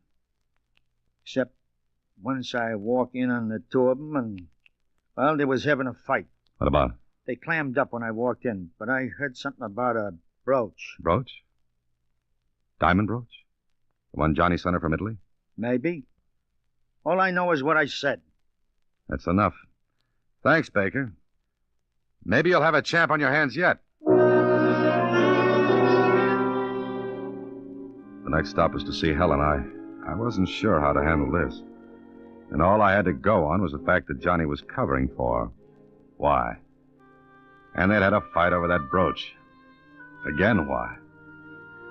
So the big question was, did she or did she not double-cross Johnny? Her first words to me were... Dan, you found Johnny. Maybe. Maybe, but what do you mean? Sit down, Helen. What's the matter? Is he all right? He'll be all right. He's in a little hotel. Well, then take me there. I want to see him, Dan. Maybe he doesn't want to see you. What? Johnny, now... Did he say that? No. Well, what are you doing? Why don't you take me to him? Why are you talking like this, Dan? How much did you win on the fight, Helen? What do you mean? I watched her face closely after I asked that. Either she was the new Sarah Bernhardt or she was in the clear. For a couple of seconds, she stared at me, and then... That's a filthy thing to say. Yes, I know, but I've got something to find out. What did you hope to find out by asking me that? I hope to find out who made a killing on the fight by making Johnny a setup for Brennan. He was 10-1. Good odds for somebody who'd lay a good-sized bet on Brennan. You mean you think I'd bet against Johnny? Did you? That's not worth answering. All right, look. Johnny was knocked out because he was drugged. He couldn't see. And he was drugged only a few minutes before he went into the ring. Baker? No, a manager who's bringing up a champion doesn't sell him out. And that leaves only me, is that it? Maybe. And I bet everything I had on Brennan. Is that your story? What's yours, Helen? I have none. If that's what you believe, believe it. But tell me where Johnny is. I promised I wouldn't. You promised? Oh, no, Johnny can't believe I... Where's that brooch he sent you? Brooch? Yeah, that's right. The one he sent from Italy. A $3,000 brooch that'd bring about $1,500 in a pawn shop. And $1,500 at 10-1. Well, seems to be my day for taking it. I'm sorry. Didn't you give Johnny chewing gum just before he went into the ring? What did you say? Chewing gum. Johnny wouldn't tell me, but I know you gave it to him. Yes. You admit it? Yes. Huh. That was the only way he could have been drugged. And you admit it? Yes, I admit it. Doesn't make sense. All right, it doesn't make sense. You're so right, Mr. Holliday. Nothing makes sense. Nothing. Now go back and tell Johnny. Tell everybody. Go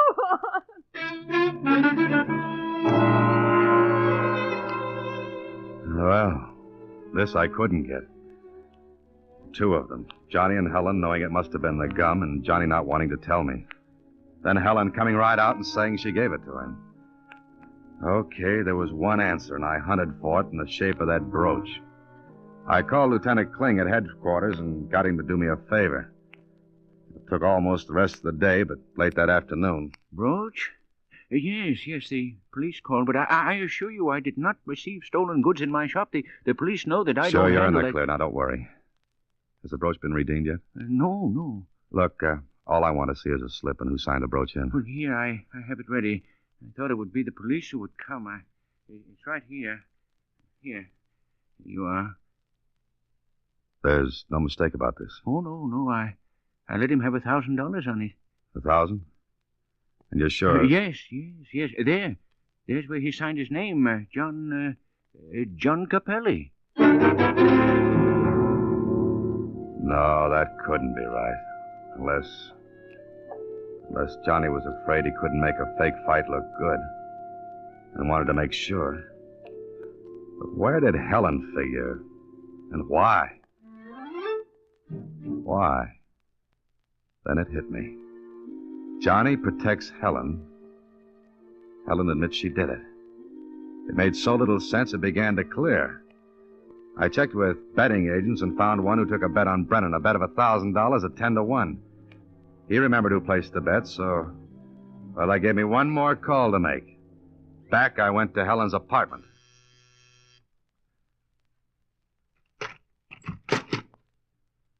Hello. Yes? Oh, hi, Holiday. Come on in. Oh, thanks, Eddie.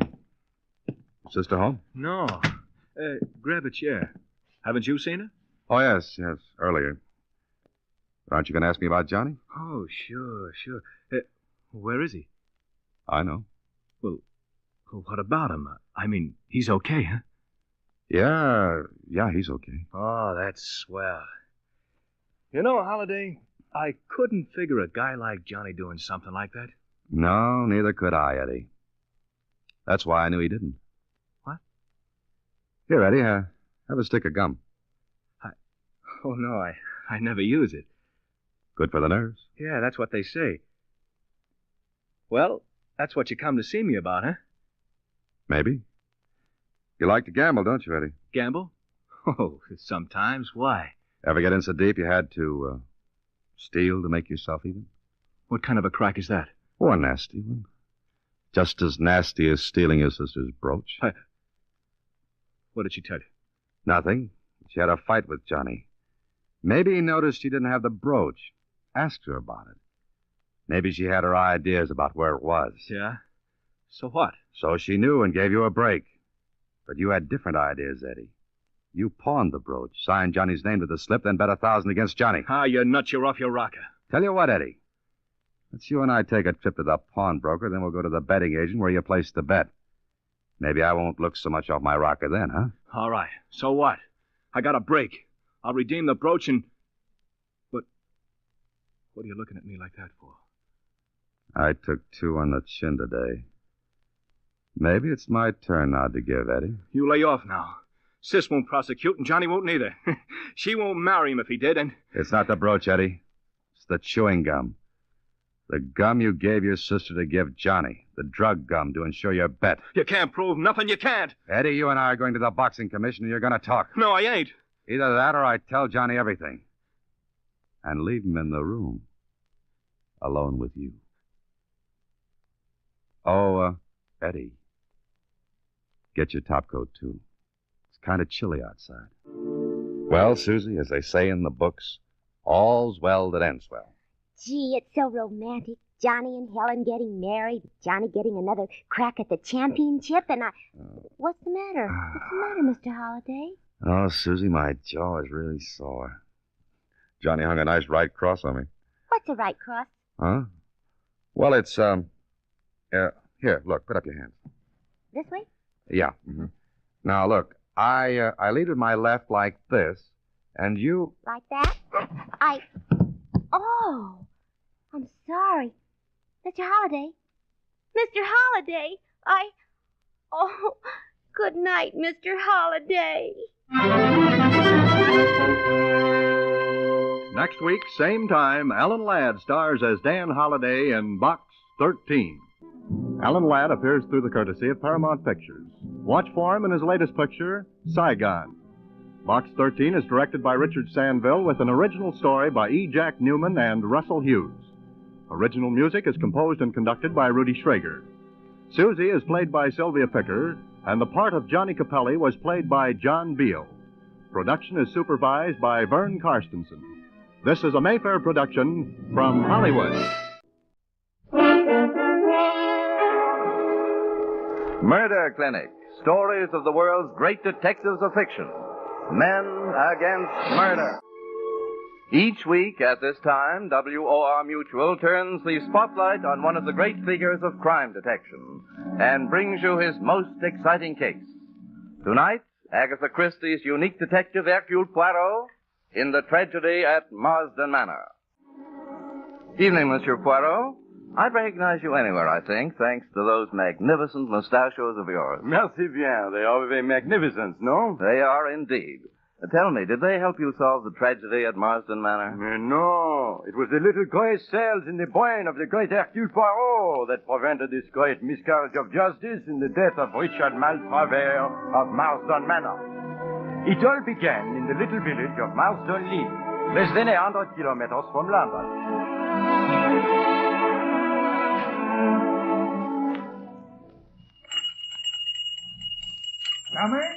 Coming. Yes, what is it? Be you Dr. Bernard? Yes, I am. Come quick, the master's done for. You mean Mr. Maltravers of the manor? Aye, the master. The mistress, she says, fetch the doctor, she says. But it bean't no use. He's a dead un. I knows a dead un when I see un. What was it, man? An accident? No, bean't no accident. I found him in the lower meadow, with the blood running out of his mouth. Be a stroke. A stroke? That's what it be. Well, hurry, man, let go.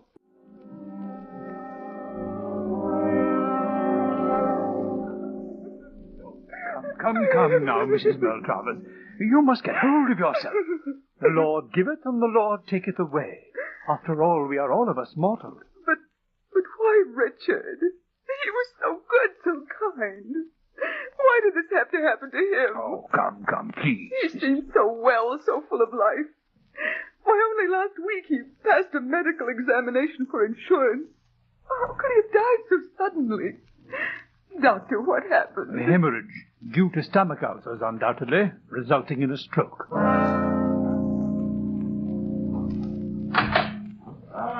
Bonjour, Monsieur Hyde. Hello, Poirot. You know my good friend Captain Hastings, no? Good morning, Captain Hastings. Morning, sir. Well, Poirot, you got my message, I see. I did. What is it that disturbs you, mon ami? Richard Maltravers dies? You sent for Poirot. What was the cause of Monsieur Maltravers' death? The death certificate says a hemorrhage resulting in a stroke due to stomach ulcers. But surely you did not bring Papa Poirot here to talk of the stomach ulcers.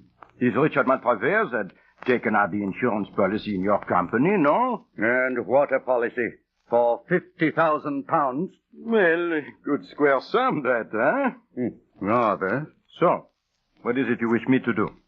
It is unfortunate for your company, but everything seems, how you say, open and above the plank, no? No, Poirot. Open and above board. Ah, my good friend, the great Hastings. Always he corrects the English of Hercule Poirot. Monsieur Wright, I ask you, do I not speak the English of a super? You do indeed.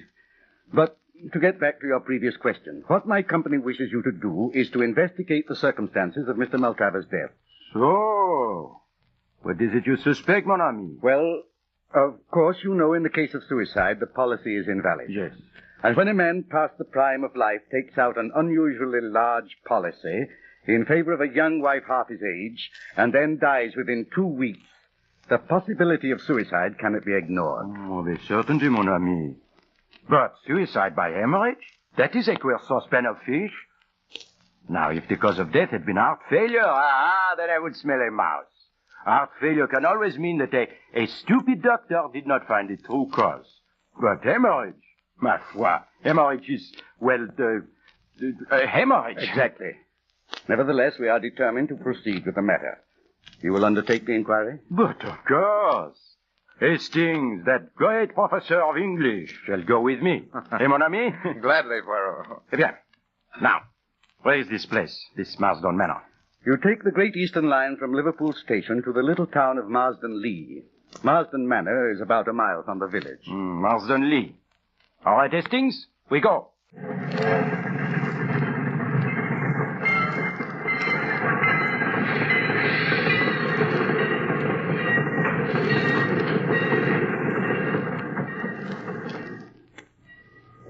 Well, so this is Marsden-Lee, eh?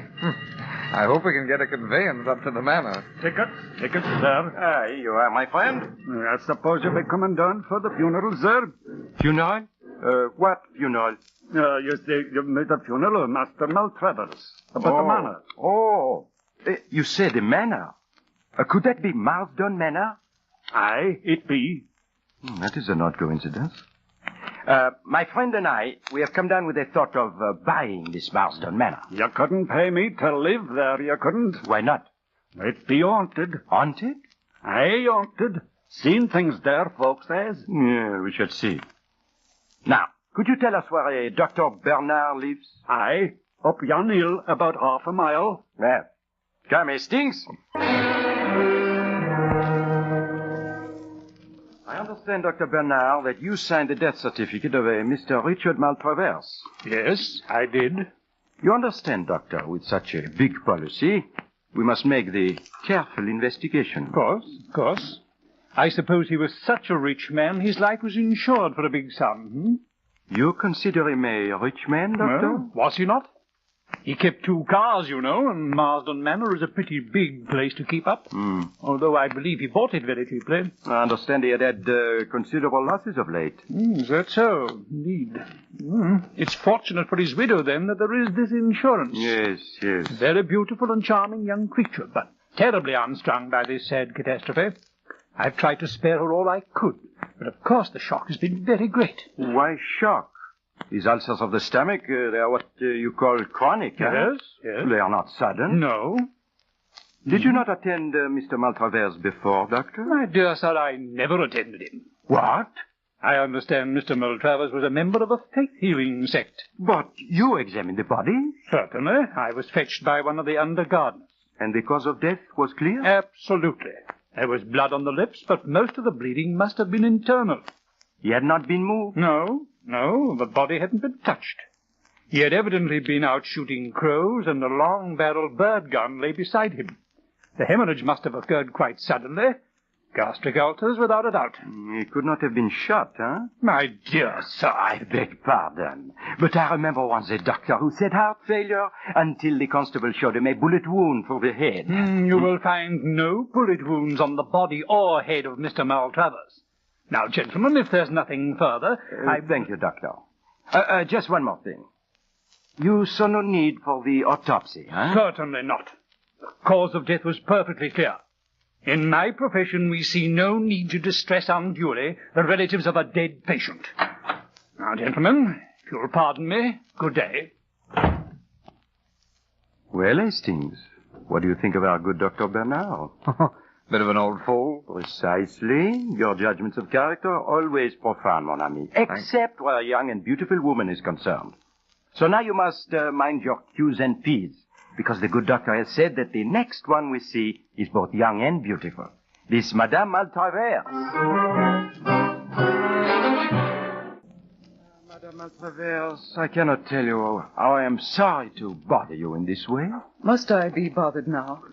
I know nothing about this insurance of my husband. Courage, madame, it is necessary. I will do all to make this matter not too unpleasant for you. I, Hercule Poirot, swear it. Now, if you would recount briefly the sad events of last Wednesday, Well, I was changing for tea when the maid came up. One of the gardeners had just run up to the house. He'd found Richard. No, I comprehend. Enough. You had seen your husband earlier in the afternoon? No, not since lunch. I'd walked down to the village for some stamps. I believe he was out pottering around the grounds. Shooting the crows, no? Yes, so I understand. He usually took his bird gun with him. In fact, I heard 1 or 2 shots at a distance. So? Where is this bird gun now? In the gun cabinet over there, I suppose. With your permission, madame. Bien, here it is. 2 shots fired, I see. And now, madame, a delicate question. Monsieur Maltravers, your husband, is awaiting burial, I believe? Yes. He's lying in his room. If I might see? Why, yes, of course. It's the first room at the top of the stairs. You'll forgive me if I don't go with you. What, of course. Hastings, you remain here with madame. Do you think Mr. Poirot will understand why I didn't go with him? Oh, I can assure you, Mrs. Maltravers, Poirot is most sympathetic. I don't doubt it, Mr. Hastings. I only wish there was more that I could tell him. Oh, I understand. But I wonder, Mrs. Maltravers, if you could tell me one thing. Oh, yes? Well, the station master, an odd character named Volk, said something about Marsden Manor being haunted. Marsden Manor haunted? Why, surely you're joking, Mr. Hastings. Oh, no, I assure you. He told us that people have seen things. We must have been referring to my humble experiments in extrasensory perception. I've always been tremendously intrigued by that subject, and doubtless some of our servants have been gossiping. Madame, you are mediumistic. How fascinating. Oh, I wouldn't go so far as to say that, Mr. Poirot. I've dabbled a bit, that's all. So? I've managed table levitation and simple things like that. But I suppose to the simple rustics around here, it looks like black magic. Very interesting.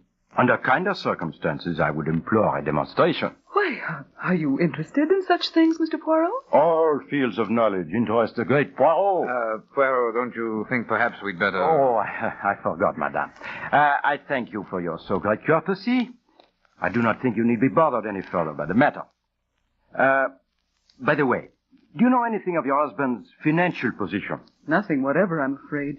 I'm very stupid about business. I see. Then you can give us no clue as to why your husband suddenly decided to insure his life. Oh, was it sudden?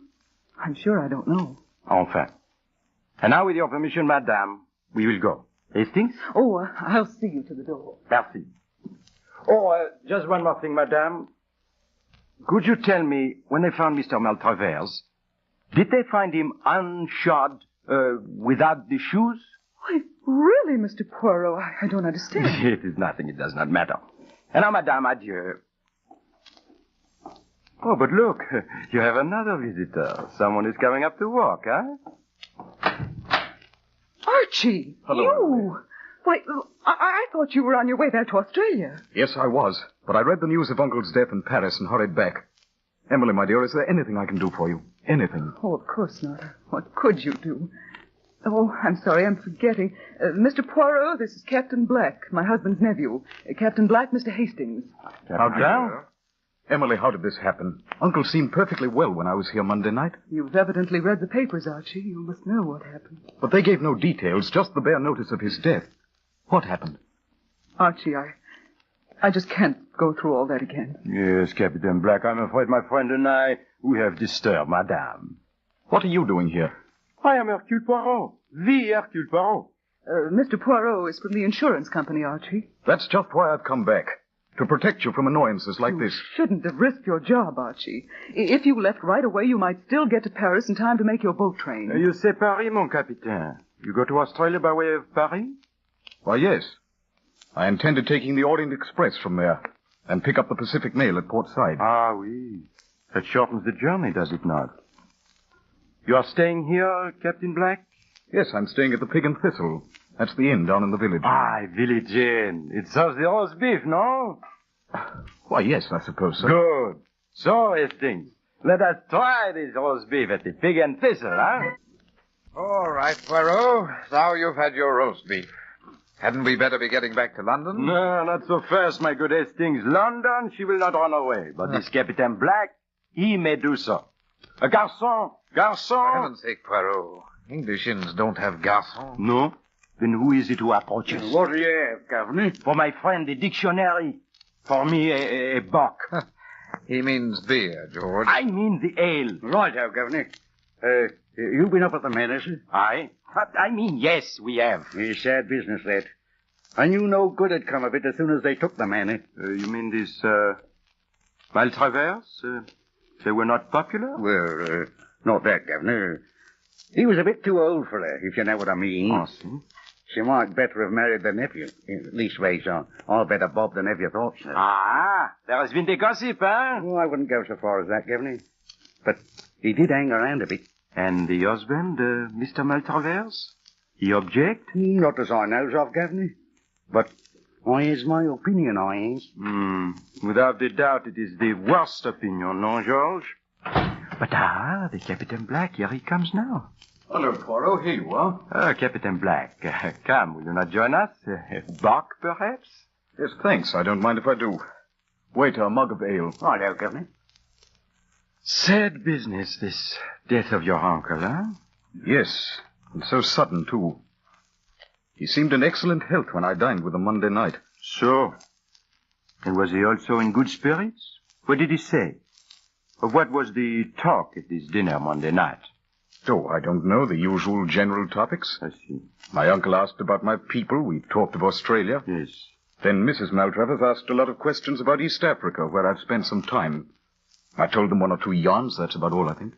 Madame Maltravers seems much upset at the death of her husband, no? Naturally. They've been married less than a year. So I hear. A remarkable woman, this lady. Remarkable in what way? What do you mean? She has, how you say, the seeing eye. I hear her tell Hastings she does the seance.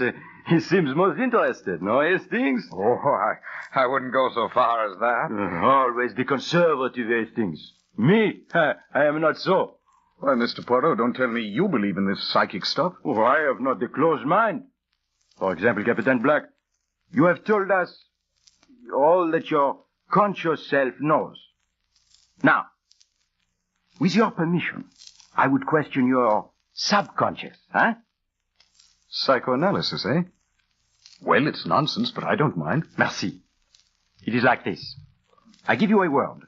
You answer with another word. Any word. The first word you think of. Eh bien, shall we begin? Go ahead. Hastings, note down the words, please. Very well, Poirot. Now. Day. Night. Name. Place. Bernard. Shore. Monday. Dinner. Journey. Ship. Country. Uganda. Story. Lions. Bird gun. Farm. Shot. Suicide. Elephant. Tusks. Money. Lawyers. So, that is all. You are a good subject, mon capitaine. You don't mean to tell me that rigmarole means anything to you? Maybe not. But nevertheless, you are a good subject. Well, if you don't need me anymore, I think I'll go upstairs and unpack. Shall I see you again before you leave, Mr. Poirot? Yes, I should not be surprised. Good. See you later. Au revoir, mon capitaine. And now, my clever Hastings, you see it all, no? Well, I don't know what you mean, Poirot. Does that list of words tell you nothing? Sorry, I'm afraid it doesn't. Then I will assist you. To begin with, the Capitaine answered within the time limit. No pauses, no making up the mind. Day to night and place to name are normal associations. Then I give him Bernard, the name of the doctor, if he knew him. Evidently he does not. When I say Bernard, he says shore. Monday means dinner, country is Uganda. Story recalls the lion story he tells them. All natural. But now, notice. When I mention bird gun, I get the unexpected answer, farm. When I say shot, he answers at once, suicide. A man he knows commits suicide with a bird gun on a farm somewhere. Imbecile that I am! The great Hercule Poirot is hoodwinked. What are you talking about? Do you not see Hastings? That is the story the Captain Black told at the dinner Monday night. Oh, I see. And you think that gave Maltravers the idea? You think he shot himself in the mouth with that bird gun? Why not? Remember, the bird gun has a very tiny charge of powder. The bullet would remain lodged in the brain. All that would show would be the blood in the mouth. Come, Hastings. It is not too late. Of course, but where? To see once more this dead man, to Marsden Manor. Hastings, to Marsden Manor. Alas, Mrs. Maltravers, it is true. Your husband shot himself through the mouth with the bird gun. You mean suicide? It would seem so, madame. But the insurance... Naturally, madame, the suicide will void the policy. It is unfortunate, but what will you? Oh, but this is impossible. My husband would never commit suicide. It's inconceivable. But the evidence, madame, it is conclusive. No. There must be some other explanation. You mean murder, madame? Well, of course, that is always possible. But no, not likely, I'm afraid. But you do admit it's possible. You just said it was possible. Yes, of course, everything is possible. Have you any idea who might have wished to kill your husband? Why, no. No, I haven't. Madame, I have a suggestion. It is bizarre, no doubt, but perhaps if you are willing to help. Oh, yes, of course, anything. Madame, you are mediumistic. Perhaps if you would try, Perhaps you're right. Perhaps I could get through to Richard. He might tell us what happened. I am sure you could do it, madame. Yes, I'll do it. Come back here tonight at 8 and bring Captain Black with you. Eh bien, madame, I am sure you will succeed. Until 8, madame, au revoir. Hello? Dubois Theatrical Agency? Henri Dubois. This is Hercule Poirot. Dear mon ami, Henri, I have a part for you. For one appearance only. Oui, as always. Now listen closely. This is what I wish you to do. Dr. Bernard, this is Hercule Poirot. Tell me, doctor, when you saw Mr. Maltravers after the stroke, did he have on the shoes? He did? Bien, merci. Hello, Scotland Yard. Inspector Japp, please.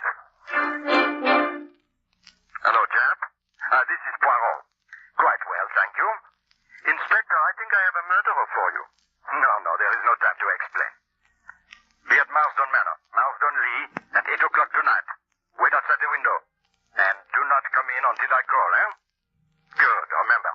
Marsden Manor at 8. Alors, Madame Maltravers, we are on time, as you see.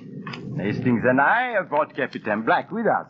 I say, there's a bad storm coming up. Would that interfere with the experiment? Certainly not, Mr. Hastings. This isn't mumbo-jumbo. The weather has nothing to do with it. Well, let us proceed, huh? Yes. Now, will you draw chairs up around this table, please? Now, Mr. Hastings, if you'll put out the lights. Certainly. Now, remain perfectly quiet, please, no matter what you hear or see.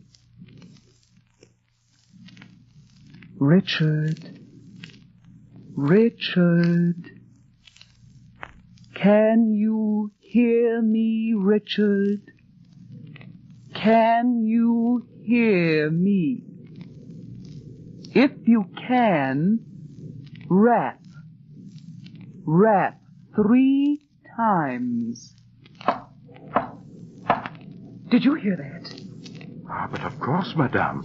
Did you not tell him to rap 3 times? That's how Richard always used to knock. Perhaps he is outside. No. They say the suicide never rests, always returns. Listen. What was that? The front door slammed. What? No, Captain Black. It was but the thunder. Poirot, I hear footsteps. It is the wind, madame. I will close the door.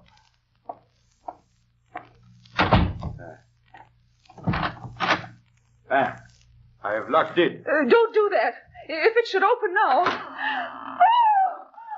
By Jove, it is open. He's there. There in the doorway. I see nothing, madame. I saw him, I tell you. My husband, you must have seen him too. Look. She's right. He is there. His hand. Look, it's pointing. What's that light coming from?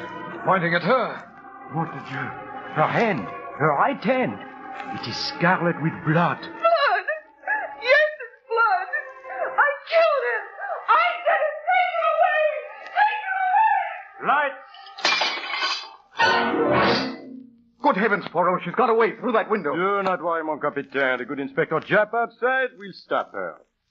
Good heavens, that lovely creature a murderer. And a very clever one, my susceptible Hastings. After all, she could not know she would come up against the great Hercule Poirot. And she might even have fooled me if she had only taken off his shoe. His shoe, Poirot? Only with his toe could he himself have pulled the trigger of this bird gun. And parbleu, his shoes were still on when they found him.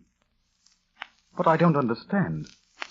This séance, was it all fake? Mais certainement. She meant to pull the sheep. Wool. Very well, wool. But it was I who pulled the sheep's wool over her eyes. Thanks to my good friend Henri Dubois, who played the part of the husband's ghost, and Papa Poirot, who put the red paint on her hand in the dark. But what was her idea in having this séance? Parbleu, mon capitaine. Do you not see? Madame, she will go into the trance. She will hear the voice. She will come out from the trance. She will, with great reluctance, name the murderer. You mean she meant to confess? Mais non, mon capitaine. She meant to name you. You have been listening to Murder Clinic.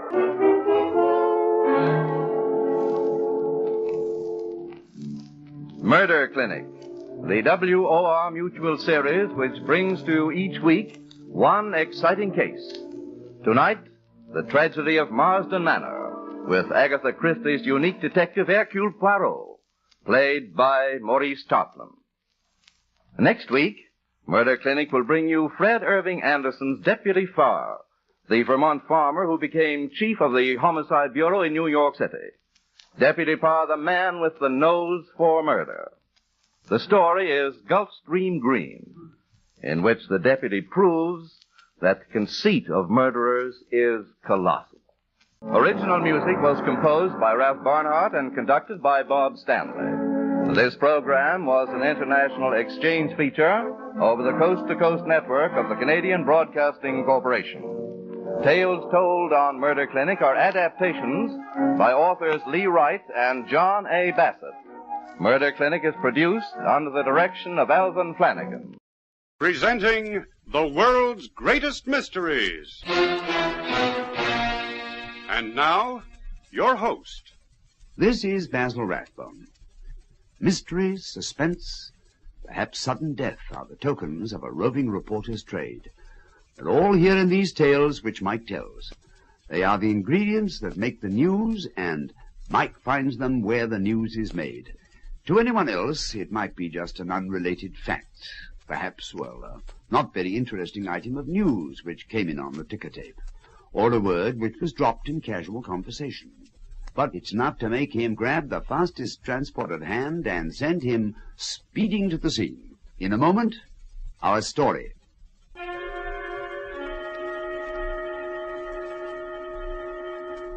Presenting Europe Confidential. Can you get that draft through in time for the fight? That's by next Thursday? I should think so. I'll fix it from the bank in Madrid. And my thousands, you still have it? It's safe? Don't worry about chicken feet like that, honey. By next Thursday, you'll be on Easy Street, in the biggest house on the block. In a moment, we'll bring you Lionel Merton as Mike Connoy, the Paris correspondent of a famous American newspaper, in another exciting story in our series, Europe Confidential. This is Mike Connoy. Writing this column of mine, Europe Confidential, you come across all the stories in time. The sad ones, the solemn ones, and the amusing, the bizarre right alongside them. This one, I think it might go under the title of High Comedy with a Kick. Or should I say, a knockout?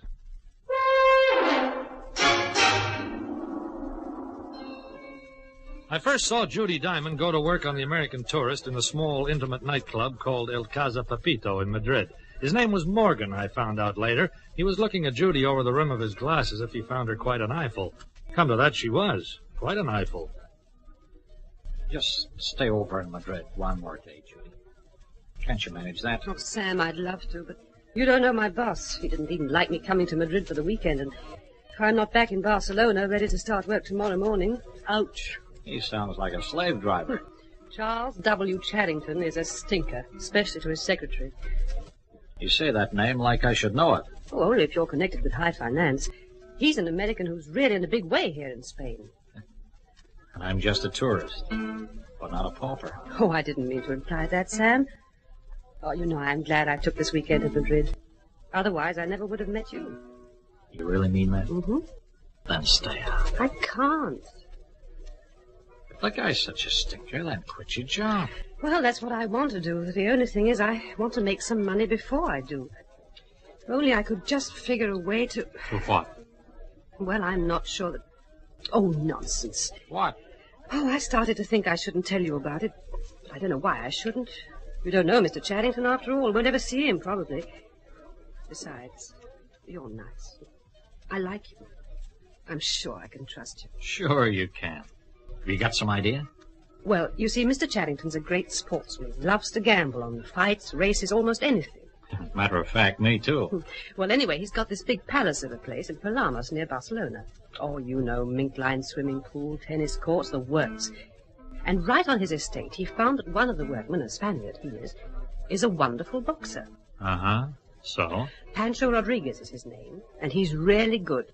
Well, at least, I don't know much about boxing, but the trainer Mr. Charrington brought down, and the doctor, and everybody, they all say that Pancho will be world champion. Really? Pancho Rodriguez.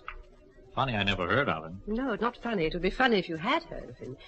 He's had 10 fights, won every one by a knockout. Don't you see, Mr. Charrington is keeping him under wraps. All his fights are held in secret, so that when he's matched in New York and London, he'll be absolutely unknown. Well, they're trying to get him matched against top boys, and whoever it is Pancho fights, Mr. Charrington will be able to get simply wonderful odds, you see? Mm-hmm. Beginning to. But I don't see how you figure to make any money out of this. Are you going to... Let me tell you. Mr. Charrington has arranged to have Kid Garfield fly over for Pancho's next fight, his big test. In secret, of course. Now, Mr. Charrington always tries to get his guests to bet against him. He takes Pancho, and he'll give big odds because he's so sure of Pancho. Yeah, and? Pancho has agreed with me that he'll lose this next fight if I give him the word. He'll... what's the expression? Take a dive? That's it. For a price. Mr. Charrington's been giving him a purse of $5,000 every time he wins. Well, we agreed I'd give him twice that if he loses. This Charrington, he gives good odds on Pancho? Last time he was trying to find takers at 2-1. How can you lose? Oh, I know. Isn't it awful? What's awful? It's a smart scheme for a girl to have thought up. What's the hitch? Well, even with all my savings, I couldn't win enough to pay off Pancho. Besides... You gotta have someone to do your betting for you? Exactly. Oh, I guess I'm just stuck with my job for a while longer. What would you say if I offered to put up some of the capital for you? Oh, no, Sam, don't be foolish. This isn't your affair. Business proposition, of course. I'd expect half the profits, don't forget, after Pancho's been paid off. But have you got that kind of money? On a sure thing like this, I sure have. Oh, Sam, look, I'll give you all my savings right now. Hey, wait a minute. $1,000, if you can only help me out. You don't need to give me your money, Judy. Look on it as a way for me to prove my good faith. Let's both have another drink on it, shall we? To celebrate our partnership. Oh, Sam, you're wonderful. And you'll be able to raise some cash to bet. On this kind of proposition, I'll have $30,000 in cash at least. I guess when you leave for Barcelona, I'll be coming with you. Quick work, Judy. Where'd you park him? He's at the National Hotel. Is the estate all rented? Everything's under control. I only have it for a week, though, so we'll have to work fast. Where have you planned to have me meet him? At the bullfights tonight. Fine. Make a bet with him, any kind of bet. And being certain to lose. Fine. Is he right? He's itching to meet you, dear Mr. Charrington. There's an old saying, and it's as true as it's old, that you can't cheat an honest man. But wave the bait, and very few honest men go by. That's the philosophy Judy Diamond and her friend Charles W. Charrington worked on. So events took their natural course, and Sam Morgan, who thought the meeting at the bullfights had been very cleverly contrived by Judy, found himself now an acquaintance of the great Mr. Charrington, and richer by a couple of $100. Well, either you're uncommonly lucky, or you certainly are an expert on bullfights. Just luck, Mr. Charrington, beginner's luck. Thought that bull would last longer than you figured. Well, it cost me $230. Let's see, there you are. What was your name again? Morgan. Sam Morgan from Cleveland. I'm in the insurance game. I'd like to give you a chance to win some of this back. When's the next bullfight? Well, I believe it's next week. How long do you plan to stay in Barcelona? Well, I'm not sure. Hey, tell me, do you like boxing much? Oh, yeah. I get to the fights whenever I can. Well, maybe you'd like to drop out for lunch sometime. I've got a little place along the coast. Oh, that's very kind of you. you. It makes a difference when you meet people abroad. I know that. Let's say Thursday. How would that suit? Fine. Tell me, where are you staying? At the Nacional. Well, I'll have my chauffeur pick you up at noon. Just a few friends, you know. General Van Store and a business acquaintance of mine and one or two others. And my secretary, Miss Judith Diamond. The technique of the confidence man is delusion, and delusion can be so simple. A big car and a chauffeur in livery, a rented mansion, a few actor friends playing distinguished parts as luncheon guests. Oh, Tim, let me introduce Mr. Morgan. Rear Admiral Jansen and Mrs. Jansen. How do you do? And this is General Van Sickle, Mr. Morgan. How do you do? I'm very good. Miss Frazier, Mr. Morgan. Frazier. Oh, Mary, maybe you'd better get Mr. Morgan a cocktail. And this is Miss Diamond, Mr. Morgan. Miss Diamond is my right hand and general factotum. Anything you want, just mention it to her. Excuse me, will you? Yes, please. Yes, they set the stage well.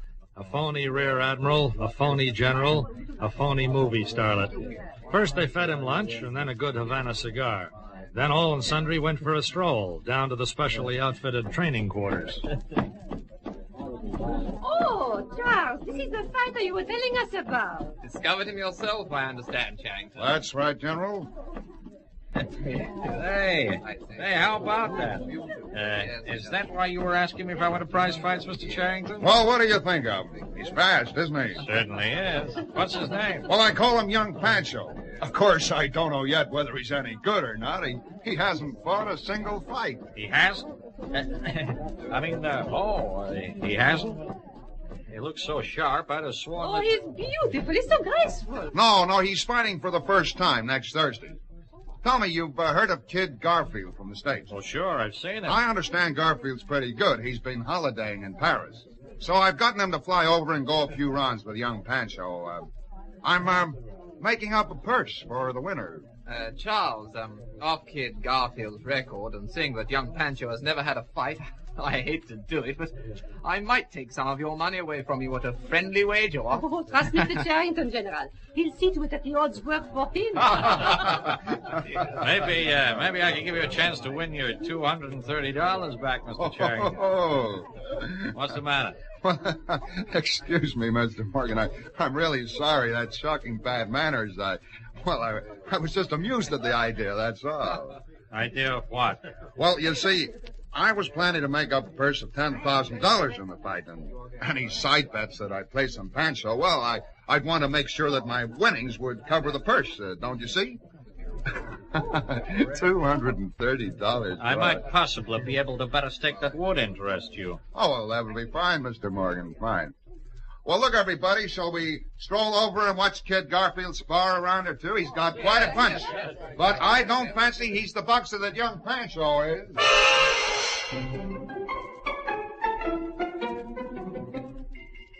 Well, what do you think, Sam? He said this was Pancho's first fight coming up. Oh, he always tells people that, don't you see? That way, they're likely to bet him a lot more money. That's the kind of man he is. And that's one reason I hate him so much. I see what you mean. Well, say, here he comes. Who? Oh, Pancho. Senorita. Have a good workout? Gracias, it was fine. I feel best I ever feel. But don't forget now, Pancho, third round, that's our agreement. Senorita, what are you seeing? Oh, don't worry about Sam here, Pancho. He's my partner in the deal. But, Senorita, if too many people find out... Now, don't worry, Pancho. I said it's all right. Third round, and that's our bargain? Si, third round. Good. Hey, you Pancho, get in the showers. Buenos tardes, senor. Senorita. Well, Sam? I'll go in with you, Judy. Looks good to me. Oh, wonderful. Charrington, he got me a little sore. I'm going to show him. I'll take him for plenty. What do you mean? I'll have to get a draft from the States, but I think I can work it so that I can put my hands on $45,000. Oh, Sam. Yeah. At good odds, say, 2-1, we'll clear... So much, I just can't think of it. Oh, Sam, I just want to kiss you. Okay with me, honey. Can you get that draft through in time for the fight? That's by next Thursday? Mm-hmm. I should think so. I'll fix it with the bank in Madrid. And my thousands, you still have it? It's safe? Don't you worry about chicken feed like that, honey. By next Thursday, you'll be on Easy Street, in the biggest house on the block. If I'd known in time what Judy Diamond and her boyfriend Charrington had planned, maybe I could have saved Sam Morgan some money. The trouble was, though I knew something was brewing, I didn't know the details, not until later. I didn't know that a brief few days later, having waved the bait in front of their fish, they were about to hook him, but good. Well, and over the brandy, I'm ready to start accepting bets. $10 as usual, of course. Well, General, 6-4? Well, Charles, those are good enough odds. Suppose I bet 25,000. I'm taking Garfield now. Fine. Just give your 25 to Judy here. And Oh, no, here's wait. mine. I don't want to be carrying all this money around, Mr. Charrington. Well, here, I'll tell you what. Take this little satchel. You can stuff it all in there. Well, Judd? Well, fire and thunder, man. I'll tell you what. I'll give you 2 to 1. I'll take those odds, Charrington. What's that? Oh, Morgan. Oh, fine, sir, fine. I'll take your $230 if I can't get any larger action from these gentlemen. My wager on Garfield is $46,000, Mr. Charrington. Fine. You've got cash, of course. Look, give it to Judy here. And, Judy, here's my end. I guess I should have waited for these odds to go up. Oh, Mr. Charrington, I hate to be carrying all this money around. Is it getting heavy, Judy? Well, all right, here, Morgan. Suppose you be appointed custodian of the stakes. Well, I don't know. Oh, come on, man. I'm sure everyone here trusts you. Well, can I get any more action? Okay, there's just one thing I want to say before we all go to the ring. Ladies and gentlemen. The philosophy is an old one, but it always works. Make the victim feel guilty. Make him think it's going to be easy money. Show him you trust him. Yes, they pulled all the tricks on Sam Morgan. And then down to the specially constructed ring, where perhaps 50 people were gathered round. All of them, of course, were in the scheme, except Sam Morgan. But not all of them were on the payroll. Some of them were friends, gamblers, confidence men and their girls, anxious to watch the fun. So while Judy Diamond sat close to Morgan, exchanging glances full of meaning, the fighters came out for the first round.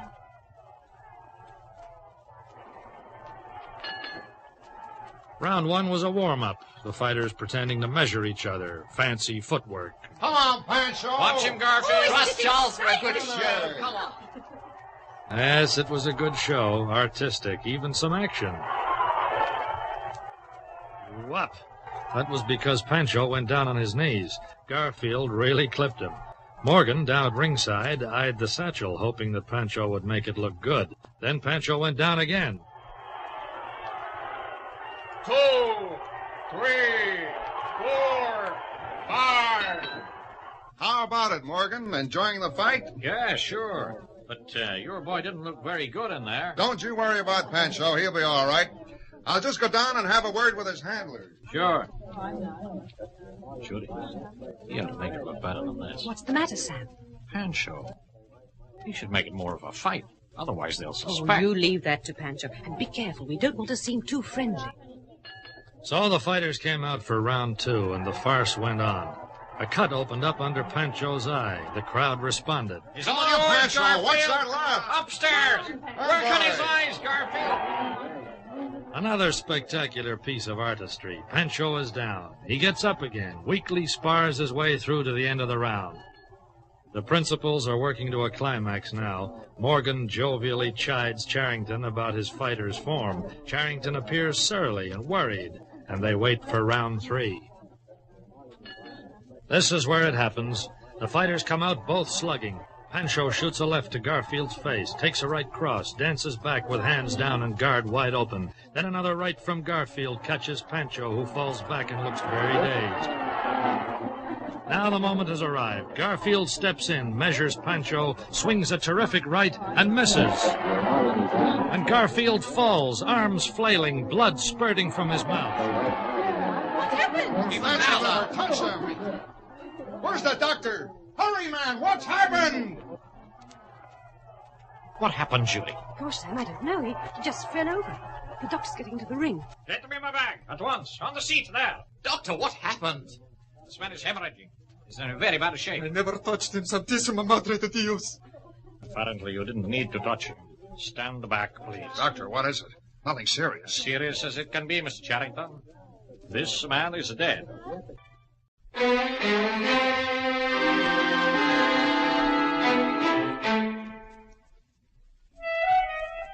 The scheme to stage the phony fight had ended in tragedy, or so it seemed, as the crowd huddled round the ring, and one of his seconds placed a blanket over the fallen Kid Garfield. Dad? But how? Apparently, Mr. Charrington, when he missed that terrific swing, he burst a blood vessel. Completely chance. Couldn't have been predicted. But are you sure? Charrington, your guests. Yes, of course. Ladies and gentlemen, I must ask you all to leave at once. Now, look, please say nothing of what has happened here tonight. I'm very much afraid we are accessories to homicide if this ever gets out. Sam, Yeah? quick, Good night, the money. ladies and gentlemen. There. What are you going to do? Please Oh, leave what do you think? Take it. Well, we lost. We lost the bet. I don't care. He'll never be able to report us. He'll be too busy trying to hush this thing up. Yeah, but... Listen, a plane leaves for Madrid at 11 tonight. Grab it. I'll meet you at El Casa Pepita tomorrow at noon. But, Judy, we're liable to be arrested on a homicide Well, rap. don't you think I know that? Well, go on, beat it. I'll meet you in Madrid. Hurry. But I've got no money left. Here, quick, before they see I've got the satchel. Here's 100. Goodbye, Sam. And Sam, listen. Yeah, what? Hurry.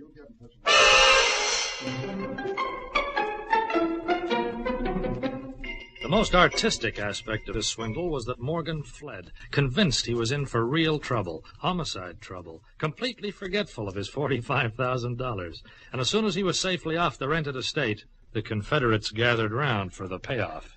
Well, this is good business, Johnny. How you like my art? Oh, you're a wonderful Pancho. Garfield, the way you've been into that bladder of chicken blood, I thought it would never stop coming out. The doc slipped me a second bladder when he was inspecting me. Yes, and then you had to go and bite into it so that the blood spurted all over my brand new suit. $200 this suit cost me. The dry cleaning bill comes out of your end. Don't worry, Doc. I'll take care of it. Oh, 45,000. Where's the satchel? Come on. We'll split up the profits now. Yes. Here it is. Hey, where's Judy? She's the one that deserves some praise. Oh, the way she hooked that poor fish. Judy! Well, she must have gone inside for something. Okay, I'll take her cut and give it to her later. Hand me that satchel. Oh, you know, whenever I think of the expression on that Morgan's puss, why, you know, I'll bet he was... What's this? What's the matter, Charlie? That fix. That seventh daughter of a seventh daughter, that double-crossing, no-sex triple-crossing Rhineck witch, that... Who, Diamond! Judy Diamond! She's run off with my money! You! Not yours, you idiots! I've got enough to pay you off your salaries, every penny. It's the bet she's absconded with. Gosh, one of the shrewdest schemes I've ever hatched, and she has to throw the queer in it. Listen to her note. She says, and I'm leaving 5 for your end, Charles. That'll be enough to pay for your long-distance phone call to tell me what you think of me. I'll be in Madrid tonight, but after that, who knows where I'll be. Love, Judy.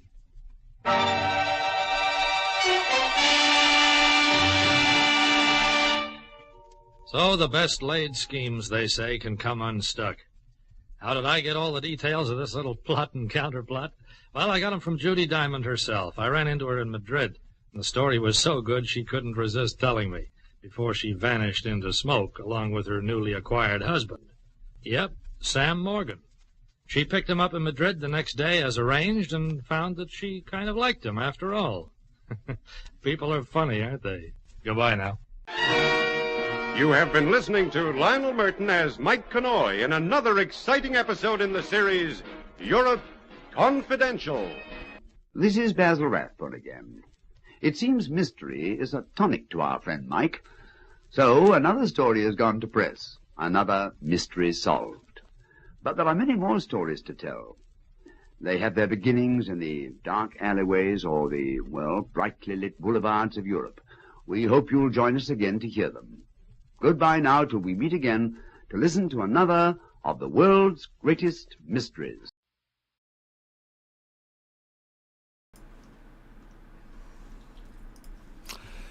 How many of you are still awake, still with us?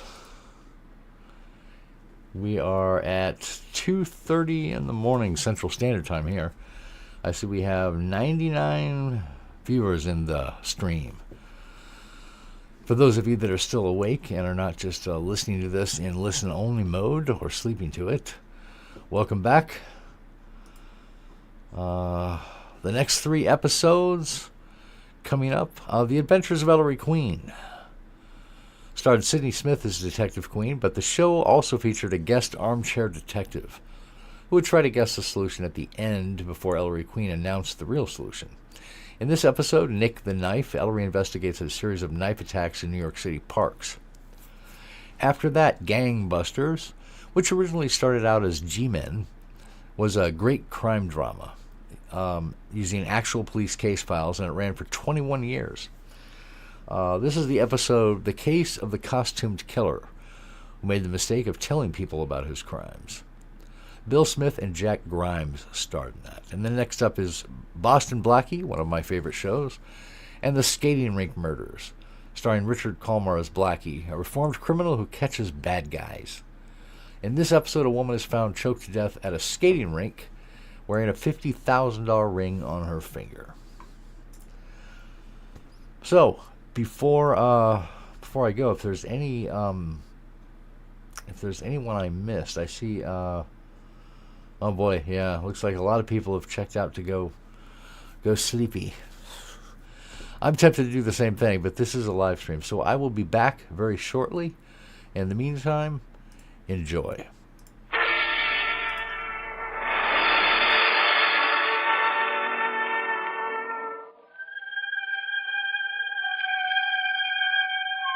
You'll remember reading about it in your newspapers 5 or so years ago. The attacks always were grouped. The weapon was always a sharp knife. The victim was always an unusually attractive young lady. The newspapers called it the case of Nick the Knife.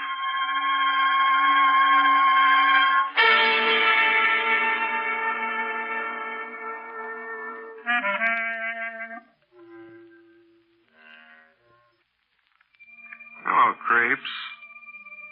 This is T4Y opening the doors of the Mystery Playhouse. You can come in. We won't hurt you tonight. Not very much, that is. Our tale is concerned with a terror that ravaged the city for many months. It was solved, finally, by your good friend, Ellery Queen, who's here to tell you all about it. Well, tonight's mystery is the grim tale of a crime that terrified a city. I call it The Adventure of Nick the Knife.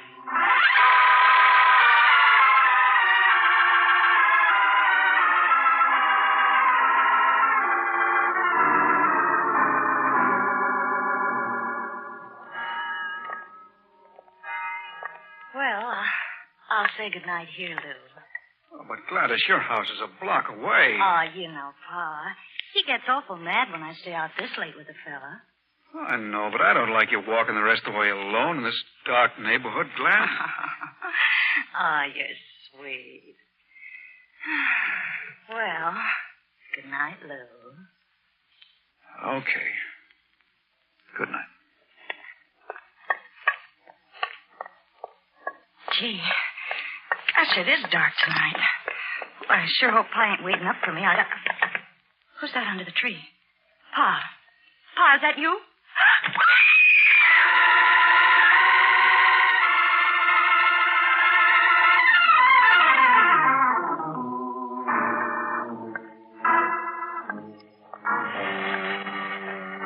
Well, here's the launch, beautiful. Here's where I shovel. Oh, gee, Jimmy. You get home all right, Kathy? It's pretty fine in the waterfront tonight. And you'd care a lot, wouldn't you, if something happened to me? So talk like. Hey, there it goes. Come back, Kathy. Jimmy, you didn't even kiss.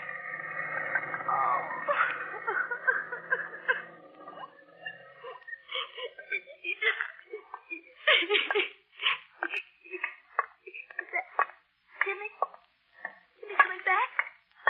Jimmy, is that you? Oh, I'm hearing things. I better be getting back home. What is? It is somebody. What is? You had better stop following me or I'll call a policeman. Help! Help!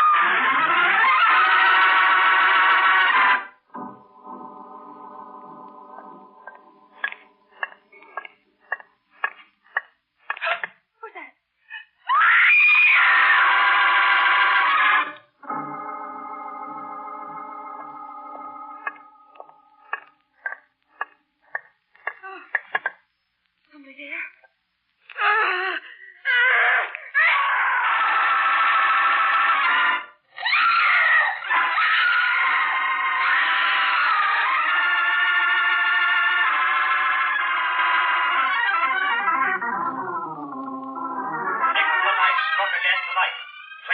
31st weekly victim since he launched his mysterious one-man terror wave last Christmas Eve. 20-year-old Henrietta Rutherford of the Bronx was found unconscious on a dark path in Central Park by a park patrolman less than 3 hours ago. As in all previous cases, Nick the Knife's attack consisted in slashing his victim's wrist and face with a sharp instrument. Police are investigating as usual. But so far, still as usual, no clues have been turned up to the identity of...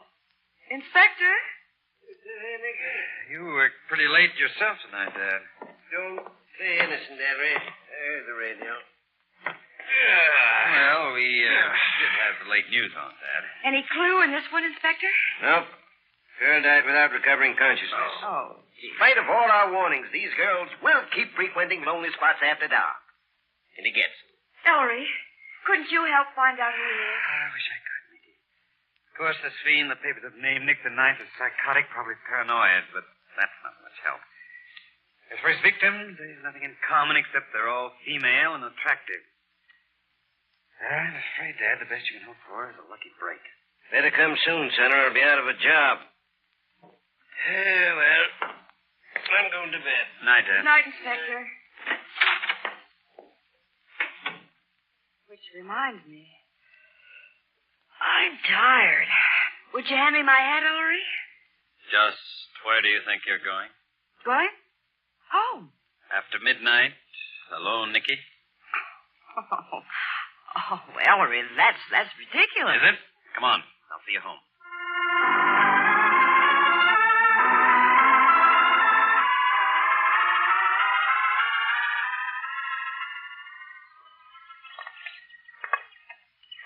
This is the first time we've been out together since you took me home last week. We ought to make it a habit. Oh, this new park is beautiful. Ellery. Oh, never mind. When you're thinking up a new mystery plot, a girl may as well be playing solitaire. What's that over there? There, that's the entrance to the maze. Entrance to the what? The maze. M-A-Z-E. Theseus killing the Minotaur. Oh, you mean a labyrinth? Oh, in parks they're called mazes, Nicky. A crazy arrangement of crisscrossing paths that get nowhere. This one is enclosed in high walls and has a glass roof over it. Oh, how silly. No, it's fun. There's only one exit. That gate there where the policeman is talking to that... Oh, he's talking to Sergeant Feely. By George, he is. Sergeant! Okay, nice, though, Miss Porter. Hi, Sergeant. What are you two doing here? Admiring the new park. How about you? Next to my case. The inspector figures the opening of a new park will draw a neck like a fly in a mustard. The place is it's filled with extra detail. Yes, it's a good thing, too. Sergeant, who is that handsome young cop you were just jabbering with there at the entrance? Huh? Why, he's disappeared. Yeah, I told him to go inside and have a look around. Nice kid on the cot. He's just been reinstated in the force. He stopped a Nazi sniper's bullet a couple of weeks before VE Day and got his honorable discharge. Some hunk of man. I'm sure if you want to meet Officer Indicate Nicky, Sergeant Feely. A girl screaming. Nick the Knife. Inside the maze. Come on, Nicky. You stay away. Call an ambulance. Ellery. Don't argue, Nicky. Do it. I told her the next one to die. Give it to me, Billy. Here you are. Flag on the cotton whistle. I'm going in. Wait for me. No, Vic Feely. You stay here. This is the only exit from the maze. Nobody's come out since that girl screamed. Nick the Knife is trapped inside. We got him.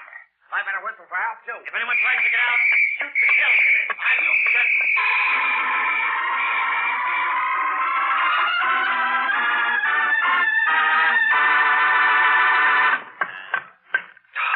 Another dead end past this maze. Indicate. Officer, where are you? Blow that whistle again so I can... Stand still or I'll blow a hole through your back. Drop the gun. Drop it. Okay. Now turn around and keep your hands high. Oh, policeman. I thought... You're Indicate, aren't you? I'm Ellery Queen. Inspector Queen's son? Yes. Where's the girl? You seen a man? Officer, for heaven's sake, we're wasting time. The only man I've seen in here is you. How do I know this isn't a trick? Yeah, reach in my pocket. You'll find my wallet and identification. Yeah? Satisfied? Okay. Sorry. Here's your gun, Mr. Queen. Follow me. Did you find the girl? Yeah. Take this turn. Is she dead? No, she's bleeding bad, though. Had to apply tourniquets to both her wrists. Here. Through this hedge, Mr. Queen. There she is. Pulse is pretty fair. These tourniquets did the trick off. So good work. Thanks. Unconscious. I wonder who she is. I can tell you, Mr. Queen. Her name's Jane Stepley. How do you know? I recognized her. She lives in the boarding house where I room. I've passed her in the hall lots of times. Not much to look at, huh? No, Nick's changed his pattern, all right. A daylight attack on a homely girl. I better take a look around. All right, but watch yourself, Endicott. Watch yourself. Jane Stiffly. What he did to your face. Oh, ambulance. Billy, that you? Maestro, where are you? Follow my voice, Billy. Say some more, son. Dad, how did you get here so quickly? Right here. Oh, Nicky. The inspector was cruising in a squad car right in the parkway. Oh. Stay back, Nicky. Ambulance man. Hey, you better get us to the hospital fast. Her name is Jane Stiffly, Dad. I can wait.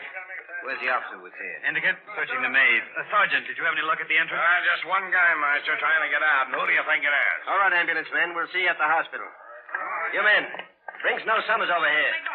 No, Summers, the hophead, Dad? Ties in, doesn't it, son? What a ratty little man. And look at his eyes, Ellery. Just pinpoint. Effects of the drug he takes me. No, Summers. Oh, let me go. You got me wrong. I need the knife to go in. Summers are up to the eyeballs. What did you do with the knife? Knife? Now, look, ain't putting the strap on me. Let me go, will you? Let me go, let me go. Dad, I just found it under that shrub, tossed away. Ooh, what a wicked-looking thing. That's your knife, Snow, isn't it? No, I didn't cut nobody. Why waste time, Inspector? He's a hot. He was the only one in the maze, so he's nicked the knife. Oh, now, listen. I come here to pick up some pennies, yeah? I won't lie to you. I'm a dip, see? Okay, well, a dip, but I ain't no dame cutter. I isn't down Saunders, so I think I better face it. This cop stops. Bring him downtown. He'll talk there. Look. Officer Endicott with another prisoner. Oh, but Ellery, that little man can't be nicked a knife. He's so jolly looking. Yes. Who's this now, officer? Inspector, I found this one here in the maze, roosting up in a tree. A tree? Hiding, huh? What's your name? Hodges.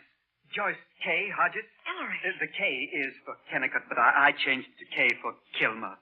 Joyce Kilmer Hodges. You see, I love trees. You love trees? Yes. Trees are so green, you know. Trees are so green. Yes. Joyce K. Hodges. Ellery, that case in the papers 2 years ago. Yes, that's Dad. If you recall, this man's wife left him for another man, particularly nasty man. Hodges tried to kill her. With a knife. Now look at him. Yes, Mr. Hodges. Yes? Ever been in a big sort of hospital, Mr. Hodges? Oh, that, I'm perfectly well now, you know. I see. Do you, recall your wife, Mr. Hodges? Gloria. Oh, yes, indeed. She was, young, I suppose? Pretty? Very young. Very pretty. Oh, parks. How I love parks and trees. Isn't that tree green? What tree? Ellery, he's looking at me. Take him away.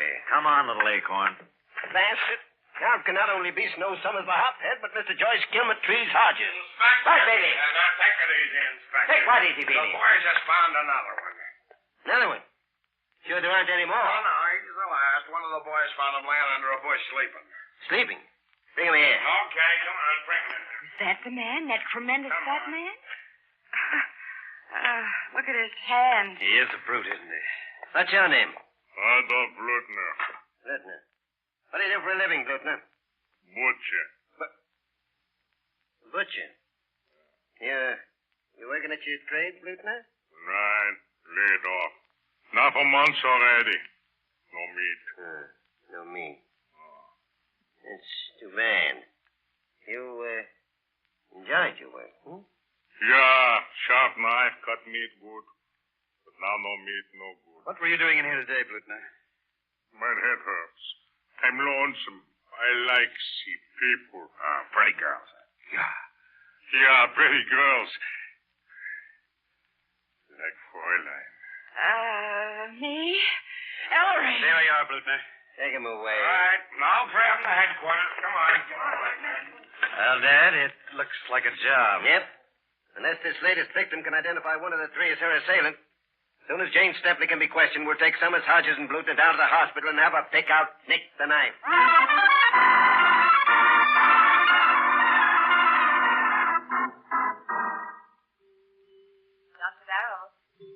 Dr. Barrows? Ellery, you're sure they can't do any harm? Calling Dr. I Barrows. don't like them so close to me. Nicky, each one is handcuffed to a detective. Here's the doctor. All right, Inspector. Fine. Get those mugs on their feet, Bailey. Okay, man. Bring him in. And you three better behave, you understand? No, please don't make them leave me. Hey, Miss Stepley. just calm down, Miss Stephanie. May I? Yes, go ahead. Jane, listen to me. Nobody's going to hurt you anymore. They just want you to look at these three men, that's all. He cut me. Take it easy, Miss Stepley. We'll have him out of here in no time at all. Summers, step forward. Into the light near the bed. Now, will you take a good look at this man, Miss Stephanie? Was this the man, Miss Stepley? I don't know. Take him away, please. Take them all away. I need a shot. I need one bad. Step back, Summers. Pickett, bring Hodges over here. Will you look at this one, please? She isn't a very green tree, is she? Was it this man, Miss Stepley? I don't know. I don't know. Take him aside. Okay. You, Blutner. Thanks so much, this guy. I have knife. You do not touch me. Shut up. Keep him back. Jane, just this last one.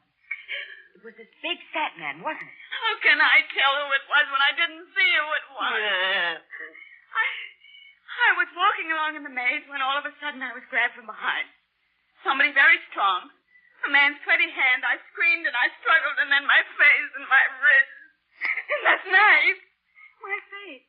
They won't let me see my face. Your face will be all right, Mrs. Stepley. I've spoken to the doctors, and they say you'll be out of here in a week. And when you're all rested and healed, a little plastic surgery will... I knew it. I'm disfigured for life. I knew it. We're finished anyway, Doctor. Okay, outside. Finished is right. Unless the medics can tell us which one of them has nicked the knife. Or the eminent Mr. Queen can come up with one of his brilliant suggestions. As a matter of fact, I have one. What is it, Ellery? No, Dad. You turn Summers, Hodges, and Bluten over to the psychiatrist first. I don't want to make this suggestion except as a last resort.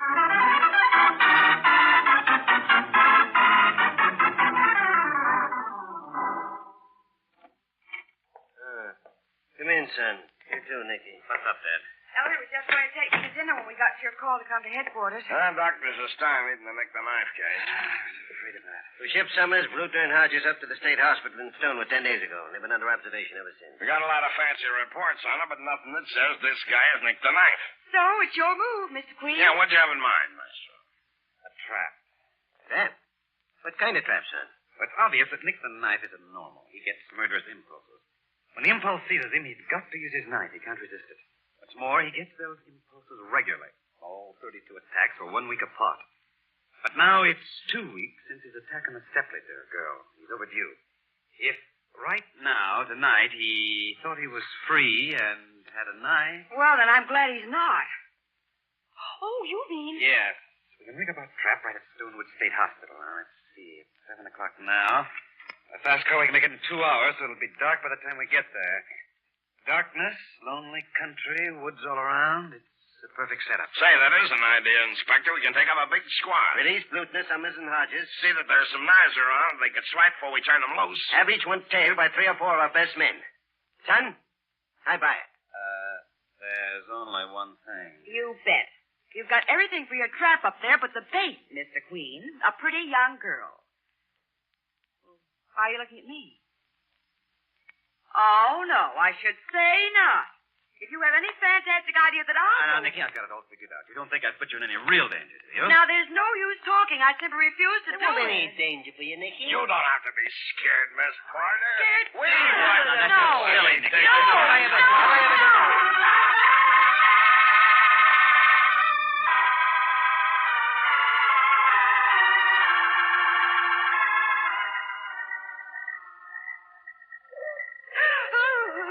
Just now, Nicky. Relax, man. Sits me here in this glade all alone under a bright moon at midnight with a knife-toting maniac prowling in the woods looking for me. And he expects me to relax. I'm right here behind this bush, Nicky, so close I can touch you. Why did I ever let you talk me into this? Oh! There's a detective on every tree surrounding this glade. All of us are armed. The knife hasn't a chance to get near you. I suppose he's given you a written guarantee. Ellery, someone's coming. I'm right here, Nicky. Oh, something's gone wrong. You got your gun? Yes. Now keep behind me. Here he comes. Maestro. Oh, Sergeant Seeley. Ellery, Dad, what is it? Marshal, we just got word. Nick the Knife struck again. Again? Another successful attack. Where, Dad? Back in New York, in the same park where the Stepley girl got it. In the city, but how? How? Who knows how? Come on. Back to headquarters.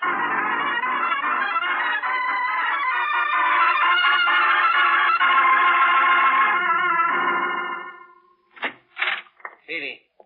Well? What's the hospital say? Girl just died, Inspector. Oh, the poor thing. Oh. This is the cop that found her. It's Officer Endicott again. Hello, sir. Inspector Queen, I've made my written report. I want to hear it, Endicott. Yes, sir. I was making my usual 10 rounds in the park. Where in the park? In the maze, Inspector. I wasn't in there 3 minutes when I heard a girl scream. From inside the maze, Endicott? No, Sergeant. Outside in this case. I ran out and started looking. Screams stopped. Took me a few minutes to locate her. Finally, I found her. Frances Kahlberg of First Avenue, Manhattan. By that time, she bled badly. No doubt, I suppose, it was Nick the Knife's work, Endicott. Both wrists slashed and the girl's face all cut up, just like the others. It was Nick the Knife, all right. What was that time again, officer? She screamed at 10 minutes of 10, Inspector. That's it. What's it, Marshal? Ellery, don't tell me. Yes, Nicky. Now I know who Nick the Knife is. But I don't understand it. None of our three suspects can possibly be Nick the Knife. Why not, Inspector? Suppose one of them managed to give his trailers a slip tonight and came back to the city. Impossible, Nicky. Just before we started out for Stonewood State Hospital, Ellery said it was 7 o'clock, that it was a 2-hour drive by fast car. That means the earliest we could have got there was 9 p.m. Even if you figure that we let them go as soon as we got there, at 9 o'clock, what's the earliest one of them could have got back to the city? The same 2 hours fast drive, or 11 o'clock. But when was the attack in the city park tonight? At 10 minutes to 10. Over an hour before any of the three could possibly have gotten there. Boy, 3 suspects and 3 eliminated. Wait. Oh, what idiots we've been. There weren't just 3 suspects. There were 4. 4? But the only ones we found in the maze after the attack on Jane Stepley were Snow Summers, Trees Hodges, and Butcher Blutner. Oh, no, Sergeant. There was one other man in the maze. Only you'd never dream of suspecting him. The policeman who supposedly found Jane's unconscious body. Officer Endicott. Me, miss? Me, Nick the Knife? Yes. With 3 of the 4 possibilities eliminated, the 4th must be guilty. And that's you. How's my logic, Mr. Queen? Tell her, Dad. Endicott can't possibly be Nick the Knife. Nick the Knife began operations in New York City last Christmas Eve. And I told you myself, Miss P, that Endicott had just rejoined the force. He'd stopped the Nazi bullet a couple of weeks before VE Day, and that was May 8th. So, he was in the American Army in Germany, at least until the end of April. So how could Endicott have been making attacks in New York once a week for over 30 weeks, beginning last Christmas Eve? Oh. Exit Officer Endicott. I'm awfully sorry. It's quite all right, miss. Yeah, well, where does that leave us? 4 suspects and all 4 eliminated. Why do you say there are 4 suspects then? Yeah, because there were only 4 people in the maze during the attack on Jane Stepley. There were 5. 5? Who was the 5th, Ellery? Jane Stepley herself. Jane Stepley herself? But, Master, she was the one attacked with a knife. And she attacked herself with a knife, Billy. No other possible conclusion. Only 5 people were in the maze during the attack, and 4 eliminated. So the 5th must be Nick the Knife. Yes, even if the 5th was the victim. It's not so strange. This homely woman, brooding over unattractiveness, became psychotic and began hunting and attacking girls who were pretty. Then what happened? Into the boarding house at which she roomed came a new boarder, a policeman. Now, you yourself, Endicott, told me how you'd keep running into her in the house. That's how you recognized her in the maze.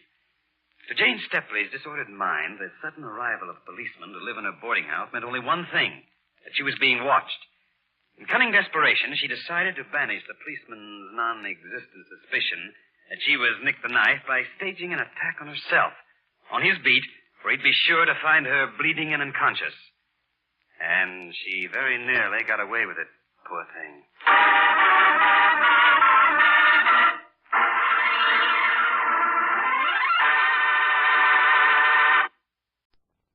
The only national program that brings you authentic police case histories. Gangbusters.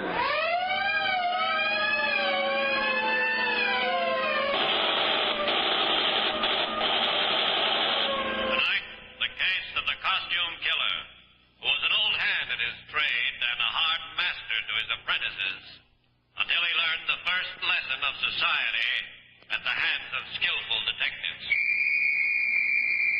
And now to gangbusters and facts that show the operation of our law enforcement officials in their war against the underworld. Gangbusters has asked Chief J.A. Pitcock, who recently retired as Chief of Police, Little Rock, Arkansas, after 31 years of service, to narrate by proxy tonight's case. The inside facts in the case of the costume killer. Chief Pitcock, from what you've told me, I know tonight's case is so fantastic the facts about this criminal are hard to believe. Yes, Don Gardner, but I've got his signed confession to murder right here in my hand. Well, when did you first hear of this man, Chief Pitcock? Well, Don, our reports start not too many months ago in the city of Paragould, Arkansas. A tall, slim man about 40 had been sitting in the front parlor of his rooming house. He'd heard a knock at the door, and he was on his way to answer it. All right. Hello, Mr. Ellery. Well, come in, Joey. Don't stand there like a tired old field horse. Yes, sir. Look, Mr. Ellery, don't be sorry to me because Don't tell me here. Come on in the parlor. Yeah. Kids, spend your days and nights trying to pound a little something in their pumpkin heads so maybe they'll amount to something. Get in there. Yes, sir. Well, what were you going to tell me, boy? Get it out of you. Think you wasn't born with a tongue. I tried, Mr. Ellery. Honest, I tried. Sit down. Yes, sir. Now, you got to listen to me, boy. For years I've been showing kids how to do this. Kids, they all think they're smarter than you. Oh, I don't think I'm smarter than you, honest. Well, if you listened close to me and done exactly like I told you, you wouldn't have had no experience like that. I tried, Mr. Ellery. You didn't do it like I told you. You didn't do a thing I told you. Well, I was awfully scared. That cop came pretty close, awful close. Well, after you'd listened to me and after you'd opened the window like I showed you how to open it, you'd have been in there and out with a stack full of stuff before that cop even got close. Yes, sir, I guess I would, but... But nothing. I got boys all over this city and lots of other cities. I showed them what to do and how to do it. Now, me and you are going back to that store tonight, and me and you are going to come home with a gunny sack full of stuff. Yes, sir. And then after we get that, I'm going to show you a few other things. How to disguise yourself up good so nobody can pick you out. How to pick a lock with just a hairpin. How to break a man's arm with just one twist. Do I have to learn that? Of course you got to learn that, boy. Sometimes you got to hurt people. Sometimes after you don't hurt people, you get hurt yourself. And hurt bad. Did you ever hurt anyone? Only because I had to. Bad? Bad enough. I killed him. Killed him? Only two. Oh. That's what I did my time for. And if I'd killed the third one, I wouldn't done no time at all. But I got soft-hearted. Serves me right. Now, never you get soft-hearted, boy. Oh, no, sir. Now, you listen to me. And I'll tell you how we're going to get in that store tonight. Maybe you ought to use the glass cutter some more. Shh, boy. You got it. Sure, I got it. Okay, Joey, I'll give you a boost up. You unlock the window. Yeah. Now grab a hold. Okay. Now, up you go. Okay, now. Reach in, unlock the window. Yes, sir. Wait a minute. A little higher. Yeah. Okay, I got it. Good boy. Now come on down. If you hadn't did it like this last night, we wouldn't have had all this bother tonight. You got your gunny sack? Yes, sir. Okay. I'm going to boost you in. You know what to take. And when you get it, you meet me back the room. Ain't you coming in with me? There ain't but one way to learn, boy, and that's do it yourself. But, Mr. Ellery... Don't stand there arguing with me. Now come here, I'll boost you. It ain't fair. Now up you go. Okay, that's enough. Now jump down. Everything all right? Yeah, I think so. Good boy. I'll see you back the room.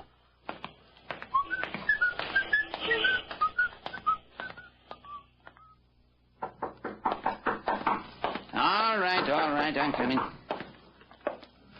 Joey? Yeah, it's me. Just a second. Come in, boy. Yes, sir. Well, good work, boy. You did fine. Where's the gunny sack? I got it, Mr. Ellery. I left it in the shed. Well, I told you to bring it so I could give you what you got coming. I was gonna, but... But what, boy? Speak up. There was a cop waiting in front of my house. A cop? It's a good thing I saw him, Mr. Usry, an awful good thing. You snitch. You... Please, Mr. Usry, let me go. I didn't have anything to do with it. What's he doing there, then? I don't know. Huh? Let me go. All right, boy. If this cop's waiting for you, that ain't good. What do we do? Well, I'll tell you, boy. You go on home and get to bed. But the cop will That get don't me. matter none, boy. You got no record. You get off easy. But I don't want to go to jail. I don't want to. I'll just give you a talking to. With me, it's a sight different. I'm on parole. They send me back to prison for life. You wouldn't want that to happen to your old friend Slim Usry, would you? Oh, no, sir, I wouldn't. Well, now you see why I got to leave town. Anyway, I got some of my other boys to look in on. I'll be in touch with you, boy. You'll hear from me. You're a good boy. So, Don, Slim Usry, a paroled murderer and tutor in crime, fled to his native town of Hattiesburg, Mississippi, where he sought refuge at the home of his sister Etta. But Slim Usry's sojourn in Hattiesburg didn't prove as pleasant as he had hoped. Slim! Yeah, what's ailing you now? I asked you to weed the garden. Instead, you sit there all day like you were the landlord waiting for his rent. If you want the garden weed it yourself. I ain't budging, Etta. I ain't budging an inch. Honest, Slim, it just ain't right. If I feel like it, Etta, I'll sit here all week. I don't know how many times I have to tell you, Slim. You ought to be out working like other men. Now, looky here, Etta. If there was work I felt like doing, I'd be out doing it. There ain't no kind of work around this town I feel like doing. Can't you get that through your head? If you don't work, you're blown back in the penitentiary. Now, look here, Etta. I said the penitentiary. Don't you talk to me like that, Etta. The whole town's talking about you. They all know what you are. I got to bear the shame. Who cares? I could see that you're sent back to jail. You shut up, you old hen. Why should I dirty my hands on you? Fine home you give your own brother, always nagging. Don't know when to stop. Guess it was a mistake taking you in. More of a mistake not coming back. I guess you better leave, Slim. I reckon the best. I want you to be packed when I get home. Yeah. What time you coming back? I won't be back till late tonight. Hey! What? Who's going to fix my supper? Nobody. You're not eating here again. Hey, Etta! You old hen. You ain't sending me back no penitentiary. You ain't even going to think about sending me back. That, Don, was the moment Slim Usry made up his mind to murder his sister Etta. He knew she would walk home that night, and he waited in a clump of weeds until he heard her footsteps.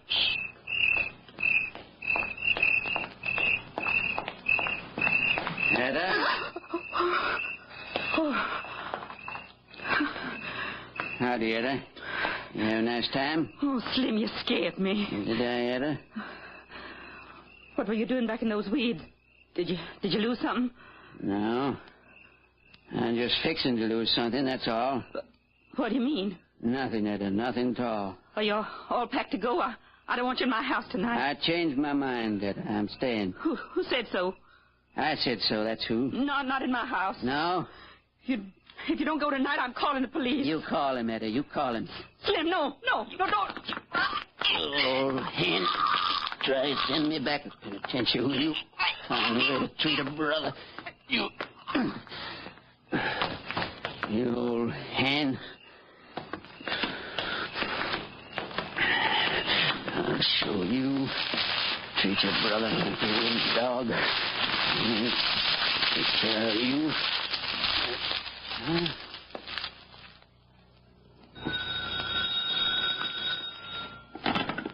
Deputy Sheriff Clarkson. Deputy Clarkson, this is Slim Usry. Yes, Slim. It's my sister, Etta, Deputy Clarkson. She left the house yesterday to go visiting.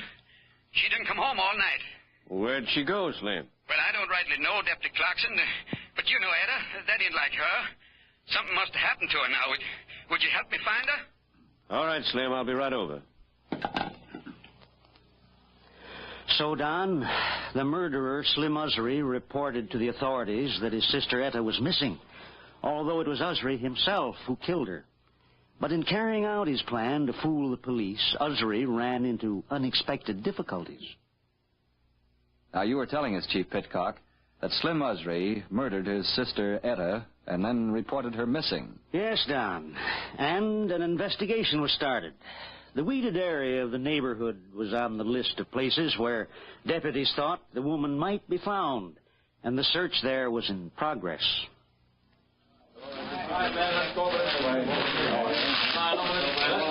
Deputy Clarkson? Yeah, Slim. You don't reckon we'll find Etta in here? If anything happened, Etta, it'd break my heart. I know how you feel, Slim. Let's cut the talking and look. Okay.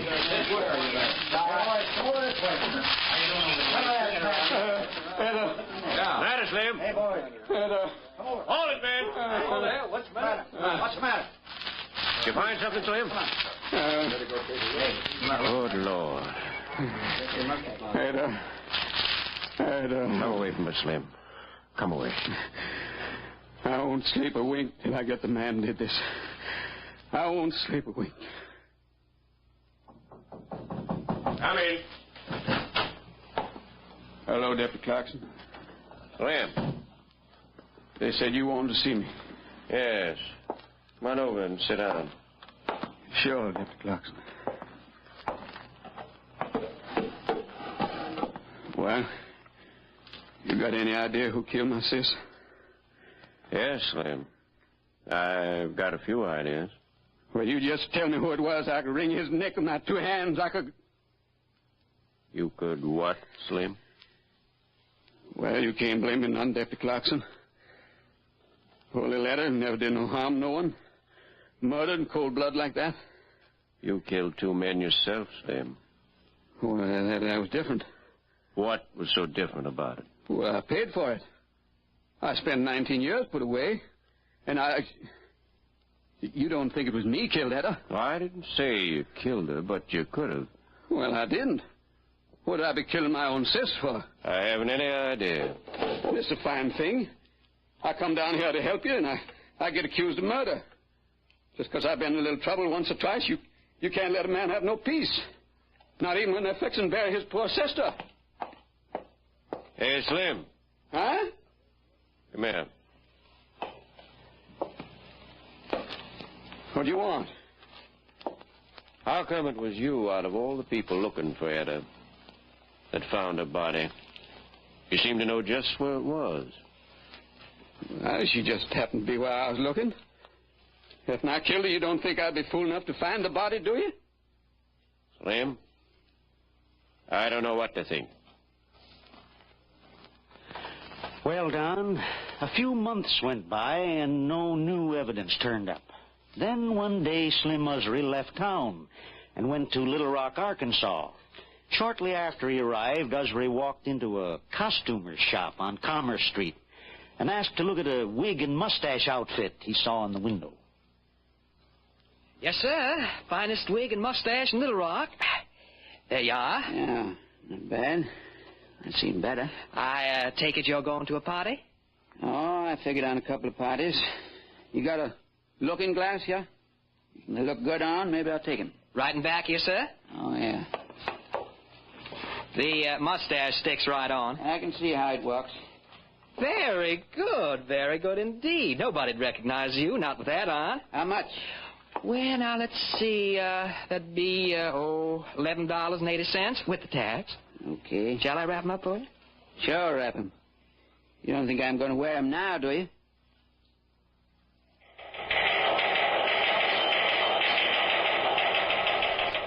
Attention, all squads. Be on alert for bandit who robbed auto rental agency 6th and Scott of several $100s in cash. This man, described as tall and slender, apparently wore black mustache and wig as disguise. Caution, this man is armed and dangerous.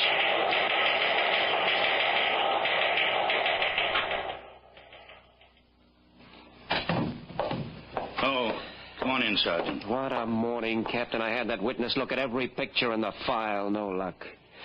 Not with that wig and mustache disguise. Good disguise. You know, I can't remember anyone using a disguise like that on a holdup in years. This must be an old-timer. Well, the victim thought he was about 40, Captain. It doesn't make him too much of an old-timer.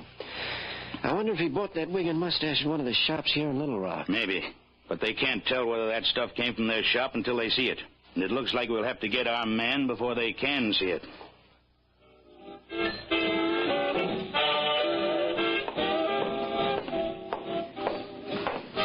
Essery. Huh? Well, Joey. Sit down, boy. Sit down. Thanks, Mr. Essery. Call me Slim, Joey. People around here know me as Slim. Okay, Slim. By gravy, you growed. How about a beer, Joey? Oh, no, thanks. Later, maybe. Well, I came as soon as I got your letter. Yeah. Well, I wrote to you, boy, because I like you. And I want to do something for you. I was sure glad to hear you didn't go to that reformatory. Well, it was like you said. They gave me a talking to and let me go. They haven't caught me since. That's good boy, Joey. I figured when I got your letter, you needed some help. Not just yet, boy. First, you got to finish your lessons. Lessons? Well, I could do okay now. I've been doing okay. Well, maybe you could, but we got to be sure about it. Now, tonight, I'm going to try my old disguise trick again. You recollect I was telling you once about disguises? Yeah, I remember. Well, boy, tonight, I got a nice little old cafe all picked out. It'll be so easy I won't need help from you. I wouldn't need you even if you was ready. So you just stick around my room.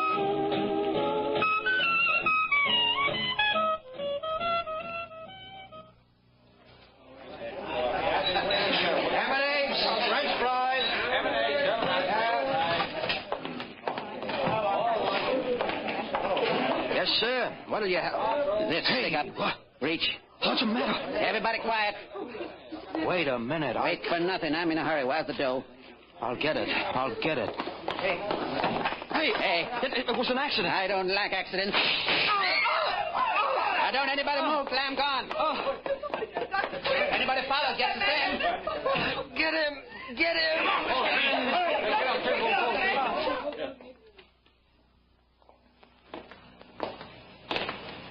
How bad is he, Sergeant?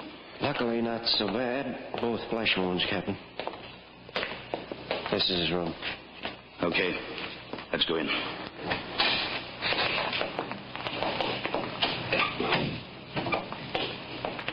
Hello, Mr. Walters.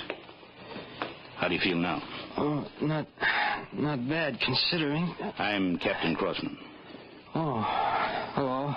Mr. Walters, do you think you could recognize the man who held up your cafe and shot you? I don't know. Maybe I could. I ought to know that mustache anyway. Mm-hmm. Is this the mustache? Yeah, that's it. I'd swear that's it. It was found in an alley near your cafe. The hold-up man was seen running up that alley. That's it, all right. Thanks, Mr. Walters. We know where it was bought. Now all we've got to do is find the man who bought it. I'm telling you, Joey, just like I tell all my boys. You miss doing something one way, no matter how many times it worked, it ain't good no more. That seems crazy to me. All you gotta do is get another mustache. No, boy, police and everybody else on that mustache and wig trick. I gotta try something else. Yeah, but you promised I could try the mustache trick. I said no, boy. When I say no, I mean it. Maybe we'll pick up and go someplace else and try it, but not here in Little Rock. It's nuts, Slim. And we're just getting set here. And I don't know whether I'm going to stay or not. They got a big charge against me. I could have killed that man last night. Oh, the guy was shot up a little. Serves him right. Maybe I should have killed him. Sure. So, he'd have been number 3. Joey. Number 4. Number 4? You heard me. You mean you killed somebody since I saw you last? What if I did? If you want no account. Getting back, we got to change our way of operating. We got to just... Boy, where you going? I'm going out for some air. Well, now watch out where you go and what you do. Well, just going out to get you a present. Present, boy? For me? Sure. And one for myself. I'll see you later, Slim.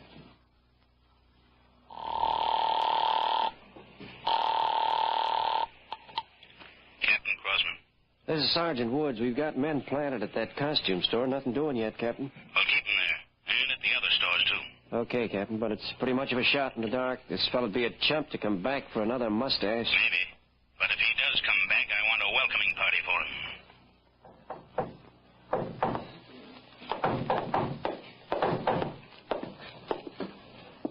Joey? Yeah, Slim, open up. Where you been, boy? Get in here. I told you I was going out to buy a present. Oh. Is that it there? Uh-huh, that's it. Well, don't stand there, boy. If you're going to give it to me, give it here. I got 2 of them. What is it? Give it here, boy. Not until you promise I can use one. One what? One of these mustache outfits. Mustache outfits? Uh-huh. Where'd you get it? Hey, let go. Please, Slim, let go, will you? Where'd you get it? At the same store you showed me. Please, Slim, you hurt me. Please. I ought to kill you, boy. I ought to beat your brains out. No, please. You could have brought the cops here. You know that. There were no cops. I looked good, honest. Let go, Slim. Huh? No cops? I'm positive. I didn't see anybody. Well, as long as you didn't see no cops, I guess there'll be no cops coming here, huh? Sure. Everything's okay? Yeah. You didn't listen to me, Joey. I kill people who don't pay no attention. Slim, don't do nothing. Come here, you miserable... No, let go. I didn't mean nothing. Didn't mean nothing, eh? Please.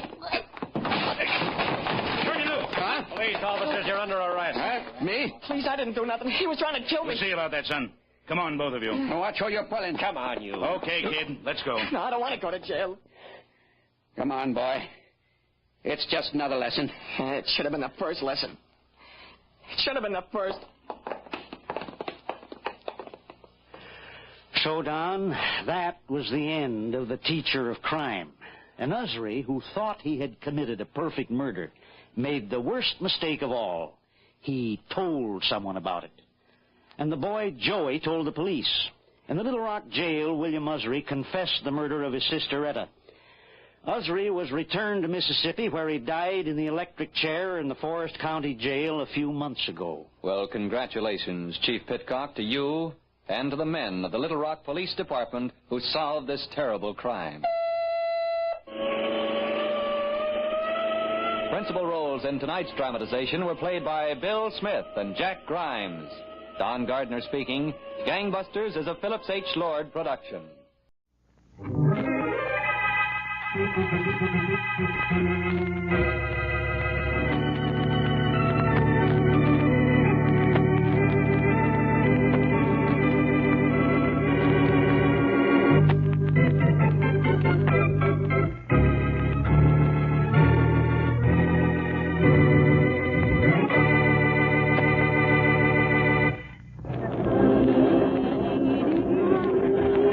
Mary, please. I feel gay enough on these skates. Don't make me hilarious with song. Oh, what's the matter, Bertie? Don't you like my voice? I like it very much, except when you're singing. Besides, the skating rink is no place for you to do an audition. The book says that no matter where talent is displayed, somebody is bound to notice. Okay. But why does that somebody have to be me? All right. Let go of my hand a minute. I'll show you a spread eagle I used to do when I was a kid. I think I remember how to do it. Well, all right, but I only hope your feet do. Oh, what was that? Somebody probably fell No, down. Blackie, that scream came from outside the ring. It did? Come on, let's go and see what it's all about. It's all right, everybody. Keep right on skating. Everything's all right. Music time. What's the matter here? What's the matter? I don't know. I was just standing here. You can only find the girl who screamed, Blackie. Oh, there she is. Hello. What happened out here? Look what I found by this bush here. Uh-oh. Stand back, everybody. Stand back, please. I came out to look for her, and I found her lying here dead. Somebody better call the police. This girl's been murdered, choked to death. Murdered? Who's been murdered? Get back, everyone. I own this place. A girl, what's the matter? She's dead. Dead? Yes, she was murdered. She was strangled. I want everybody back in the rink before the police get here, except the girl who found the body. Okay, everybody back inside. Oh, dear. Get the police, somebody, quick. The motive for murder obviously wasn't robbery, Mary. How do you know, darling? Look at this ring on the finger. Wow. That's an expensive diamond. That isn't Jane's ring. Huh? How do you know? Oh, well, I'm Martha Williams, Jane's roommate. She never had a ring like that. I know. I live with her. I'm sure nobody gave it to her, and she couldn't afford to buy it. That ring is worth about $50,000, and it wasn't hers? Somebody killed this girl and then put a $50,000 ring on her finger? Well, it must be that. She didn't have that ring when she came out here. Now I've heard everything. Somebody killed this girl and then put a $50,000 ring on her finger. Well, all I can say is the man who choked her to death at this roller rink was no cheap skate.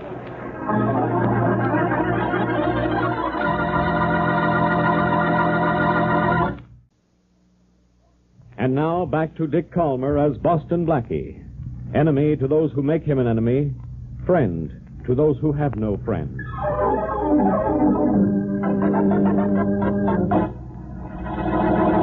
Look, Inspector. Listen, don't just sit there behind your desk. Get some action on the murder of that girl at the skating rink. Go away, Blackie. You bother me. I'm only just starting. And incidentally, if you don't find the murder of that skating rink girl, I'll stop finding bodies for you. There's no purpose in it anymore. There won't be any Blackie in here anymore, unless you shut up. Okay, I was only trying to do you a favor, Inspector Faraday. If I don't find bodies, you'll lose your job. And you certainly can't find them yourself. Look, what have you found out about the murder of that girl? None of your business. Oh, I get it. You don't know a thing about it, as usual. Oh, really? Suppose I told you the dead girl's name was Jane Carter. If you told me, I wouldn't believe it. What did you do? Look in her purse for identification? No, her roommate, Martha Williams, told me what her name was. Great police work, Faraday. So what? You still don't know why she was killed or why she was found dead wearing a diamond ring she never owned. Oh, I don't know about that ring, huh? You don't know about practically anything. Ah. Listen, funny man. That dead girl's husband turned up to claim the body this morning and said he'd given her the ring only yesterday as a wedding present. They'd been married just a week, only he didn't tell anybody. I wonder if he told her. If he... Skip it. Did the husband give any reason why she might have been murdered? No. He didn't know anything about it. But he turned up to claim the body and that ring, huh? Faraday, you get done. Now, don't get excited, Blackie. He heard about his wife's murder over the radio last night, and he had a perfect alibi for his whereabouts at the time of his wife's death. Perfect as far as you're concerned. What was it? He was at a banquet across the river. He has a picture of himself to prove it. A picture, huh? That sounds a little too pat, doesn't it? Look, I'm way ahead of you, Blackie. I checked the picture. One of the other men in it was Police Captain John Bradley, and another was the county secretary. Now, they're not the kind to be any part of a phony alibi. If the husband's in the clear, I'll guarantee it. I'll bet you $100 right now the thing is a phony. What's the husband's name? Jack Ellis. What's his address? Ludlow Hotel. The phone number is East Side 93232. Well, there's the telephone. If he's there, I'll give you $100. What about it? Glad to see you, Blackie. I'll make that call. You just reach for your wallet. I can't wait to see your face when I get Ellis. I can't wait to see that 100 either. Blackie, nobody could be as smart as you think you are. I'm the balancing influence in your life. I'm the over-clever and you're extra dumb. The two of us make a couple of normal guys. See? We'll see. Ludlow Hotel, good morning. Jack Ellis, please. Who? Jack Ellis. Ellis. E-L... L-I-S. L-I-S. Oh, I'm sorry, there's no one here by that name. No. When did he check out? Check out? He didn't. There's never been anyone here by that name. Are you sure you have the right hotel? Well, this is the Ludlow, isn't it? Yes. I've got the right hotel. I've also got a headache. Oh, shut up, Blackie. Your singing's awful. So are your police methods, kid. My, the husband with a perfect alibi gave you a phony address. No, all right, Blackie. All wrong, Faraday. Somebody's made a fool out of you again. Not that that's tough, but it gives me a second reason for finding Jack Ellis. Now I not only want to catch him, I want to congratulate him.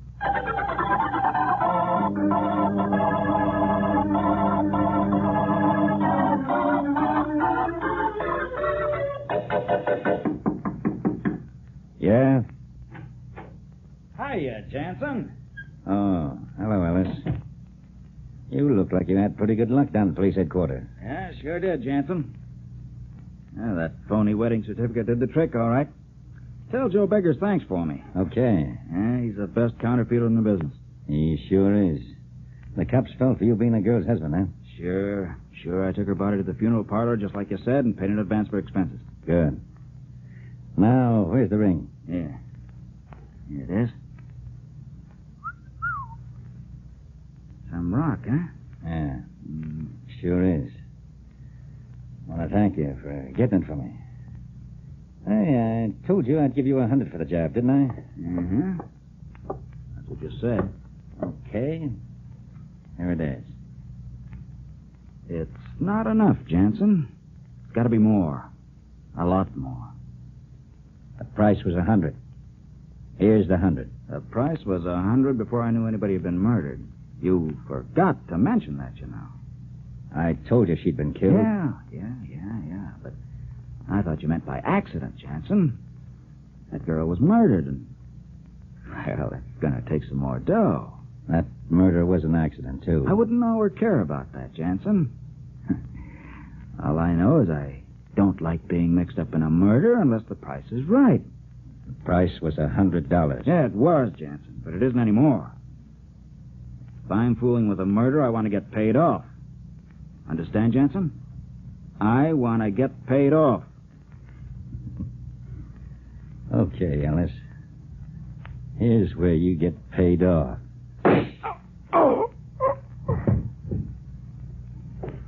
And there's my receipt. Paid in full.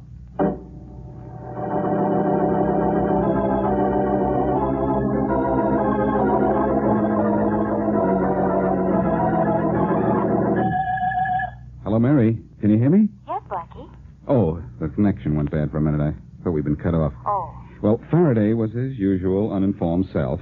He hasn't any leads on that girl's murder at all. Well, then everything's right back where it started, isn't it? We don't know why the girl was killed or why the ring was on her finger. No, and the way things are going, I wonder if we ever will. Oh, I think we will, Blackie. I hope so. But I won't solve anything sitting here in my apartment. I'm for going back to that skating rink. Want to join me? Sure. I'm ready anytime. Good. I'll take you up in a half. No, wait. Make it an hour, Mary. There's somebody at the door. I'll call you before I leave. Oh, I might have known it. All right. Bye. Bye. Come in. Are you Boston, Blackie? Yes, and are you beautiful? Skip all the nonsense. This isn't a social call. Could be one without making me angry. Takes two to make it one. Understand? I get it. Oh, well, I suppose I can always get a friend for me. What do we talk about now? This. You're investigating the murder of that girl at the skating rink, aren't you? Yes. Know anything about it? Not much. In fact, I know so little about it, I'm clear of it. That's what I want to set you straight about. Look, Miss... what's your name? Hazel Stanley. Well, look, Miss Stanley, you're a little previous, aren't you? You're yelling before you hit. Until now, I didn't know you were mixed up in this at all, and chances are I never would have. Oh, yes, you would. I know the way you work. Sooner or later, you find everybody who had even the slightest connection with the case. I just thought I'd save you the trouble of finding me and getting me mixed up in something I had nothing to do with. Oh, but you must have had something to do with it. Yes. But not what you think. I don't know who killed Jane Carter. I wasn't there when it happened. This is all I know. The guy who claimed to be her husband isn't her husband at all. He's just plain Jack Ellis. You can find him. He's in room 609 at the Eastern Hotel. You sure of that? Uh-huh. Okay. Thanks a lot. Now, just in case I want to talk to you after I talk to Ellis, where do I find you? At Mrs. Fanny Browder's rooming house. The phone number is... Wait a minute, please. I want to write this down. All right. Go ahead. Phone number is Alvin 6, 2469. Alvin 6, 2469. Right. Thanks. After I've got Mr. Ellis's number, maybe I'll call yours.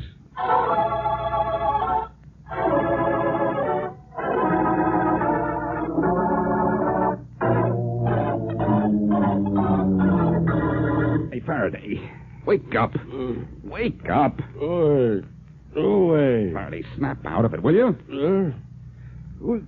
What time is it? Hey, Blackie, what are you doing in my bedroom? Not what you're doing in it, Faraday. I've been awake tonight as usual and doing your work for you as usual while you're sleeping as always. Yeah, I'll bet. Careful, Faraday. Remember the last bet we made. Now, look. I want you to know I found our friend Jack Ellis. A little late. I found him dead from a slight case of lead poisoning. Now I'm going to use your telephone again. Just leave a nickel on the dresser. Who are you going to wake up now? A young lady. Only don't tell Mary, will you? She might not understand. Faraday, old pal, when I get an address of a person, it's really the right one. What are you talking about? It's not a what, it's a who. Not a bad-looking who at that. She lives at Mrs. Browder's rooming house. Listen to this, Faraday. I want you to hear Big Bad Blackie at his best. Hello? Mrs. Fanny Browder's rooming house? Yes? I'd like to speak to Hazel Stanley, please. Nobody here by that name. What? You heard me, and don't ask me if I'm sure, because I'm Fanny Browder, and I know who's in my house, and I know it's late and that you woke me up. Oh, well, I'm sorry. Maybe I've got the wrong name, then. This girl had red hair. Red hair? Huh. Hasn't been a red-headed girl in my house for 5 years. years. I don't like redheads. You got the wrong place. Hello? Hello? Go. Da-da-da-dum-da-da-da-da. What's the matter, big bad Blackie? Strike out? Ha! Yes, sweetheart. And now that Fanny told me the number was phony, this isn't funny.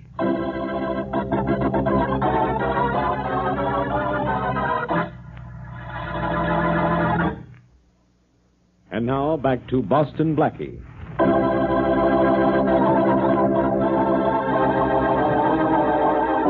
A girl, Jane Carter, is killed outside a skating rink. On her finger is found a valuable diamond ring, which it is proved she never owned. Then Jack Ellis, posing as the dead girl's husband, claims her body and the ring and takes the ring to a man named Jansen, who murders him. After a visit from the mysterious Hazel Stanley, Blackie finds Jack Ellis's body, but can't find her again. So, with no other clues to go on, he picks up Mary Wesley, and the two of them go back to the scene of the crime, the skating rink. Blackie, just what do you expect to find here? Well, for one thing, Mary, roller skates. Got yours on all right? Yes, I have. Good. So have I. Now, maybe we'll find a solution to this thing. The wheels on my feet may stop my head from spinning. Now, there's upside-down logic if I ever heard it. And I've heard it. I'd admit that if it were true, Mary, but it isn't. You see, we've come down here to see the dead girl's friend Martha. Remember her? The girl who found the body, yes, but how do you know she's in here? Observation, my dear Miss Wesley. Observation, deduction, perseverance, and the fact that she told me she works here. Oh. In fact, there she is. Oh, golly. Well, then she's a skating teacher, isn't That's she? right. So let's skate over to her and see if she can instruct us in the whys and wherefores of her roommate's death. Okay. Oh, Martha. Yes? Martha, can we talk to you for a minute? Oh, Blackie, it's you again. Did you find anything about Jane's murder? No, not yet, Martha. Blackie, do you think that... Hey, remember me? Because I'm here, too. Hello, Miss Wesley. I didn't see you. Gosh, I wonder if they'll ever find out why she was killed. Well, if they ever do, Martha, it'll be Blackie who found out for them. Blackie hopes. Listen, Martha. I think that ring on Jane's finger is the clue to a murder. Oh? It was claimed yesterday by a man posing as her husband. And since then, it's disappeared, and the phony husband is dead. Another murder? Oh, no. Yes, and both committed for that ring, if you ask me. Well, nobody's asking you. Well, Faraday. Hello, Inspector Faraday. Where you skate? Don't embarrass him, Mary. His mother won't let him wear them after dark. I don't need skates. While you've been fooling around on yours, I've been doing some work. I found out about that ring on the dead girl's finger. Yeah? What'd you find out? It was stolen in Detroit 3 days ago, and it's hot. Too hot to send right to a fence, so it's being passed around among the members of a local gang till one of them thinks it's safe to see a fence with it. Nick Jansen's the head of the gang we think is doing it. You know him, Blackie? Only by reputation. Safecracker, isn't he? The best in the business, including you. I don't crack safes, Faraday. I open them. And the next time you open your mouth, let's have some information come out of it for a change. Information? Well, Blackie, take the ring. I found out all about that, didn't I? Oh, you found out all about it, did you? Do you know where the ring is now? No. Do you know why it was put on the dead girl's finger? No. Do you? Yes. I'm listening. Do you know, Blackie, really? Oh, Blackie, where is the ring, and why was it put on Jane's finger?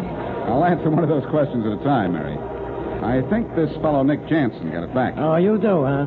Why? Well, he obviously read of Jane Carter's death in the newspapers, how the mysterious diamond ring was found on her finger.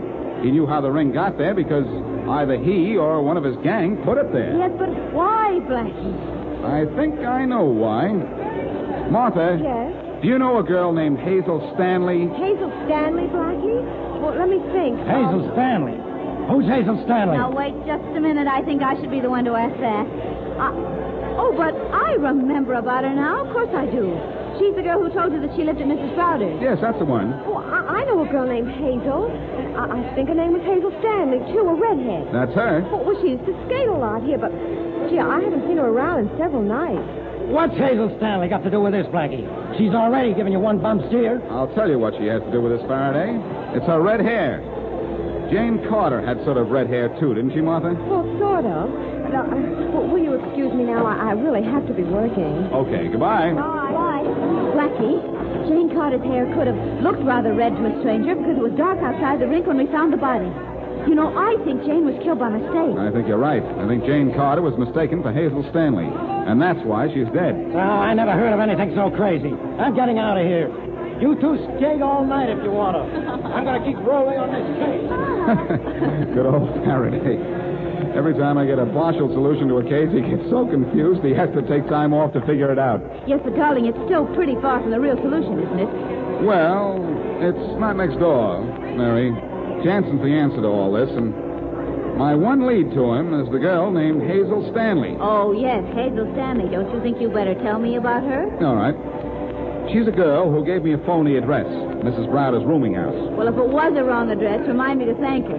That is, if we ever meet her. Well, she did give me the right number for Mrs. Browder's rooming house, though, Mary. Something with an Alvin exchange. Do you know the theory about aliases and phony addresses, Mary? Oh, yeah, I think I do. Part of the name and address is usually legitimate. Psychological reasons. Uh-huh. So, in the address and phone number Hazel gave me, there may be a clue to her real address. Yes, but which is it, Browder or Alvin? Yeah. Let's see. Now, there's a Browder Street. No, that's not much help. But say, there's an Alvin Hotel uptown. That might be the clue. I think the name Hazel is legitimate. I'm going to get on the phone and check. Going chasing a redhead again, huh? Uh-huh, for a clue. Well, you follow the clue. I'll just follow you.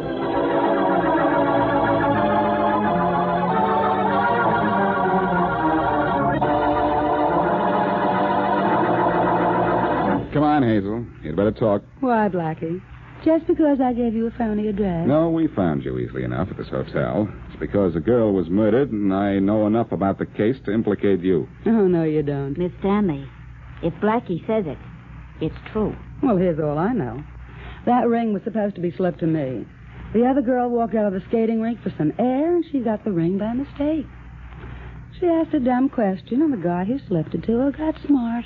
Oh, I see. And then when he realized his mistake, he had to kill her. And before he could get the ring off her finger, her roommate came out, and he had to disappear fast. Then he hired Jack Ellis to get back the ring, huh? Well, it's all making sense now. We'll make more in a minute. Hazel, you're still on a spot. Did Jansen kill the girl? Yes. Where can I find him? Well, don't make me tell you that, Blackie. He'll kill me. Oh, Miss Stanley, not if Blackie finds him first, he won't. You have a murder charge hanging over you, too, you know, Hazel. Oh, really? No. Oh, definitely. You told me where to find Jack Ellis's body, remember? Mm-hmm. I'm warning you, Hazel. Tell me where I can find Jansen, or you'll find yourself in jail. Are you on the level? I'm on the trail of a killer, Hazel. And you're part of the gang that's been doing the killings. When the police clamp down, they clamp down on everybody. Now, talk. All right. Ellis was my boyfriend, and I think Jansen knocked him off. I told you where to find Jack so you could pick up a clue to Jansen. Well, I didn't. Where's Jansen now? Well, he lives at 19 Oak Street. Get him, Blackie. Get him. I'm going to get him as soon as I get going. And, Mary, you get lost.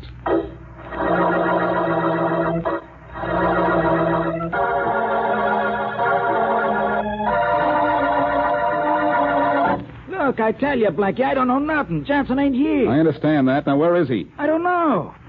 Even if I did, I wouldn't tell you, see? Yeah, I see. But let's find out how well you'll see with two black eyes. Hey, take your hands off me. Sure, one at a time, like this. No, hey, get it out. Now, where's Jansen? I don't know, Blackie. Well, maybe this will help you now. Now, I got nothing to say. It's getting a little boring. How's this for size? Just your measure. Well, you going to talk now, or are you interested in some more sample sizes? Don't hit me again, Blackie. Don't. What do you want to know? I told you. Where's Jansen? I don't know.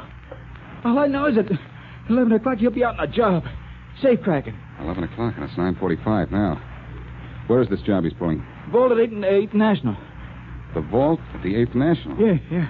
You mean Jansen thinks he can open that? Sure, he's the best and fastest safe crack in the world, ain't he?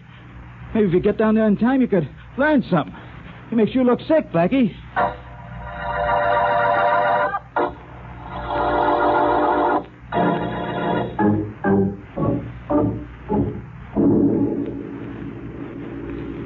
How's it coming on the vault door, Jet? I think I got it, kid. I think I got it.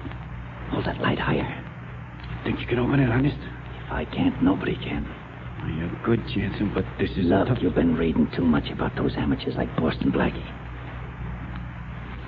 You're dealing with the tops in the business now. This sure is a tough one. Yeah. But I'll get it. I'm the only guy in the world who can. There it goes. It's open. You done it in less than an hour. It's tough, I tell you. Not too tough for me. Come on, help me swing the door open. Sure. It's heavy. There, we got it. And about time. What? I was getting a little tired waiting for you guys. Just as Boston Blackie. It's the two of us, Boston Blackie and his gun. Took you 55 minutes to open this vault, Jansen. Took me only 30. I thought you were good. You opened this safe? Yes, and incidentally, at the same time, I closed this case.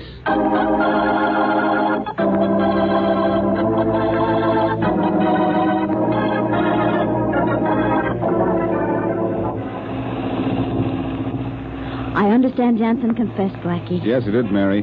But he really didn't have to. We found that diamond ring in his office safe. And did I enjoy sending that guy to jail? Well, why him any more than any of the others? He was supposed to be the world's champion safecracker, Mary. Well, he was good, wasn't he? Sure, but meet the new champ. Oh. You know, Blackie, when we found that ring on the dead girl's finger, I certainly didn't think it would lead to such a simple case of robbery and murder as this. That ring was really very helpful, Mary. When Jansen put it on her finger, it also put the finger on him.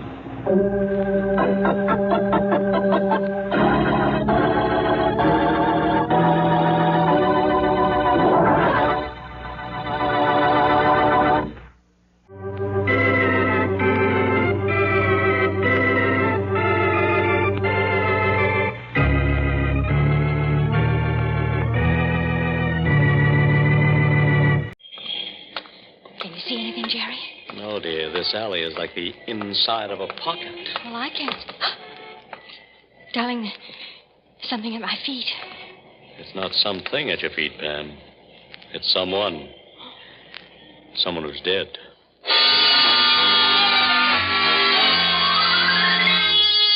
Mr. and Mrs. North, starring Alice Frost and Joseph Curtin. Listen as Pam and Jerry solve the mystery, The Heavenly Body. The Café Emile is a small but fashionable supper club. Its atmosphere is French, its food is delicious, and its prices are outrageous. Yet it's a place that most New Yorkers who can possibly afford it want to visit at least once. And so tonight, Pam and Jerry are entering the Café Emile for the first time, little aware that this first visit will gladly be their last. Bonsoir, monsieur, madame. Bonsoir. Good evening. We have a reservation. Mr. and Mrs. North? Oui, Mr. and Mrs. Emile. Monsieur Zachary. Bonsoir, monsieur. Your table is ready, monsieur. Thanks, I'll find it. And Emile, when Aunt Coleman is through with the number, tell her I want to talk to her. Oui, monsieur. Pardon, Mr. North, but your table will not be available for a few minutes. If you and madame would care to wait in the bar, monsieur, I will call you. Oh, thank you. Come on, dear.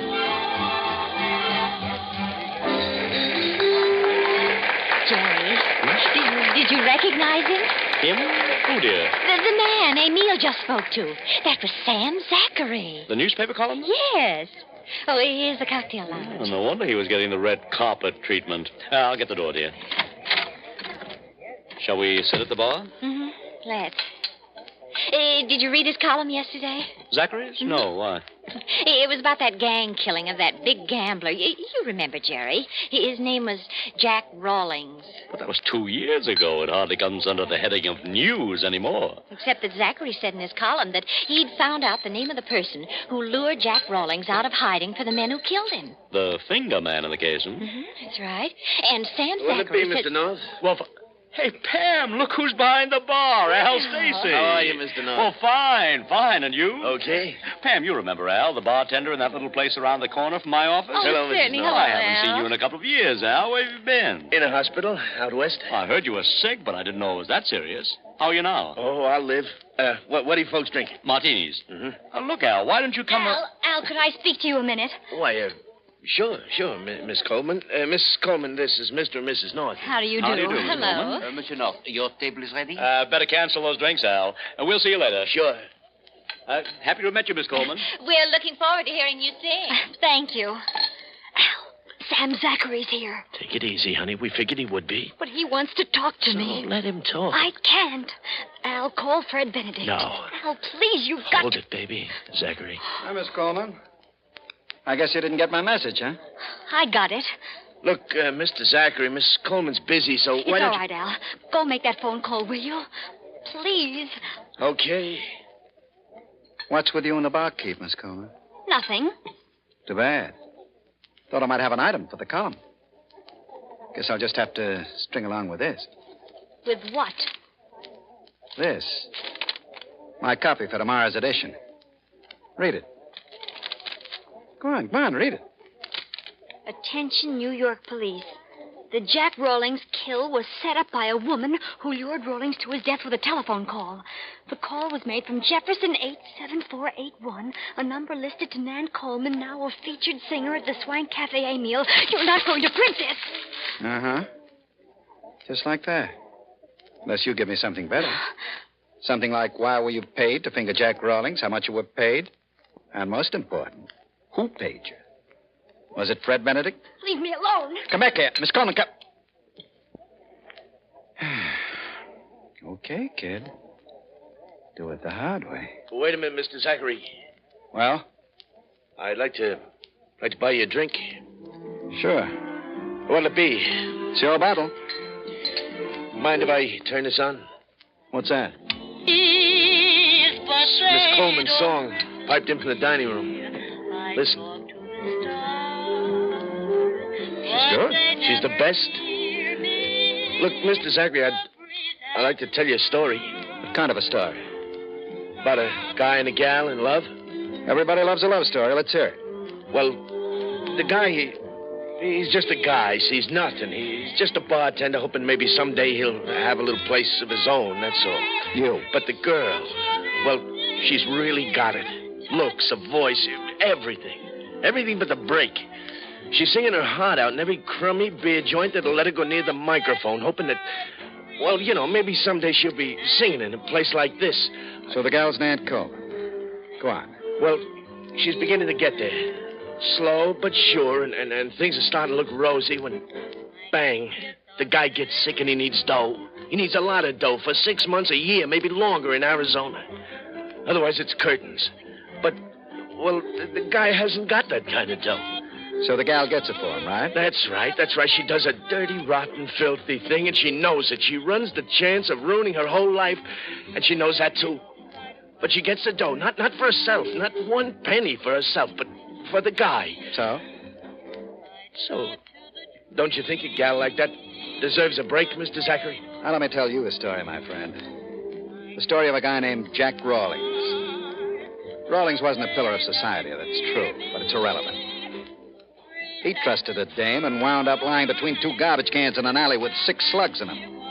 Does a girl like that deserve a break? You can turn that off now. Yeah. Thanks for the drink. Sorry I can't use the story.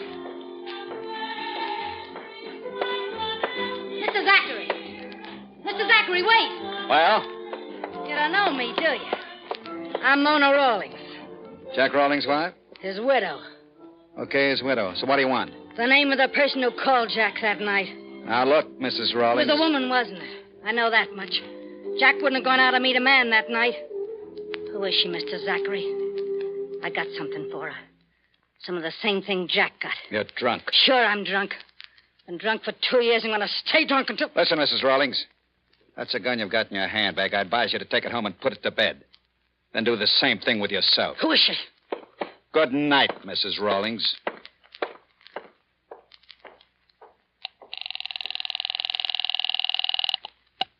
Lieutenant Wigan speaking.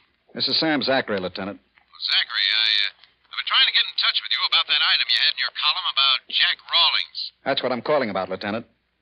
Can you meet me at the cafe, Emil? Well, sure, right away. Something wrong? Not yet. That's why I want you here. To see that things stay that way.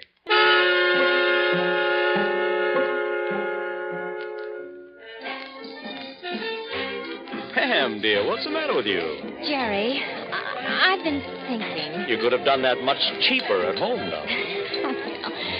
Don't you want to know what I've been thinking? At these prices, it had better be good. Remember when we came in, Jerry? We heard Sam Zachary ask Emil to have Miss Coleman come to his table. Well? Then just a couple of minutes later, Miss Coleman came into the cocktail lounge, acting very nervous, wanting to talk to Al Stacy. What are you getting at? And then, while Emil was showing us to our table, I saw Sam Zachary go into the cocktail lounge. I was wondering if there could be any connection between all that and the column that Zachary wrote about the Jack Rawlings murder. Pam, dear, you're feeling your dreams. But, Jerry, now, don't you... stop imagining things and let's dance. Dance? Mm-hmm. Darling, this is a rumba. Well, I can rumba. Now who's imagining things?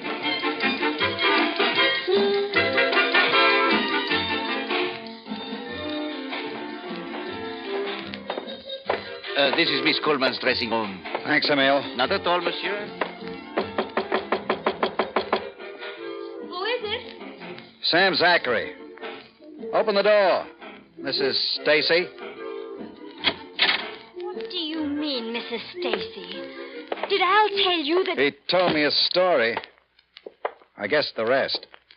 That's why I decided to give you another chance. I told you to leave me alone. I know one of Fred Benedict's torpedoes killed Rawlings. Get out. The police know it. The whole town knows it. But you're the only one who can prove it. So let me hear you say it, kid.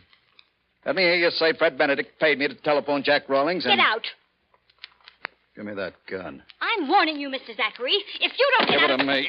Let go of me. Drop it. Let go. Drop it, you little fool, or I'll... Mr. Zachary. You crazy little... Mr. Zachary! Mr. Zachary! Al! Nan, what's happened? I heard... Sam Zachary. I didn't mean to do it, Al. Close the door. It was an accident, Al. He grabbed for the gun and started twisting my arm to make me drop it, and... Al, is he dead? Yeah. Oh, Oh, don't, Al. baby, don't. Please, honey, don't. Now, get a hold of yourself. Come on now. That's better. Now, look, where's the gun? Over there on the floor. Okay. Now, you've got another number coming up, haven't you? Oh, yes, but I can't You've go got out. to. You've got to go out there and act just as though nothing has happened. What are you going to do? I'm going to get Zachary out of here. How? Never mind. Now, get out there for your number before someone comes looking for you. But Al, please, honey, would you let me handle this, please? All right, darling. But I want you to know you don't have to do this for me. You did something for me once that you didn't have to do, remember? All right, now, get going. Nan, Oh, Mr. Benedict. I was just coming back to see you. Al called and said Sam Zachary was... What's the matter with him? Sam Zachary's dead. Huh? I killed him. What? Why, you little... Where is he? In my dressing room. Al's in there. He's going to try to get Zachary out. Where are you going? To do my next number. Al made me. He's right. All right, go on. I'll go in and see if we can clean up the mess you made. You're not leaving already, monsieur. It is early. Not for a working man, Emil. Jerry. Darling, look who just came in. Bill Wagon. Bill, what are you doing here? Sam Zachary, you know, the columnist asked me to meet him here. He said he'd be at the bar. He wants to see you about the Rawlings case, doesn't he, Bill? Now, look, Pam, don't start asking a lot of questions about something that isn't your business. Be seeing you, Bill. Right. Take care of yourselves, you two. Bye. Same to you. Holy smoke, Pam. Why must you Jerry. always... Look, over there at the check room. Al Stacy. But this is Mr. Zachary's hat and I know. He asked you to get them for him. Now, hand them over, will you, Marie? Well, all right, here. Thank you. Something awfully strange about that, Jerry. There certainly is. Why should Zachary want his hat and coat when he's meeting Bill in the bar? Look where Al Stacy's going, Jerry. Out that side door. Must lead to an alley or something. I'm going to get Bill. No, there isn't time. We've got to see what Al Stacy's up to. Come on. But, Pam... Come on, darling. Here's the door. We'll open it. Leads to an alley. A very dark alley. Al Stacy must have gone back that way, away from the street, or we could see him. Well, you obviously aren't going to be satisfied until we have a look, so let's get it over with. You better close the door. I got it. Come on. I can't see a thing, Jerry. Can you? If it'll make you feel better, dear. No. Darling, this is a blind alley. Mm-hmm. In more ways than one. Well, then if Al Stacy didn't go out to the street, where did he go? What's the matter? Jerry. Darling, there's something here. Where? Right at my feet. I almost stumbled over it. Here's a match. Wait till I strike. It's a man. Sam Zachary. Jerry, he looks like he... He is. He's dead. Oh, no. Now, steady, darling. Are you all right? Yes. Okay. Now, look, you go in and get Bill. I'll wait here. All right. And leave that door open. I will, dear. Oh, for the last match and the... Sorry, Mr. North. You better save your sympathy for us, Al. Now, let's get out of here. Get out? What about Zachary? We've got to move him out of here. Don't be a fool. What good'll that do? The guy's seen him, so has the woman. Come on. Look, what are we going to do? I've got to make a phone call. No, leave the door open. You and Nan meet me in our dressing room. Okay.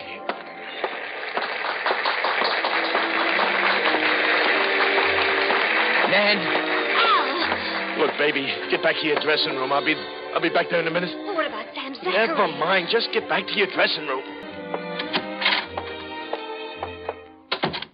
Good evening, Miss Coleman. Who are you? The name's Rawlings. Mona Rawlings. Well, what do you want? I'm looking for Sam Zachary. He isn't here. So I see. Where is he? I don't know. Well, it doesn't make much difference, because sitting here just now, I got to thinking. Thinking what? That you fit. You and Zachary had your heads together at the bar, then he came back here to see you. Yeah, you fit all right. Like a glove. You're just the type Jack would have trusted. I don't know what you're talking about. I hope you don't, because if you do, and I ever find out you do, I'll kill you. I'll kill you like they killed Jack. Like stepping on a bug, I'll kill you. Remember that. What are you doing in here? Al! What's it to you, bartender? Get out. What are you getting so excited about? I saw you acting up in the bar with Sam Zachary tonight, Mrs. Rawlings. So I still want to know what you're getting so excited about. Me and Miss Coleman were just having a friendly little chat. Weren't we, Miss Coleman? You heard me. Out. Remember, Miss Coleman, like a bug. Al, she suspects... Never mind her. Listen, baby, there's something I want to tell you, so listen. Listen real hard. Mr. and Mrs. North found Sam Zachary's body out in the alley. Oh, Al. So here's what I'm going to do. I'm going to... Who's there? Benedict. Come in. I just called my lawyer. He's ready for trouble, but we've got to have our story straight. Now, look, here's what we're going to do. Take it easy, Benedict. Everything's under control. What do you mean? I don't understand, Al. This is the way it's going to be, honey. I killed Zachary. You? Zachary found out I was the one who put the finger on Jack Rawlings. Oh, no, Al, and I no. killed him, and now I'm going out to the cops and admit it. Oh, I won't let you do It's that. the only way, baby.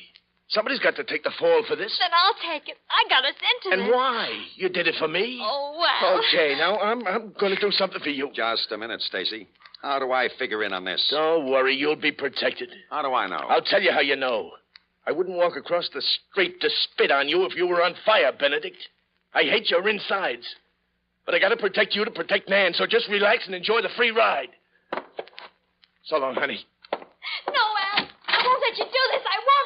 Shut up, you fool. Let him go. Take it easy, Benedict. Try any rough stuff with her, and I'll relax, honey. Oh, please, Al. Darling, you mustn't. Not for me. I won't let you. You better get her out of here, Benedict. Sure. Al, please.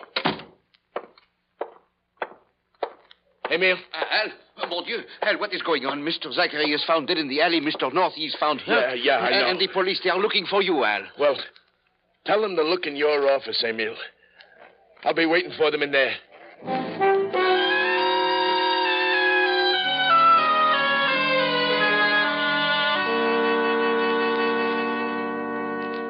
Oh, look, Lieutenant, I've told you I killed Sam Zachary, and I've told you why. Now, what more do you want? The name of the man who paid you to finger Jack Rawlings. I don't know. He didn't give me a name. Oh, what'd he look like? Like a million guys. Could you identify him if you saw him? Maybe, maybe not. Okay, Stacy, we'll continue this later downtown. Donahue, stay and keep Stacy from getting lonesome. Okay, Lieutenant. Where are you going, Bill? To talk to the medical examiner. How do you feel, Jerry? Like I had a different head for each day of the week. That was a nasty bump you got. Look, you two go on home, will you? Bill, do you think Al Stacy's telling the truth? About killing Sam Zachary, I mean. Why would he lie about a thing like that, Pam? Well, he could be trying to protect someone. Well, he could be, I suppose. Well, then don't Pam, you think... dear, my head is killing me. Let's go. Good night, Bill. I'll be in touch with you. Darling, I wish you'd let me finish telling Bill. You can write him a letter when we get home, But dear. I think... Jerry, look. This is Nan Coleman's dressing room. So what? Hey, Pam, what are you doing? Darling, when we met Miss Coleman this evening, I noticed that she was wearing a gold wedding band. Oh, what's that got to do and with... Al Stacy's wearing one just like it. You think Al Stacy and Nan Coleman are married? Yes, dear, and to each other. And Al Stacy may be protecting... Look, the door opens. What an unusual door. Pam, would Miss you... Coleman. Miss Coleman. Darling, look over by the dressing table. Good Lord. What's happened to her? She's dead. Someone stabbed her in the back. Here's Bill, Jerry. Well, Pam, you were right. Al Stacy was protecting someone. Nan Coleman? Yeah, Jerry. And they were married, weren't they? That's right. And Stacy says now that his wife sold Jack Rawlings to Fred Benedict. Fred Benedict? Well, you see, Benedict and Rawlings used to be partners. Gambling, narcotics, any other racket that'd make him a buck. But the town got too small for both of them, and with Nan Coleman's help, Benedict got Rawlings before Rawlings could get Benedict. How's Al Stacy taking Nan Coleman's death? Pretty hard, Jerry. If he ever gets his hands on that... Come in. Here's a guy we thought you'd want to talk to, Lieutenant. Oh, speak of the devil. Come in, Benedict. What's this all about, Lieutenant? Now, just relax, Benedict. You'll find out. You got any more celebrities out there, Donahue? Yeah. We grabbed a dame trying to duck out the back way. Says her name's Mona Rawlings. Mona Rawlings. Well. Yeah, we're really slumming tonight, aren't we? Send her in, too, will you? Okay, sister. Inside. Okay. Keep your big paws off me. I can walk without your help. Okay, Donahue. Tell Emil we're letting him off the hook. And the rest of his guests can go on home. Now, look, Lieutenant. Now, just relax, Benedict. Stacy, come in here. Benedict. Yeah. Let go of it, Stacy. Stop it, Stacy. Get off of me. Stop it. Stop it. Yeah, that's better. Now, sit down. Crazy fool. What's the matter with him? What'd you expect him to do, Benedict? Pin a medal on you for murdering his wife? I didn't kill Nan Coleman. Why should I? To keep her quiet. About what? About the fact that Al was taking the fall for her for Sam Zachary's death. We figure she wanted to talk to save Al, and you killed her. Well, you're figuring wrong because Nan Coleman was alive when I left her dressing room. Wasn't she, Mrs. Rawlings? How should I know? You were standing right outside when I left. Then you went in and killed her. No. You've been blabbing all over town for 2 years about how you'd kill the people responsible for Jack's murder if you ever found out who they were for sure. Well, you heard Nan Coleman and me talking, so you did find out, and you killed her. That's not true. I didn't go into the dressing room after you came out. I didn't hear anything. Are you sure of that, Mona? Yes. You don't sound too sure. Well, I am. And so am I. You? Pam, dear, no one asked you whether... Please, Jerry. Bill, Mona Rawlings is telling the truth. How do you know, Pam? Yes, dear, how do you know? Because Fred Benedict's still alive. Look, Bill, if Mona Rawlings had overheard Nan Coleman and Fred Benedict and knew that they were responsible for her husband's death, why would she let Fred Benedict walk right past her and kill only Nan Coleman? It doesn't make sense, Bill. If Mona Rawlings killed her to avenge her husband's death, then she would have killed Fred Benedict, too. Oh, no, Bill. Fred Benedict killed Nan Coleman. That's a lie. You don't believe this dame, Lieutenant. You're a gambler, Benedict. Want to bet?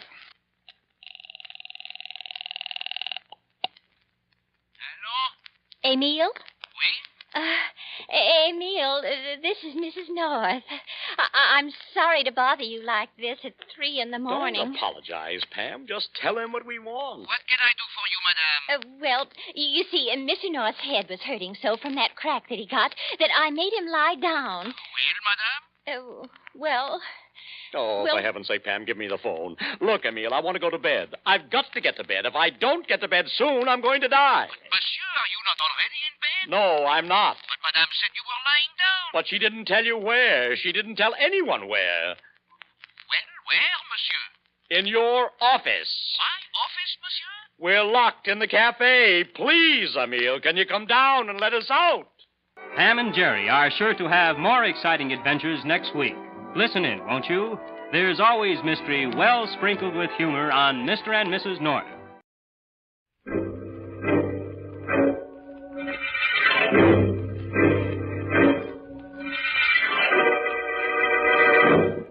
The Avenger. The road to crime ends in a trap that justice sets. Crime does not pay.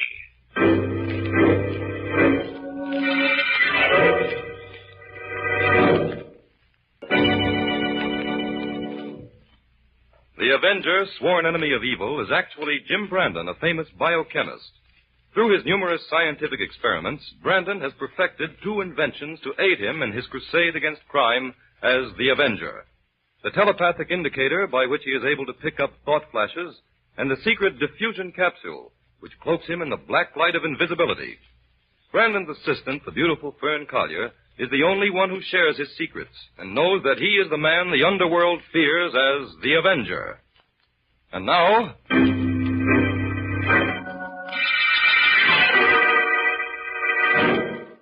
The Avenger and the High Tide Murders.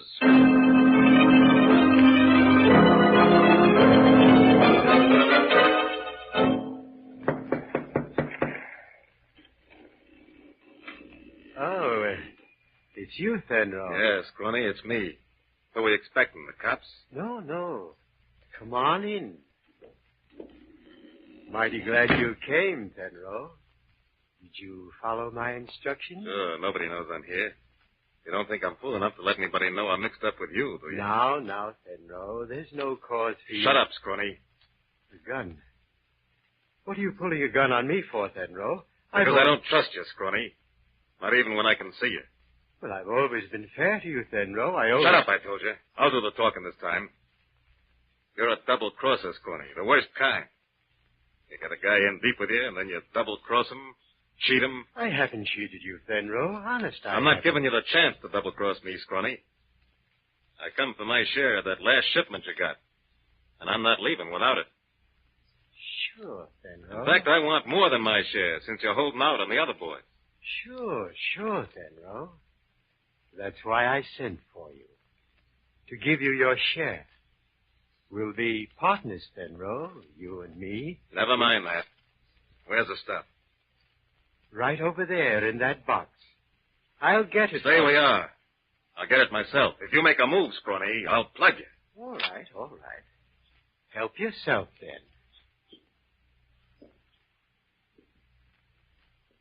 Scrawny! Help, Scrawny! Goodbye, Fenro.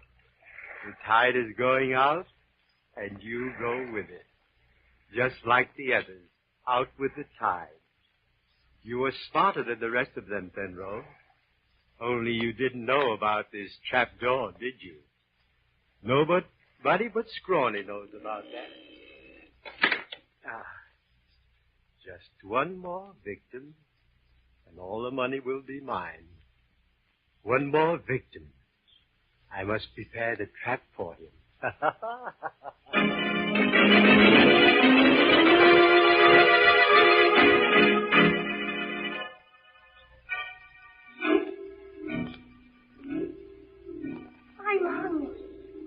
hungry. I want to stop working now and go to dinner. All right, Fern. All right. We'll take time out now for dinner. I've been waiting for you to say that. I know you have. The telepathic indicator caught your thought flashes. I didn't realize how late it was. That indicator is working so well lately, I've absolutely no privacy. Yes, we're getting wonderful results, Fern. Of course, a lot of the flashes I pick up are unimportant, but do you realize that our experiments in thought projection and transmission have gone far beyond those of Edison and Creel? Oh, I know, Jim. Jim? Yes, Fern? Jim, let me try the diffusion capsule. I've been reading up on all those experiments you made with black light, and Fern, you must put that idea out of your mind. I told you before that it would be impossible. It's a very dangerous process. Oh, I know it's terribly dangerous, Jim, but I'm not afraid. No. And that's final, young lady. Why, the diffusion capsule knocked me for a loop every time I tried it for 3 years, until finally I was able to hit just exactly the right formula. Oh, but, Jim, now that you have the right formula... Fern, you don't understand.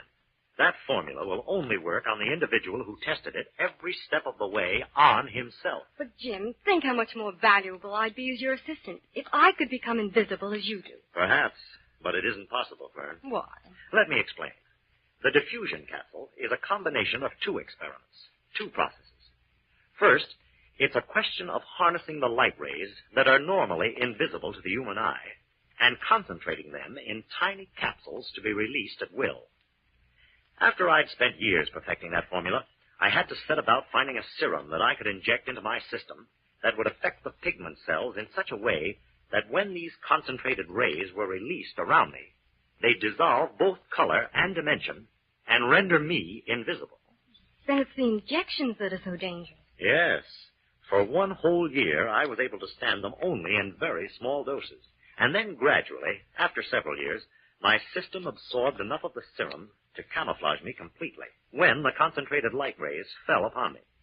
But if I hadn't been in exceptional physical condition, Fern, the whole experiment would have been hopeless. Well, perhaps you're right, Jim. And but besides, you're much too attractive to want to become invisible, even for short intervals. Oh, Fern, now you do understand, don't you? Of course, Jim. Let's forget it. I couldn't manage without you know that. Why, you've come every step of the way with me on the telepathic indicator. I simply couldn't have perfected it without you. Thanks, Jim. Now, if you'll put those test tubes away, I'll turn off the indicator, and we'll go out for something to eat. Right.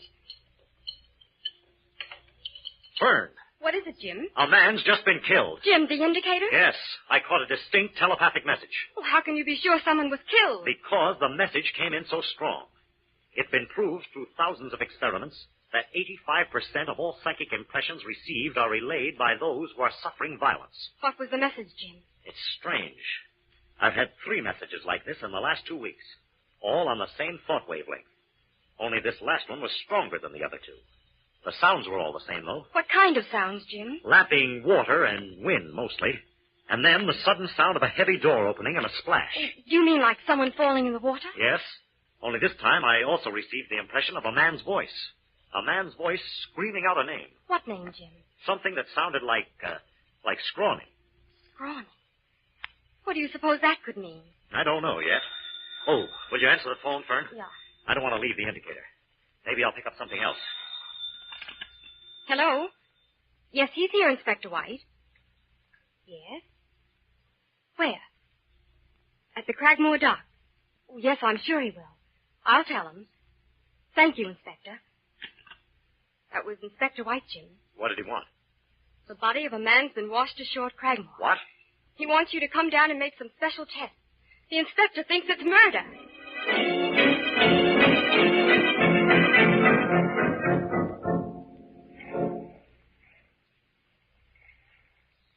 That you, Brandon? Yes, Inspector. Coming, Fern? No, I'll wait here at the car, Jim. All right. Well, Inspector, find any clues? Very few. The doc says the body's been in the water about 2 weeks. I want you to check on that. No identification. Not a thing. Oh, flash that light over here, Joe. Well, what do you think, Jim? Yeah, at first glance, I'd say 2 weeks is about right. We can't tell much from his clothes. There was no jewelry, which might mean the motive was robbery. Yeah, it might. Find anything at all in his pockets? No. Only a little piece of broken glass. You mind letting me see it? Here. Why, this is a piece of a jeweler's loop. A very good one, too. This man must be a stranger around here. He doesn't fit any of our descriptions for missing persons. Inspector, do you think you could keep this out of the papers for a few days? No, I can't keep it out of the papers, Brandon. And I don't see why I should try. Well, you're in the driver's seat, of course, Inspector, but if I had a day or two, I Look, think... Brandon, all I want from you in this case is a complete chemical analysis report. The same kind of checkup you did in the Reardon case. Okay. I'll come to headquarters later. But you shouldn't let my simple inquiries affect your blood pressure like that, Inspector. Well, every time you see a body, you pop up with a lot of unconventional theories. Well, murder is hardly ever conventional, Inspector. No monkey business on this case, Brandon. That chemical report is all I want from you. You'll get it. In the meantime, I'll have an impression made of his teeth and go over every inch of his clothes. Right. I think we'll have to work fast on this, Inspector. We? All right, you. I'll see you later. So long. Remember what I said, Jim. What's the matter, Jim? The inspector sounds mad. Oh, just the usual routine. He's afraid I'll steal his thunder. Well, were you able to find out anything? I think so, Fern. I'd be willing to bet anything it was that man's dying message I picked up about 2 weeks ago. Do the police have any idea who he was? Not yet. but I'm pretty certain he was a jeweler. If he was, then the other two thought impressions I received may have been from jewelers, too. If your hunch is right, Jim, 3 jewelers would be missing in the city right now. Right. Let's get back into town and start investigating. Tonight? Oh, well, I guess it is pretty late, isn't it? Well, I'm still hungry. Remember, we never did get our dinner. Okay, but first thing in the morning, Fern, we're going calling. The pawn shops first.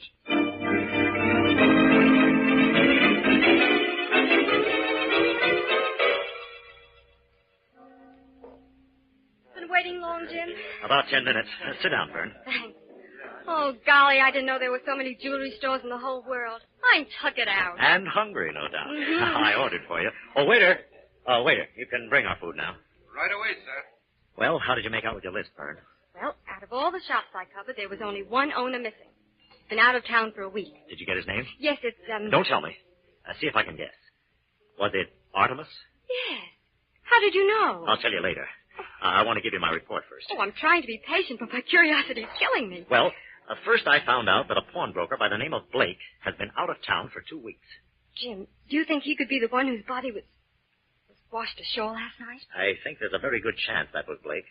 I called Inspector White, and he's going to check on it.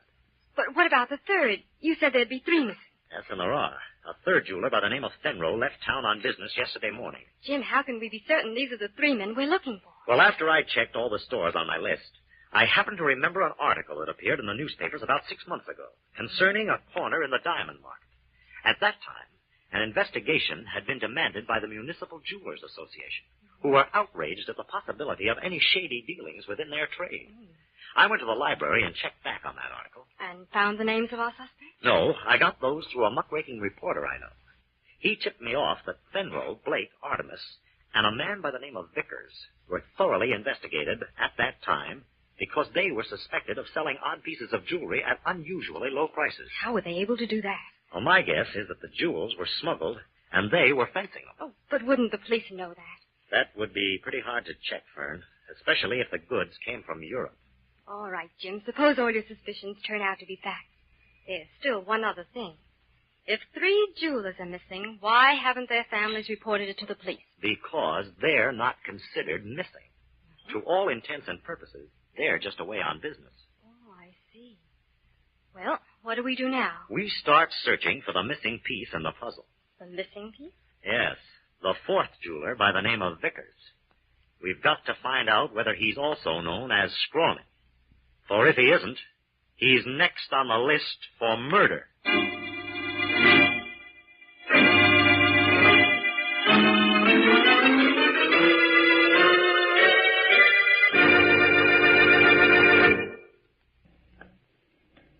Jim, does that shop belong to Vickers? I was in there this morning. I know. That's why I think it'd be better for me to go in alone this time. Wait for me just beyond the shop there, Fern. All right, but don't be long. I'm nervous. What can I do for you, sir? Do you mind if I look around a little? Yes, I do mind. What do you want? I'm looking for the Berkeley necklace. What? I thought you might have it. I tried all your partners' places, but they didn't seem What are you talking about? I have no partners. No? I understood Artemis, Blake, and Fenro. Get out of here. That's no way to treat a customer, Mr. Vickers. Get out, I say, or I'll call the police. I don't think you will. Get out! Put that gun away, Vickers. You're in enough trouble already. I'll give you exactly 5 seconds to blow. All right. You win. What happened, Jim? I think he's our man, Fern. He pulled a gun on me. But we've got to get some evidence. Well, how? You go into the store and pretend you want to buy something. Keep him occupied for a few minutes. Well, I'll do my best. What do you plan to do, Jim? Examine his safe. It must be in the back room. It's not in the store. Jim? Yes, Fern, it's time for the Avenger to take over. I thought I told you to get out. Where did he go? Where did who go? That man with you. There's no one with me. I was sure I saw him come in the door, and then he disappeared. Well, there's no one here. Maybe the sunlight blinded you for a moment as I opened the door. I don't know. I was sure. I must be seeing things. I came in to look at that gold pin you have in the window, the one with the topaz in the center. Would you show it to me, please? Yes, I'll get it. The one on the right. That's it. Oh, my, it's lovely. How much is it? $40. 40? Oh, I'm afraid that's too expensive. Well, I have a smaller one. It's in the back room. I'll get it. No. No, never mind. This is the exact size I'm looking for. Perhaps I could... All right, Fern. I've finished. Come on. What did you say? Oh, the pin.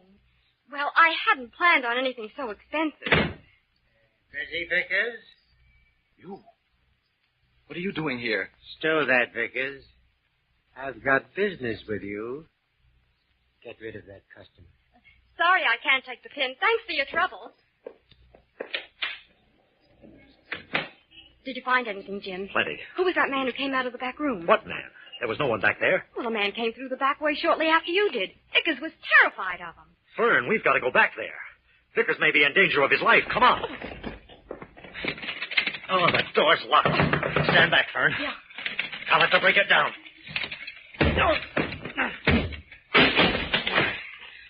Jim, look! On the floor. It's Vickers. Vickers! Vickers, quick! Who did it? Who stabbed you, Vickers? Scrawny.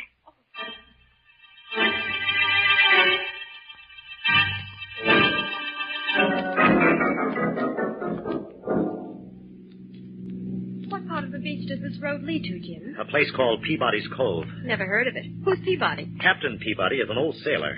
His family has owned this stretch of beach for generations. The captain makes his living renting fishing dories. But why are we going to see him? Well, Captain Peabody knows everyone along the coast for miles. I want to try to get a line on that man you saw in Vickers' pawn shop. Oh? You said he gave you the impression of being a seafaring man? Well, it was only a vague impression, Jim. Yeah. His face was weather-beaten, and he used the term stow that. Not much to go on, really. Yeah, and there was one other thing. Vickers was killed with a knife. A fisherman's knife. Ah, there's Peabody's place now. Oh, look at all those boats. Aren't they beautiful?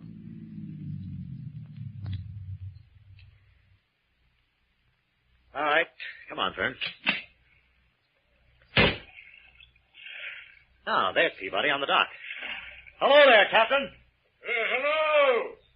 Well, if it isn't Jim Brandon. How be you, Jim? I'm fine, Captain. This is my assistant, Fern Collier. Hello, Captain. Pleased to meet you, miss. Well, Captain, what's your theory about those two bodies that were washed up on the coast? Say, that's something, ain't it? Two of them within a week. I noticed by the papers that you were helping on the case. That's right. Captain, does the name Scrawny mean anything to you? Scrawny? Yeah. Nope, never heard that name. Has it got something to do with the case? Maybe. But all we're certain of in this case is how long the bodies were in the water. And what you want to know is where they come from, huh? That's what I'm working on, Captain. Well, son, you ought to be able to figure that out pretty accurate, according to the tides. How do you mean? Now, you take a look at this here map, Jim. Yeah? Know what it is? Oh, it's a tide chart, isn't it? Right. You notice how the currents hereabouts surge into narrow channels? Yeah. Well, those channels along this stretch of coast are as accurate and permanent as a paved road on dry land. You mean that if you know exactly where something landed on the shore and how long it was in the water, you can figure where it started from according to the channels? Yep. Why, when I was a little shaver, me and my brother used to send messages in bottles through these channels to kids 10 miles down the coast. Captain, you've hit on something. I'd like to try a little experiment, if you'll help me. Why, sure, Jim. Well, rig up your best dory and bring along those tide charts. You and I are going on a little boat ride. Right away, Jim. I'll have everything set in 5 minutes. Do I come too, Jim? No, you'd better stay here, Fern. How long do you think you'll be gone? An hour or two. Oh, well, I'll take a little drive up the coast to kill time. Okay, but be careful. Good luck, Jim. You ready, Jim? Yeah, I'm coming, Captain. I'll see you later, Fern. Right. Don't drive too far. I won't. Bye.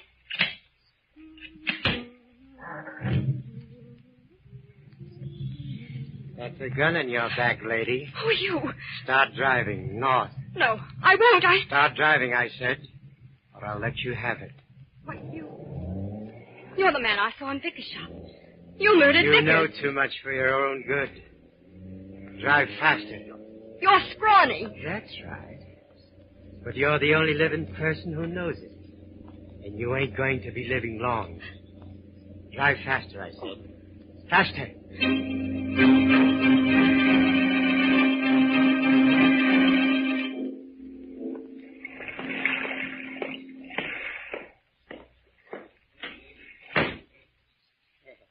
Well, young lady, you haven't much longer to wait now. If you're going to kill me, why don't you do it and get it over with? Why do you keep me tied up here? We have to wait for the tide. What has that to do with it? Everything. Out with the tide. That's the way it must be. You mean I'm going to be drowned? Of course. I thought you knew that. You seem to know so much. I'm not the only one who knows about this place. The sounds. Someone else knows about them. The lapping of the water, that creaking door, the spring of a trapdoor, that No flash. one could know of them but you. Everyone else who ever came here is dead. You'll see. The police will find you out there. That's enough of that. I know you're bluffing. How much longer before? Half an hour yet. Exactly half an hour.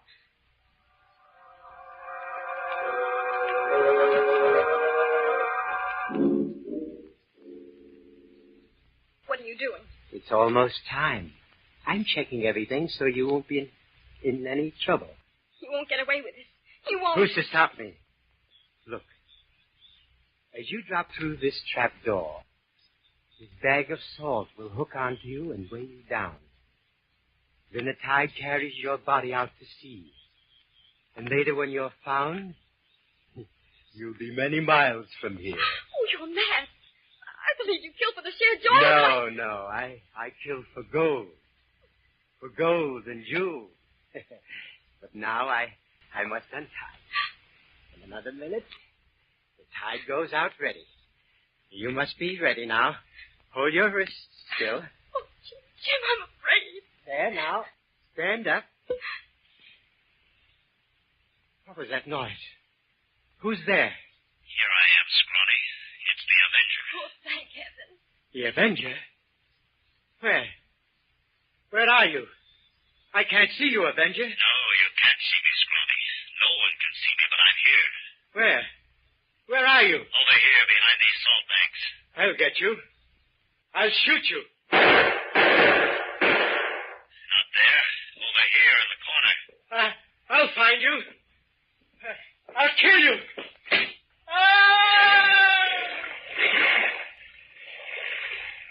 Oh, Jim. How awful. Are you all right, Fern? Yes. Wait for me in the car outside, Fern. Oh. I'll just have a look around here. The police will want some evidence. Well, this place is certainly reeking with it. Don't be long, Jim.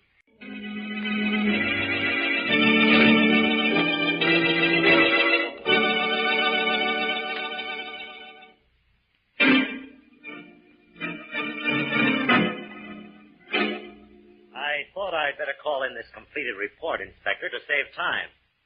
Yes, I guess that just about cleans up the case. Oh, by the way, Inspector, congratulations. That was a good picture of you in this morning's Herald. Oh, now, don't get mad, Inspector. No offense. Okay. See you on the next case. Goodbye. Well, Jim, was Inspector White completely satisfied? He wouldn't admit it, Fern, but he was. A police boat just picked up Scrawny's body in the exact place I pointed out on the tide chart. Oh, by the way, Scrawny's real name was Joplin. Scrawny was the code name the smugglers and fences used for him. I still don't understand how you knew exactly where they'd find him. Look, it's all here on these channel maps Captain Peabody gave me. Oh, let me see. Yeah. Now, here's the way the smugglers worked. Sailors dumped the smuggled cargo overboard right here at the beginning of this narrow channel, just as the tide was going in. The channel ends here. Under this long pier old Scrawny had built along the coast. He had nets stretched along the entire length of the channel under the pier. And when the tide came in, they caught the cargo. Then old Scrawny, all he had to do was haul in the nets and distribute the cargo among his fences. Just as simple as that. Oh, but then why should Scrawny want to kill the men who fenced the jewels for him? He didn't, as long as the smuggled cargo was jewels. But the last two shipments were currency. Enormous sums of it in sealed, waterproof bags. Oh, so he didn't need the fences. Yeah, that's right, Fern. But evidently the fences demanded their share of the shipments, so Scrawny decided to get rid of them. He sent for each one separately on the pretext of sharing the loot with him. Vickers was the only one who wouldn't go, so Scrawny had to come to him.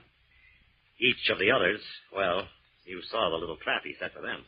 Yes, I saw it. But I was too frightened to understand how it worked. Well, those salt bags were rigged up to hook onto the victim automatically as he fell through the trap door. This was always done just as the tide was going out, so the victim was immediately carried out to sea. But where did the salt go? After a time, it dissolved in the water, and the bags fell apart because they were made of semi-perishable cloth. Oh, Jim, it's horrible. And to think that I have... Now, you mustn't think about it anymore, Fern. The case is closed. But you can thank Captain Peabody for showing me the beginning of that narrow channel that led me to old Scrawny's place in time to save you. Oh, I'm going to buy Captain Peabody a nice present. Oh, he'd like that. He said you were right pretty. Oh, you. You know, the minute I got to Scrawny's place, I knew the trail was ended. How, Jim? I recognized the sounds. They were exactly like the impressions I received on the telepathic indicator. Well, I'm glad it's over. And so am I, Fern. Well, what about some dinner? Oh, fine. Only let's not have seafood.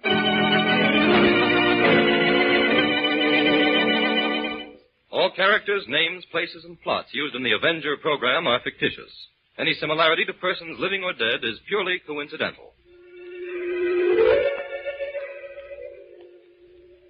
This is a thought. A thought. A thought. Remember, listen for another adventure of... The Avenger.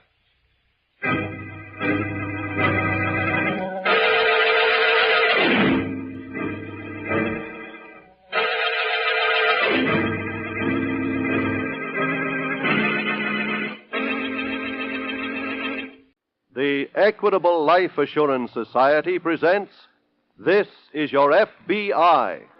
This is Your FBI, the official broadcast from the files of the Federal Bureau of Investigation, presented as a public service by the Equitable Life Assurance Society of the United States and the Equitable Society's representative in your community.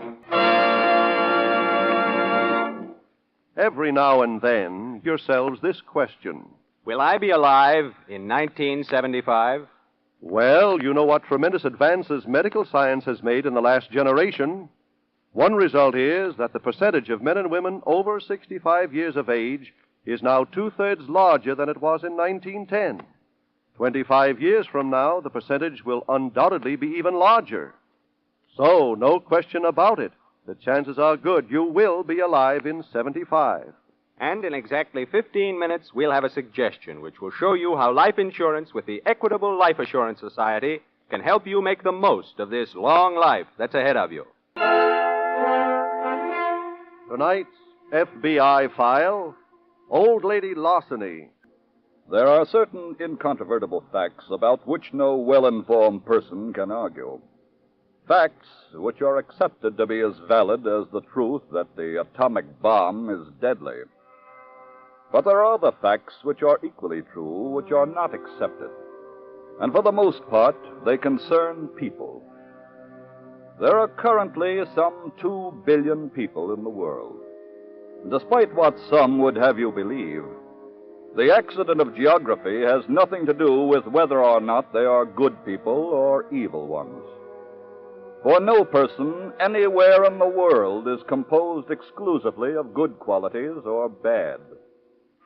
Everyone has a capacity for both.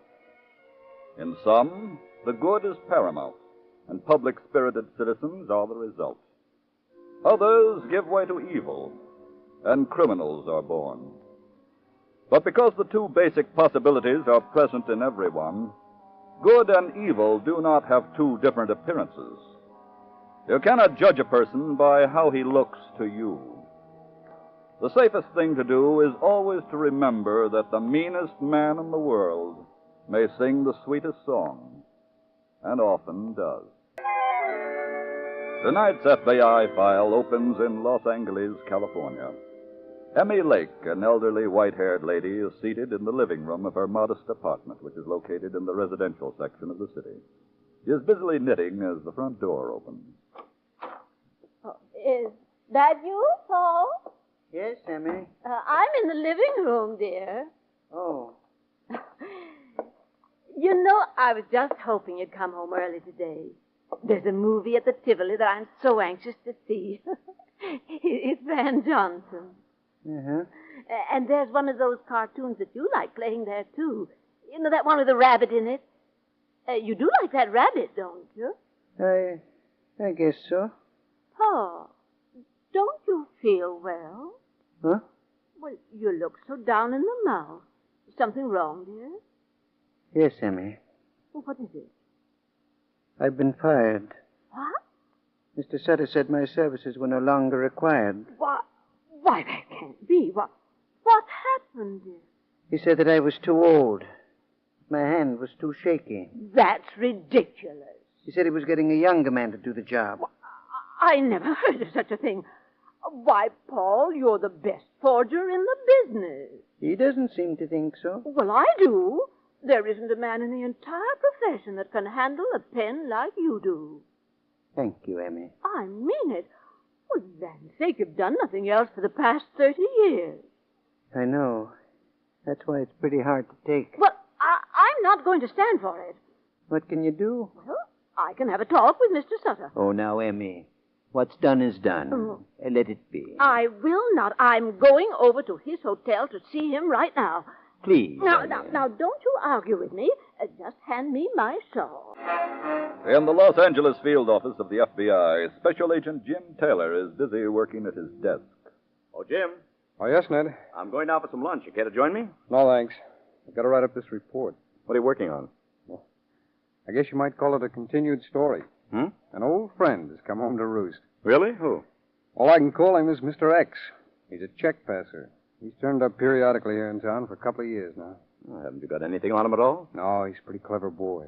No, I've gotten his description a dozen times, but he has no distinguishing features that set him apart from any one of 1,000 honest businessmen.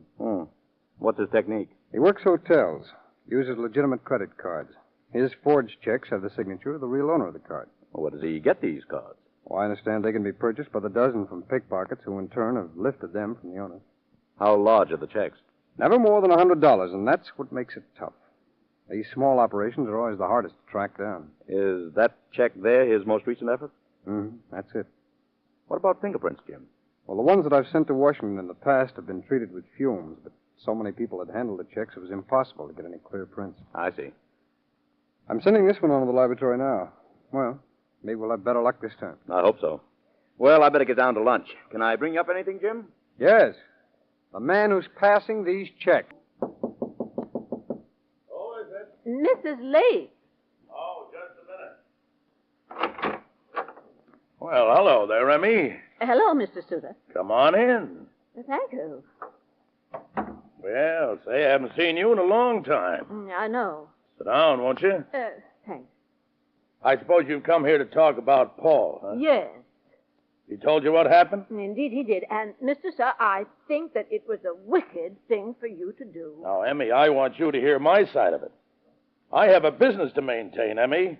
And unfortunately, in business, there's no sentiment. Well, you certainly have proven that. Well, those last 3 checks he wrote for me were so bad, I was almost ashamed to pass them. I don't believe it. Emmy, look, his hand shakes like a castanet. Mr. Sutter, even if he forged with his left hand, he'd do better than any of these come-latelys could with a right. Well, I'm sorry, but I don't agree with you. Don't you realize how many years he spent in this profession? Are you aware that one of the first signatures he forged was President McKinley? I know that, Emmy. Well, then he certainly deserves more respect than you gave him today. Look, you're just wasting your time, Emmy. My mind is made up. I have no further use for it. You're a cruel man, Mr. Sutter. Now, Emmy, I think you'd better be running along. Oh, well, very well, but I think I should warn you. You're going to regret ever having done this. Paul is going to prove to you that he is better today than he ever was. How's the check passing business, Jim? Oh, hello, Ned. Anything turn up? Something is right now. Oh? This teletype. Looks like it's loaded with information. There we are. Oh, what's the story? Well, that last check I sent to Washington's the one I've been waiting for. Evidently, it wasn't handled too much because there are only a few fingerprints on it. Good. The laboratory has identified one set as belonging to one George Sutter, alias Thomas Sutter, alias Thomas Clay, alias William Clay, alias William Brooks. Well, he's sort of a one-man club. Yeah. What's his record? He's a confidence man, bogus check passer. He's had several convictions. Anything else on him? Mm-hmm. Yeah, it says that he always made Los Angeles his headquarters. Well, you already suspected that. Yes. Teletype also states that in the past he's maintained an account in one of the Los Angeles banks under one of his aliases. Well, if he follows that pattern, it's a definite lead. Yes, I know. I think I'll check with all banks at once. Paul? Yes, Emmy? Where are you? I'm out here in the kitchen. Oh, goodness. I thought you'd gone out. Huh? See Mr. Sutter? Yes. What did he say? He talked nonsense. Pure nonsense. I'm very provoked with him. And now don't you go getting upset. I made some hot tea. It's right there on the stove. Oh, that's nice. And I set out some of your favorite cookies. Oh, you're a dear. I'll just... well, Paul, what in this world are you doing? Just experimenting with something. What? Drawing a picture. Oh, my, what a handsome face. It looks familiar. Who is it? Alexander Hamilton. Well, what in the world are you drawing him for? His picture's on a $10 bill. Oh, Paul, surely you're not trying to counterfeit money. Well, just thought I'd try my hand at it. Well, you just tear that right up. Why, isn't it any good? Well, of course it is, but that isn't the point. I'm not going to have you starting at the bottom in a new business just because of that mean Mr. Sutter. I mean, I got to do something. You're going to stay right in your own line. Now, you give me that picture. Very well. There. What can I do in my own line, Emmy? Well, I gave that a great deal of thought all the way home. Yeah? And I thought up a way for you to show me, sir, that your work is better than it ever was. How, Emmy? Yeah, I've got a plan. Now, here's what we're going to do. Special Agent Kern. Ned, Jim Taylor. Hello, Jim. I'm around here in Mr. Hood's office. Yeah? I just located a bank account in the name of George Sutter. That's one of the check passer's aliases. Yes, I remember. They gave me an address on him, but I doubt if it's any good. Why? Well, it's over 3 years old now. The bank tells me that he's been calling there in person every 2 or 3 months to pick up his statement. I see. However, I'm going over there and check it anyway. Meanwhile, Ned. Yes? Mr. Hood has assigned you to the case, too. He wants you to go over to the bank. It's the First National. Look over Sutter's account, huh? Okay. After I've checked this address, Sutter, I'll meet you there at the bank. Knowing what naturally, la la la la la la la. That you, Emmy? Oh, yes, dear. Well, how did you make out? Oh, fine, just fine. Did you get the money? Indeed, I did. Look, here, look at it. Goodness. An awful lot. Yeah, $5,000. You certainly are a clever woman. Goodness, you're the one who deserves all the credit. Are we all packed? Yes. Good. Where are the bags? Right over there. You know, Emmy, I've just been reading this travel folder. Uh-huh. Las Vegas must be a beautiful place. Oh, yes, I'm sure we'll have a good time there. I guess we'd better get started, huh? Well, not yet. I want to make a phone call first. Oh, all right. Oh, I bought you a present on the way home. Really? What is it? One of those lifetime pens. Oh, Emmy, you shouldn't have done that. Nonsense. It's a good investment. Central Hotel. Oh, hello. I'd like to talk to Mr. George Sutter, please. One moment, please. Goodness, I hope he's in. Hello? Hello, Mr. Sutter. Who's this? This is Emmy Lake. Oh, hello, Emmy. I called to tell you that Paul and I are leaving town. We're taking a little vacation. Oh, good. Before we go, I thought that you should know one thing. Yeah, what's that? Well, you know how you said that Paul was an old has-been? Yeah? Well, he forged the check the other day that I deposited in my bank. Well? The check cleared today. And the signature was so good that we were able to get $5,000 out of the victim's account. Well, why are you telling me this? Well, call your bank, Mr. Sutter. Huh? You were the victim. We will return in just a moment to tonight's file, which shows how your FBI helps provide security for your country. Now let's talk briefly about another kind of security. Security for those who want to be independent as they grow older. Listen, Mr. Cross, who are you kidding anyway? My whole salary is eaten up by taxes and current expenses. So when you talk to me about saving for future independence, I say it can't be done. Ah, but it can. Thousands of Equitable Society members whose income is no larger than yours are looking forward to complete independence in their 60s through an Equitable Life Assurance Society Independent 60s plan. Better give me the lowdown on this plan, Mr. Cross. The Independent 60s plan of the Equitable Life Assurance Society has these three features. First, it costs considerably less than you probably think, especially if you're covered by Social Security. Second, you can create your retirement estate for the full amount the moment you sign the contract. You don't spend years wondering whether or not you're going to accumulate enough money to be independent in your 60s. You're sure of it because it's guaranteed by the Equitable Life Assurance Society. Third, this Equitable plan gives you a definite goal and provides you with a method of reaching that goal. Yes, there's nothing finer than being independent in your 60s, being your own boss, able to do the things you've always wanted to do. You know, I think I ought to look into this plan. Then I suggest that you get in touch with an Equitable Life Assurance Society representative. He'll give you the facts on the Independent 60s plan. Look in your phone book for the Equitable Society. That's EQUITABLE. Or send a postcard care of this station to the Equitable Life Assurance Society of the United States. And now back to the FBI file, Old Lady Larceny. The Bible, besides being America's best-selling literature, is also a handbook on the proper way to conduct your daily life.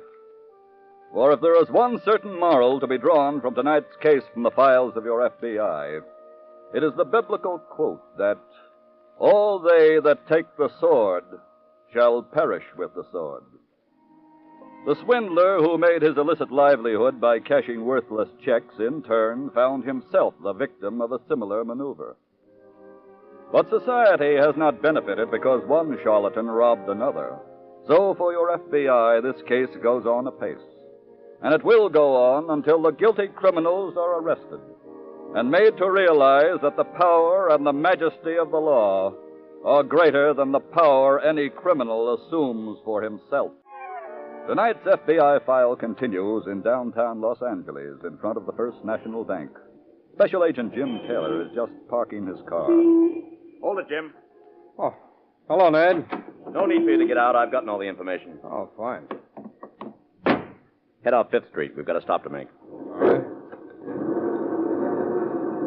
How'd you make out? Well, I went to the address the bank gave me. As I sort of expected, Mr. Sutter doesn't live there anymore. In fact, he moved away 2 years ago. No forwarding address, I imagine. No. Oh, what happened at the bank? They received a phone call from Sutter just before I arrived there. Really? What about? Checking up on his balance. Huh? It seems they had just cleared a check for $5,000 on his account the day before. Drawn against his account? Yes. And this'll hand you a laugh. Huh. He was quite upset about it. He claimed that the check was forged. You mean someone turned the tables on him? Evidently, yes. That's wonderful. Hey, did Sutter say anything about coming into the bank? No, but I've alerted them in case he does. Oh. Did you find out who drew this $5,000 check? Yes, a woman named Emmy Lake. She had an account at the Hillside Bank. What do you mean, had? When Sutter's money cleared, she took it and closed out her account. Oh? Did you get her address? Yes, that's where we're going now. Paul, dear. Yes, Emmy. Just look at those mountains. Aren't they beautiful? Yeah. Real majestic. What time are we due into Las Vegas? Oh, about an hour. Oh, it's a pity. I'm enjoying this so. Do you know what it reminds me of, Emmy? What? Our honeymoon. Oh. Remember that horse and wagon we stole? Indeed, I do. That little hotel we went up to in the mountains? Yes. Oh, what greenhorns we were in those days. Paid for everything with cash. No, I know. What are you writing? Just breaking in my new pen. Whose signature is that? The president of the railroad.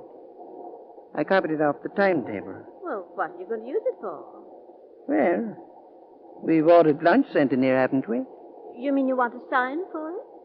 I was considering it. Oh, no. Don't, Paul.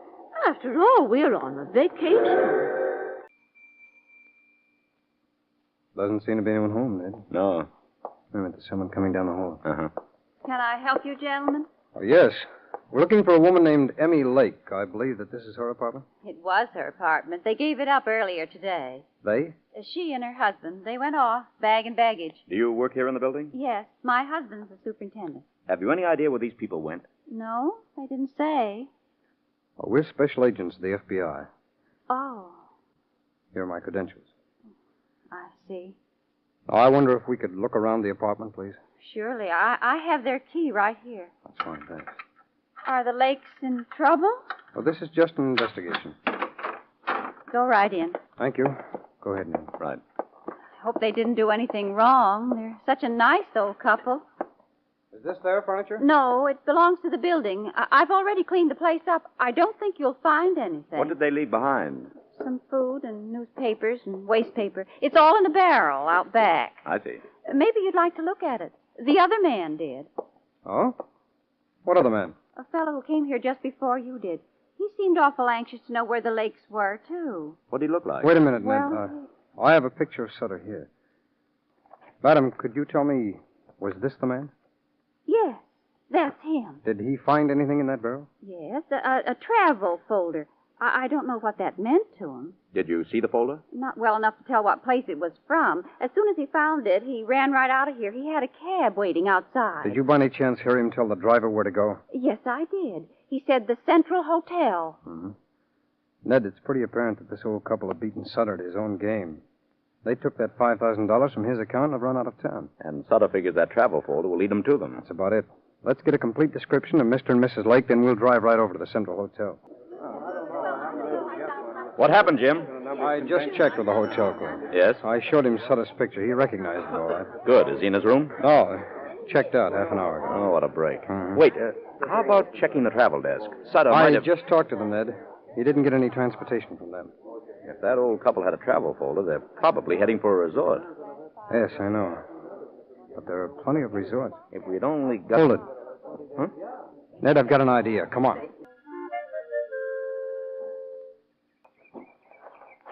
Emmy, Yes, dear? can we take a little walk around the grounds? Well, I think you've had enough exercise for the day. We're going right to the cottage now. I'm not tired, Well, you certainly should be. 4 games of shuffleboard. and I enjoyed it. Oh, and I was very proud of you, dear. That man you beat was less than half your age. Oh, I was just lucky, that's all. Well, I called for some tea and cookies while you were playing. The hotel is sending them over. Oh, good. Go ahead, dear. Oh, thank you. Good afternoon. Mr. Sutter. Surprised? Why, yes. What are you doing here? Well, I went to your apartment and found the travel folder you threw away advertising this hotel. Oh. Then I called here to see if you'd made a reservation. When I found out that you'd taken this cottage, I took the next plane. Well, that was a very sneaky thing to do. You know why I'm here, of course? Vacation? No, money. I want my $5,000. Well, now, look. Now, just a minute, Paul. I'll handle this. Mr. Sutter, we are not giving you back that money. Oh, no? No. And if you don't like my attitude, you can call in the police. I'm not that stupid. Well, then how else are you going to prove that it's yours? By taking it away from you. Mr. Sutter, you can't... Hold everything, Sutter. What? Oh, are you the young man with the tea? No, ma'am. I'm from the FBI. Huh? FBI? Goodness, what are you doing here? I followed Sutter. How'd you know I'd be here? I knew that you were looking for this old couple. I also learned that you found a travel folder that told you where they were. So I went to your hotel. Their record showed that before you checked out, you'd made a long-distance call here to Las Vegas. So I took a plane right up.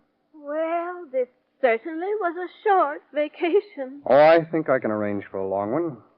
For all of you.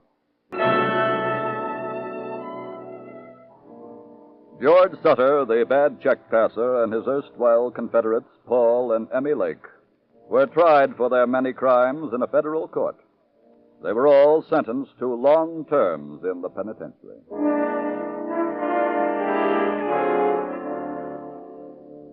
Tonight's case from the files of your FBI was closed not only because of the superior investigative work on the part of a special agent, but also because of the aid he received from 2 sections of FBI headquarters in Washington. The first of those sections is the laboratory, which is filled with skilled technicians, all working towards scientifically exterminating the criminal. Their work with iodine fumes brought out the latent fingerprints on a check. And from there, the prints went to the identification section. a section which checks 20,000 sets of fingerprints every day for local police departments throughout the nation. There is no question but that the thousands of special agents throughout the country form a network of infinitely skilled specialists. But it is equally true that their task is made immeasurably easier because of the work the Washington headquarters does for them. For them, and thus for you, the American people. In just a moment, we will tell you about next week's exciting case from the files of your FBI. Next week, we will bring you another colorful story from the files of the Federal Bureau of Investigation, The Innocent Thief. The incidents used in tonight's Equitable Life Assurance Society's broadcast are adapted from the files of the Federal Bureau of Investigation. However, all names used are fictitious, and any similarity thereof to the names of persons living or dead is accidental. This is ABC, the American Broadcasting Company.